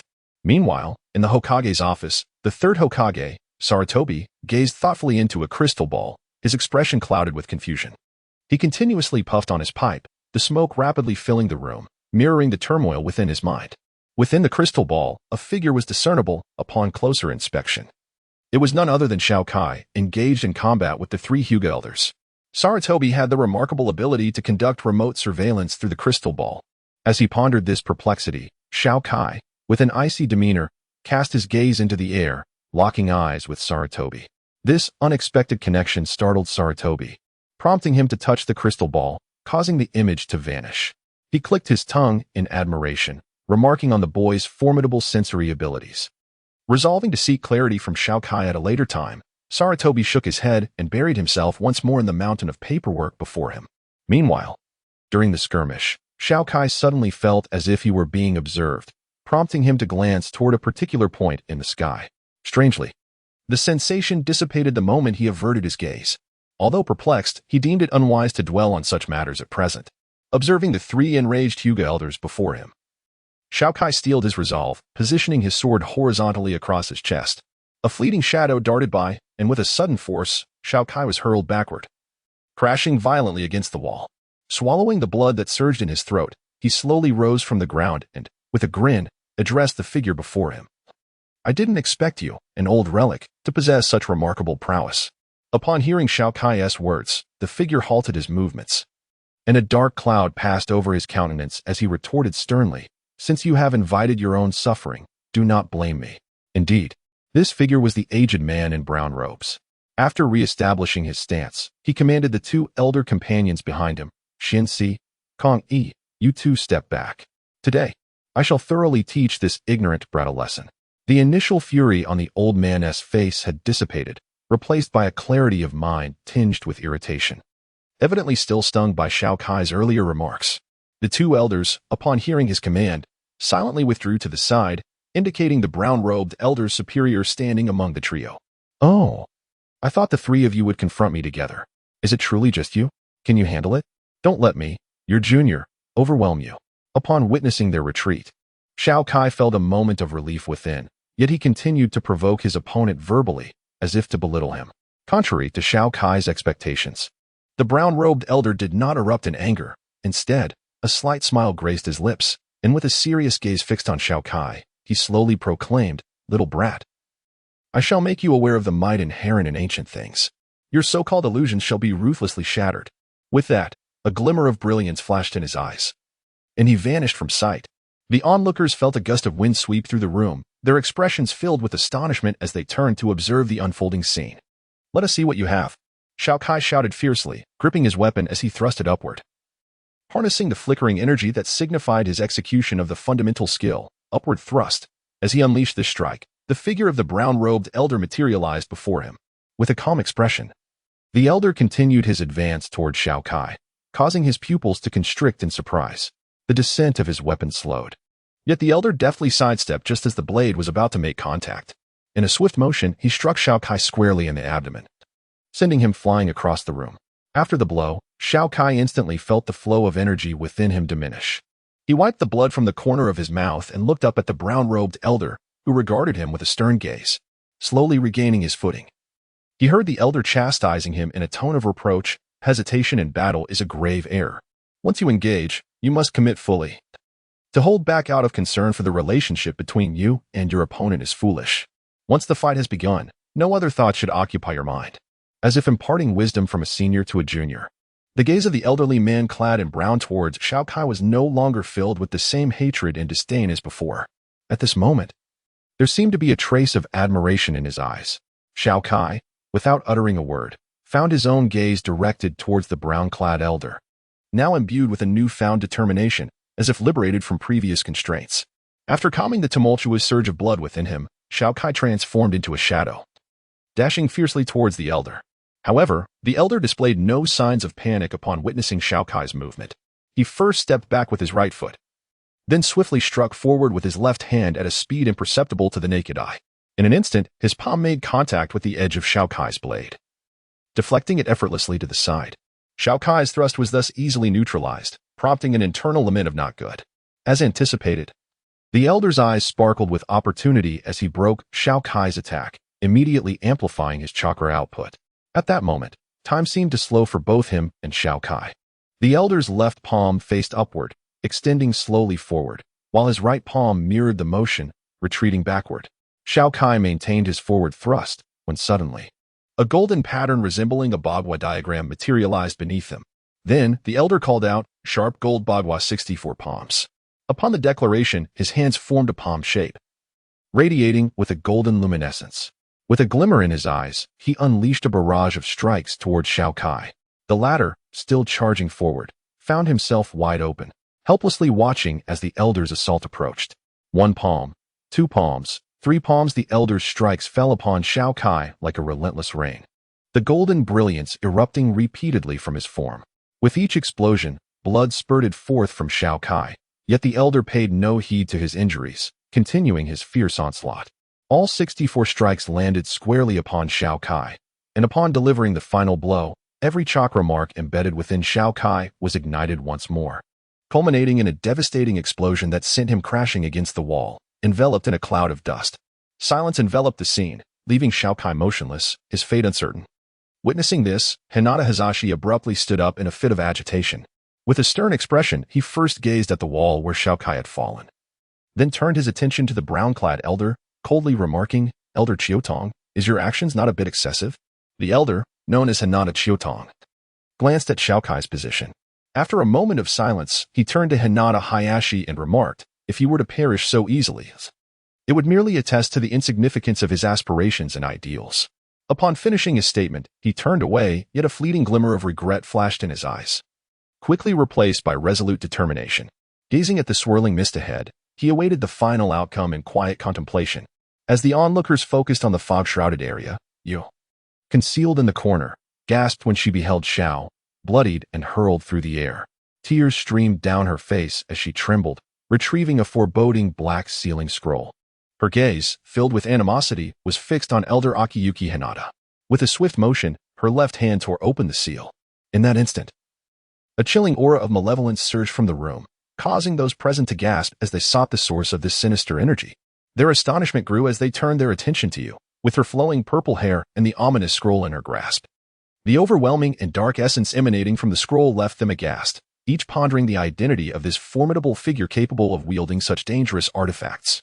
Upon noticing the intense scrutiny of the Hinata clan's upper echelon, Yu fixed her gaze upon Akiyuki Hinata, declaring with fervent conviction, "If he dies, I demand that all of you accompany him to the grave." Her expression twisted into one of malice, her once beautiful visage now a grotesque reflection of the evil aura and hatred she exuded. Akiyuki Hinata fell into silence upon hearing her words. His gaze held no fear, only a hint of remorse. Although this look stirred a flicker of conflict within Yu, it did little to sway her resolve. Initially, the onlookers contemplated interjecting, but upon witnessing Yu's threatening demeanor, indicative of her readiness to unleash the seal, they swiftly abandoned any thoughts of caution or persuasion. As the tension mounted within the gathering, a sudden cough echoed from the misty depths. A figure slowly rose from the ground, bloodied and riddled with wounds that should have rendered him incapacitated. Yet, miraculously, something within Xiao propelled him to stand once more. "How is this possible? How can you still rise?" Akiyuki Hinata's eyes were wide with disbelief, astonished by Zhao's indomitable spirit. Because I am who I am. I have never changed, Xiao proclaimed, his voice shaky yet resolute, though his body swayed and blood stained his lips. He defiantly raised his weapon, his unfocused gaze locking onto Akiyuki. Xiao. Upon witnessing that Xiao Kai was alive, you couldn't contain her overwhelming joy and burst into tears, abruptly stowing away the scroll in her hand. At that very moment, the high-ranking members of the Hyuga clan present wiped the cold sweat from their brows, exhaling a collective sigh of relief. Although they were somewhat perplexed by the name Xiao Kai, it was evident from her demeanor that it was her way of addressing Hyuga Chiha. However, from the fierce battle between Xiao Kai and Aki, the assembled Hyuga elite came to a sobering realization. The true threat was not Xiao Kai nor Hyuga Aki, but rather the seemingly innocuous purple-haired girl. With this thought, the high-ranking members of the Hyuga clan couldn't help but eye the girl warily, instinctively creating distance, fearful that a moment of her wrath might unleash a scroll akin to the one just witnessed. This strike is my utmost attack. Xiao Kai's spirit seemed to awaken to its former glory, his pupils sharpening and his expression gradually regaining focus. Yet, it appeared as though he had not heard Yu's pleas. His gaze fixated intently on Aki. I eagerly anticipate this. Hyuga Aki, wearing a grave expression, stood poised, his body slightly bent as if bracing for Xiao Kai's impending strike. I shall name this technique. The drawn blade slash, Xiao Kai uttered weakly, his voice barely above a whisper, as if he were on the brink of exhaustion. No. Please stop. We concede, all right? You've already shed too much blood. Please, no more. You gazed at the battered Xiao Kai with a heart full of anguish, tears streaming down her face as she implored him. The fear of losing Xiao Kai in this moment was unbearable, especially since his previous injuries had only just healed. The thought of him enduring further harm in such a state was too much to bear. Yet, Xiao Kai seemed oblivious to Yu's distress, slowly sheathing his sword, a gesture that left everyone in the room, save for Yu, in astonishment. As they pondered Xiao Kai's intentions, his body suddenly surged with motion. His eyes gleamed with intensity as he swiftly unsheathed his sword once more. In an instant, a radiant beam of sword light erupted from his hand, illuminating the space with an otherworldly brilliance. Under the spell of this dazzling light, the high-ranking members of the Hyuga clan found themselves rendered incapable of thought, their expressions frozen in bewilderment as they stared vacantly at the center of the room. In that fleeting moment, their minds were consumed by the blinding radiance. After the sword light had faded, Hyuga Aki stood motionless, enveloped in silence. Xiao Kai, however, collapsed to the ground, unconscious. Were it not for the faint rise and fall of his chest, all present would have presumed him deceased. Moments later, Aki's body trembled slightly, as if grappling with disbelief, as he touched his forehead and then his neck. Just then, his forehead protector fell from the air, revealing a verdant mark resembling two overlapping lines etched upon his brow. The mark encircled his entire forehead, a testament to the caged bird technique passed down through the Hyuga clan. However, it elicited a bemused reaction as Hinata Aki's hair appeared to be thinning at the crown, resembling a balding head. Yet, none of the onlookers dared to laugh. Under the weight of that blade draw assault, they were engulfed by a profound sense of fear. If they were in Hinata Aki's place, their reactions might have been even more dismal. He was indifferent to whether Xiao Kai emerged victorious from this battle. The moment Xiao Kai executed the blade draw, she rushed to his side with fervor. Upon confirming his heartbeat, she breathed a sigh of relief, ignoring the gazes of the other Hyuga elders. She hoisted Xiao Kai onto her back and sprinted towards the Kenoha hospital. Once you had departed with Xiao Kai, the remaining Hyuga elders seemed to regain their senses. They fell into a profound silence, their faces betraying expressions of awe, completely captivated by Xiao Kai's formidable strike. All eyes turned to Hinata Rizuku, awaiting his response. Hinata Rizuku, under the scrutiny of many, addressed Hinata Aki. Elder, what is your take on this? I concede defeat, Hinata Aki replied with an impassive countenance. Perhaps he was right. My previous thoughts have indeed constrained the growth of the new generation. Alas, rules let them be. If these rules are detrimental, what purpose do they serve? Moreover, he has demonstrated through practice, has he not? Perhaps only by maintaining a fearless attitude towards all dangers can one truly grow stronger. Seemingly enlightened, Hinata Aki expressed a sense of relief to Hinata Rizuku.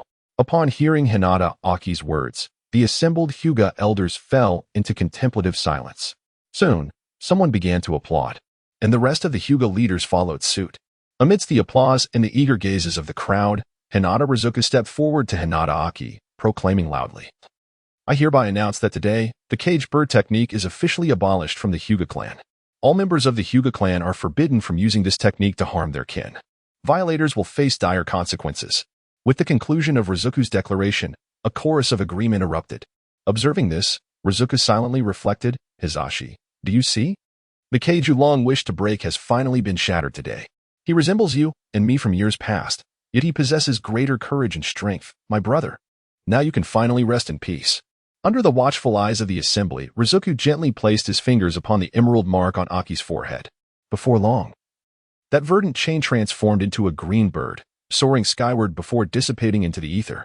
In a daze, the crowd seemed to hear a melodious chirp, akin to the bird rejoicing in its long-awaited freedom. The early summer sun spilled its golden rays across every corner of Kenoha village. In the early hours of the morning, a man and a woman emerged from the village of Kenoha, their figures casting long shadows. The man was wrapped in numerous bandages, while the woman gazed at him with a face full of concern, her lips moving incessantly in quiet conversation. However, the man shook his head repeatedly, as if to express his disagreement with her words. Seeing his reaction, the woman could only helplessly watch him proceed, fearful of any missteps he might take. The man's smile revealed a hint of bitterness as he continued to walk forward slowly. Upon reaching the village's entrance, they were halted by two vigilant Kenoha ninjas, who regarded them with a degree of wariness and softly requested, "Please present your village identification." In response, the man produced a document from his pocket and handed it to the two ninjas, softly saying, "Please take a look." The ninjas examined the document. Finding no signs of forgery, it bore the authentic signature of the third Hokage. However, for safety's sake, one of the ninjas, sporting a spiky hairstyle, inquired, "Are you Hinata Akihane and Tamaki? We haven't seen you in the village." The man smiled and replied, "It is quite normal that you haven't seen us, as we have been away training for some time, due to certain circumstances." After exchanging glances, the two ninjas confirmed their suspicions and returned the document. The man sighed in relief upon receiving it back, grateful that he had sought the third Hokage for this permission just the day before. Indeed, these two were Xiao Kai and Tamaki. 5 days had passed since Xiao Kai's battle with Hinata Aki. During this time, his injuries had healed considerably. Though they still appeared severe, he was eager to obtain news about Chai, prompting him to disregard the doctor's advice to rest for an additional 5 days. He had struggled to secure a permit for his departure from the third Hokage. Notably, when Xiao Kai requested this permit, Sarutobi Hiruzen inquired about the ninjutsu he had employed. To maintain discretion, Xiao Kai claimed that he had learned these techniques from a formidable elder during his year as a bounty hunter.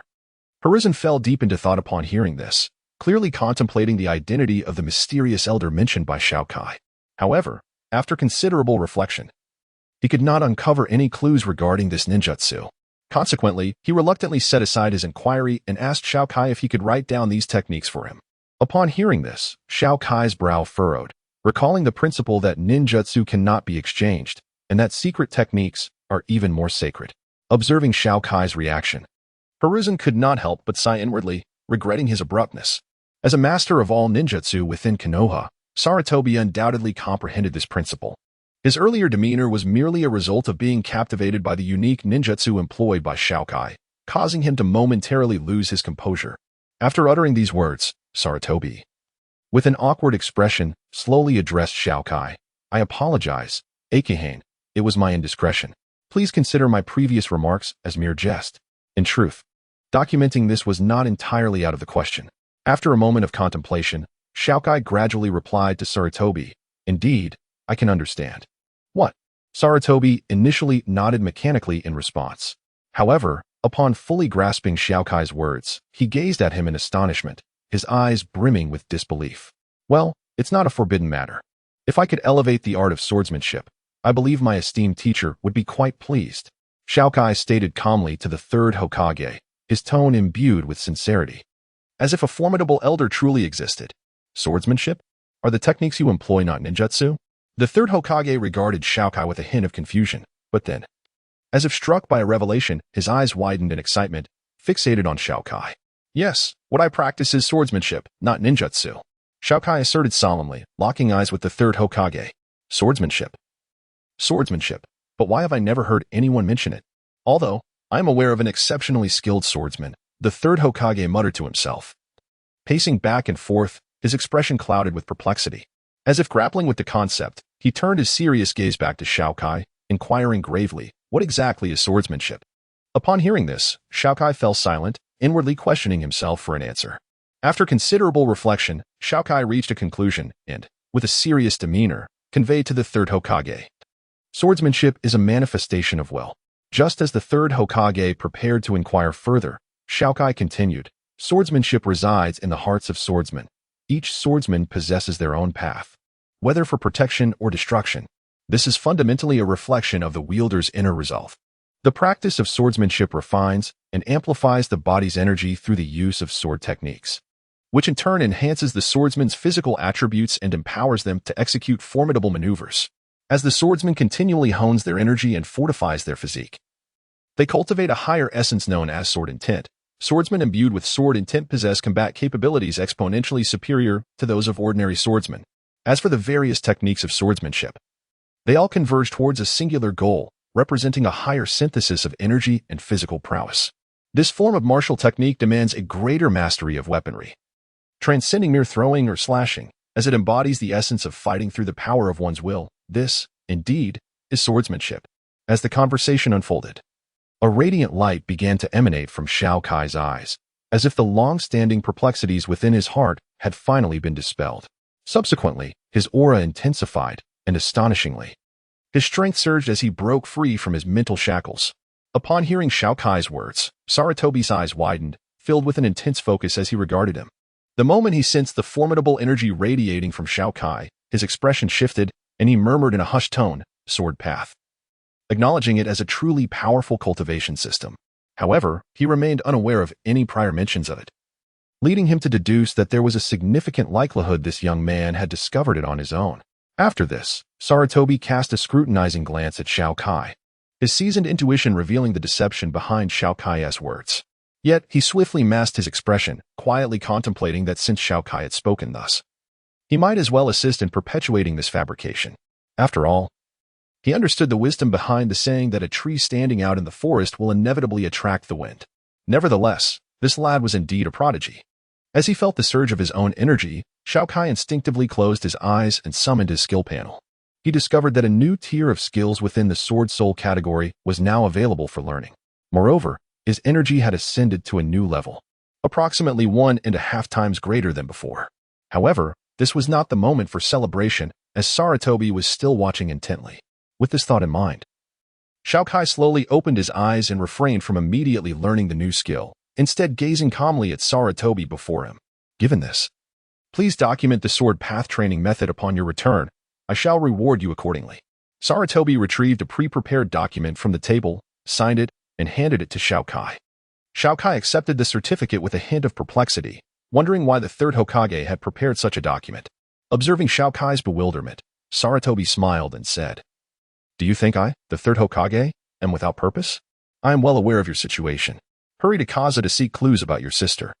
I will instruct the Umbu to expedite the investigation into her disappearance. If any new developments arise, I shall ensure you are informed. The children of Kenoha hold equal importance in my heart, and as Hokage, it is my duty to safeguard your healthy growth." With that, the third Hokage gazed affectionately out the window at the children frolicking in the streets, a gentle smile gracing his face. Hearing these words, Xiao Kai regarded Saratobi with a complex expression. In that moment, he felt a familial warmth emanating from the third Hokage, but he quickly dismissed that thought. His eyes resolutely fixed on the distance, his grip tightening around the certificate. After bidding a hasty farewell to the third Hokage, Xiao Kai proceeded to the hospital to gather his belongings. After conferring with you, they prepared to embark on their journey the following day. Then, the events leading to the issuance of today's inspection certificate transpired. With this thought, Xiao Kai turned to you and offered her a smile, gently saying, "Shall we set off?" "All right." As soon as the words left his lips, the two figures transformed into shadows, swiftly departing into the distance. The entrance of Kenoha village, where they had stood moments before, was now bathed in the golden light of the rising sun, causing the village's emblem and inscriptions to shimmer radiantly under its glow. The two silhouettes darted through the forest, startling the birds perched among the branches, which took flight, flapping their wings toward the horizon, while the duo continued their rapid advance. Approximately 10 minutes later, one of the figures, a man, gradually came to a halt and spoke to his companion beside him. "You, let us take a brief respite." With that, he tossed his backpack onto the ground and retrieved 2 water pouches from within. After handing one to you, he began to drink from the other. By now, it was nearing noon, and the sunlight illuminated their forms, revealing them unmistakably as Xiao Kai and Yu. They had been away from Kenoha for 2 days at this pace. They should arrive in Kaza by this afternoon. This thought ignited a sense of urgency within Xiao Kai. After all, considerable time had elapsed. If Tsai had vanished from that location, then any related clues would likely have faded as well. Hence, they must hasten their journey toward Kaza. As Xiao Kai pondered their next course of action, a delicate, white arm appeared before him, offering a rice ball. He looked up to see Yu. Her face etched with concern. Accepting the rice ball from her hand, he expressed his gratitude and began to eat while sipping tea, hastily satisfying his hunger. Observing Xiao Kai's demeanor, Yu's brow furrowed even tighter. With a hint of worry, she inquired, "Are you all right, Xiao Kai?" "I'm fine. I'm just a bit anxious." Xiao Kai glanced at Yu and offered her a comforting smile, though his own brow remained knitted in worry. Seeing his unease, Yu fell silent. She quickly finished the rice ball and took a few sips of water before declaring, "All right, I'm ready to go. Let us set off." Xiao Kai, feeling a twinge of guilt, looked at Yu. Upon seeing her shake her head, he nodded slowly, packed up his backpack, and made his way forward. The two figures soon vanished from sight. Shortly after their departure, 2 silhouettes emerged from the grass on either side of where they had just been, each wielding a weapon. One tall and lean man turned to the other and murmured something. Upon hearing this, the other man's eyes gleamed with excitement, and he hurriedly rushed off in a specific direction. The tall, lean figure then trailed after Xiao Kai and Yu, an expression of exhilaration illuminating his features. After approximately half an hour had passed, Xiao Kai and Yu arrived at the center of a small canyon, where they halted their steps. A dark throng of individuals loomed ahead, obstructing their exit. When they attempted to retreat, they discovered that their path back was also blocked by another group, causing their expressions to shift dramatically. "Hee, fat sheep, don't even think about escaping. This time, you won't be able to fly away." Suddenly, from the sea of shadowy figures emerged a bald, scarred man clad in tattered clothing, who was now grinning maliciously at Xiao Kai. After delivering his menacing proclamation, the bald man turned to a slender companion beside him and praised, "Well done, skinny monkey. This time, I'll make sure to commend you when we return. Haha." However, upon noticing you standing beside Xiao Kai, his demeanor transformed. The bald man's expression turned into one of foolish infatuation, his eyes sparkling with hearts as he gazed at you, filled with admiration. Yet, he soon turned and disappeared into the ranks of his henchmen, busily whispering among themselves. Xiao Kai and Yu exchanged bewildered glances, remaining on guard against the group ahead. Meanwhile, the henchmen, observing their leader's antics, could not help but facepalm, revealing expressions of exasperation and discomfort, clearly finding the situation absurd. "Beautiful lady, would you be willing to?" "No, cough. Would you consent to become my lovely bride?" "I swear I will." The bald man, after a flurry of shuffling, executed a dramatic turn. However, he was no longer the same bald man as before. He had somehow produced a wig adorned with curls and had swapped his ragged jacket for a black suit he had procured from an unknown source. Clutching a small piece of paper, he fixated on it intently, reading each word aloud with a pronounced stutter, mispronouncing many of them. His short brows and unconventional curly wig bobbed as he spoke, while his thick lips expressed a fervent declaration of love directed at you, adorned with a half-petal rose that seemed to add an inexplicable humor to his appearance. "So, dear lady, would you be willing to become my beautiful wife?" After finishing the content of the paper, the bald man gazed at you with deep affection. It turned out he intended to propose. Upon hearing his words, his henchmen blushed deeply, covering their mouths, desperately stifling their laughter, their expressions contorted in agony as they fought to suppress their mirth. Tears glimmered in their eyes, indicating their struggle to contain their amusement.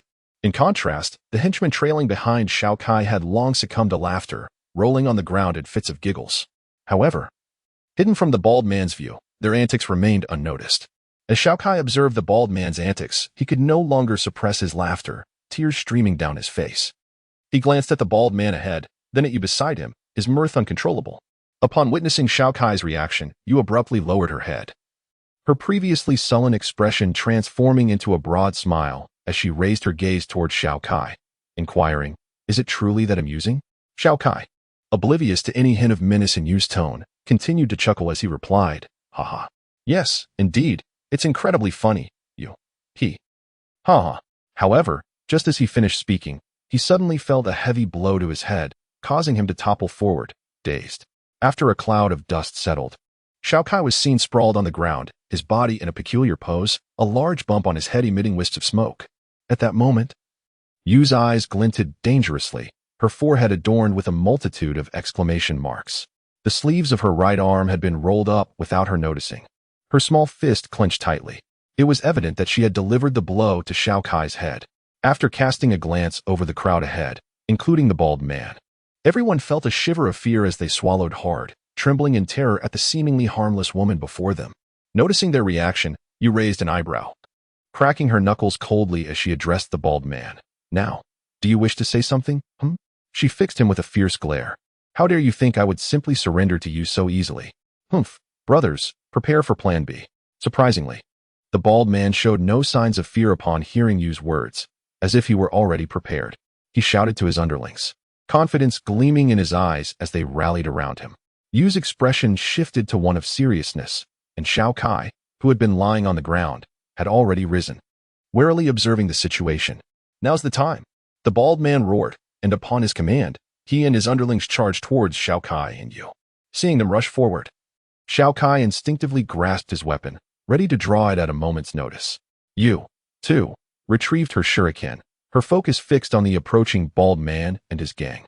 Just as the two sides were about to clash, and Xiao Kai was on the verge of drawing his weapon, the bald man and his men suddenly knelt before Xiao Kai and Yu, their faces pleading as they exclaimed, "Ninja Masters, please spare us." Witnessing this, both Yu and Xiao Kai exchanged glances, a mixture of bewilderment and reluctance evident in their eyes as they questioned the kneeling bald man and his companions. What on earth are you doing?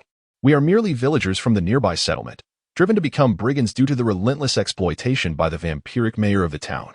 We have never harmed anyone. We simply seek to earn our daily bread and avoid starvation. Please, have mercy upon us. The bald man and his companions wept earnestly before Xiao Kai and Yu, as though their very existence depended on this plea. Witnessing their plight, Xiao Kai and Yu could not help but sigh in resignation, for they had sensed someone nearby even during their moments of rest. The subsequent actions were merely a test of the opponent's strength. It appeared that they were merely intent on stealing a bit of money to procure some food. The bald man, upon seeing Yu, seemed to merely propose to her, without any intentions of forcibly taking her away. This suggested that their words bore a semblance of truth. If they were truly ruthless bandits, their experience would be woefully insufficient. Given that they had committed no significant transgressions, Xiao Kai decided to let the matter slide. He gestured to them, indicating his lack of interest in pursuing the issue further, allowing them to depart. Upon noticing Xiao Kai's gesture, the bald man and his companions expressed their gratitude, casting a fearful glance at Yu before contemplating their exit. Just then, Yu seemed to recall something and abruptly addressed the bald man. "Hey, Yu." Startled by her voice, the bald man involuntarily recoiled, his body trembling. As he turned to gaze at Yu in bewilderment, at a loss for words. Observing his reaction, Yu could not help but quip, "Am I truly that terrifying?" Completely oblivious to her earlier display of aggression towards Xiao Kai. However, she redirected her inquiry towards the bald man regarding her earlier thought. "You mentioned you hail from a nearby town? What is the name of your settlement?" Upon hearing her question, the bald man exhaled in relief, responding with a newfound ease. "Our town is quite renowned. It is called Kaza." "What?" Xiao Kai and Yu exchanged astonished looks, inwardly exclaiming, "What a fortuitous turn of events. Is Kaza just ahead?" On a hillside, Xiao Kai turned to the bald man and his companions, inquiring further. Observing the nostalgic expression on the bald man's face, Xiao Kai no longer doubted his identity. "Indeed, this is Kaza, but you should exercise caution.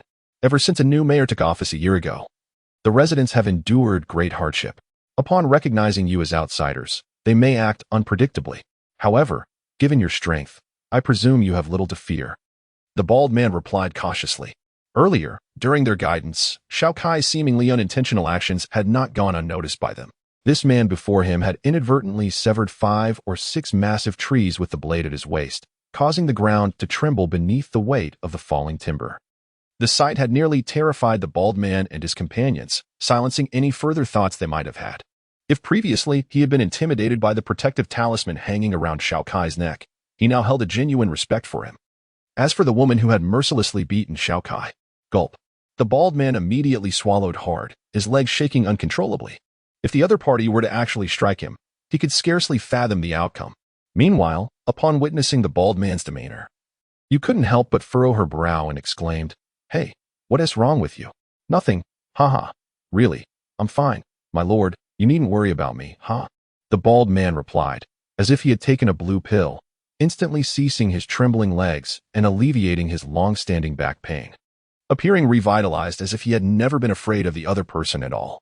There must be something amiss, you mused suspiciously, her mind churning with doubt. All right, you. Let us go. By the way, I haven't asked your name. Xiao Kai gestured to you while simultaneously inquiring of the bald man. In response to your honor. I am called Miyamoto Ranzu. The bald man promptly replied with utmost respect. Upon hearing Ranzu's answer, Xiao Kai nodded and continued, please lead the way for us. After all, you are a resident of this village, and having a local like you assisting should make things easier for us. Do not worry, I shall provide you with appropriate compensation. With that, Xiao Kai retrieved a stack of banknotes from his pocket, gesturing towards the bald man. Upon seeing Xiao Kai's actions, Ranzu swallowed hard again. His expression conflicted as he gazed at the money in Xiao Kai's hand. Money is indeed a good thing, but one must have a life to spend it. He was still unaware of the current state of Kaza. Just as Ranzu hesitated, preparing to decline Xiao Kai's proposal, Xiao Kai pulled out another stack of banknotes right before his astonished eyes. With a smile, he said to Ranzu, as long as you can help me obtain the information I seek, all of this will be yours. As for whether Xiao Kai had employed any ninjutsu to deceive Ranzu, Xiao Kai believed that for a bounty hunter accustomed to undertaking tasks of B rank and above, money held no pressure whatsoever. Therefore, there was no need for him to resort to trickery. Witnessing Xiao Kai's actions, Ranzu felt as though an angel and a devil were battling in his mind. Evenly matched and unable to determine a victor. However, the moment Xiao Kai produced those additional stacks of cash, the tide of battle swiftly turned. With the assistance of the symbol, the black devil effortlessly vanquished the angel into a cloud of smoke, grinning wickedly as he reveled in triumph within Ranzu's mind. Without a shred of dignity, he immediately knelt before Xiao Kai, pressing his forehead to the ground, fervently exclaiming, My lord, I implore you to accept my submission. Upon witnessing Lan Zhang's demeanor, Xiao Kai began to rhythmically slap the wicked money in his left hand with his right, a sinister smile creeping across his face. You. Observing the interplay between Xiao Kai and Lan Zhang, felt a shiver run down her spine. With a peculiar gaze fixed upon the nefarious scene, she inwardly scoffed. Pondering how this was merely a request for assistance, it was undeniably a form of transaction. Blushing at the thought, she spat disdainfully, as if recalling a most unpleasant memory. Noticing Yu's unusual behavior, Xiao Kai inquired with a hint of confusion, What's wrong? It's nothing, let us hurry to that small town, you responded. A slight panic evident in her voice, before turning away. Despite his lingering questions, Xiao Kai chose to suppress them for the moment, intending to clarify matters with you later. He exchanged a few words with Lan Zhang, gesturing for him to reassure his subordinates, and then hastened to catch up with you, who had just departed. Hey, you. What is the matter? Are you feeling unwell? Xiao Kai asked, concern etched across his features as he caught up to her. Yu's expression had settled, and in response to his inquiry, she replied with a calm demeanor, I'm truly fine. After a prolonged silence, she gazed at Xiao Kai with worry, asking, If we fail to uncover any leads on your sister, what will your next steps be? Xiao Kai fell silent at her words, conflict swirling in his eyes. After a moment, he slowly lifted his head, speaking with unwavering conviction, Then we shall continue to seek other information. One must see the living or the dead. Until I behold Kai with my own eyes, I shall forever believe she is merely missing. Upon witnessing the resolute look in Xiao Kai's eyes, Yu fell into silence once more. She couldn't help but regard him with a complex expression, murmuring in a faint voice, What about me? Not catching her words. Xiao Kai asked in confusion, What did you say? I'm sorry, I didn't hear you. Nothing at all, you fool. Yu retorted, her face flushed with embarrassment. Perplexed, Xiao Kai scratched his head, unsure of what had provoked her ire. After much contemplation, a singular realization dawned upon him. He inwardly lamented his own carelessness, having completely forgotten about her situation that day. Yet, he recalled that she had never displayed such temper in previous instances. Could it have been a buildup of frustrations? This state of affairs was untenable. With this thought in mind, Xiao Kai apologized sincerely. I'm sorry, Yu. I overlooked that. Yu, bemused by his apology, questioned. What did you overlook? You should make sure to drink plenty of warm water. We will soon arrive at the small town, and I shall buy you some honey to add to it. I know, you girls have this day every month. I thought you wouldn't. Xiao Kai spoke with abandon, utterly oblivious to the increasingly dark expression on Yu's face. When he noticed her body trembling, he mistakenly believed that Yu was touched by his considerate demeanor. He feigned a boisterous air, patting Yu on the shoulder, and with a sunny disposition declared, No need to thank me, it is only my duty, ha. Suddenly, Xiao Kai clutched his stomach and collapsed to the ground in a comical pose. foaming at the mouth with an inexplicable white froth. At that moment, you clenched her right fist, her expression grim, murmuring indistinctly to herself. Upon closer inspection, one could decipher her words, which seemed to convey sentiments such as, "What do you mean it happens every month? What have you overlooked? I thought you truly understood. What makes you think I wouldn't? What a complete fool you are. How could I ever like you?" Before long, the bald gong Binlon approached Xiao Kai and you, grinning widely like a blooming chrysanthemum. However, upon seeing Xiao Kai lying on the ground, he was taken aback, glancing around cautiously, and said to you, "Lady Ninja, who attacked him? Are they formidable foes?" Before he could finish his sentence, Xiao Kai rose from the ground, calmly addressing Binlon. Binlon, you've arrived. Let us be off. Honestly, I've been standing here waiting for you for quite some time."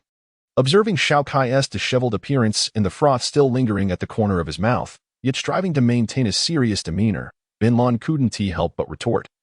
"You were clearly not standing just now. And look at you, spewing foam, yet you claim to be fine.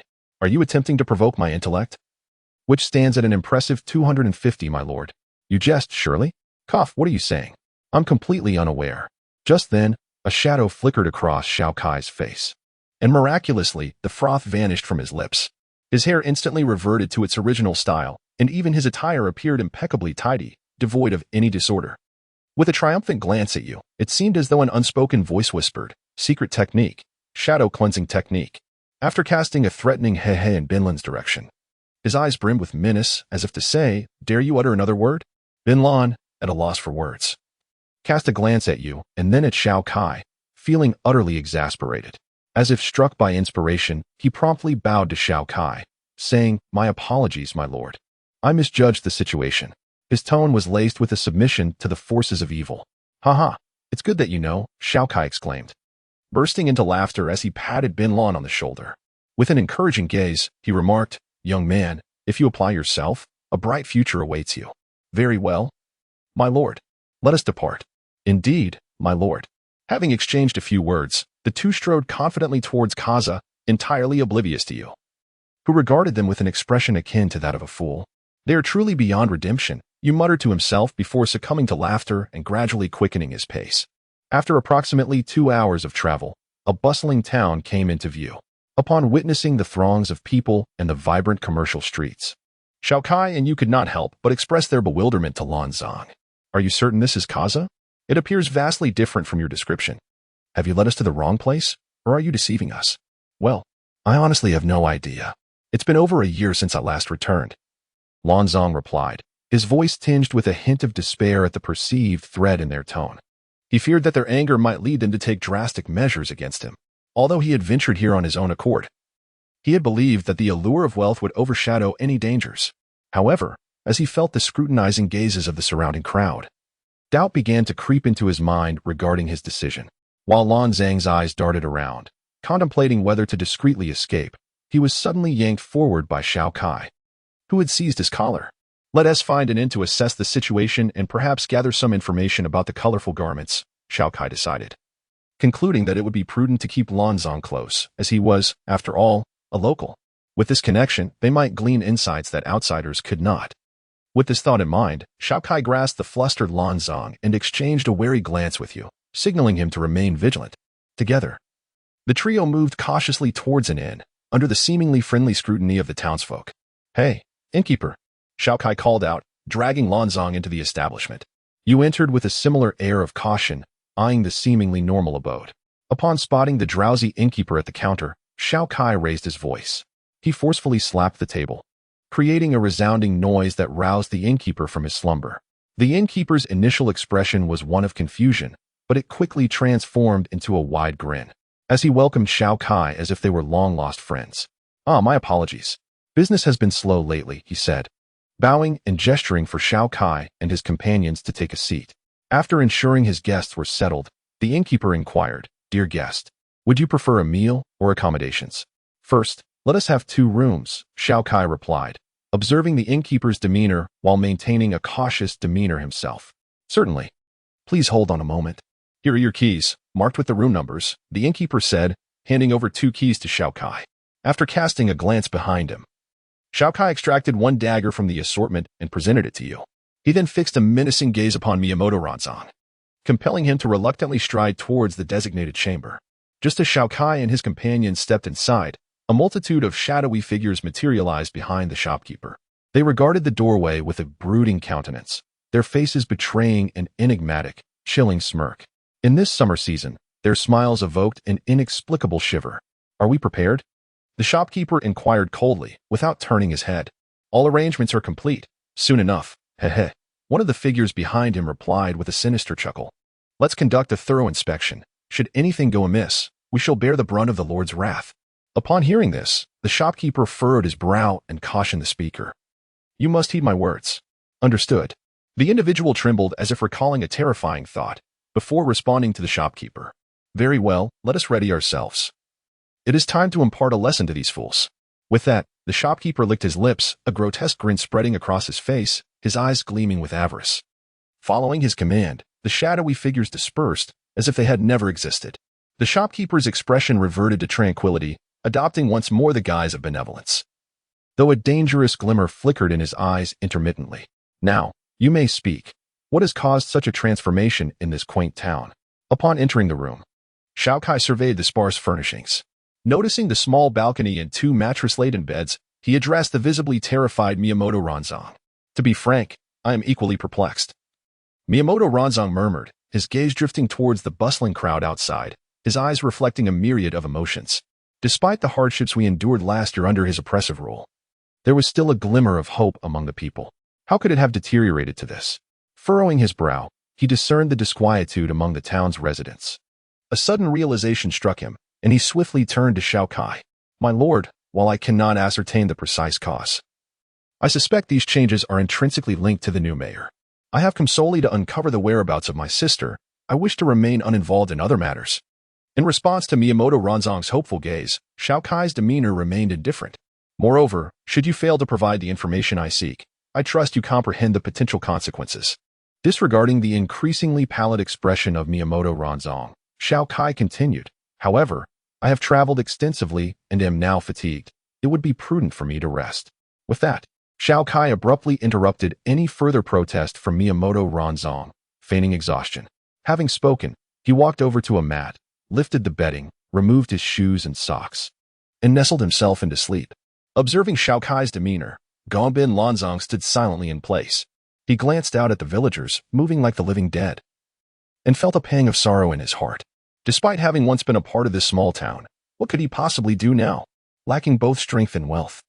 He realized that his previous downfall was perhaps due to being an ordinary person without any connections. Yet, even after his fall from grace, there were still those willing to follow him, though he had never been able to provide them with a proper refuge. Some had suffered injuries without any means of treatment, passing away as a result. Reflecting on those past days, a flicker of regret crossed Gongbin Lanzang's face. Indeed, he lacked power, and seeking help while bearing a criminal record was undeniably absurd. He murmured to himself, his expression laced with self-mockery. Casting a complicated glance at Xiao Kai before him, he sighed and crawled under the bedding, slowly closing his eyes. Time passed gently, and soon it was evening. Xiao Kai gradually rose and quietly exited the room. After exchanging a few words with you in another room, he hurriedly made his way downstairs. The lower level was already filled with patrons, who paused their meals and turned their eyes toward Xiao Kai, their gazes shimmering with interest. Upon noticing the collective attention, Xiao Kai immediately flashed a smile at the guests, though a sudden wariness gripped him as the atmosphere grew somewhat awkward. At that moment, the shopkeeper spoke. "Good evening, esteemed guest. How may I assist you?" Upon hearing the shopkeeper's words, Xiao Kai turned to look behind him, only to be startled by a face adorned with deep wrinkles, grinning widely as it approached him. He instinctively took a few steps back, but upon recognizing the shopkeeper, he relaxed, calmly addressing him. "Could you please bring us some food? We haven't eaten all day." "Of course, please hold on a moment," the shopkeeper replied, his eyes suddenly flashing with a glint. The corners of his mouth twitched upwards, but he quickly masked the smile. "Very well, I shall wait for you upstairs." Xiao Kai, maintaining a composed demeanor, acknowledged the shopkeeper's response. He glanced at the group of patrons, who had resumed their lively chatter. A flicker of understanding crossed his eyes as he turned and ascended the stairs. After watching Xiao Kai depart, the shopkeeper slowly approached the staircase, straining his ears to catch the sound of the door closing before he exhaled in relief. His expression then shifted to one of fury as he scolded the guests. "A bunch of fools. You nearly exposed us. Are you all a bunch of pigs? If our cover is blown, we'll all face dire consequences. At that moment, the shopkeeper's face bore no trace of kindness, instead radiating sheer brutality. Upon hearing the shopkeeper's words, a man with a crew cut could not help but reveal a flicker of murderous intent in his eyes. He was poised to erupt, but a burly figure standing before him restrained his impulse. Observing the actions of the man ahead, the crew-cut man halted, regarding the stout figure with a respectful demeanor. The robust man slowly rose, his expression serious as he inquired of the shopkeeper, "Are you certain that if we eliminate the ninja from Kenoha, he shall lift the constraints upon us and grant us our freedom?" "Indeed," the shopkeeper replied with a sinister smile, a glint of trepidation flashing in his eyes. "The esteemed gentleman remains here solely to eradicate the Kenoha ninja who come to investigate. Should you assist him in resolving this matter, it would surely be a monumental achievement. At that point, not only could you depart, but even aspire to the position of mayor would be within your grasp. The role of mayor may be assumed by another, but not by me. Remember your words," the stout man responded in a low tone, before returning to his seat and silently resuming his drink. Witnessing the man's actions, the shopkeeper chuckled nervously and nodded, but as he turned away, a malevolent expression briefly crossed his face. "Cursed fool, daring to threaten me," he seethed inwardly. However, after a moment, he smirked slyly, casting a cautious glance at the stout man, and proceeded to pour a portion of the remaining medicinal powder from the cupboard into the wine. He then retrieved some dishes from the kitchen, sprinkling the rest of the powder over the food. With these preparations complete, the shopkeeper grinned sinisterly and ascended the stairs with the meal. He knocked gently on the door. Upon Xiao Kai opening it, he entered the room, bearing the food and drink. Seeing all three individuals present, a smile involuntarily graced his face. "Esteemed guest, I bring you the meal you requested," he said respectfully to Xiao Kai. "Very well, place it here," Xiao Kai gestured, indicating the shopkeeper could leave. He accepted the food and drink, pulling a small table from the corner to set it upon. He then resumed his conversation with you in Gongben Lanzang, skillfully pouring the wine into glasses and downing it in one gulp. Observing this, the shopkeeper's smile widened, though he silently retreated, his expression growing more sinister as he exited Xiao Kai's room. He abruptly gestured to the guests in the hall, and upon seeing his signal, they all retrieved weapons from beneath the tables, their eyes gleaming with a vicious light, eagerly preparing to strike. Unperturbed, the shopkeeper approached them and calmly stated, "Do not rush. The effects of the poison will manifest in half an hour. At that time, they shall be at your mercy. Once we eliminate the Kenoha ninja, we will have fulfilled the task assigned by the gentleman. Afterward, we may live freely by his side. I seek no reward, only the fulfillment of his promise of freedom." The robust man remained utterly unfazed, gazing calmly at the shopkeeper as if he had already made up his mind. "You fail to recognize what is good for you," the shopkeeper exclaimed in a fit of frustration. Yet, after a moment's reflection, he seemed to regain his composure and quietly addressed the man. "You need only wait a little longer before you can eliminate them. At that point, our task will be complete. As for what you wish to do, I shall not interfere. I have pressing matters to attend to and must take my leave." With that, the shopkeeper hurriedly exited.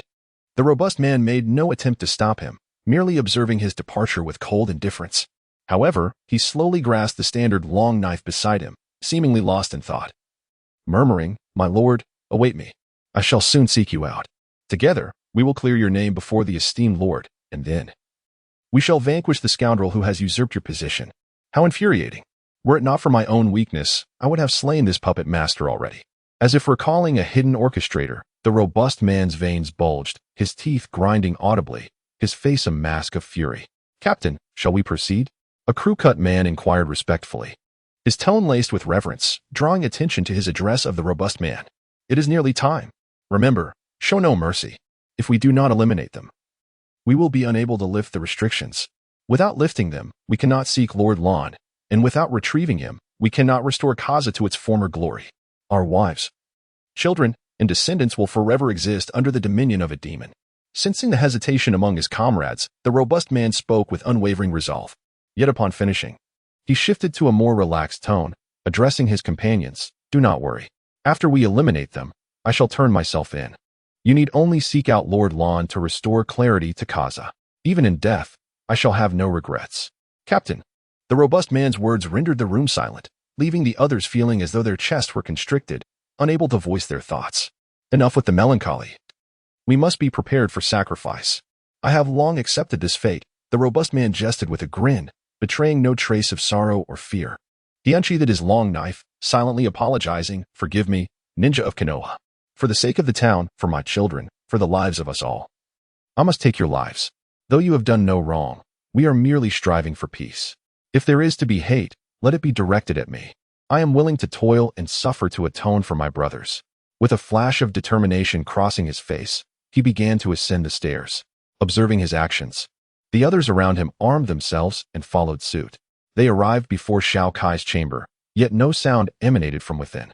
The robust man first inhaled deeply before forcefully kicking open the door to Xiao Kai's room. As he surveyed the interior, he was taken aback to find Xiao Kai and his companions standing calmly in the center, as if they had been anticipating their arrival for quite some time. The dishes brought by the innkeeper remained untouched on the table. Just as the man began to sense the gravity of the situation, a familiar voice trembled from among Xiao Kai and the others. "Eagle, is that you?" The voice belonged to the bald Miyamoto Rance. "Could it be you?" The man, addressed as Eagle by Miyamoto, trembled as he gazed at Rance. Upon recognizing the bald figure before him, he abruptly knelt, tears welling in his eyes, and exclaimed, "Lord Rance, you have finally returned. Brothers, cease your actions." Upon hearing the robust man's words, those behind him hastily lowered their weapons. Their expressions filled with excitement as they looked toward Miyamoto Rance. Seeing the weapons being sheathed, Xiao Kai and Yukai slowly relaxed their stances, retracting their shurikens. However, the wariness in their eyes had yet to fade. After putting away their weapons, both Xiao Kai and Yu exchanged puzzled glances with Miyamoto Rance, eager to glean an explanation from him. Noticing the expressions on their faces, Miyamoto Rance offered them an apologetic smile before stepping forward to assist Eagle. Nodding at the others behind him, with a solemn demeanor, he addressed Xiao Kai and Yukai. "I apologize, esteemed ninjas. I had deceived you.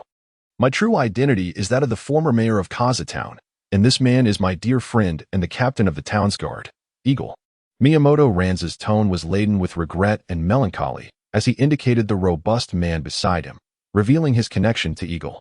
Though they had anticipated a revelation, Xiao Kai and Yukai were still taken aback. Yu, upon hearing this disclosure, couldn't help but scrutinize Miyamoto Rance anew. Considering his demeanor, it was indeed hard to equate him with the authoritative figure of a mayor, as the disparity between the two was quite pronounced. Perhaps sensing the skepticism in Yu's expression, Miyamoto Rance's face flushed slightly. He cleared his throat, ready to offer a defense, when suddenly, Eagle clutched his chest in apparent agony. Recognizing the distress, Xiao Kai instinctively shielded Yu behind him, casting a wary gaze at Eagle, determined to discern the nature of the disturbance. For he was not well acquainted with the man and could not predict his intentions. To ensure Yu's safety, he had to exercise utmost caution. Meanwhile, upon witnessing Eagle's condition, Miyamoto Rance and the group behind him were thrown into a state of alarm, leaning forward in concern to ascertain what was amiss with Eagle. Just then, the members of the group behind Miyamoto also began to clutch their chests in suffering. Unable to contain his agony, he cried out on the ground. Observing this, Miyamoto Rance immediately helped him up and anxiously inquired, "Eagle, what has happened?" "Ah, damn it. It must be that scoundrel who poisoned me. How infuriating." Eagle groaned in pain, intermittently explaining to Rance. Noticing the bewilderment on Rance's face, he pointed towards the table laden with food behind Xiao Kai. Upon seeing this, the expressions of Xiao Kai and the others turned grim. "Damn it, sir. Could you please escort them away from here?" Rance, filled with urgency, glanced back at the group of guards, and suddenly, as if recalling a savior, hope ignited in his eyes.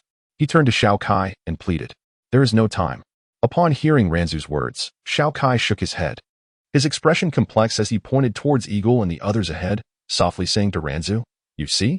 He then fell silent, while Yu, beside him, looked on with sorrow at the writhing figures in distress. After listening to Xiao Kai, Rance seemed to grasp something, his body trembling involuntarily.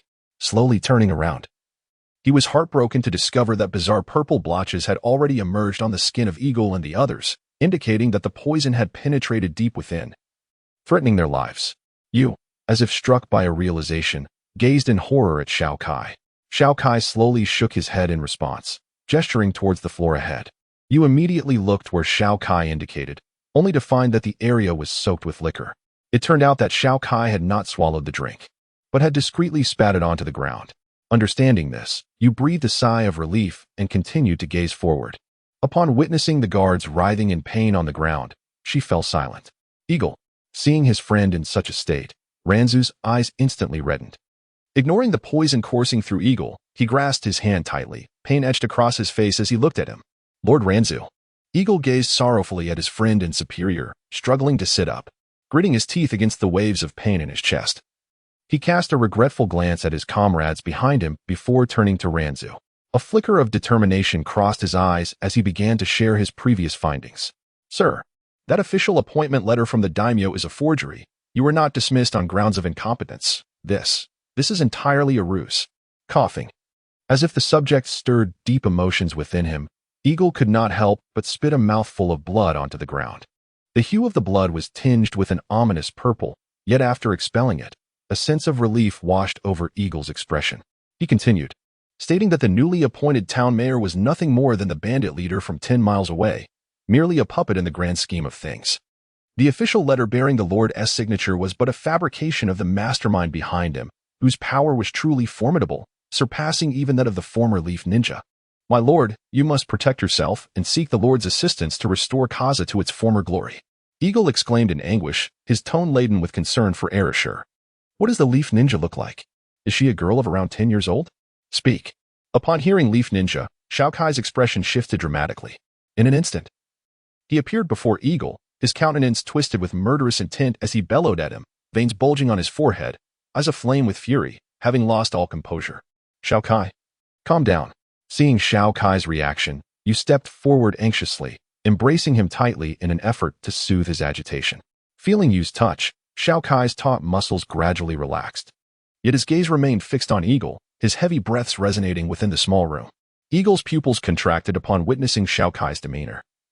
Then a bitter smile crept across his face, as if mocking his previous overestimation of himself. He could not suppress a few coughs, sensing the waning strength within him. He replied to Xiao Kai, I cannot say if she is a girl, but she always wears a mask. The other members around her mentioned her codename. I believe it was Chi. She was taken away by the organization behind that mastermind. Eagle strained to recall, sharing all the information he possessed with Xiao Kai. After speaking, his complexion worsened, the purple mottling seemingly spreading to his neck, the signs of death gradually manifesting upon his face. Witnessing his friend's dire state, Erasure could not help but choke back tears, blood vessels bursting in his eyes. Upon hearing the codename Chi, Xiao Kai's body trembled involuntarily. He was certain that the ninja in question was none other than his sister, as he learned that Tsai had been captured by the so-called organization behind the mastermind. A powerful killing intent erupted within him, causing the temperature in the room to plummet. In a deep, thunderous voice, he roared, Damn it! With that, a dark energy enveloped Xiao Kai, who abruptly lifted his head, his eyes now a vivid crimson, emanating a chilling aura that sent shivers down their spines. Observing Xiao Kai's transformation, Eagle initially managed a resigned smile before slowly glancing back at his subordinates, only to find them all lifeless. A wave of sorrow washed over him. He slowly turned his gaze towards the somber Lanong before him, his eyes, which were about to close, suddenly ignited with brilliance, as if illuminated by a fleeting light. He fixed his hopeful stare upon the sorrowful Lanong and gently spoke, My lord Lanong, I entrust Kaza to you. You must. Yet, his words remained unfinished as the purple venom spread completely across his body. His pupils instantly dulled, and he was irrevocably lost to death. Witnessing the demise of his dear friend, Lanong broke into anguished tears, reminiscing about the cherished moments he had shared with Ing. After a long while, Lanong abruptly wiped away the tears from his cheeks and carefully laid Ying's lifeless body on the ground. Glancing at the fallen guards behind him, he suddenly knelt before Xiao Kai. Bowing his head repeatedly against the cold stone floor, he struck it with fervor, each impact echoing with a muffled thud, splattering blood in alarming arcs. He implored Xiao Kai, My lord, I beseech you to rid Kaza of these vile beings. I am willing to sacrifice everything, even my life, if you so desire. With that, he seized the long knife from Ying's hand and pressed it against his own throat, as if he would willingly embrace death should Xiao Kai acquiesce, his eyes brimming with resolute determination. Xiao Kai inhaled sharply, suppressing the fury raging within him. It was as if his senses had returned to clarity. He slowly placed a reassuring hand on the arm of Yu, who clung tightly to him, signaling that she could release her grip. Then, he addressed Lanong with calm authority, Lead me to your former place of work. I believe you know where it is. Lanong gazed at Xiao Kai in disbelief, struggling to comprehend why he had so readily acquiesced to his request. Noticing the confusion in Lanong's eyes, Xiao Kai calmly explained, since they have already taken action against us, I have no reason to refrain from retaliating, especially since they have abducted my sister. With those words, Xiao Kai fell into silence, his demeanor as still as a placid lake, his eyes cold enough to send shivers down one's spine. My lord. Please follow me, Lanong responded, as the flickering hope in his eyes reignited. He resolutely affirmed his intent to Xiao Kai and silently maneuvered past the fallen guards. Seeing this, Xiao Kai followed closely behind. Yu, observing Xiao Kai's movements, first cast a worried glance his way, then glanced with mixed emotions at the deceased Ing and the others, before ultimately trailing after them. As they stepped out of the inn, Lanong abruptly halted. Fixated on the figure leading a group ahead, his body trembling uncontrollably. Behind him, Xiao Kai, upon catching sight of the figure, could not suppress a surge of murderous intent. Yu, who arrived shortly after, immediately drew her shuriken in a defensive stance. Ah, I didn't expect you to still be alive. Perfect. I shall deal with you all at once, heh. My lord, please. A voice emerged from the forefront of the group. Though he quickly bowed respectfully to the person beside him, the individual before them was none other than the proprietor of the inn. The very one who had schemed to poison the hawk in Xiao Kai. You wretched scoundrel. I shall slay you. As the saying goes, when enemies meet. Their eyes are particularly fierce. Lansong, in a fit of rage, brandished the long knife in his hand, intent on charging at his adversary. Yet Xiao Kai, standing beside him, swiftly intervened, fixing a cold gaze upon the seemingly noble figure ahead, and inquired, Who are you? Haha, why should I answer you? Just die quietly, and don't interfere with my affairs. The man retorted with a scowl directed at the innkeeper, before brazenly addressing Xiao Kai. He commanded his subordinates to attack, clearly the bandit leader mentioned by the hawk. With this thought, a glint of coldness flickered in Xiao Kai's eyes.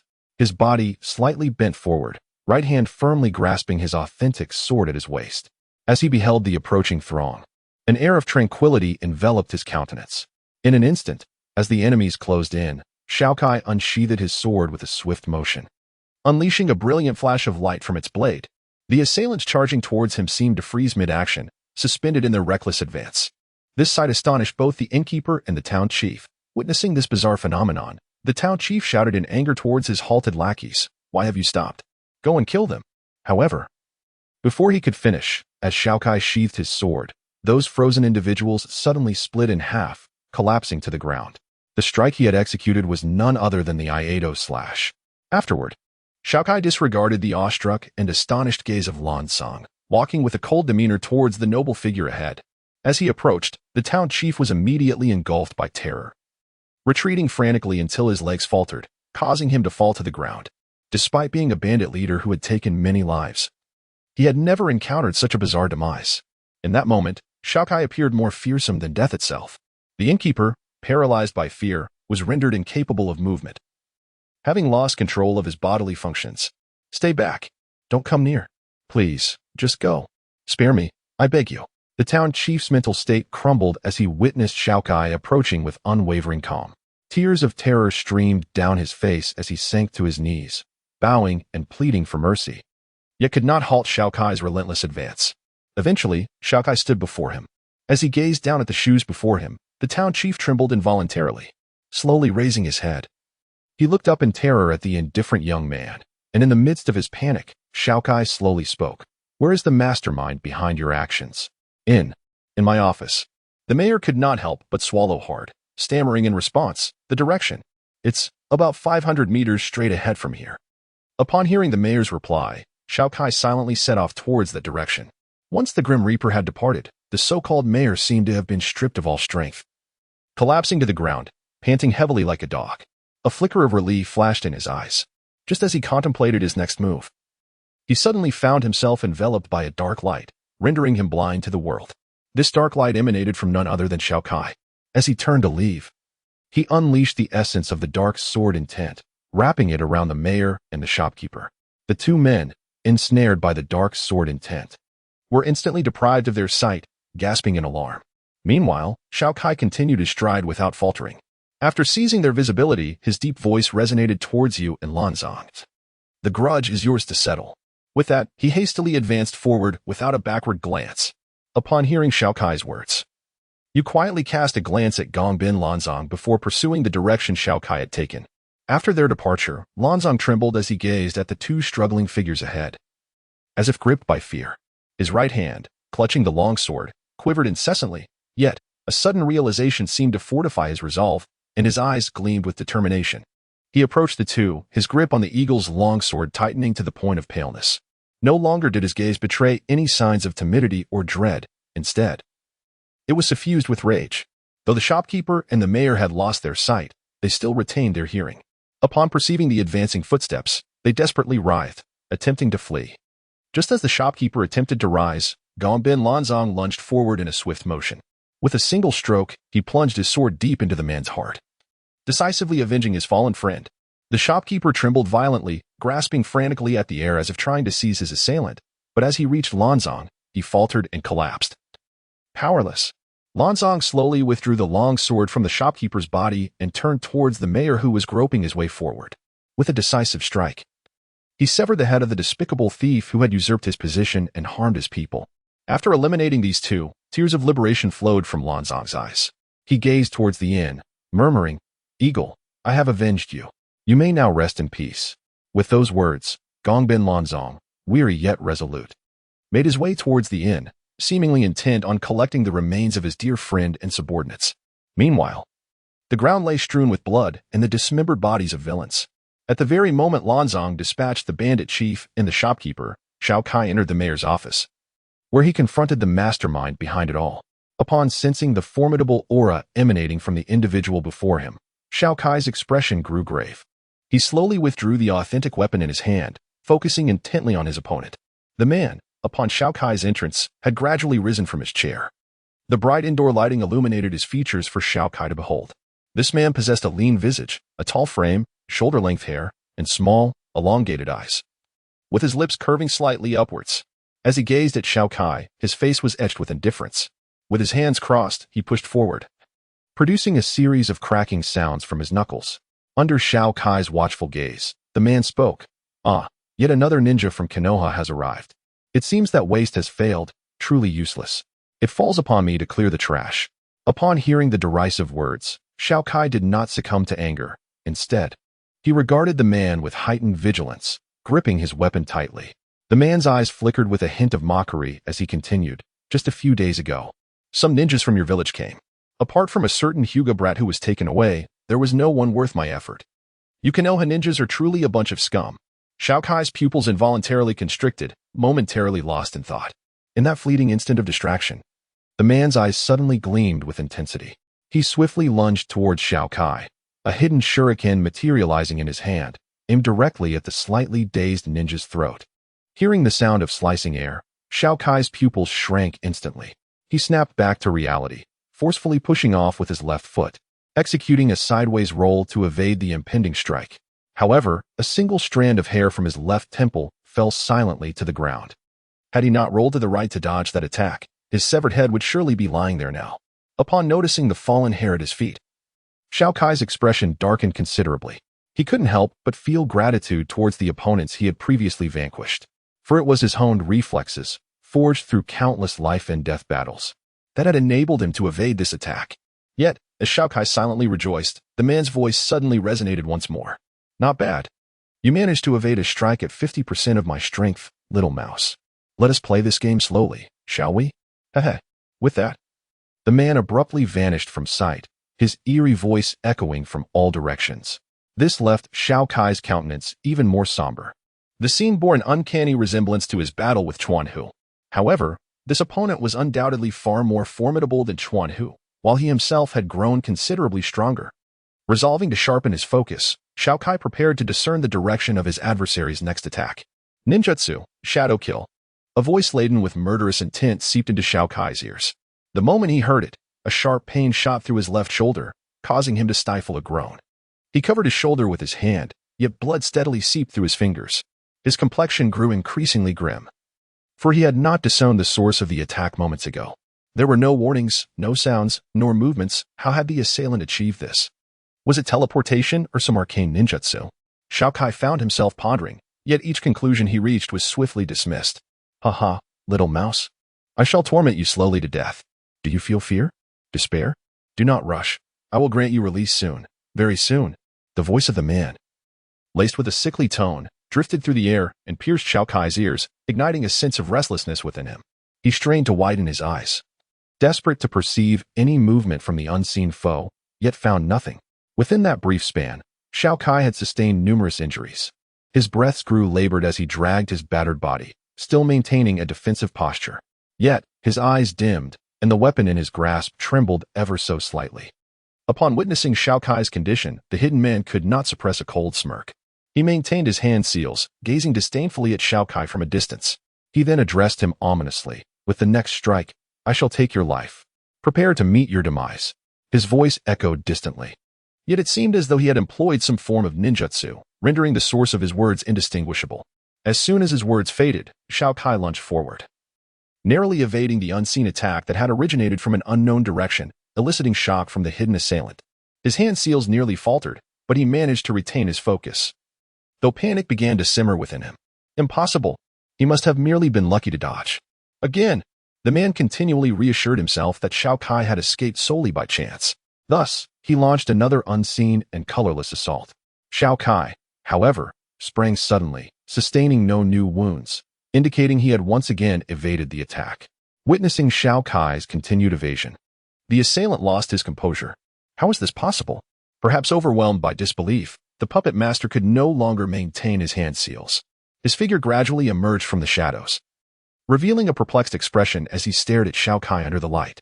Upon hearing the astonishment in his opponent's voice, Xiao Kai slowly straightened his posture. He lifted his head deliberately, fixing his gaze on the figure of the puppet master, whose ninjutsu he had seen through. In a firm tone, he declared, I have seen through your tricks. Yet, around Xiao Kai's eyes, veins had inexplicably begun to bulge, lending an eerie aura to his demeanor. Meanwhile, as Xiao Kai engaged with the puppet master, the hurriedly arriving Yu encountered his own predicament. She halted by the roadside, the dim streetlight illuminating the figure ahead. Gazing at the silhouette draped in a black cloak adorned with an unrecognizable pattern, Yu fell into a profound silence, her eyes reflecting a complex array of emotions as she scrutinized the cloaked figure. After a prolonged moment, she gradually spoke. Isn't it too soon for you to seek me? You have been out for a year. You still have 5 more to go. The elder sent me to check on you and conveyed a message. Do not forget your mission. For the family, someone must make a sacrifice. Upon hearing Yu's nearly indifferent words, the cloaked figure did not express anger but responded with a calm, deep male voice that resonated from within the cloak, devoid of any emotional fluctuations. It was as if he had come solely to deliver a notification to you. A flicker of resentment crossed Yu's eyes at the sound of the cloaked man's voice. Subsequently, with a tone laced with derision, she retorted, Yes, this is my mission. How could I forget? I was born for the family, and I must die for it as well. This is my mother's fate, and it is mine too. Seemingly understanding the sarcasm in Yu's tone, the cloaked man refrained from further comment. He cast a glance at Yu through the fabric of his cloak before turning to leave. Just as he turned away, Yu trembled and called out to his retreating figure, Then what do my mother and I mean to you, my father? Upon hearing Yu's words, the man in the black cloak paused momentarily, yet he said nothing and continued to walk away, never looking back. Family, did you ever love my mother? If you did not love her, why did you insist she bear me? Was it merely to maintain the seal? To you, my existence is likely nothing more than an inconsequential tool. As the figure in the black cloak receded into the distance, you couldn't help but weep. Her voice a raw cry directed at the man she called father, her eyes brimming with hatred. She loathed him for sending her mother into the abyss, fully aware of the peril that lay ahead. Her hatred had begun the moment her mother perished in her quest to uphold the seal, and it had remained unwavering ever since. Even understanding that her father acted to protect the seal, you felt that this did not justify the sacrifice of her mother's life. Despite Yu's anguished cries echoing behind him, the cloaked man continued to walk forward, as if he were an ordinary person. Ishian, I hate you, Yu shouted, her voice filled with years of resentment and tears, calling out to the figure growing ever more distant. With that, she collapsed to the ground, sobbing uncontrollably. The man she referred to as Ishian continued onward, soon fading from her view. Yet, as he departed, his gait appeared mournful, the breeze lifting his cloak gently. He revealed his reddened eye sockets, and after a few leaps, he departed from Kaza Town, heading to an unknown destination. Upon witnessing the slow departure of the other, Yu stood frozen for a moment, as if recollecting something. She swiftly wiped her eyes, her gaze transforming into one of determination. From her ninja tool pouch, she retrieved a scroll, casting a vengeful glance towards the direction her father had left. Then, she charged towards Xiao Kai's location. However, as she approached the door of the small office of the town mayor, the room shattered before her astonished eyes. Under the dim glow of the streetlight, you beheld two figures leap forth from the wreckage. One was Xiao Kai, bloodied and adorned with numerous wounds, wielding a long knife, while the other was undoubtedly the mastermind behind the destruction of Kaza Town. Realizing this, you immediately turned her gaze towards the direction the latter had jumped. To her surprise, the figure had somehow positioned itself in front of Xiao Kai, staring at him with a perplexed expression. Upon hearing the explosion of the room, the villagers from the adjacent house cautiously opened their windows and doors to peer outside. Upon witnessing the standoff, they promptly closed their doors and windows, extinguishing the lights inside their homes. Just as he was about to inquire something from Xiao Kai, the man seemed to grasp an understanding, his face lighting up with excitement as he pointed at Xiao Kai's eyes, exclaiming, "I see now. Those eyes. Both you and that Leaf Village ninja are members of the Hyuga clan. No wonder you can see through my jutsu." Upon realizing this, Xiao Kai calmly revealed the secret of the man's technique, stating, "Your jutsu revolves around shadows, does it not?" "What?" You gasped in astonishment, gazing at the ninja before her. She had never imagined that someone who appeared so feeble would wield such a bizarre technique. Indeed, the man, far from being angered by the revelation, responded with exhilaration. "Understanding that I utilize shadows for my technique, you chose to shatter that chandelier and ultimately demolish this room to mitigate the disadvantage of range? Quite an astute deduction. Rather than simply calling it a jutsu, it would be more fitting to refer to it by its true name, bloodline limit." He raised his right hand, marked with several cuts from the shattered debris, blood trickling down, and licked the crimson liquid from his fingers, revealing a delighted expression. Then he slowly introduced himself. "Allow me to introduce myself.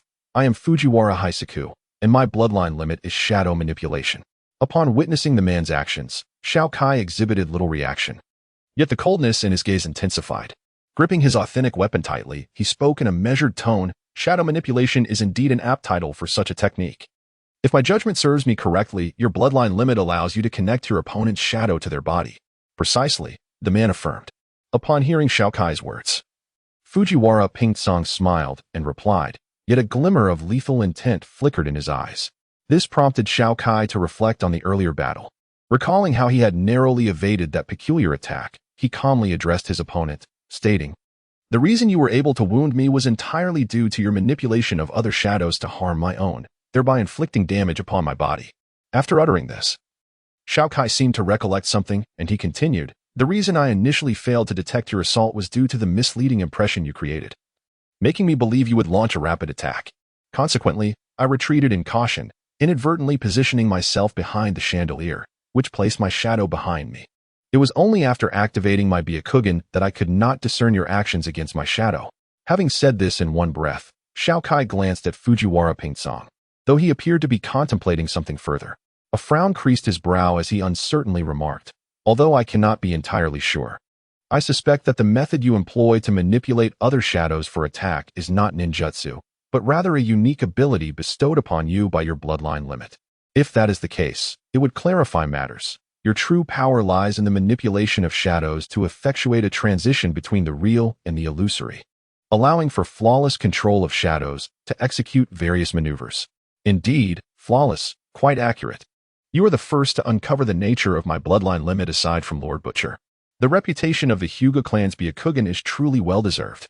Fujiwara Pingsong gazed at Xiao Kai with admiration, applauding him, and a smile graced his features, as if they were long-lost friends rather than adversaries. "Now that I have seen through you, what further intentions do you harbor?" Xiao Kai tightened his grip on his weapon, casting a scornful glance at Fujiwara Pingsong. Beside him, you, upon hearing these words, instinctively regarded the enemy ahead with vigilance, prepared to assist Xiao Kai in launching an offensive. "Oh, but since you possess a bloodline limit as well, why should I continue to fight you?" Fujiwara Pingsong waved his hand dismissively, addressing Xiao Kai with an air of ease. "What do you mean by that?"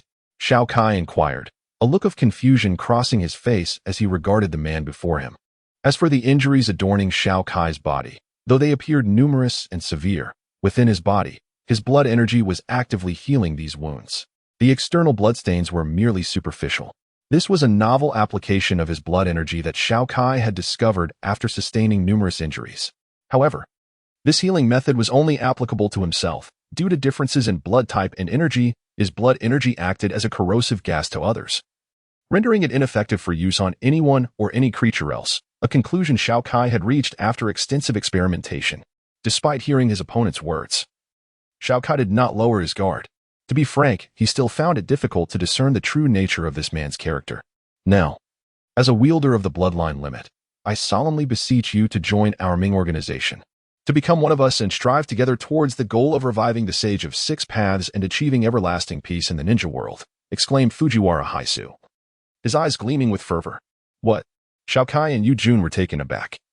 They had never anticipated that this individual was part of a larger entity known as Ming.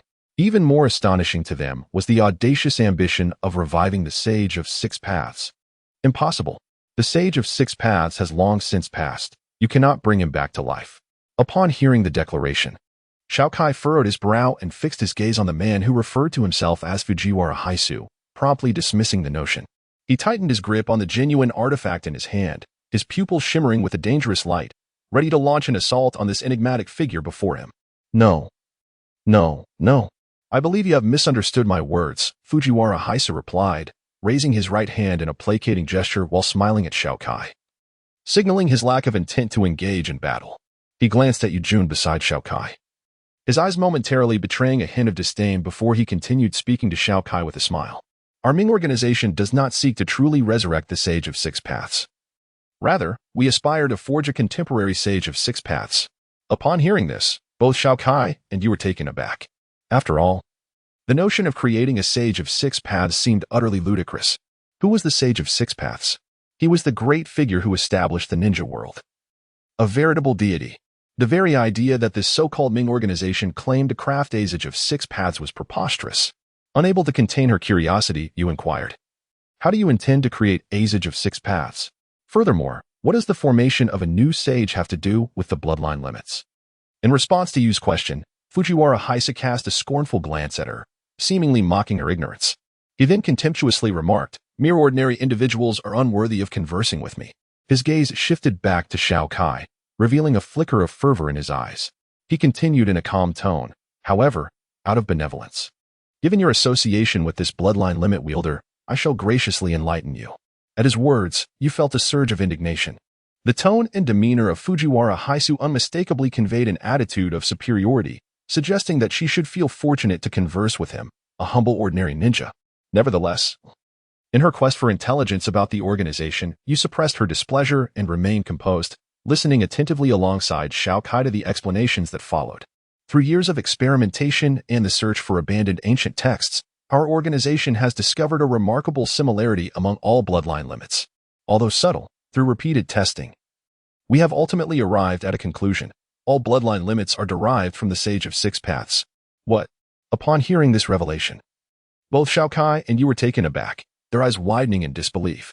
However, just as they were processing the shocking information, Fujiwara Haisu dropped another bombshell. Moreover, we have grasped the preliminary method for merging bloodline limits. Seemingly dissatisfied with their reaction, Fujiwara Haisu smirked slightly before delivering yet another significant piece of news. He regarded Xiao Kai and Yu with a sickly expression, as if anticipating their subsequent reactions. How is that possible? Merging bloodline limits. Xiao Kai murmured in astonishment, while Yu, equally incredulous, gaped in shock. Clearly, both were struck by the gravity of Fujiwara Haisu's announcement, as the idea of merging bloodline limits appeared utterly fantastical. How did you achieve this? Tell me, and what of my sister, whom you have taken? Do you intend to, if anything happens to her, I shall obliterate your so-called underworld organization? Despite his astonishment, Xiao Kai could not restrain his urge to inquire about the authenticity of this revelation. Suddenly, the thought of his sister, captured by them, flashed through his mind, invoking a sense of foreboding. His expression darkened as he glared at Fujiwara Haisu, his eyes brimming with murderous intent. The method we employed is not for you to question. Simply join our underworld organization, and we shall disclose the entirety of this technology to you. Moreover, my bloodline limit is a fusion of two bloodlines, a detail I do not mind sharing. Ignoring the dawning realization in Xiao Kai's eyes, Fujiwara Haisu continued calmly, seemingly undeterred by Xiao Kai's threats. Noticing the bloodied Xiao Kai and the vigilant you in front of him, a mocking smile crept across his gaunt face.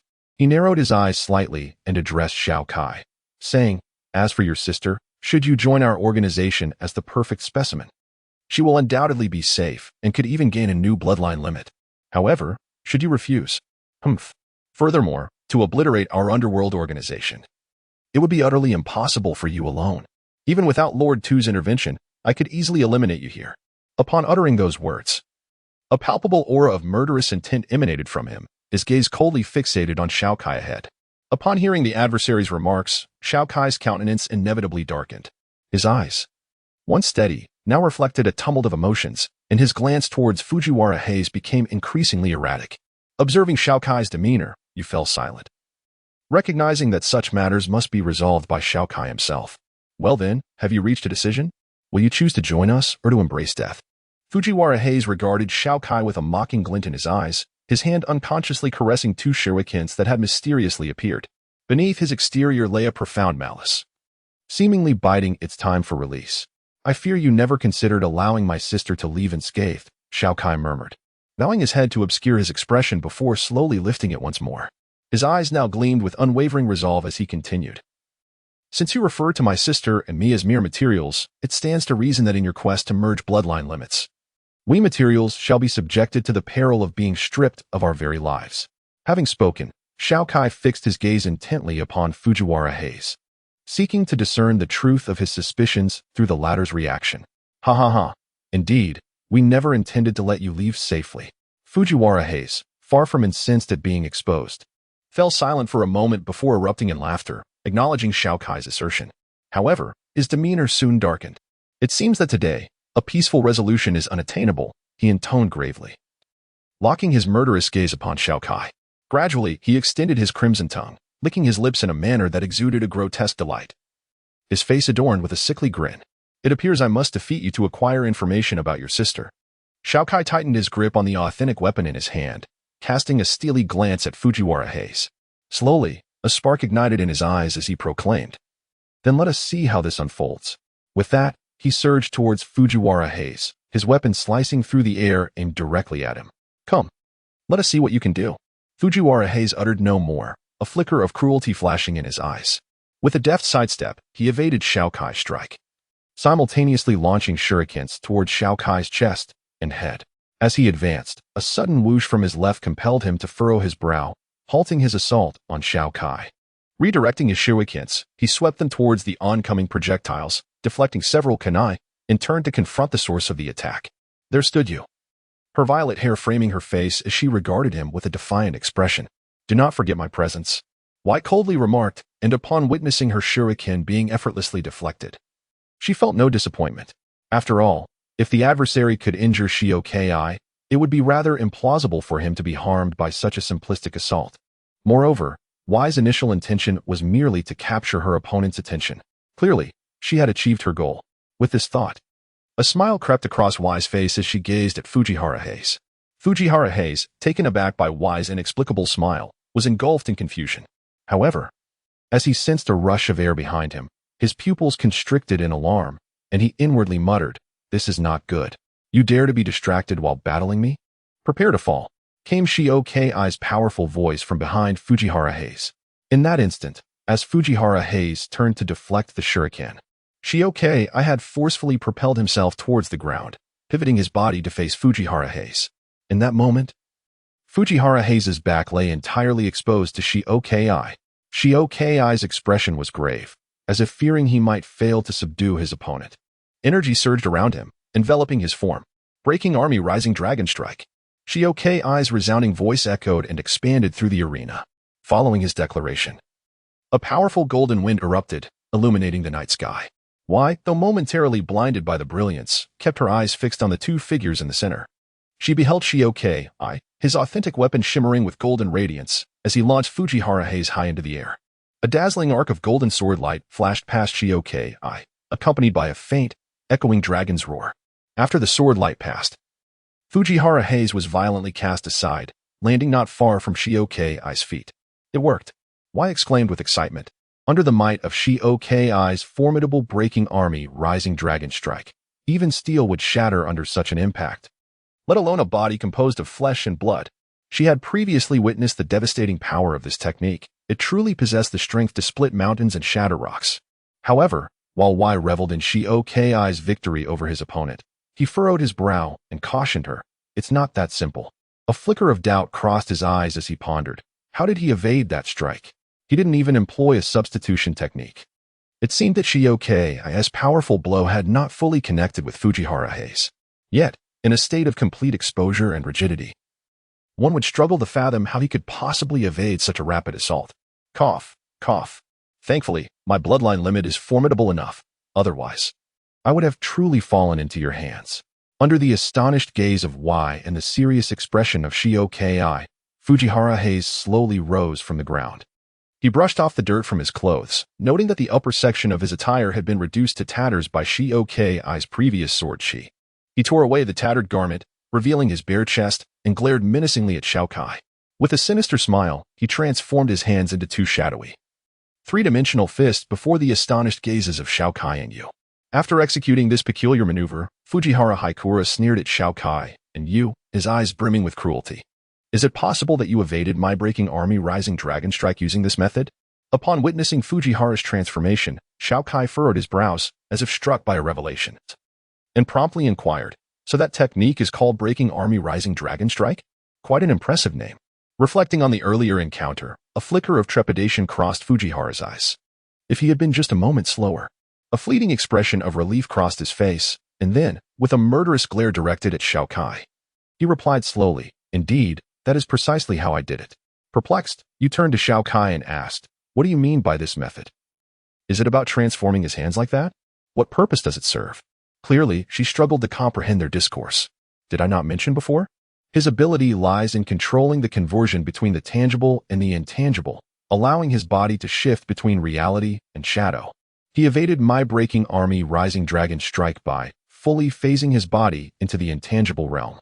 Am I mistaken, Fujiwara Haikura?" Xiao Kai patiently elucidated for you, casting a glance at Fujiwara as he spoke. However, a momentary look of confusion crossed his face, quickly concealed thereafter. Suddenly, his gaze fixed intently on Fujiwara's bare chest, as if he had glimpsed the answer to his lingering questions within. An inexplicable smile blossomed on his face. Despite being intrigued by Xiao Kai's smile, Fujiwara responded with arrogance. "Indeed, I can freely transition between the tangible and the intangible, rendering all your attacks ineffective." Ignoring Yu's shocked expression, he maintained his focus on the smiling Xiao Kai. When he observed that Xiao Kai appeared unfazed by his declaration, a flicker of unease flickered within him. Yet, upon noticing the multitude of wounds adorning Xiao Kai's body, his apprehension dissipated. He sneered coldly at Xiao Kai, convinced that the latter was merely posturing to deceive him. With that thought, Fujiwara chuckled icily and said, "So, what now? How do you intend to fight me?" "I am invincible." "I beg to differ." A voice resonated throughout the arena, prompting both Yu and Fujiwara to turn towards its source. To their astonishment, the voice belonged to none other than Xiao Kai. At this moment, he smiled serenely, as if he had already grasped the rhythm of the battle. "Snowflake, I humbly request your guidance." Xiao Kai gazed intently at Fujiwara Hirakawa, and with that, he swept the blade he referred to as Snowflake to the side. Following his slash, traces of snow fluttered from the blade. However, under the moonlight, it was nearly imperceptible to the naked eye.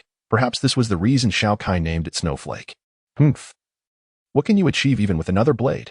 Your body is likely on the verge of collapse, so you might as well resign yourself to fate." Fujiwara Hirakawa cast a wary glance at Xiao Kai, followed by a taunt. After all, Xiao Kai was covered in wounds and appeared pale, making it hard to believe he still possessed the strength to fight. This thought eased the grim expression on Fujiwara Hirakawa's face. Although the recent battles had drained much of his chakra, he still had trump cards left to play. It would soon be revealed. Xiao Kai chuckled, offering no further argument, his eyes brimming with confidence as he slowly addressed Fujiwara Hirakawa. He tightened his grip on the two blades, inhaled deeply, and gradually withdrew his right foot, bending slightly as he positioned the blades behind him.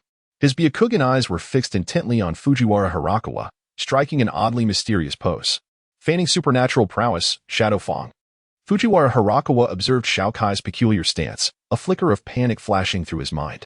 However, he quickly cast it aside. After all, eliminating the opponent and seizing their bloodline limit was of utmost importance. Accordingly, Fujiwara Hirakawa crossed his shadow-enshrouded hands in a seal and thrust them toward Xiao Kai.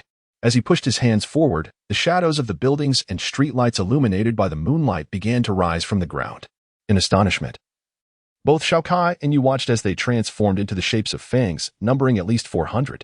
Once fully formed, these fangs surged toward Xiao Kai with ferocity, akin to a volley of arrows released by a multitude of archers, resounding with grandeur. Die. Fujiwara Hirakawa glared at Xiao Kai, a bloodthirsty smile curling his lips.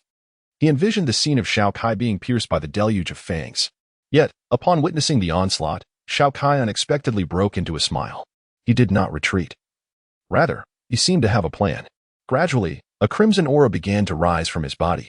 Was he attempting to use this blood aura to withstand the barrage of fangs? As the fangs approached within 3 meters of Xiao Kai, he suddenly sprang into action. Undeterred by the derisive gaze of Fujiwara Hirakawa and the worried expression of Yu, with unwavering resolve, Xiao Kai advanced toward the rain of black fangs. His form was reminiscent of a specter, moving swiftly through the perilous and death-laden dense rain, wielding his katana with a grace that resembled a magnificent dance.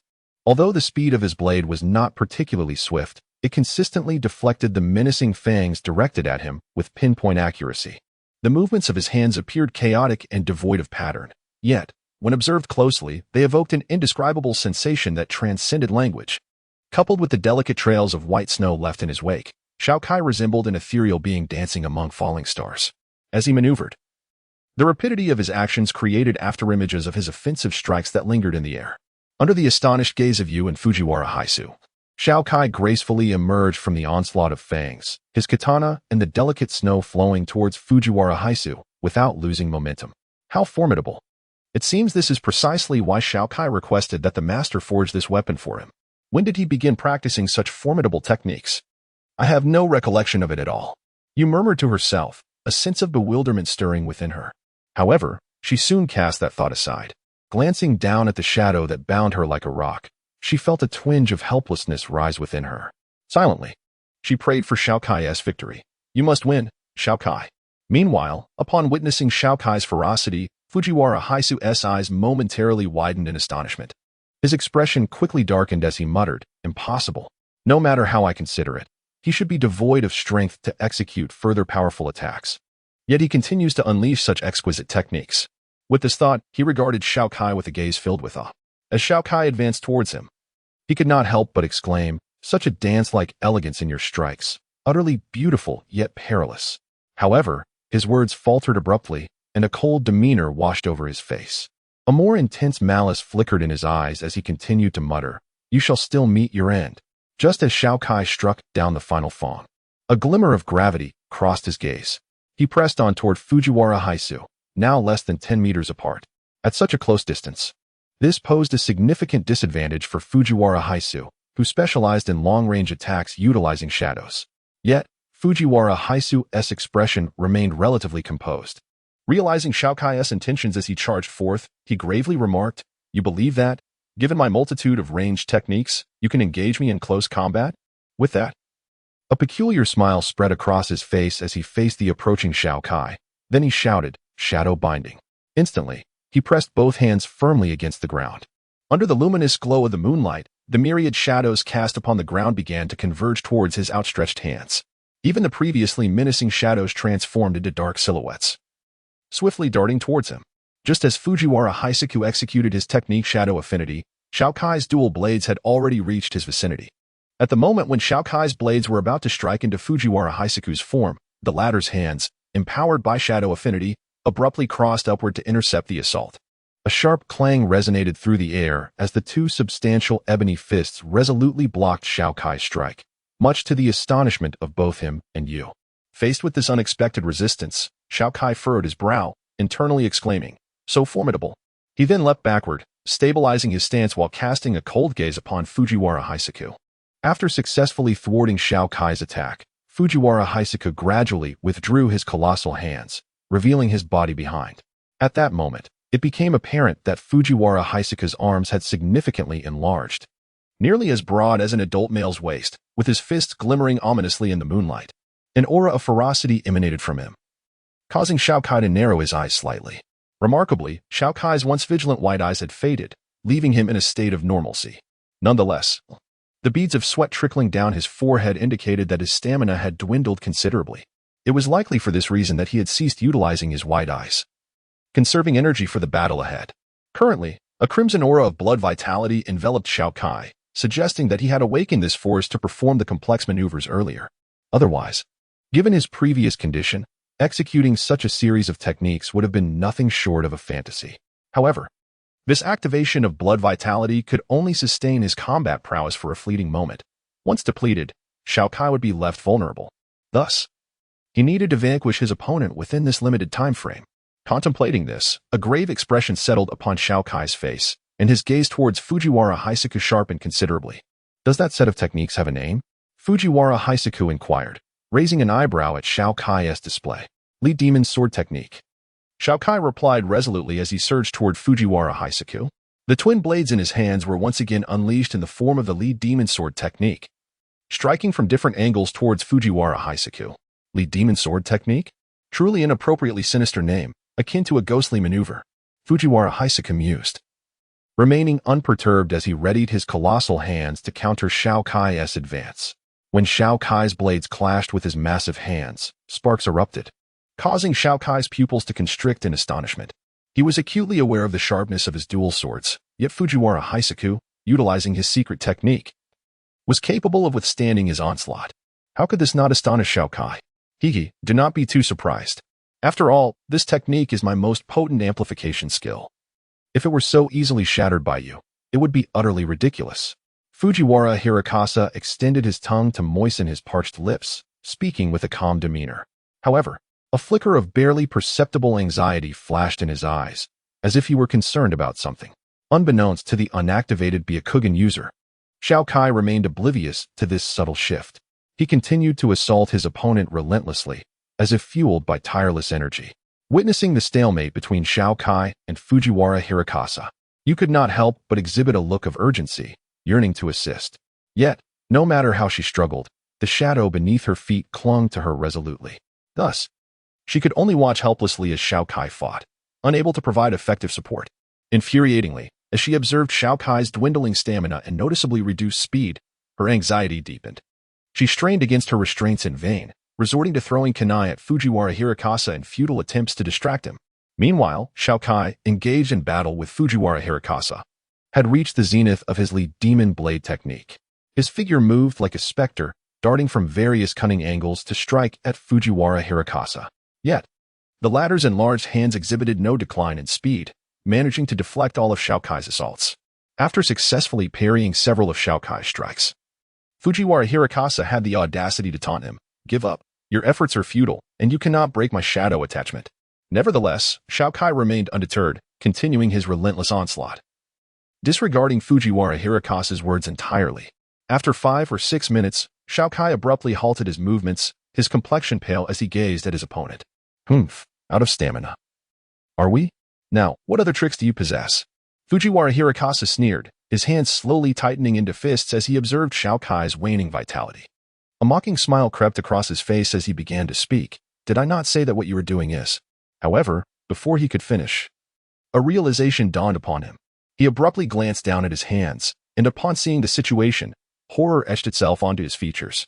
To his astonishment, his hands had become ensconced in a delicate layer of ice crystals, rendering his fingers nearly immobile. It was September, the onset of autumn, though Kaza lay to the north. It was inconceivable for snow and ice to materialize out of thin air at this time of year. At this juncture, Fujiwara Hirakasa focused intently on Xiao Kai's left hand, which displayed the blade xiaoya, shimmering with a faint blue luminescence in the moonlight, entwined in ice crystals. Unable to contain his curiosity, he inquired of Xiao Kai, "Is it this blade?" "Indeed," Xiao Kai replied, taking a deep breath to calm the tumult within his veins. Before responding, he cast a glance at the solemn Fujiwara Hisaku ahead, smiled faintly, and continued, "After repeatedly attacking a location, one can harness the properties of fine snow to freeze the area for over an hour. The duration of this freeze is contingent upon the magnitude of the energy one can muster, which exemplifies the potency of fine snow." With that, he gazed proudly at the fine snow in his hand. "Indeed, it is a remarkable blade," Fujiwara Hisaku murmured, captivated by the weapon, though his expression remained inscrutable. "How formidable! I had truly underestimated this fine snow." Upon hearing Xiao Kai's words, you couldn't help but marvel at its strength, a surge of joy blossoming within her. Surely, victory is within our grasp. With this thought, you fixed her gaze on the battlefield, awaiting the final outcome. Moreover, the so-called shadow attachment you employ has not eluded my observation, Xiao Kai remarked. Surveying the ruins of buildings that had been reduced to debris, he then turned slowly towards Fujiwara Hisaku and continued, as for those trapped within those structures, they remain ensnared beneath the rubble, awaiting the conclusion of my battle with you for any rescue efforts. Oh, have you discovered that? Fujiwara Hisaku replied, unfazed. Understanding that Xiao Kai had previously deduced his bloodline limit, it was only natural for him to unveil the secret of his shadow attachment now.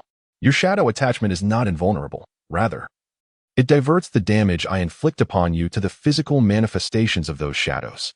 However, you failed to consider that snow can reflect light. Thus, as your physical form bore the brunt of fine snow's assault, the shadows were illuminated, resulting in their freezing effect. Xiao Kai spoke with a hint of determination gleaming in his eyes. With that, he fixed his unwavering gaze upon Fujiwara Hisaku, awaiting a response. Marvelous, simply marvelous. Were it not for my hands being encased in ice, I would surely applaud you. Fujiwara Hisaku exclaimed, a smile gracing his lips, his tone brimming with admiration for Xiao Kai's eloquence. Now, might you divulge information regarding your underworld organization? Upon hearing Fujiwara Hisaku's words, Xiao Kai's brow furrowed momentarily but soon relaxed, recognizing that any schemes from his adversary were futile given the current circumstances. He then slowly addressed Fujiwara Hisaku, his dual blades pointed towards him, the implication unmistakable. Haha. To my astonishment, Fujiwara Hisaku erupted into laughter. Just as Xiao Kai began to think that Fujiwara Hisaku had succumbed to madness, the latter suddenly declared, "Do you truly believe I lack a trump card?" What? Both Xiao Kai and you were taken aback, gazing at Fujiwara Hisaku in shock. What you see before you is not the entirety of my strength. Fujiwara Haikura licked his lips, beaming with a radiant smile as he murmured softly. Subsequently, under the astonished gazes of Xiao Kai and you, he dispelled the shadow affinity state from his hands, revealing those frozen by light snow. Upon a fleeting glance, he couldn't help but furrow his brow. Yet, almost immediately, he relaxed his expression, turning his gaze darkly towards Xiao Kai. He continued, a most peculiar weapon, but it all must come to an end. Upon the completion of his utterance, a dense black mist began to emanate from his body, appearing eerily under the moonlight. A strange expression of inexplicable anguish crossed his face, as if he were enduring some form of torment. This caused Xiao Kai and you to instinctively brace themselves. Before long, the black mist detached from his form, forming an enigmatic silhouette before him. Witnessing Fujiwara Haikura's demeanor, Xiao Kai could not help but feel a tinge of gravity in his heart. He tightened his grip on the authentic light snow, a flicker of anxiety passing across his pale visage. Come forth, shadow demon. Fujiwara Haikura's voice suddenly dropped to a hoarse whisper, as if the very strength had been siphoned from him. As his words settled in the air, the peculiar figure before him erupted with two glaring crimson lights in its eye sockets. Its form solidified under the moon's glow, revealing itself to Xiao Kai and you. The entity dubbed Shadow Demon by Fujiwara Haikura could be deemed humanoid, at least possessing a semblance of human shape. This Shadow Demon was entirely clad in a suit of pure black, vintage armor. Its hands, however, were unlike those of a human. Where palms should be, three sharp claws, wreathed in sinister gray flames, flickered ominously. Its feet, too, were clawed, with wicked black hooks at the knees, presenting a ghastly appearance. The head was encased in a closed, ancient Roman-style cross helmet, with two eerie blood-red glimmers emanating from its eyes, chilling the very marrow of one's bones.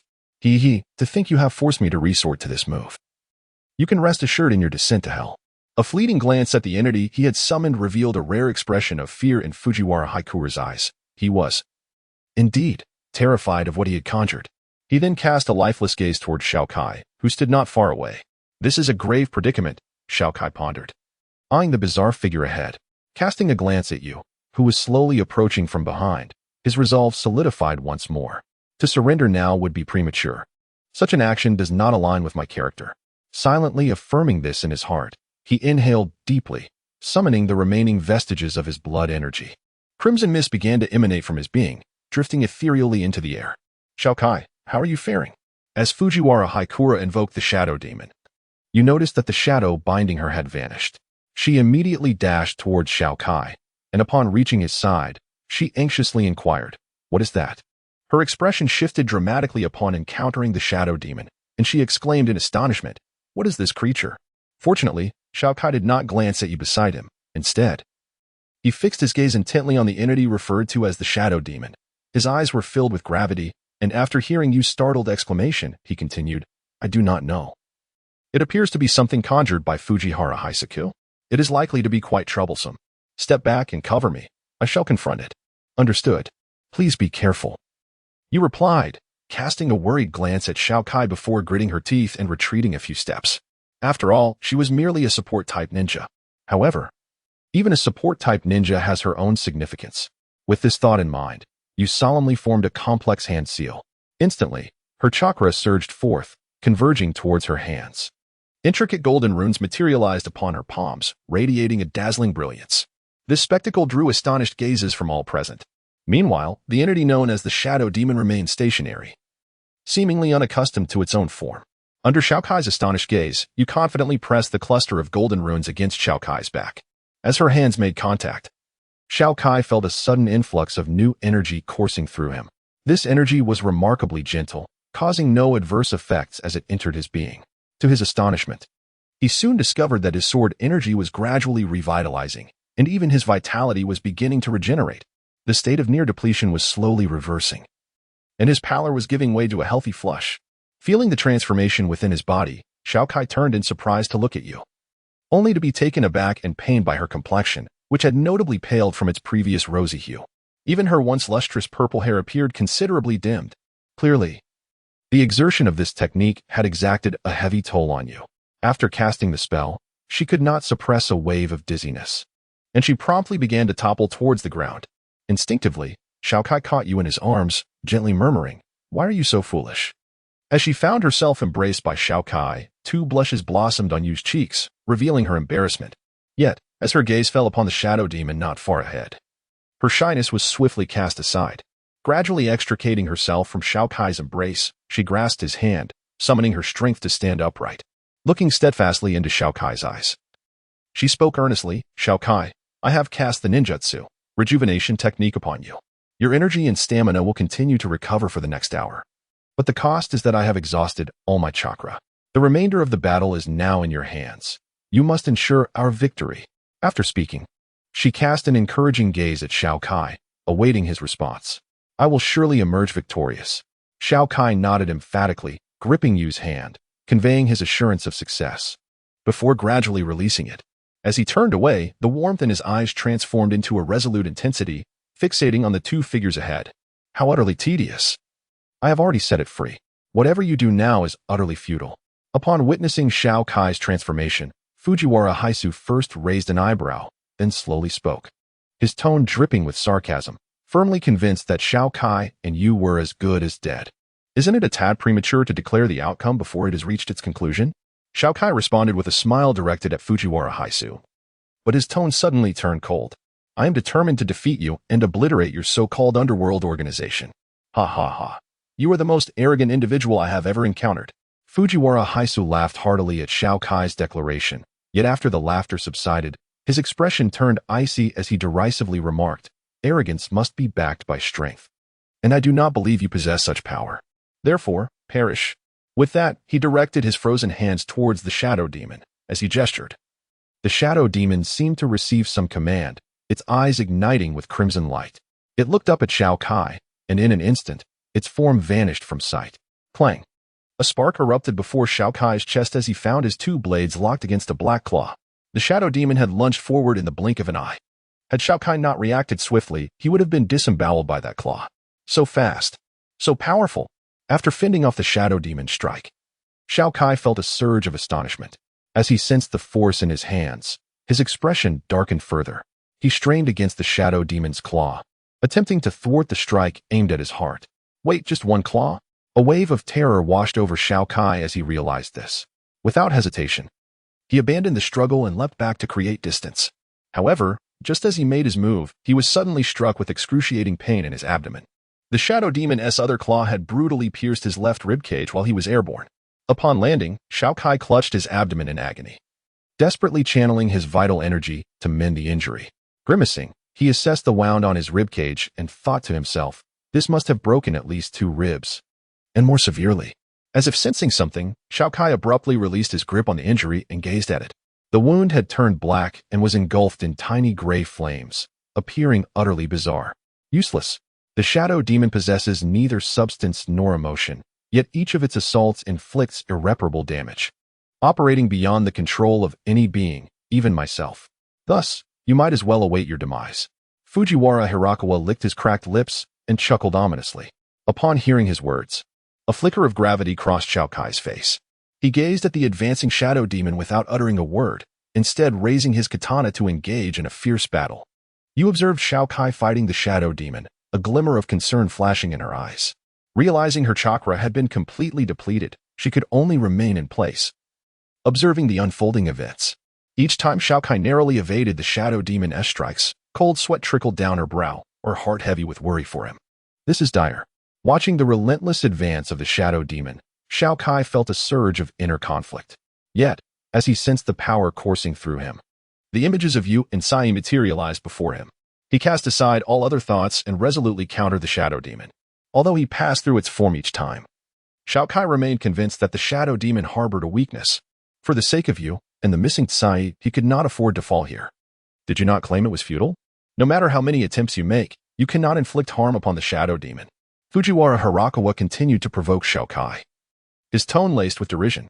How infuriating. I refuse to believe it. Frustration welled up within Xiao Kai as he sustained additional wounds from the shadow demon after fruitless slashes. With a roar, he unleashed a formidable technique against the shadow demon. Furious Dragon's Void Slash. Xiao Kai bellowed, his twin katanas whirling with ferocity. Before long, a furious dragon's head materialized before him, its might surpassing the previous incarnation of the technique. This dragon, with its fangs exposed, was enveloped in frost, shimmering with countless ice crystals, exuding an aura of grandeur. Yet, the shadow demon remained unperturbed, relentlessly advancing towards Xiao Kai, seemingly oblivious to his transformation. Seizing the moment, Xiao Kai commanded the colossal dragon to charge at the shadow demon. The demon's claw, wreathed in gray flames, lunged toward the roaring dragon of sword energy. At the moment of their collision, a blinding radiance erupted on the street. The intense light compelled Fujiwara Hirakawa and Yu to shield their eyes with their hands. In an instant, the brilliance enveloped both combatants, resembling a miniature sun rising in the distance. The night was illuminated, and within that sun, the furious roar of the dragon echoed incessantly. Approximately 2 minutes later, the radiance began to gradually dissipate. Outside the arena, Fujiwara Heikong and Yu anxiously peered inside, eager to uncover the truth. What met their gaze was the sight of Xiao Kai, kneeling on one knee with delicate snowflakes at his feet, his left hand pressed against his shoulder, from which blood trickled incessantly. His pallid face was fixed upon the looming shadow demon. Upon witnessing this scene, Yu's complexion turned even more ashen, and she could not help but think, is there truly no way out this time? Yet, a flicker of resolve crossed her eyes as she considered her options. If all else failed, she might have to resort to that forbidden means. However, she feared that using it would mean her return. As this thought crossed her mind, uncertainty clouded her gaze. But upon seeing Xiao Kai, battered and bruised, a pang of sorrow flashed in her eyes, only to be swiftly replaced by determination. Just as she prepared to retrieve the taboo scroll, Xiao Kai, who had been half kneeling, gradually rose to his feet. His gaze was fixed intently on the shadow demon, the blood-streaked corners of his mouth curving upward in a smirk. This unexpected resilience halted Yu in her tracks. She turned to look at Xiao Kai. The shadow demon is merely that, Xiao Kai remarked, wiping the blood from his lips. Sensing the dwindling energy within him, he taunted Fujiwara Heikong, who stood before him. As his words echoed in the air, the shadow demon revealed a multitude of golden sword marks upon its form. How is this possible? How could you injure the shadow demon? It is incorporeal. Fujiwara Heikong's eyes were filled with incredulity, as if struggling to comprehend the unfolding events. Indeed, it is incorporeal, Xiao Kai replied, a smile gracing his face as he observed Fujiwara Heikong's astonishment. His expression then turned serious as he fixed his gaze on the immobile shadow demon, continuing, before it attacked me, its body existed in a state of nothingness. I confirmed this during our battle. With a hint of mockery, Xiao Kai proceeded with unhurried confidence. I had my suspicions, and when the shadow demon inflicted its second wound upon me, I solidified my theory. At this point, he cast his eyes upon the wound on his left shoulder, a glimmer of relief shining through. What theory? Upon hearing Xiao Kai's words, Fujiwara Heikong's eyes sparkled with eagerness. The shadow demon is a manifestation of the bloodline limit you have fused, Xiao Kai stated, each word imbued with conviction.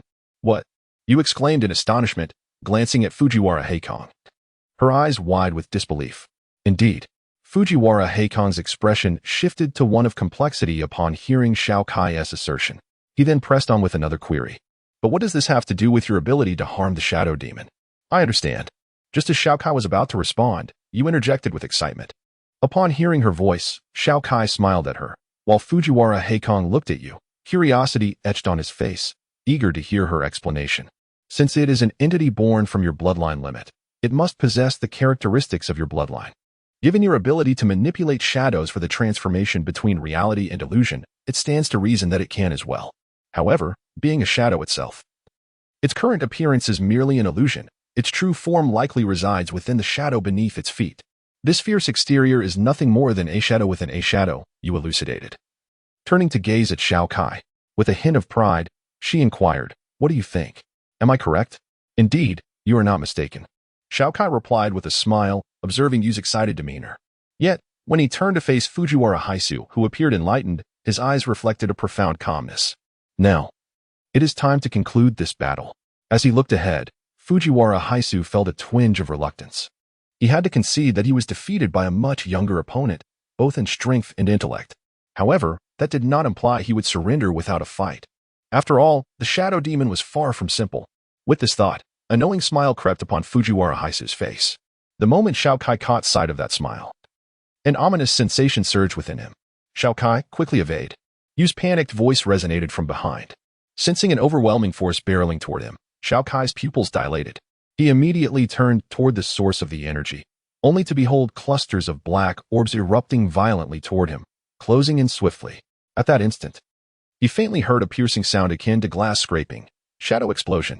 From Yu's perspective, she witnessed the shadow demon, which should have dissipated, suddenly uttering a phrase before transforming into explosive orbs rushing toward Xiao Kai.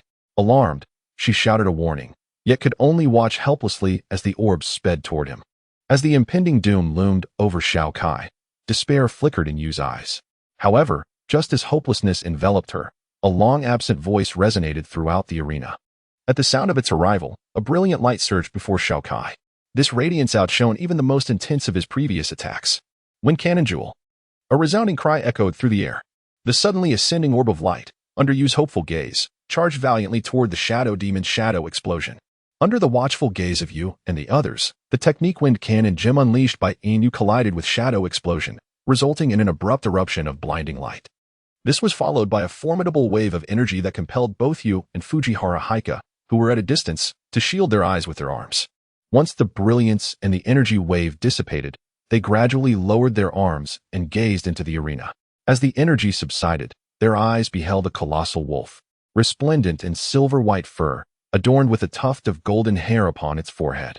Its golden, slit-like pupils, coupled with the overwhelming aura it exuded, imparted an extraordinary sense of majesty. Behind this magnificent creature stood a battle-scarred man wielding twin blades, none other than Xiao Kai. His face bore an expression of relief. And before him lay a dark, formless entity, presumably the shadow demon that had just unleashed Shadow Explosion. Upon seeing Xiao Kai before her, you felt a weight lift from her heart. A smile gracing her lips as she thought to herself, I knew you would be unharmed. With this thought, she turned her gaze towards Fujiwara Heika, only to find him glaring at Xiao Kai with a dark expression. You possess such a formidable spirit beast. I underestimated you. Fujiwara Heika's ominous voice resonated through the street, his countenance grim as he regarded Xiao Kai. Upon hearing this, Inu instinctively adopted an aggressive stance, wary of Fujiwara. However, Xiao Kai approached Inu, gesturing for it to hold its attack. Though puzzled, Inu temporarily lowered its combat posture, yet its vigilance remained unyielding. Should Fujiwara make any move, it would be ready to rend him with its sharp claws. Now, your shadow demon has been defeated. What more do you wish to say? Xiao Kai fixed his gaze upon Fujiwara Heika, a flicker of murderous intent glimmering in his eyes. Fujiwara did not respond immediately. Instead, he extended his hands, which had regained the ability for simple motions. Xiao Kai and Inu were taken aback and immediately assumed a defensive stance. To their astonishment, Fujiwara did not launch any offensive maneuvers. Instead, he pointed towards the dark entity, which began to move toward him as he gestured. As the entity returned to his body, A look of pain crossed Fujiwara's face, as though he were experiencing a grave transformation. Yet, upon noticing Xiao Kai and Yin Yu glaring at him, a smile broke across his lips. Please, don't look at me like that. The shadow demon has indeed been vanquished by you, leaving me with nothing to say. So, how do you intend to deal with me now? Where have you taken my sister? Xiao Kai demanded of Fujiwara Haika. Naturally, she has been taken back to the Underworld Organization. Isn't that obvious? And where is your Underworld Organization? That is classified information. Fujiwara Haikura suddenly revealed a peculiar smile, which startled Xiao Kai, causing him to think. This is not good. Just as Xiao Kai was taken aback, Yin charged forward, positioning herself before Fujiwara Haikura. Under the hopeful gazes of Xiao Kai and the others, Yin struck out with a paw adorned in shimmering silver light towards the astonished Fujiwara Haikura. To the astonishment of all present, Yinyu's paw passed straight through Fujiwara Haikura's body without sending him flying. This caused Xiao Kai's pupils to constrict. And Yinyu's expression darkened considerably as she could not help but let out a low growl. Shadow clone. How infuriating. When did this happen? As soon as Yinyu's words fell, the Fujiwara Haikura standing in place transformed into a pool of black shadow and dissipated. At that moment, a loud, arrogant voice echoed from the sky. Haha, we shall meet again, ninja of the Hyuga clan from Kenoha. If you wish to reclaim your sister, meet me at the Death Canyon at the borders of the Land of Fire in 10 days. Upon hearing this, Xiao Kai and the others looked up in astonishment, only to find Fujiwara Haikura flapping a pair of black wings and soaring through the sky, appearing eerily illuminated by the moonlight. After delivering his message, he displayed a mocking smile and quickly departed, fluttering away. Death Canyon, is it? Watching Fujiwara Haikura's retreating figure, Xiao Kai's expression darkened. His eyes filled with helplessness and fury as he sheathed his sword, Zhangzong and Ziyuki, back at his waist. What a strange adversary, Yin remarked with a sigh, glancing at the wounded Xiao Kai. She then slowly addressed him. Xiao Kai, should you ever use me as a shield again? As she spoke, a flicker of anger crossed her face, and with fierce intent, she warned, I shall consume you alive. Under the intense gaze of Yin, even Xiao Kai felt a shiver run down his spine. Aware of his misstep, he immediately offered a sheepish smile. I'm sorry. There will definitely not be a next time, haha. Observing Xiao Kai's obsequious demeanor, Yin felt a twinge of conflict, pondering where the previously aloof and silent Xiao Kai had gone. However, she quickly dismissed this thought, acknowledging that a great battle awaited in 10 days, and Xiao Kai would undoubtedly require her strength. Despite having learned the wind cannon technique from her father and the others, she recognized her own power remained too feeble. Reflecting on the cataclysmic battles fought by her father and his kin during this time, her face was filled with longing. Yet, she swiftly shook off such reverie and gently told Xiao Kai, I shall return to my training now. Take care of your injuries and summon me again in 10 days. All right, Xiao Kai replied, gazing intently at Yin without uttering any words of gratitude. Having spent over a year together, they had grown familiar with one another, rendering unnecessary any superfluous exchanges. Thus, he watched as Yin vanished in a wisp of smoke, returning to the territory of the giant wolf clan. Before slowly making his way towards you, you gazed at Xiao Kai with a hint of concern, aware of his current despondency, yet feeling at a loss for words. Especially considering the enigmatic nature of Fujiwara's stronghold. I understand, there's no need for consolation, Xiao Kai murmured as he gently helped you to her feet. Observing her pale face, slightly marred by the recent turbulence, he couldn't help but express his regret. I have let you down. Don't speak such foolishness. It's all right. We still have a chance. And we will surely rescue Kai. You reassured him, her hands firmly clasping Xiao Kai's right hand, a gesture that conveyed her unwavering resolve. She understood that even the most steadfast of men could become vulnerable when faced with the peril of loved ones, and in such moments, they needed compassion and comfort. Indeed. We shall prevail, Xiao Kai nodded emphatically, feeling the warmth radiating from Yu's hand, which brought a flicker of hope to his heart. He whispered to himself, after all, I am not alone, thus I will bring you back. He thought of Kai, and a glimmer of determination flashed in his eyes as he fixed his gaze on the distant retreating figure of Fujiwara, clenching his empty left hand tightly. Suddenly, the two heard urgent shouts from afar, prompting them to exchange knowing smiles as they began to walk towards the approaching figure. Phew, my lord. Are you all right? Upon seeing Xiao Kai, battered and bruised, the newcomer gasped in alarm, rushing to inquire.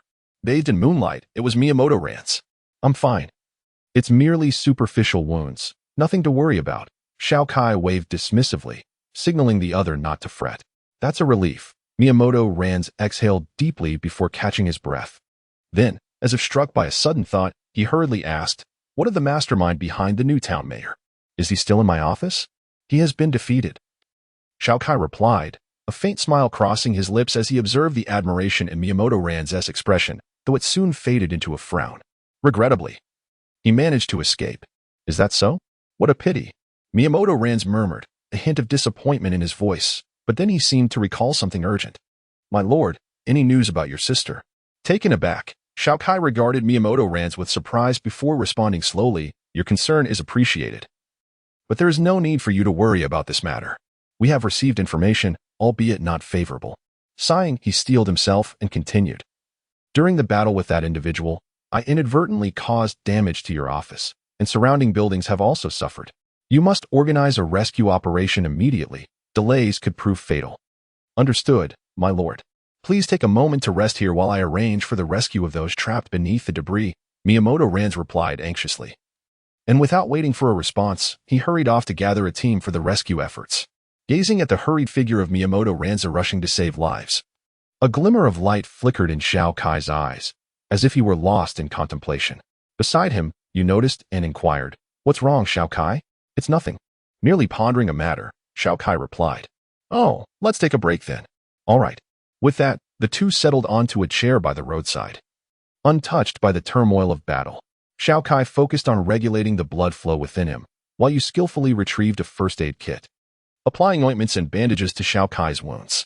Meanwhile, in an inexplicably remote forest, amidst towering trees stretching over 10 meters high, stood an ancient abode. At that moment, a figure descended slowly from the heavens, clutching his chest as he approached the dwelling. He inserted a diamond-shaped talisman into the mouth of a grotesque stone statue at the entrance. As he did so, a dark light flickered in the statue's eyes, and the stone door of the room creaked open, revealing nothing within. The man deftly extracted the talisman from the statue and stepped inside. Upon reaching the center of the room, the ground beneath him began to descend. To his astonishment, a brightly lit passageway emerged as the floor lowered. He continued forward with an impassive demeanor, the light illuminating his visage. This man was none other than Fujiwara Hisaku, who had just escaped from Kaza. But what business did he have in such a secluded and eerie location? Fujiwara Hisaku maintained his stoic expression as he advanced. When he reached a door etched with images of demons, his body involuntarily shuddered, and a look of profound fear crossed his otherwise impassive face, as if he dreaded the entity that resided within. However, recalling something, he clenched his teeth and forcefully pushed the door open. At the very moment he entered, all eyes in the room turned toward him, intensifying his anxiety. Slowly, he knelt, placing his right hand over his heart, casting a glance at the man seated at the highest point as a sign of respect, before lowering his gaze to the floor. Yet, due to the dim illumination provided by 3 torches, the figure at the top remained shrouded in shadow, amplifying Fujiwara's trepidation. As he trembled, a mocking male voice echoed from his left. "Isn't this our shadow demon lord? TSK, how did you become so disheveled?" Upon hearing this, Fujiwara's anger flared. "Shut up, you wretched bird. Do you wish to die? Oh, look at the shameful creature getting angry. I'm so frightened." The speaker continued to taunt, seemingly unfazed by Fujiwara's wrath. "You." Fujiwara tightened his fists, ready to explode, but was abruptly interrupted. "Enough. No more." The man seated at the highest point, his face obscured, spoke softly, his tone remarkably calm, devoid of any emotion. Yet that single utterance silenced everyone present, their expressions solemn as they turned their gazes towards him. Even the rebellious Fujiwara Hisaku knelt obediently, lowering his head and refraining from further speech. After a moment, the man slowly inquired, his voice neither mournful nor joyful. "Lord Su." "It is as follows." Fujiwara Hisaku recounted his battle with Xiao, exaggerating the latter's ocular abilities. Upon concluding his account, he gazed fervently at the figure he referred to as Lord Su and excitedly proclaimed that if Lord Su were to acquire his Byakugan, it would surely enable a new fusion of bloodline limits. At that point, they would only need to locate the Sharingan, and he could ascend to the status of the Sage of 6 Paths, thereby realizing eternal peace in the world of ninjas. A peculiar serenity spread across Fujiwara Hisaku's face as he envisioned that day of triumph.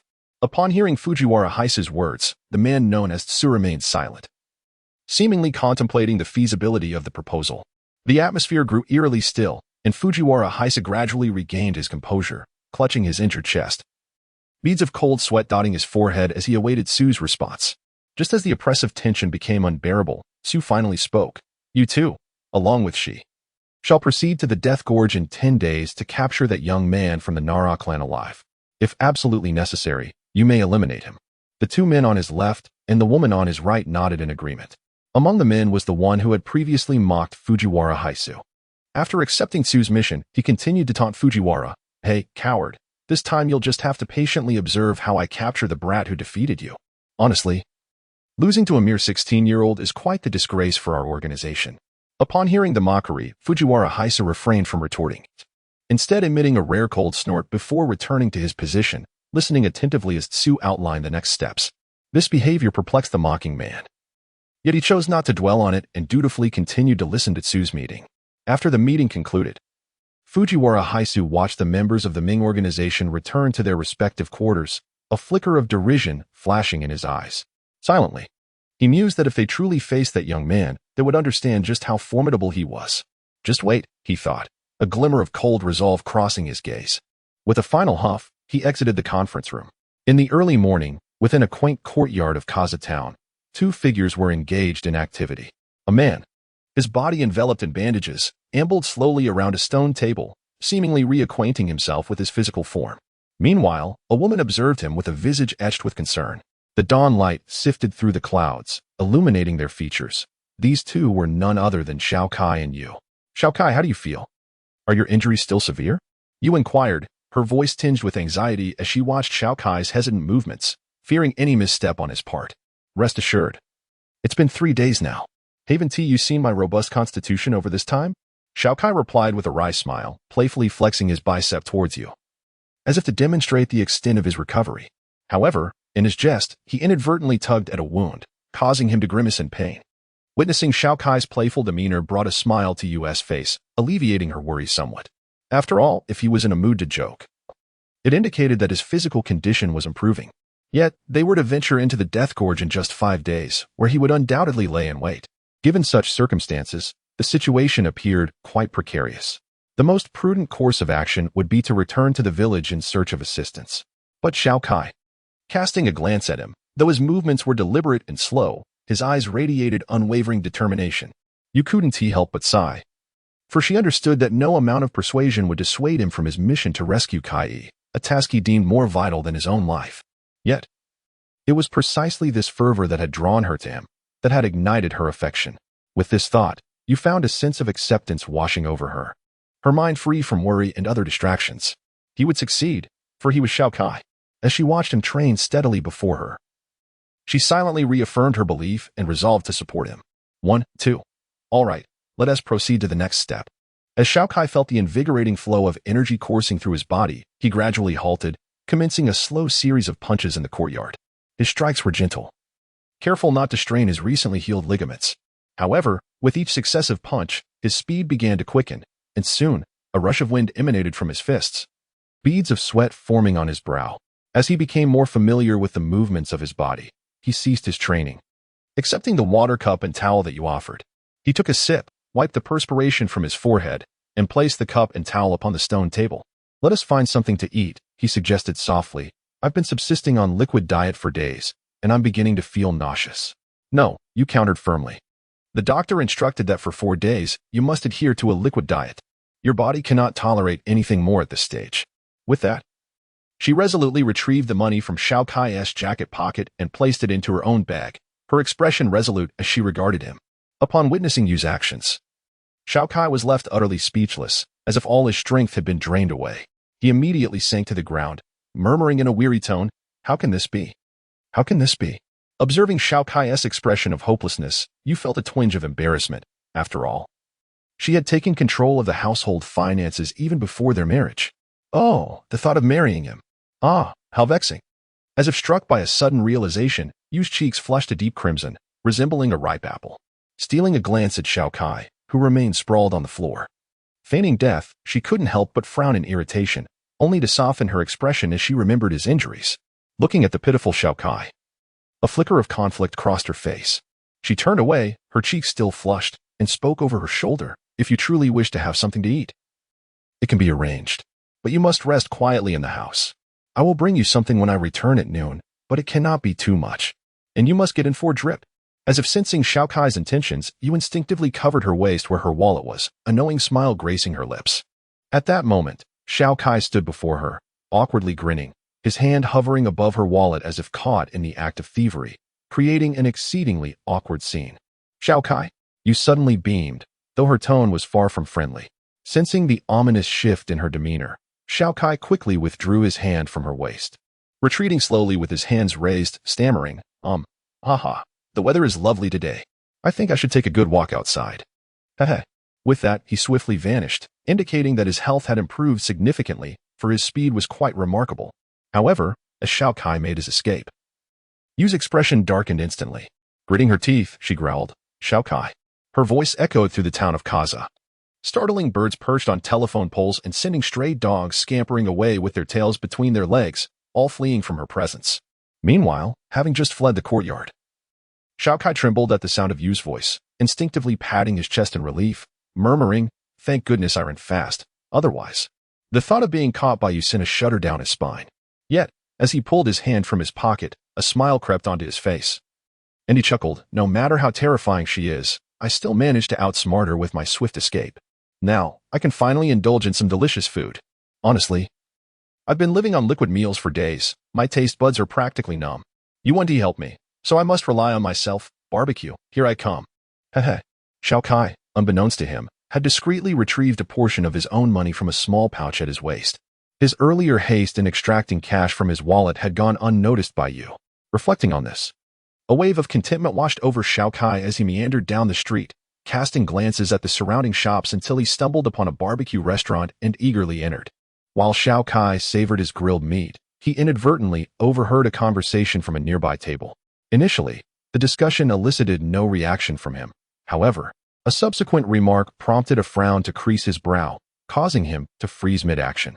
The skewer of meat he held was set back onto the plate as he silently sipped his drink, his eyes shimmering with an uncertain light. At that table, two patrons indulged in food and drink, when one slightly inebriated middle-aged man abruptly exclaimed, though I do not understand why Lord Lanza has shaved his head. It is a relief that he has returned to assume his post. If that devil were to continue governing Kaza, we would have no means of survival. Truly, heaven has opened its eyes. Indeed, chimed in a slender man at the table, clinking glasses with his companion before downing the contents of his cup. With a tipsy demeanor, he continued, but what can Lord Lanza do upon his return? The Kaza guard has, already been poisoned. Even if he comes back, he cannot swiftly train a new guard. Kaza will still descend into chaos, and we common folk will bear the brunt of it. What protection can we expect? Bah, mere empty words. The man appeared to be quite intoxicated, speaking with reckless abandon. Suddenly, the thought of Kaza's turmoil overwhelmed him, and he began to weep, murmuring through tears, I only wish to live peacefully. I care not who holds power. But why? Why must they disrupt my tranquil existence? If the bandits return and the authorities do nothing, what fate awaits my wife and children? Seemingly empathizing with his companion's despair, the middle-aged man placed a comforting hand on his shoulder, his own expression darkening with sorrow. The other diners, upon hearing their exchange, paused with their chopsticks in midair, their faces reflecting profound sadness, enveloping the barbecue restaurant in a somber atmosphere. In the midst of this silence, a voice suddenly broke through. Boss, the bill, please. Xiao Kai downed the last of his drink, a resolute glint appearing in his eyes as he addressed the proprietor, as if a significant decision had been made. But sir, you haven't eaten yet. Is our food not to your liking? The owner approached Xiao Kai, his expression turning grave upon noticing the untouched barbecue on the table. Please pack this for me. I have an urgent matter to attend to and cannot stay to eat. I assure you, I am not here to tarnish your reputation. Xiao Kai replied. Xiao Kai waved his hand dismissively, reassuring the anxious patrons with a gentle tone, casting a glance at the guest still enveloped in sorrow. The resolve in his eyes deepened. He discreetly touched the rectangular object concealed beneath his clothing and inhaled deeply. Upon hearing Xiao Kai's words, the owner of the barbecue shop promptly retrieved a disposable container to pack the grilled meat, cheerfully tallying Xiao Kai's bill as he bid him farewell with a smile. After departing from the eatery, Xiao Kai strode purposefully in a singular direction, his eyes fixed on a modest structure bearing the signed temporary office of the mayor. What was Xiao Kai planning? Moments later, As Gombin Lancer was immersed in the task of reviewing documents within the temporary office, a knock at the door interrupted his concentration. He lifted his head from the mountainous pile of papers, revealing dark circles under his eyes, and muttered in mild confusion, "Who could possibly seek me at this hour?" Shaking his head, Gombin scratched his bald head, pondering the unexpected visitor, before calling out in a low voice, "Please, come in." The wooden door creaked open, and a figure adorned with 2 sheathed katanas entered.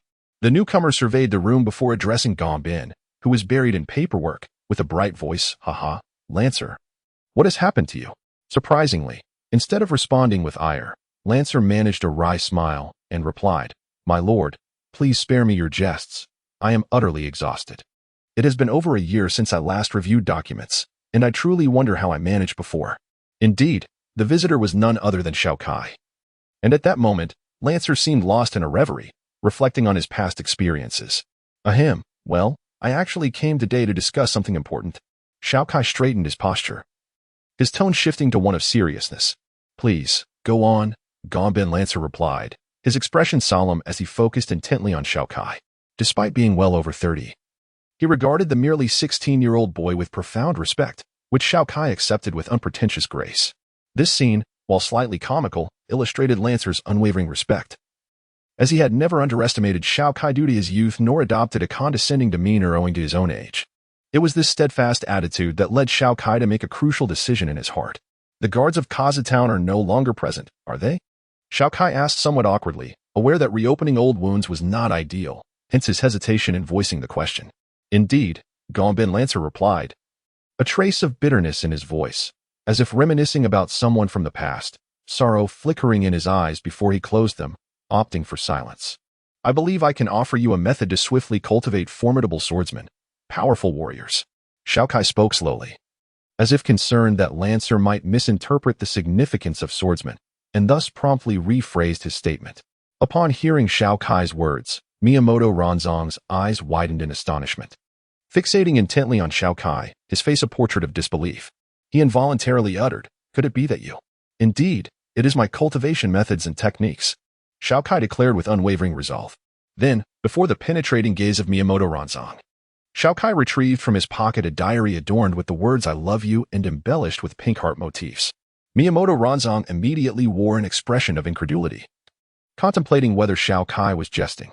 Sensing the skepticism in Ranzong's demeanor, Xiao Kai, somewhat embarrassed, cleared his throat and explained, "Ahem. I hastily grabbed a random notebook to jot down my thoughts, but the content is accurate. Here you go." With that, he tossed the diary to Miyamoto Ranzong, urging him to peruse its contents.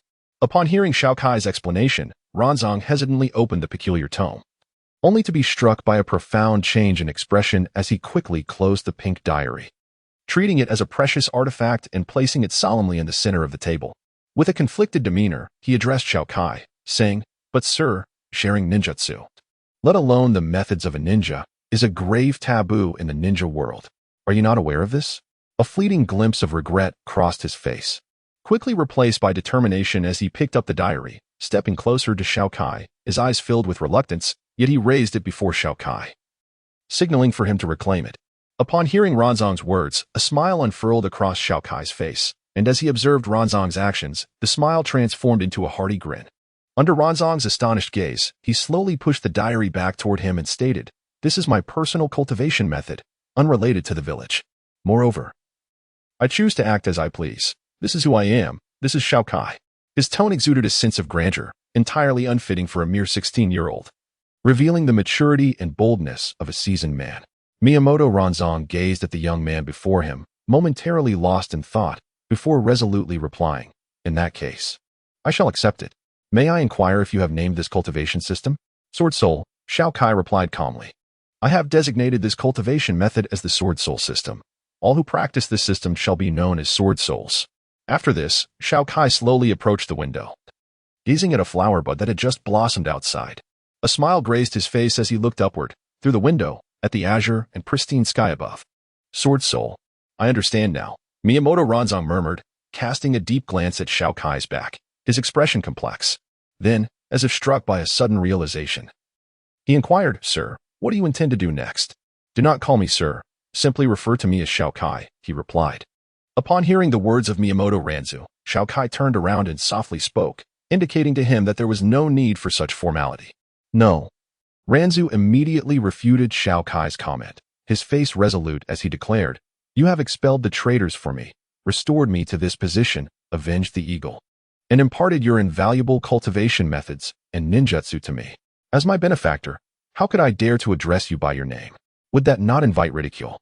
Branding me as ungrateful?" Seeing Ranzu's steadfastness, Xiao Kai had no choice but to relent, responding with a hint of resignation, "Then do as you wish. By the way, the techniques I employ are not ninjutsu, but rather a unique system I have developed, which I refer to as swordsmanship. Do not conflate the two." With a steady demeanor, Xiao Kai uttered this falsehood without a flicker of emotion. Upon hearing Xiao Kai's words, Ranzu's eyes widened in shock as he gazed at the young man before him, utterly astonished. What Xiao Kai claimed was indeed staggering, however. Recalling the technique he had seen in the diary that required no hand signs, he found himself believing Xiao Kai's assertion. Yet even with belief came a profound astonishment. The notion that a mere 16-year-old could establish a school of his own was rather extraordinary. Nevertheless, the thought that this individual was both his benefactor and a half-master gradually calmed Ranzu's racing heart. He approached the peculiar diary, placing it gently into a box. Unsatisfied, he found another box, secured it with multiple unbreakable steel locks, and tucked the key into his inner pocket before sighing in relief and returning to Xiao Kai. Observing Ranzu's behavior, Xiao Kai furrowed his brow. Caution is indeed a virtue, but excessive caution can foster hesitation, making it difficult to forge ahead, a grave taboo in the pursuit of the sword path. With this in mind, Xiao Kai focused intently on Ranzu and spoke slowly. "Ranzu." "Yes, Master Xiao, please speak," Ranzu replied, straightening his posture and gazing at Xiao Kai with deep respect. Yet, he noticed Xiao Kai's brow furrowing even further, which filled him with anxiety and confusion, wondering if he had inadvertently offended him. Just as these thoughts swirled in his mind, Xiao Kai gradually continued, "Ranzu, there is something I must remind you of." Xiao Kai observed Ranzu, whose forehead glistened with fine beads of sweat, and spoke with a serious tone, unleashing his aura, which swept through the entire room like a tempest. "You please go on." Under the pressure of this overwhelming presence, Ranzu's words faltered, and he struggled, his face contorted with pain. After all, he was but an ordinary man, and in comparison to Xiao Kai, who had slain numerous bandits as a bounty hunter, he felt utterly inadequate. At the moment when he was struck by Xiao Kai's overwhelming aura, his legs trembled uncontrollably. Yet, bolstered by his dignity, he exerted every effort to prevent himself from collapsing to the ground, struggling in place, his eyes filled with confusion and bewilderment, seemingly unable to comprehend the sudden fury of Xiao Kai. Observing the demeanor of Miyamoto Ranzang, a flicker of appreciation briefly crossed Xiao Kai's face, only to fade swiftly. Intentionally or not, he tempered his imposing presence, granting Miyamoto Ranzang a moment to breathe. He then spoke slowly, asserting that while caution and humility are commendable virtues, excessive prudence could squander time on trivial matters and diminish one's courage in the face of adversity. Overly modesty could erode self-confidence and lead others to perceive one as harboring ulterior motives. Both of these flaws are grave taboos for those who cultivate the way of the sword. A practitioner of the sword spirit must possess a resolute heart, grasping the essence of life and death, wielding the long sword with the audacity to contend against multitudes. Do you grasp this courage? As he reached the conclusion of his statement, Xiao Kai could not help but unleash the sword intent within him. His voice infused with this energy resonating in Miyamoto Ranzang's ears like a thunderclap, nearly rendering him deaf. After uttering these words, Xiao Kai retracted his imposing aura. Standing still as he awaited Miyamoto Ranzang's response, his eyes shimmering with insight, as if pondering something profound. Resolute, contending against multitudes. It seems I am becoming less than I once was. Thank you, Master Xiao. After a long pause, Miyamoto Ranzang's eyes regained their spark, and he exhaled a breath of stale air. Looking at Xiao Kai, he gradually bowed in respect, his tone stripped of previous obsequiousness, his eyes gleaming with newfound determination, giving the impression of a more substantial presence. Upon witnessing this transformation, Xiao Kai could not suppress a refreshing smile. He placed a hand on Miyamoto Ranzang's shoulder and spoke in a relaxed tone. Since you understand now, I shall refrain from wearing that sour expression. You must know it is truly exhausting. As if recalling previous events, Xiao Kai stretched and muttered softly, "This is why I detest teaching others." Despite the stark contrast in demeanor, Ranzang found it acceptable. After all, he had witnessed Xiao Kai's earlier absurdities and was not surprised by this state. Indeed, It was this blend of levity in everyday life and reassuring strength in battle that defined the master Xiao he had come to know. With this thought, Ranzong could not help but smile gratefully at Xiao Kai. However, upon noticing Ranzong's expression, Xiao Kai's face suddenly contorted with confusion, which swiftly morphed into fear as he stammered. You wouldn't happen to, like men, would you? With that, Xiao Kai hastily distanced himself from Miyamoto Ranzong, retreating to a corner of the room. Heartbroken as he gazed at Ranzong, gravely declaring, I apologize, Ranzong. I am a normal man, attracted only to women. So, please give up. I shall never accept a man's confession. Having spoken, he wished to gaze melancholically at the heavens at a 45-degree angle, yet he forgot he was indoors, resulting in his continued scrutiny of the ceiling as he endeavored to cultivate the persona of a devoted rogue. Upon hearing Xiao Kai's words, the color drained from Lan Zhang's face, and he stared blankly ahead at Xiao Kai, kneeling on the ground and drawing circles in despair. As if the weight of Xiao Kai's words inflicted profound hurt upon him, he murmured to himself, Do I truly resemble a pervert? I apologize for not being a homosexual. He pondered aloud, why does a perfectly fine friendship transform into something so passionate when it leaves your lips? After a moment of brooding, he cast a sorrowful glance at Xiao Kai. A look that sent shivers down Xiao Kai's spine, prompting him to cross his arms and retreat, only to collide with the wall behind him. Observing Xiao Kai's reaction, the green hue on Miyamoto Lan Zhang's face deepened, trending towards a shade of purple. Seeing Lan Zhang's increasingly dismal expression, Xiao Kai ceased his jesting, cleared his throat, and addressed Miyamoto Lan Zhang with a serious demeanor. Now that I have imparted the methods and techniques of cultivation to you, the remaining matters are yours to handle. However, do not share this cultivation method with nefarious individuals. Should I discover that it has brought calamity to the entire ninja world, I shall hunt him down and reclaim this journal. Xiao Kai's expression was grave, his tone laden with menace, leaving no doubt that he was not jesting. I shall remember this. Miyamoto Lan Zhang replied with utmost respect, his voice resolute. Very well, Xiao Kai continued. However, it is worth noting that the journal I have entrusted to you merely contains the knowledge I have acquired thus far. The remaining methods and techniques have yet to be devised. Thus, you must rely on your own insights. After hearing Lan Zhang's words, Xiao Kai nodded and felt somewhat embarrassed to articulate his thoughts, acknowledging the incredibility of the situation. Just as he contemplated how to clarify his intentions, Lan Zhang's subsequent words elicited an involuntary smile of joy from Xiao Kai. Miyamoto Lan Zhang spoke slowly. This is more than sufficient. For what you have taught us is already substantial, paving the way for us. The rest shall be left to your esteemed disciples. With that, Lan Zhang smiled sincerely at Xiao Kai. Very well then. Since you have expressed such sentiments, I have 5 days remaining. During this time, I shall dedicate myself to teaching you the art of swordsmanship. Once you have grasped it sufficiently, you may pass on your knowledge to those you deem virtuous to serve as guardians of Kaza Town. Do you have the time for this? With the impending battle against the underworld organization in the Death Gorge looming just 8 days away, and allowing 2 days for travel, he was left with 5 days, an ideal time frame to impart his swordsmanship knowledge to Lan Zhang.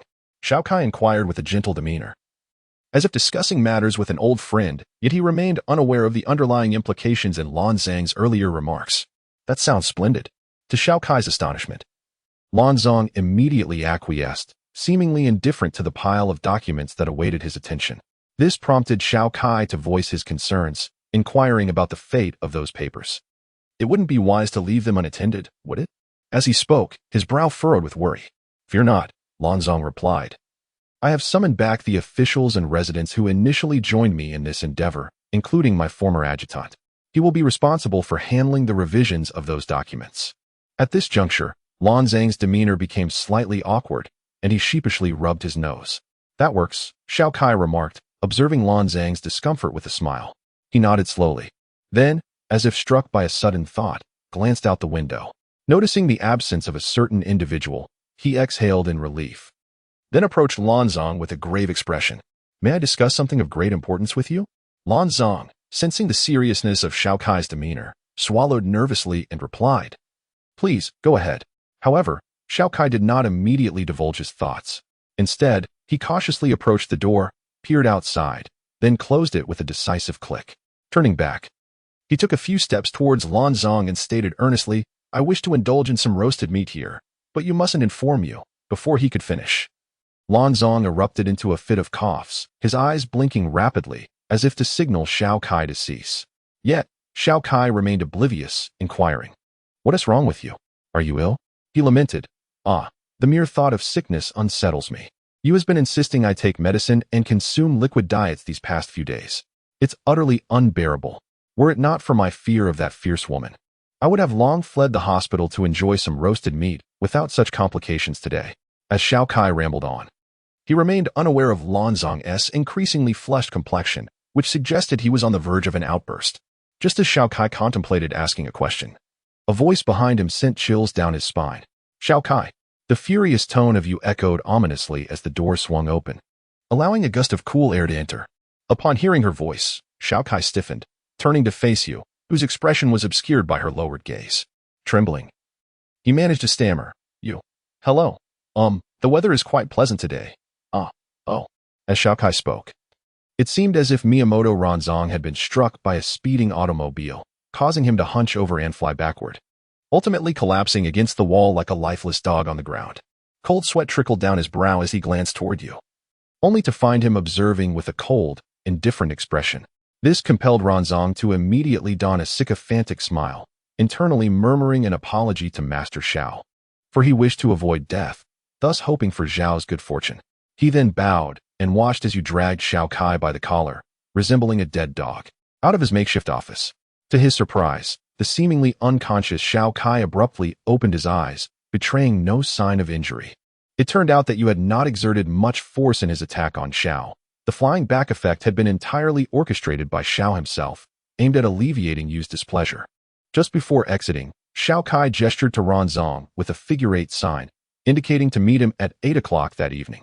Ranzong, upon understanding the signal, nodded emphatically, signaling his comprehension, and then watched as Xiao departed. Once Xiao and Yu had left, Ranzong couldn't help but smile wryly, as if recalling some cherished memory, his expression softening momentarily with nostalgia. However, this was soon replaced by sorrow as he gazed at the box containing Zhao's diary. A myriad of emotions flitting across his face before settling into a look of determination. Meanwhile, in the dim confines of the underworld organization's basement, a young girl clad in minimal clothing stood defiantly, armed with shurikens, facing a burly man wielding a long knife, his bare chest exuding menace. The girl bore several varying scars, indicating she had been wounded by this brutal adversary. Calmly, she regarded her foe, though she couldn't suppress her labored breaths. Her pallid complexion betrayed the blood she had lost. The man, noticing her struggle, smirked cruelly as he lunged forward, brandishing his knife while taunting her. "Ha ha, little girl.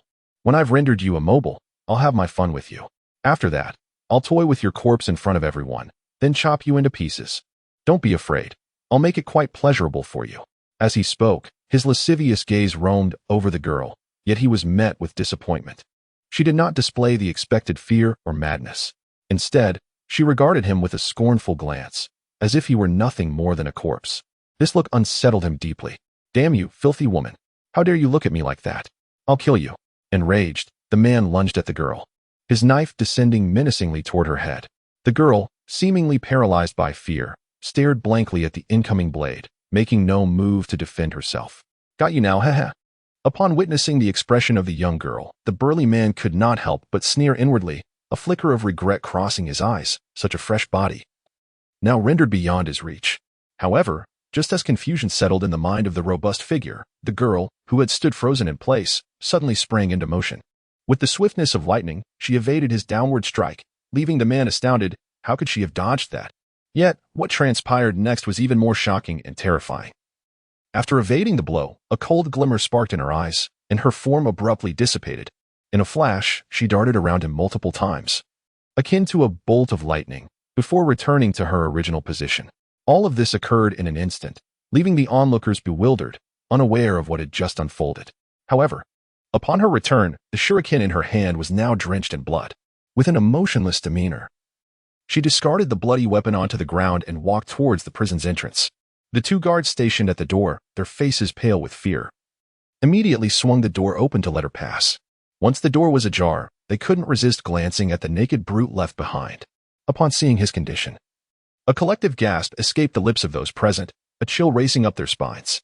Despite the sweltering heat of August, they felt an icy dread enveloping them.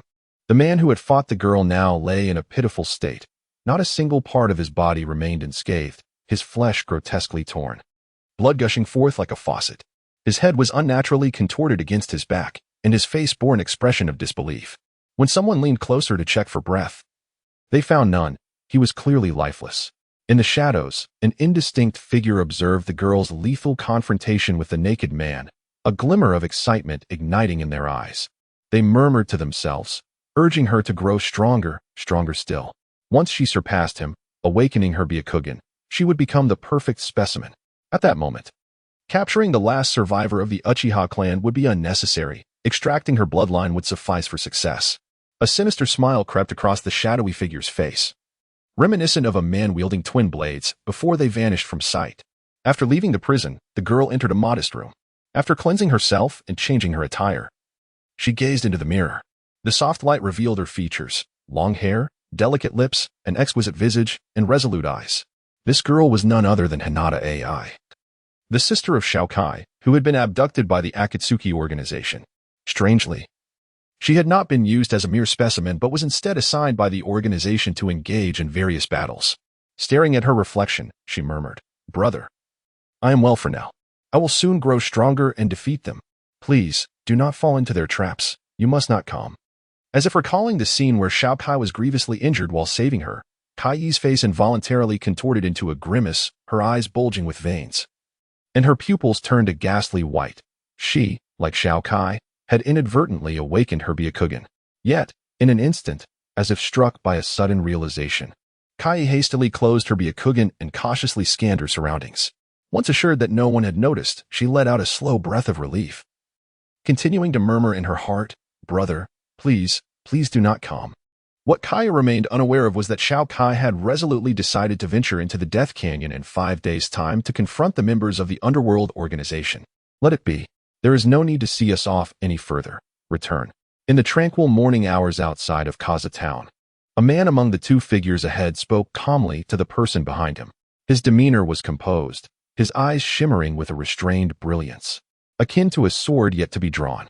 With a tall and slender frame, Xiao Kai was adorned with 2 katana at his waist, while the woman beside him, with flowing purple hair, was Yu Wui.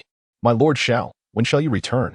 After a moment of silence, the man before Xiao Kai could no longer contain his curiosity and inquired, his tone laden with reluctance. He lifted his gaze to the 2 figures ahead. Worry etched across his face. This farewell was being offered by Miyamoto Ranzu. "It is unlikely that I shall return to Kaza." Upon hearing Xiao Kai's words, Ranzu's body trembled involuntarily, and he instinctively looked towards Xiao Kai, awaiting his next utterance. Seemingly catching Ranzu's gaze, Xiao Kai continued, "I am a ninja of Kenoha. This journey to the Death Canyon is to rescue my sister, after which I shall return to Kenoha. If you require my assistance in the future, seek us at the Hyuga clan in Kenoha." With that, Xiao Kai exchanged a glance with you, then turned to Ranzu, offering a bright smile. "I will do my utmost to assist you." "Thank you, my lord Xiao." Ranzu, upon witnessing Xiao Kai's smile, could not help but chuckle. The melancholy of parting somewhat alleviated. Seemingly struck by a thought, Ranzu immediately addressed Xiao Kai. "My lord Xiao, you will undoubtedly succeed in rescuing your sister. I believe in you." With those words, a resolute expression adorned Ranzu's face as he stared intently at Xiao Kai. Upon hearing Ranzu's words, Xiao Kai was momentarily taken aback, then resumed his laughter, the clear sound echoing far and wide. After a brief moment of mirth, Xiao Kai nodded emphatically, declaring, "I shall undoubtedly succeed. It is time to depart. Let us part ways here." He exchanged a final glance with you, nodded, then waved farewell to Ranzu before swiftly making his way towards the Death Canyon, disappearing in a few flickers of movement. After Xiao Kai and you had left, Ranzu remained rooted in place, his eyes filled with gravity as he fixed his gaze upon the direction Xiao Kai had taken. His fists clenched tightly, he murmured, "If only my strength were greater, I would not hesitate to risk my life to assist you, my lord Xiao. You shall return safely, you will surely triumph over them. I firmly believe." Upon reaching this point, Ranzong could not help but tighten his grip on the katana at his waist, a resolute expression emerging in his eyes as he swiftly made his way toward a certain location in Kaza town, where the training slogans were being shouted. Simultaneously, outside a modest dwelling that concealed the headquarters of the Ming organization, 2 figures stood as if awaiting someone's arrival. One of them, a man clad in a black shirt, could not suppress his irritation as he kicked at the stones beneath his feet, exclaiming, "Hey, Song, why is she taking so long?" Are we really just going to wait here for her? I can't hold out much longer. Are women always this troublesome? After uttering these words, he glanced irritably at the man beside him, referred to as Song. This individual had recently mocked Fujiwara Hisaku, and with his presence here, along with the man beside him and the woman they awaited, it became evident that there were 3 of them in total. It appeared that this person's codename was Mia, and judging by their demeanor, they intended to ambush Xiao Kai in the Death Canyon. Just as he spoke, the sun's rays pierced through the dense foliage, illuminating him from the shadows of the trees. His features became visible in the sunlight. He had short black hair with bangs naturally sweeping to the right, adorned with a golden feather on either side. His nose was prominent, and his face was slender, with keen eyes that sparkled like the depths of a starry night. Below his nose rested thin lips, and curiously, a bizarre blood-red crescent earring dangled from his right ear, though the fierce aura about him rendered his presence almost otherworldly. Upon hearing his words, Song did not respond immediately. Instead, he raised his square face, casting a blank stare at his companion before turning his robust form to glance at the small house behind them.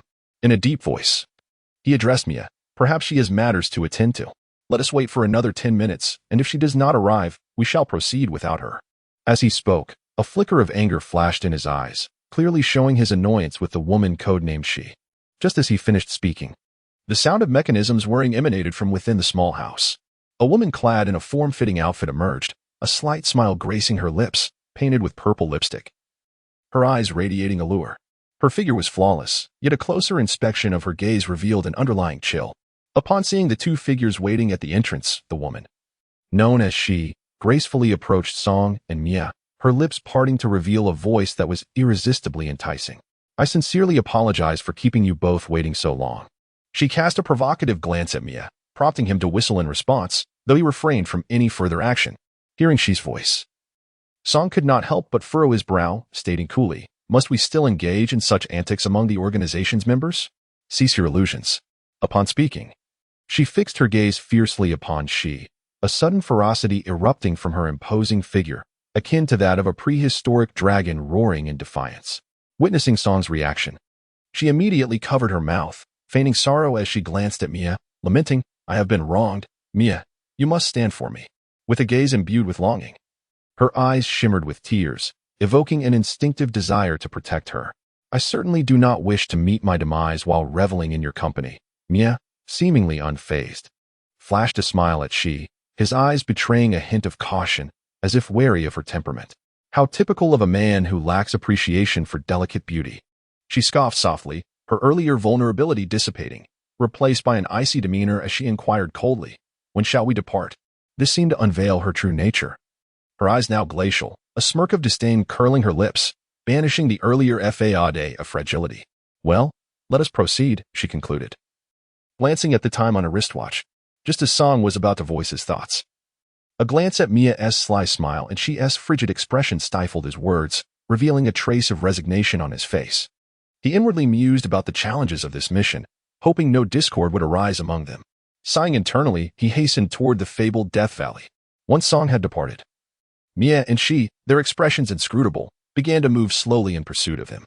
2 days later, amid the raging winds at the border of the Land of Fire, lay a passage approximately 10 meters wide and over 100 meters long, flanked by towering stone walls, smooth and forbidding as if shaped by relentless sandstorms over the years.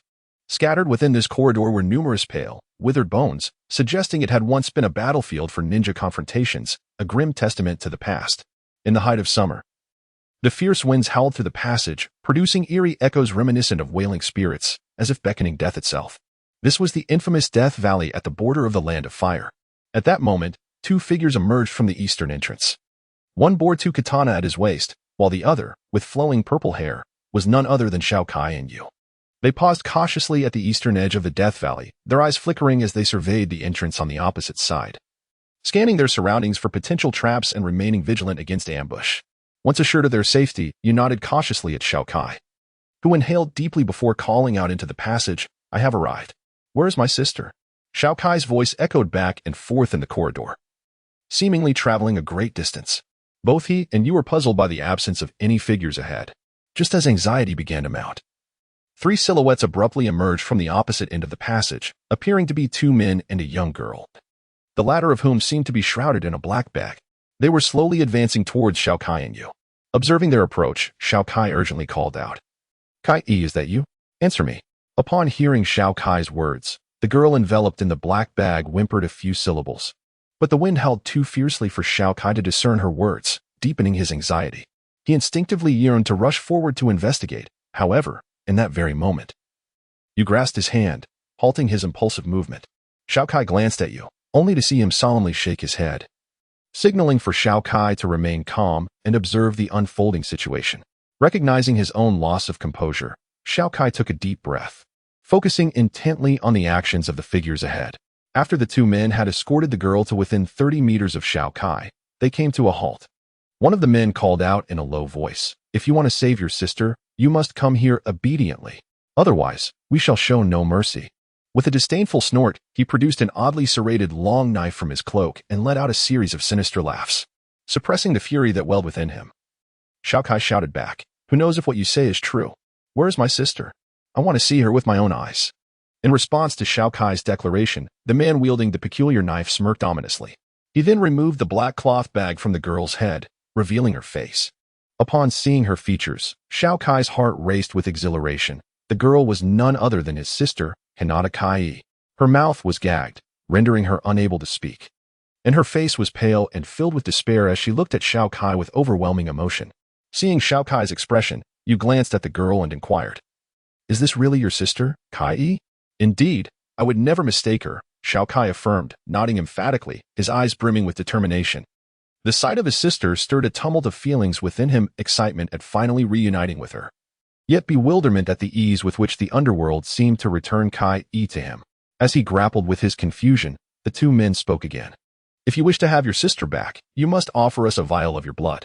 The man brandishing the strange weapon smirked coldly, producing a syringe from his cloak and tossing it towards Xiao Kai while saying, This is your only option. Xiao Kai and Yujun exchanged vigilant glances as they fixated on the object thrown between them. Upon confirming it was indeed a syringe, you cautiously picked it up for a meticulous examination. Once assured of its safety, she slowly handed it over to Xiao Kai, who held the syringe with a complex expression as he gazed at the members of the Ming organization before him. He then spoke, his tone laced with uncertainty. If I draw my blood, will you return Kai to me? His eyes were filled with bewilderment as he directed his attention towards the two individuals in front of him. Indeed, came the immediate reply from the opposing party.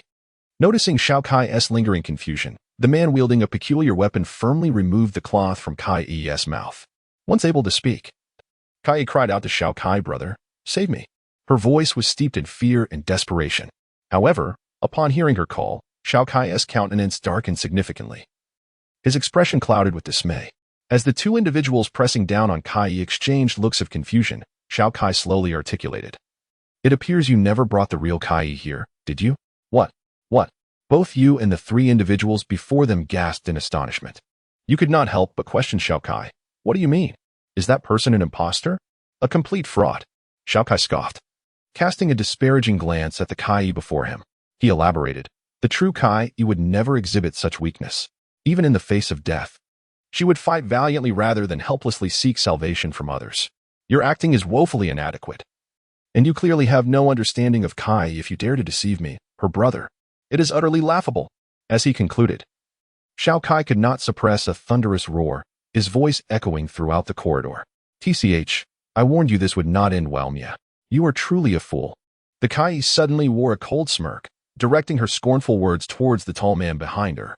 ISNT at your performance that is utterly pathetic? How dare you speak? Mia retorted, matching her intensity. The two glared at each other, their argument escalating. Xiao Kai furrowed his brow and began. Then let us ascertain who Kai truly is yet. Before he could finish, a voice emerged from behind she and Mia, declaring, Deathclaw. Xiao Kai and US pupils constricted as they felt an overwhelming sense of destruction emanate from beneath their feet, plunging them into darkness. Only through battle will we discern who lives and who dies. You exclaimed, brandishing her shuriken to deflect Shi's assault, her eyes steely as she spoke. Upon sensing the formidable force behind the weapon, her heart grew heavy with apprehension. Let us see if you still possess the audacity to utter such words. She retorted mockingly, her assault intensifying as she pressed forward, the clash of their weapons sparking a flurry of sparks. As the two engaged in battle, the conflict between Xiao Kai and Song also commenced. It was then that Xiao Kai, at some point, unsheathed the delicate sword known as Showa from his waist. Its blade entwined with glistening ice crystals, a sight most peculiar. In contrast, Song brandished a bone sword of formidable hardness, capable of withstanding Xiao Kai's two divine weapons. And surprisingly, he did not find himself at a disadvantage in their fierce exchange, showcasing a vibrant display of combat. During the confrontation with Song, Xiao Kai cast a glance towards you, and upon observing Yu's gradual decline, a sense of foreboding gripped his heart. His gaze sharpened, and his onslaught intensified as he sought to swiftly conclude his duel with Song in order to assist Yu against Shi. Noticing the shift in Xiao Kai's offensive strategy, Song smirked slightly. Perceiving the veneer of Xiao Kai's fierce yet somewhat restless attacks, Song remarked, "Isn't this underestimating me a tad?" With that, his demeanor turned cold, and he pressed forward with renewed vigor, forcing Xiao Kai to retreat. With his empty left hand, he pressed down onto the ground, uttering the chilling words, "Bone affinity." Once Xiao Kai steadied himself, he turned his gaze towards Song, only to be taken aback by the sight before him, his earlier contempt dissipating. Golden bones erupted from Song's exterior, enveloping him in a suit of armor, and at his feet lay an empty scroll. As Xiao Kai warily observed, Song began to reintroduce himself. "I am Song, a core member of the underworld organization with the ability to control bones." Following this proclamation, he revealed a bloodthirsty smile and, before Xiao Kai could respond, lunged forward with the pristine bone blade in hand. Control bones? Another peculiar bloodline ability. How troublesome, Xiao Kai thought, anxiety flashing in his eyes as he defended against Song's assault. Sensing that his opponent was equally matched in strength, Xiao Kai's heart began to sink. Indeed, the pressure exerted by Song surpassed that of Takahara. This could very well be the most formidable adversary Xiao Kai had ever encountered. With this realization, a spark of fervor ignited in Xiao Kai's eyes, and a smile graced his lips.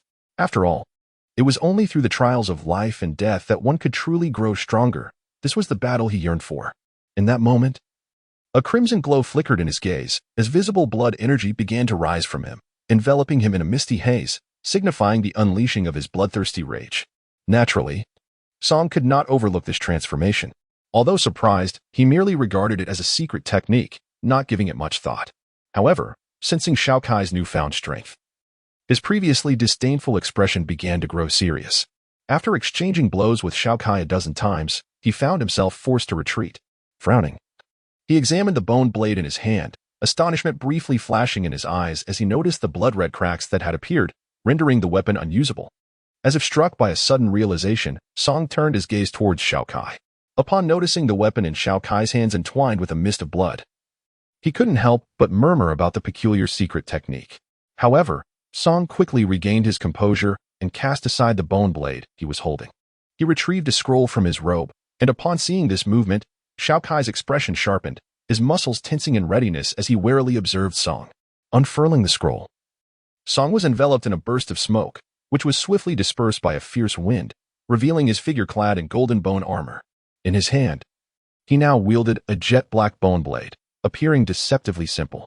With an expression brimming with combat fervor, Song lunged at Xiao Kai without uttering a word. Though puzzled by Song's choice of weapon, Xiao Kai braced himself against the impending assault, countering with strikes aimed at Song's armor. However, as Xiao Kai's dual blades clashed against the armor, sparks erupted at the point of contact, prompting an inward sigh of admiration for the formidable bone structure. Seeking to evade Song's thrusts, he attempted to distance himself, only to be met with a sinister smile from Song, causing a jolt of alarm in Xiao Kai's heart. "Black claws!" Song bellowed, as the black bone blade in his hand inexplicably sprouted 5 claw-like extensions, surging towards Xiao Kai with unyielding speed, their edges glimmering ominously sharp. Xiao Kai, taken aback by the bizarre transformation of the weapon, steeled himself and summoned the essence of his dark sword intent, releasing it outward in an instant. Shadow of Kaya. Just as Song, with a treacherous glint in his eyes, aimed the black claws at Xiao Kai's heart, Xiao Kai unleashed a powerful shout.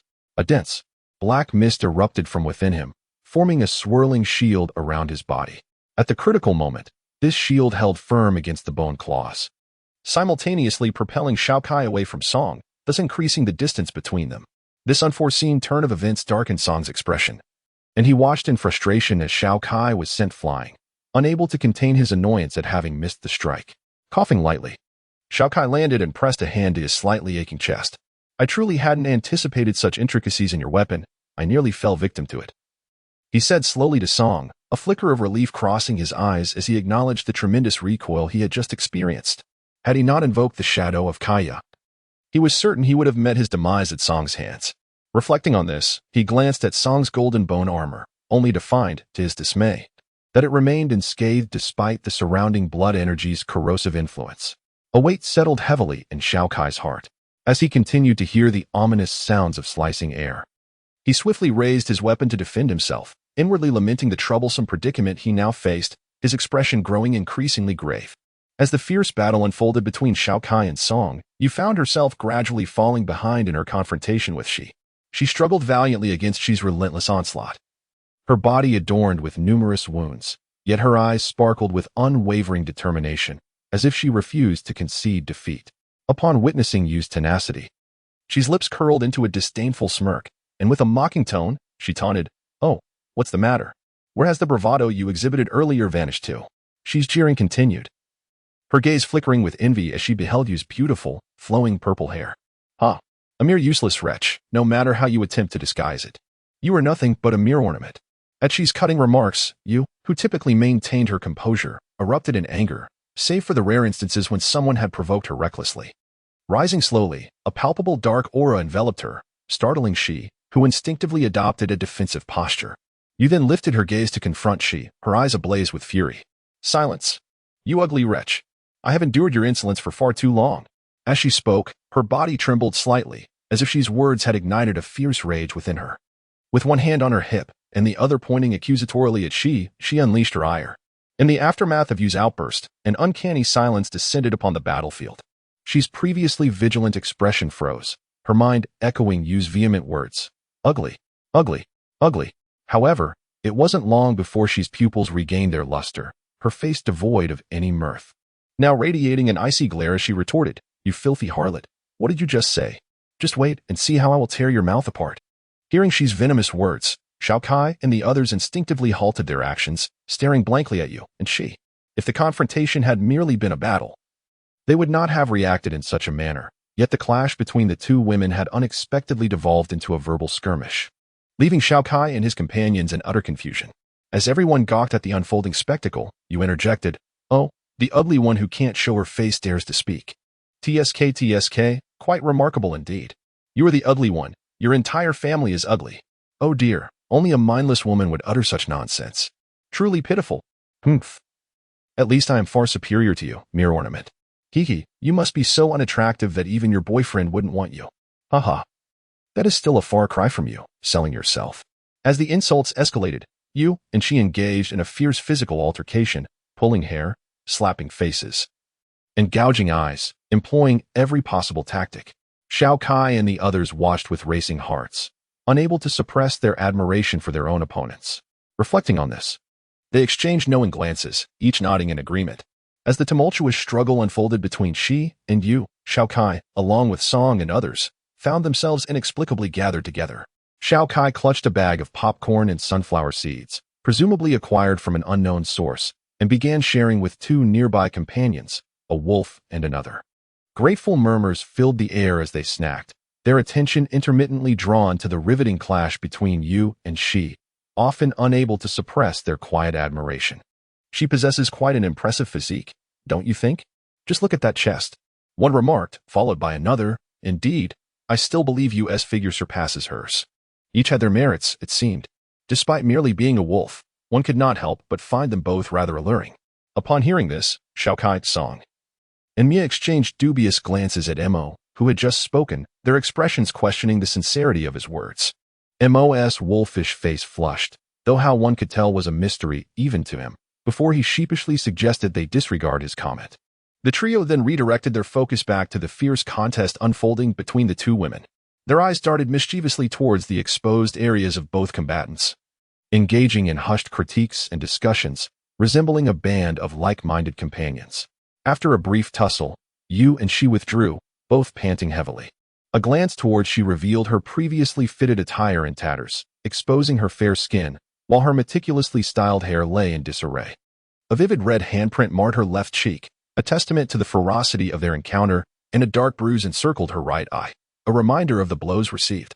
Her makeup was in disarray, presenting a disheveled appearance that rendered her striking allure utterly diminished, resembling a woman who had suffered a grievous misfortune. Conversely, Yu's condition was hardly better. Her long hair was matted with dust, interspersed with stray twigs. A bloody scratch marred her face, her eyes were red-rimmed, and bruises adorned her skin, her attire in tatters that exposed her smooth thighs. Yet, her expression was fierce, a stark departure from her usual gentle demeanor, as she glared at Xi with an intensity that suggested a desire to devour her opponent whole. As the two women remained fixated upon each other, the sound of swallowing echoed through the arena, gradually drawing their attention away. Observing the two combatants' reactions, Song and Xiao Kai, who had been captivated by the spectacle, found themselves momentarily stunned, their popcorn flung into the air. Meanwhile, Mie and Mo, having previously congregated to witness the clash, had vanished, leaving the two bewildered at the sudden absence of their companions, exclaiming in frustration at the turn of events. After tossing the popcorn into the air, the two individuals instinctively raised their weapons and began to swing them vigorously, engaging in a lively exchange that illuminated the scene with flashes of light and sent waves of sword energy surging forth. It was a spectacle to behold, however. The popcorn slowly cascading from above, the scattered sunflower seeds on the ground, and the beads of cold sweat forming on the foreheads of the two combatants all served as stark reminders of the earlier events that transpired in this very location. Upon witnessing the performance of Xiao Kai and Song, Yu and Shi's expressions darkened considerably. Strangely, the two women refrained from confronting Xiao Kai and Song directly, a fact that filled the battling duo with immense relief. Their gazes locked, and the intensity of their eyes seemed to convey unspoken understanding. Just now, if you hadn't swallowed your saliva, I would have clearly seen where they went, one exclaimed. Nonsense. Were you not the one who swallowed first? And your voice was too loud, which alerted them. How infuriating. Take this, Song shouted in anger, launching a downward strike at Xiao Kai. Sensing the intent, Xiao Kai deftly evaded, rapidly increasing the distance between themselves and Yu and Shi.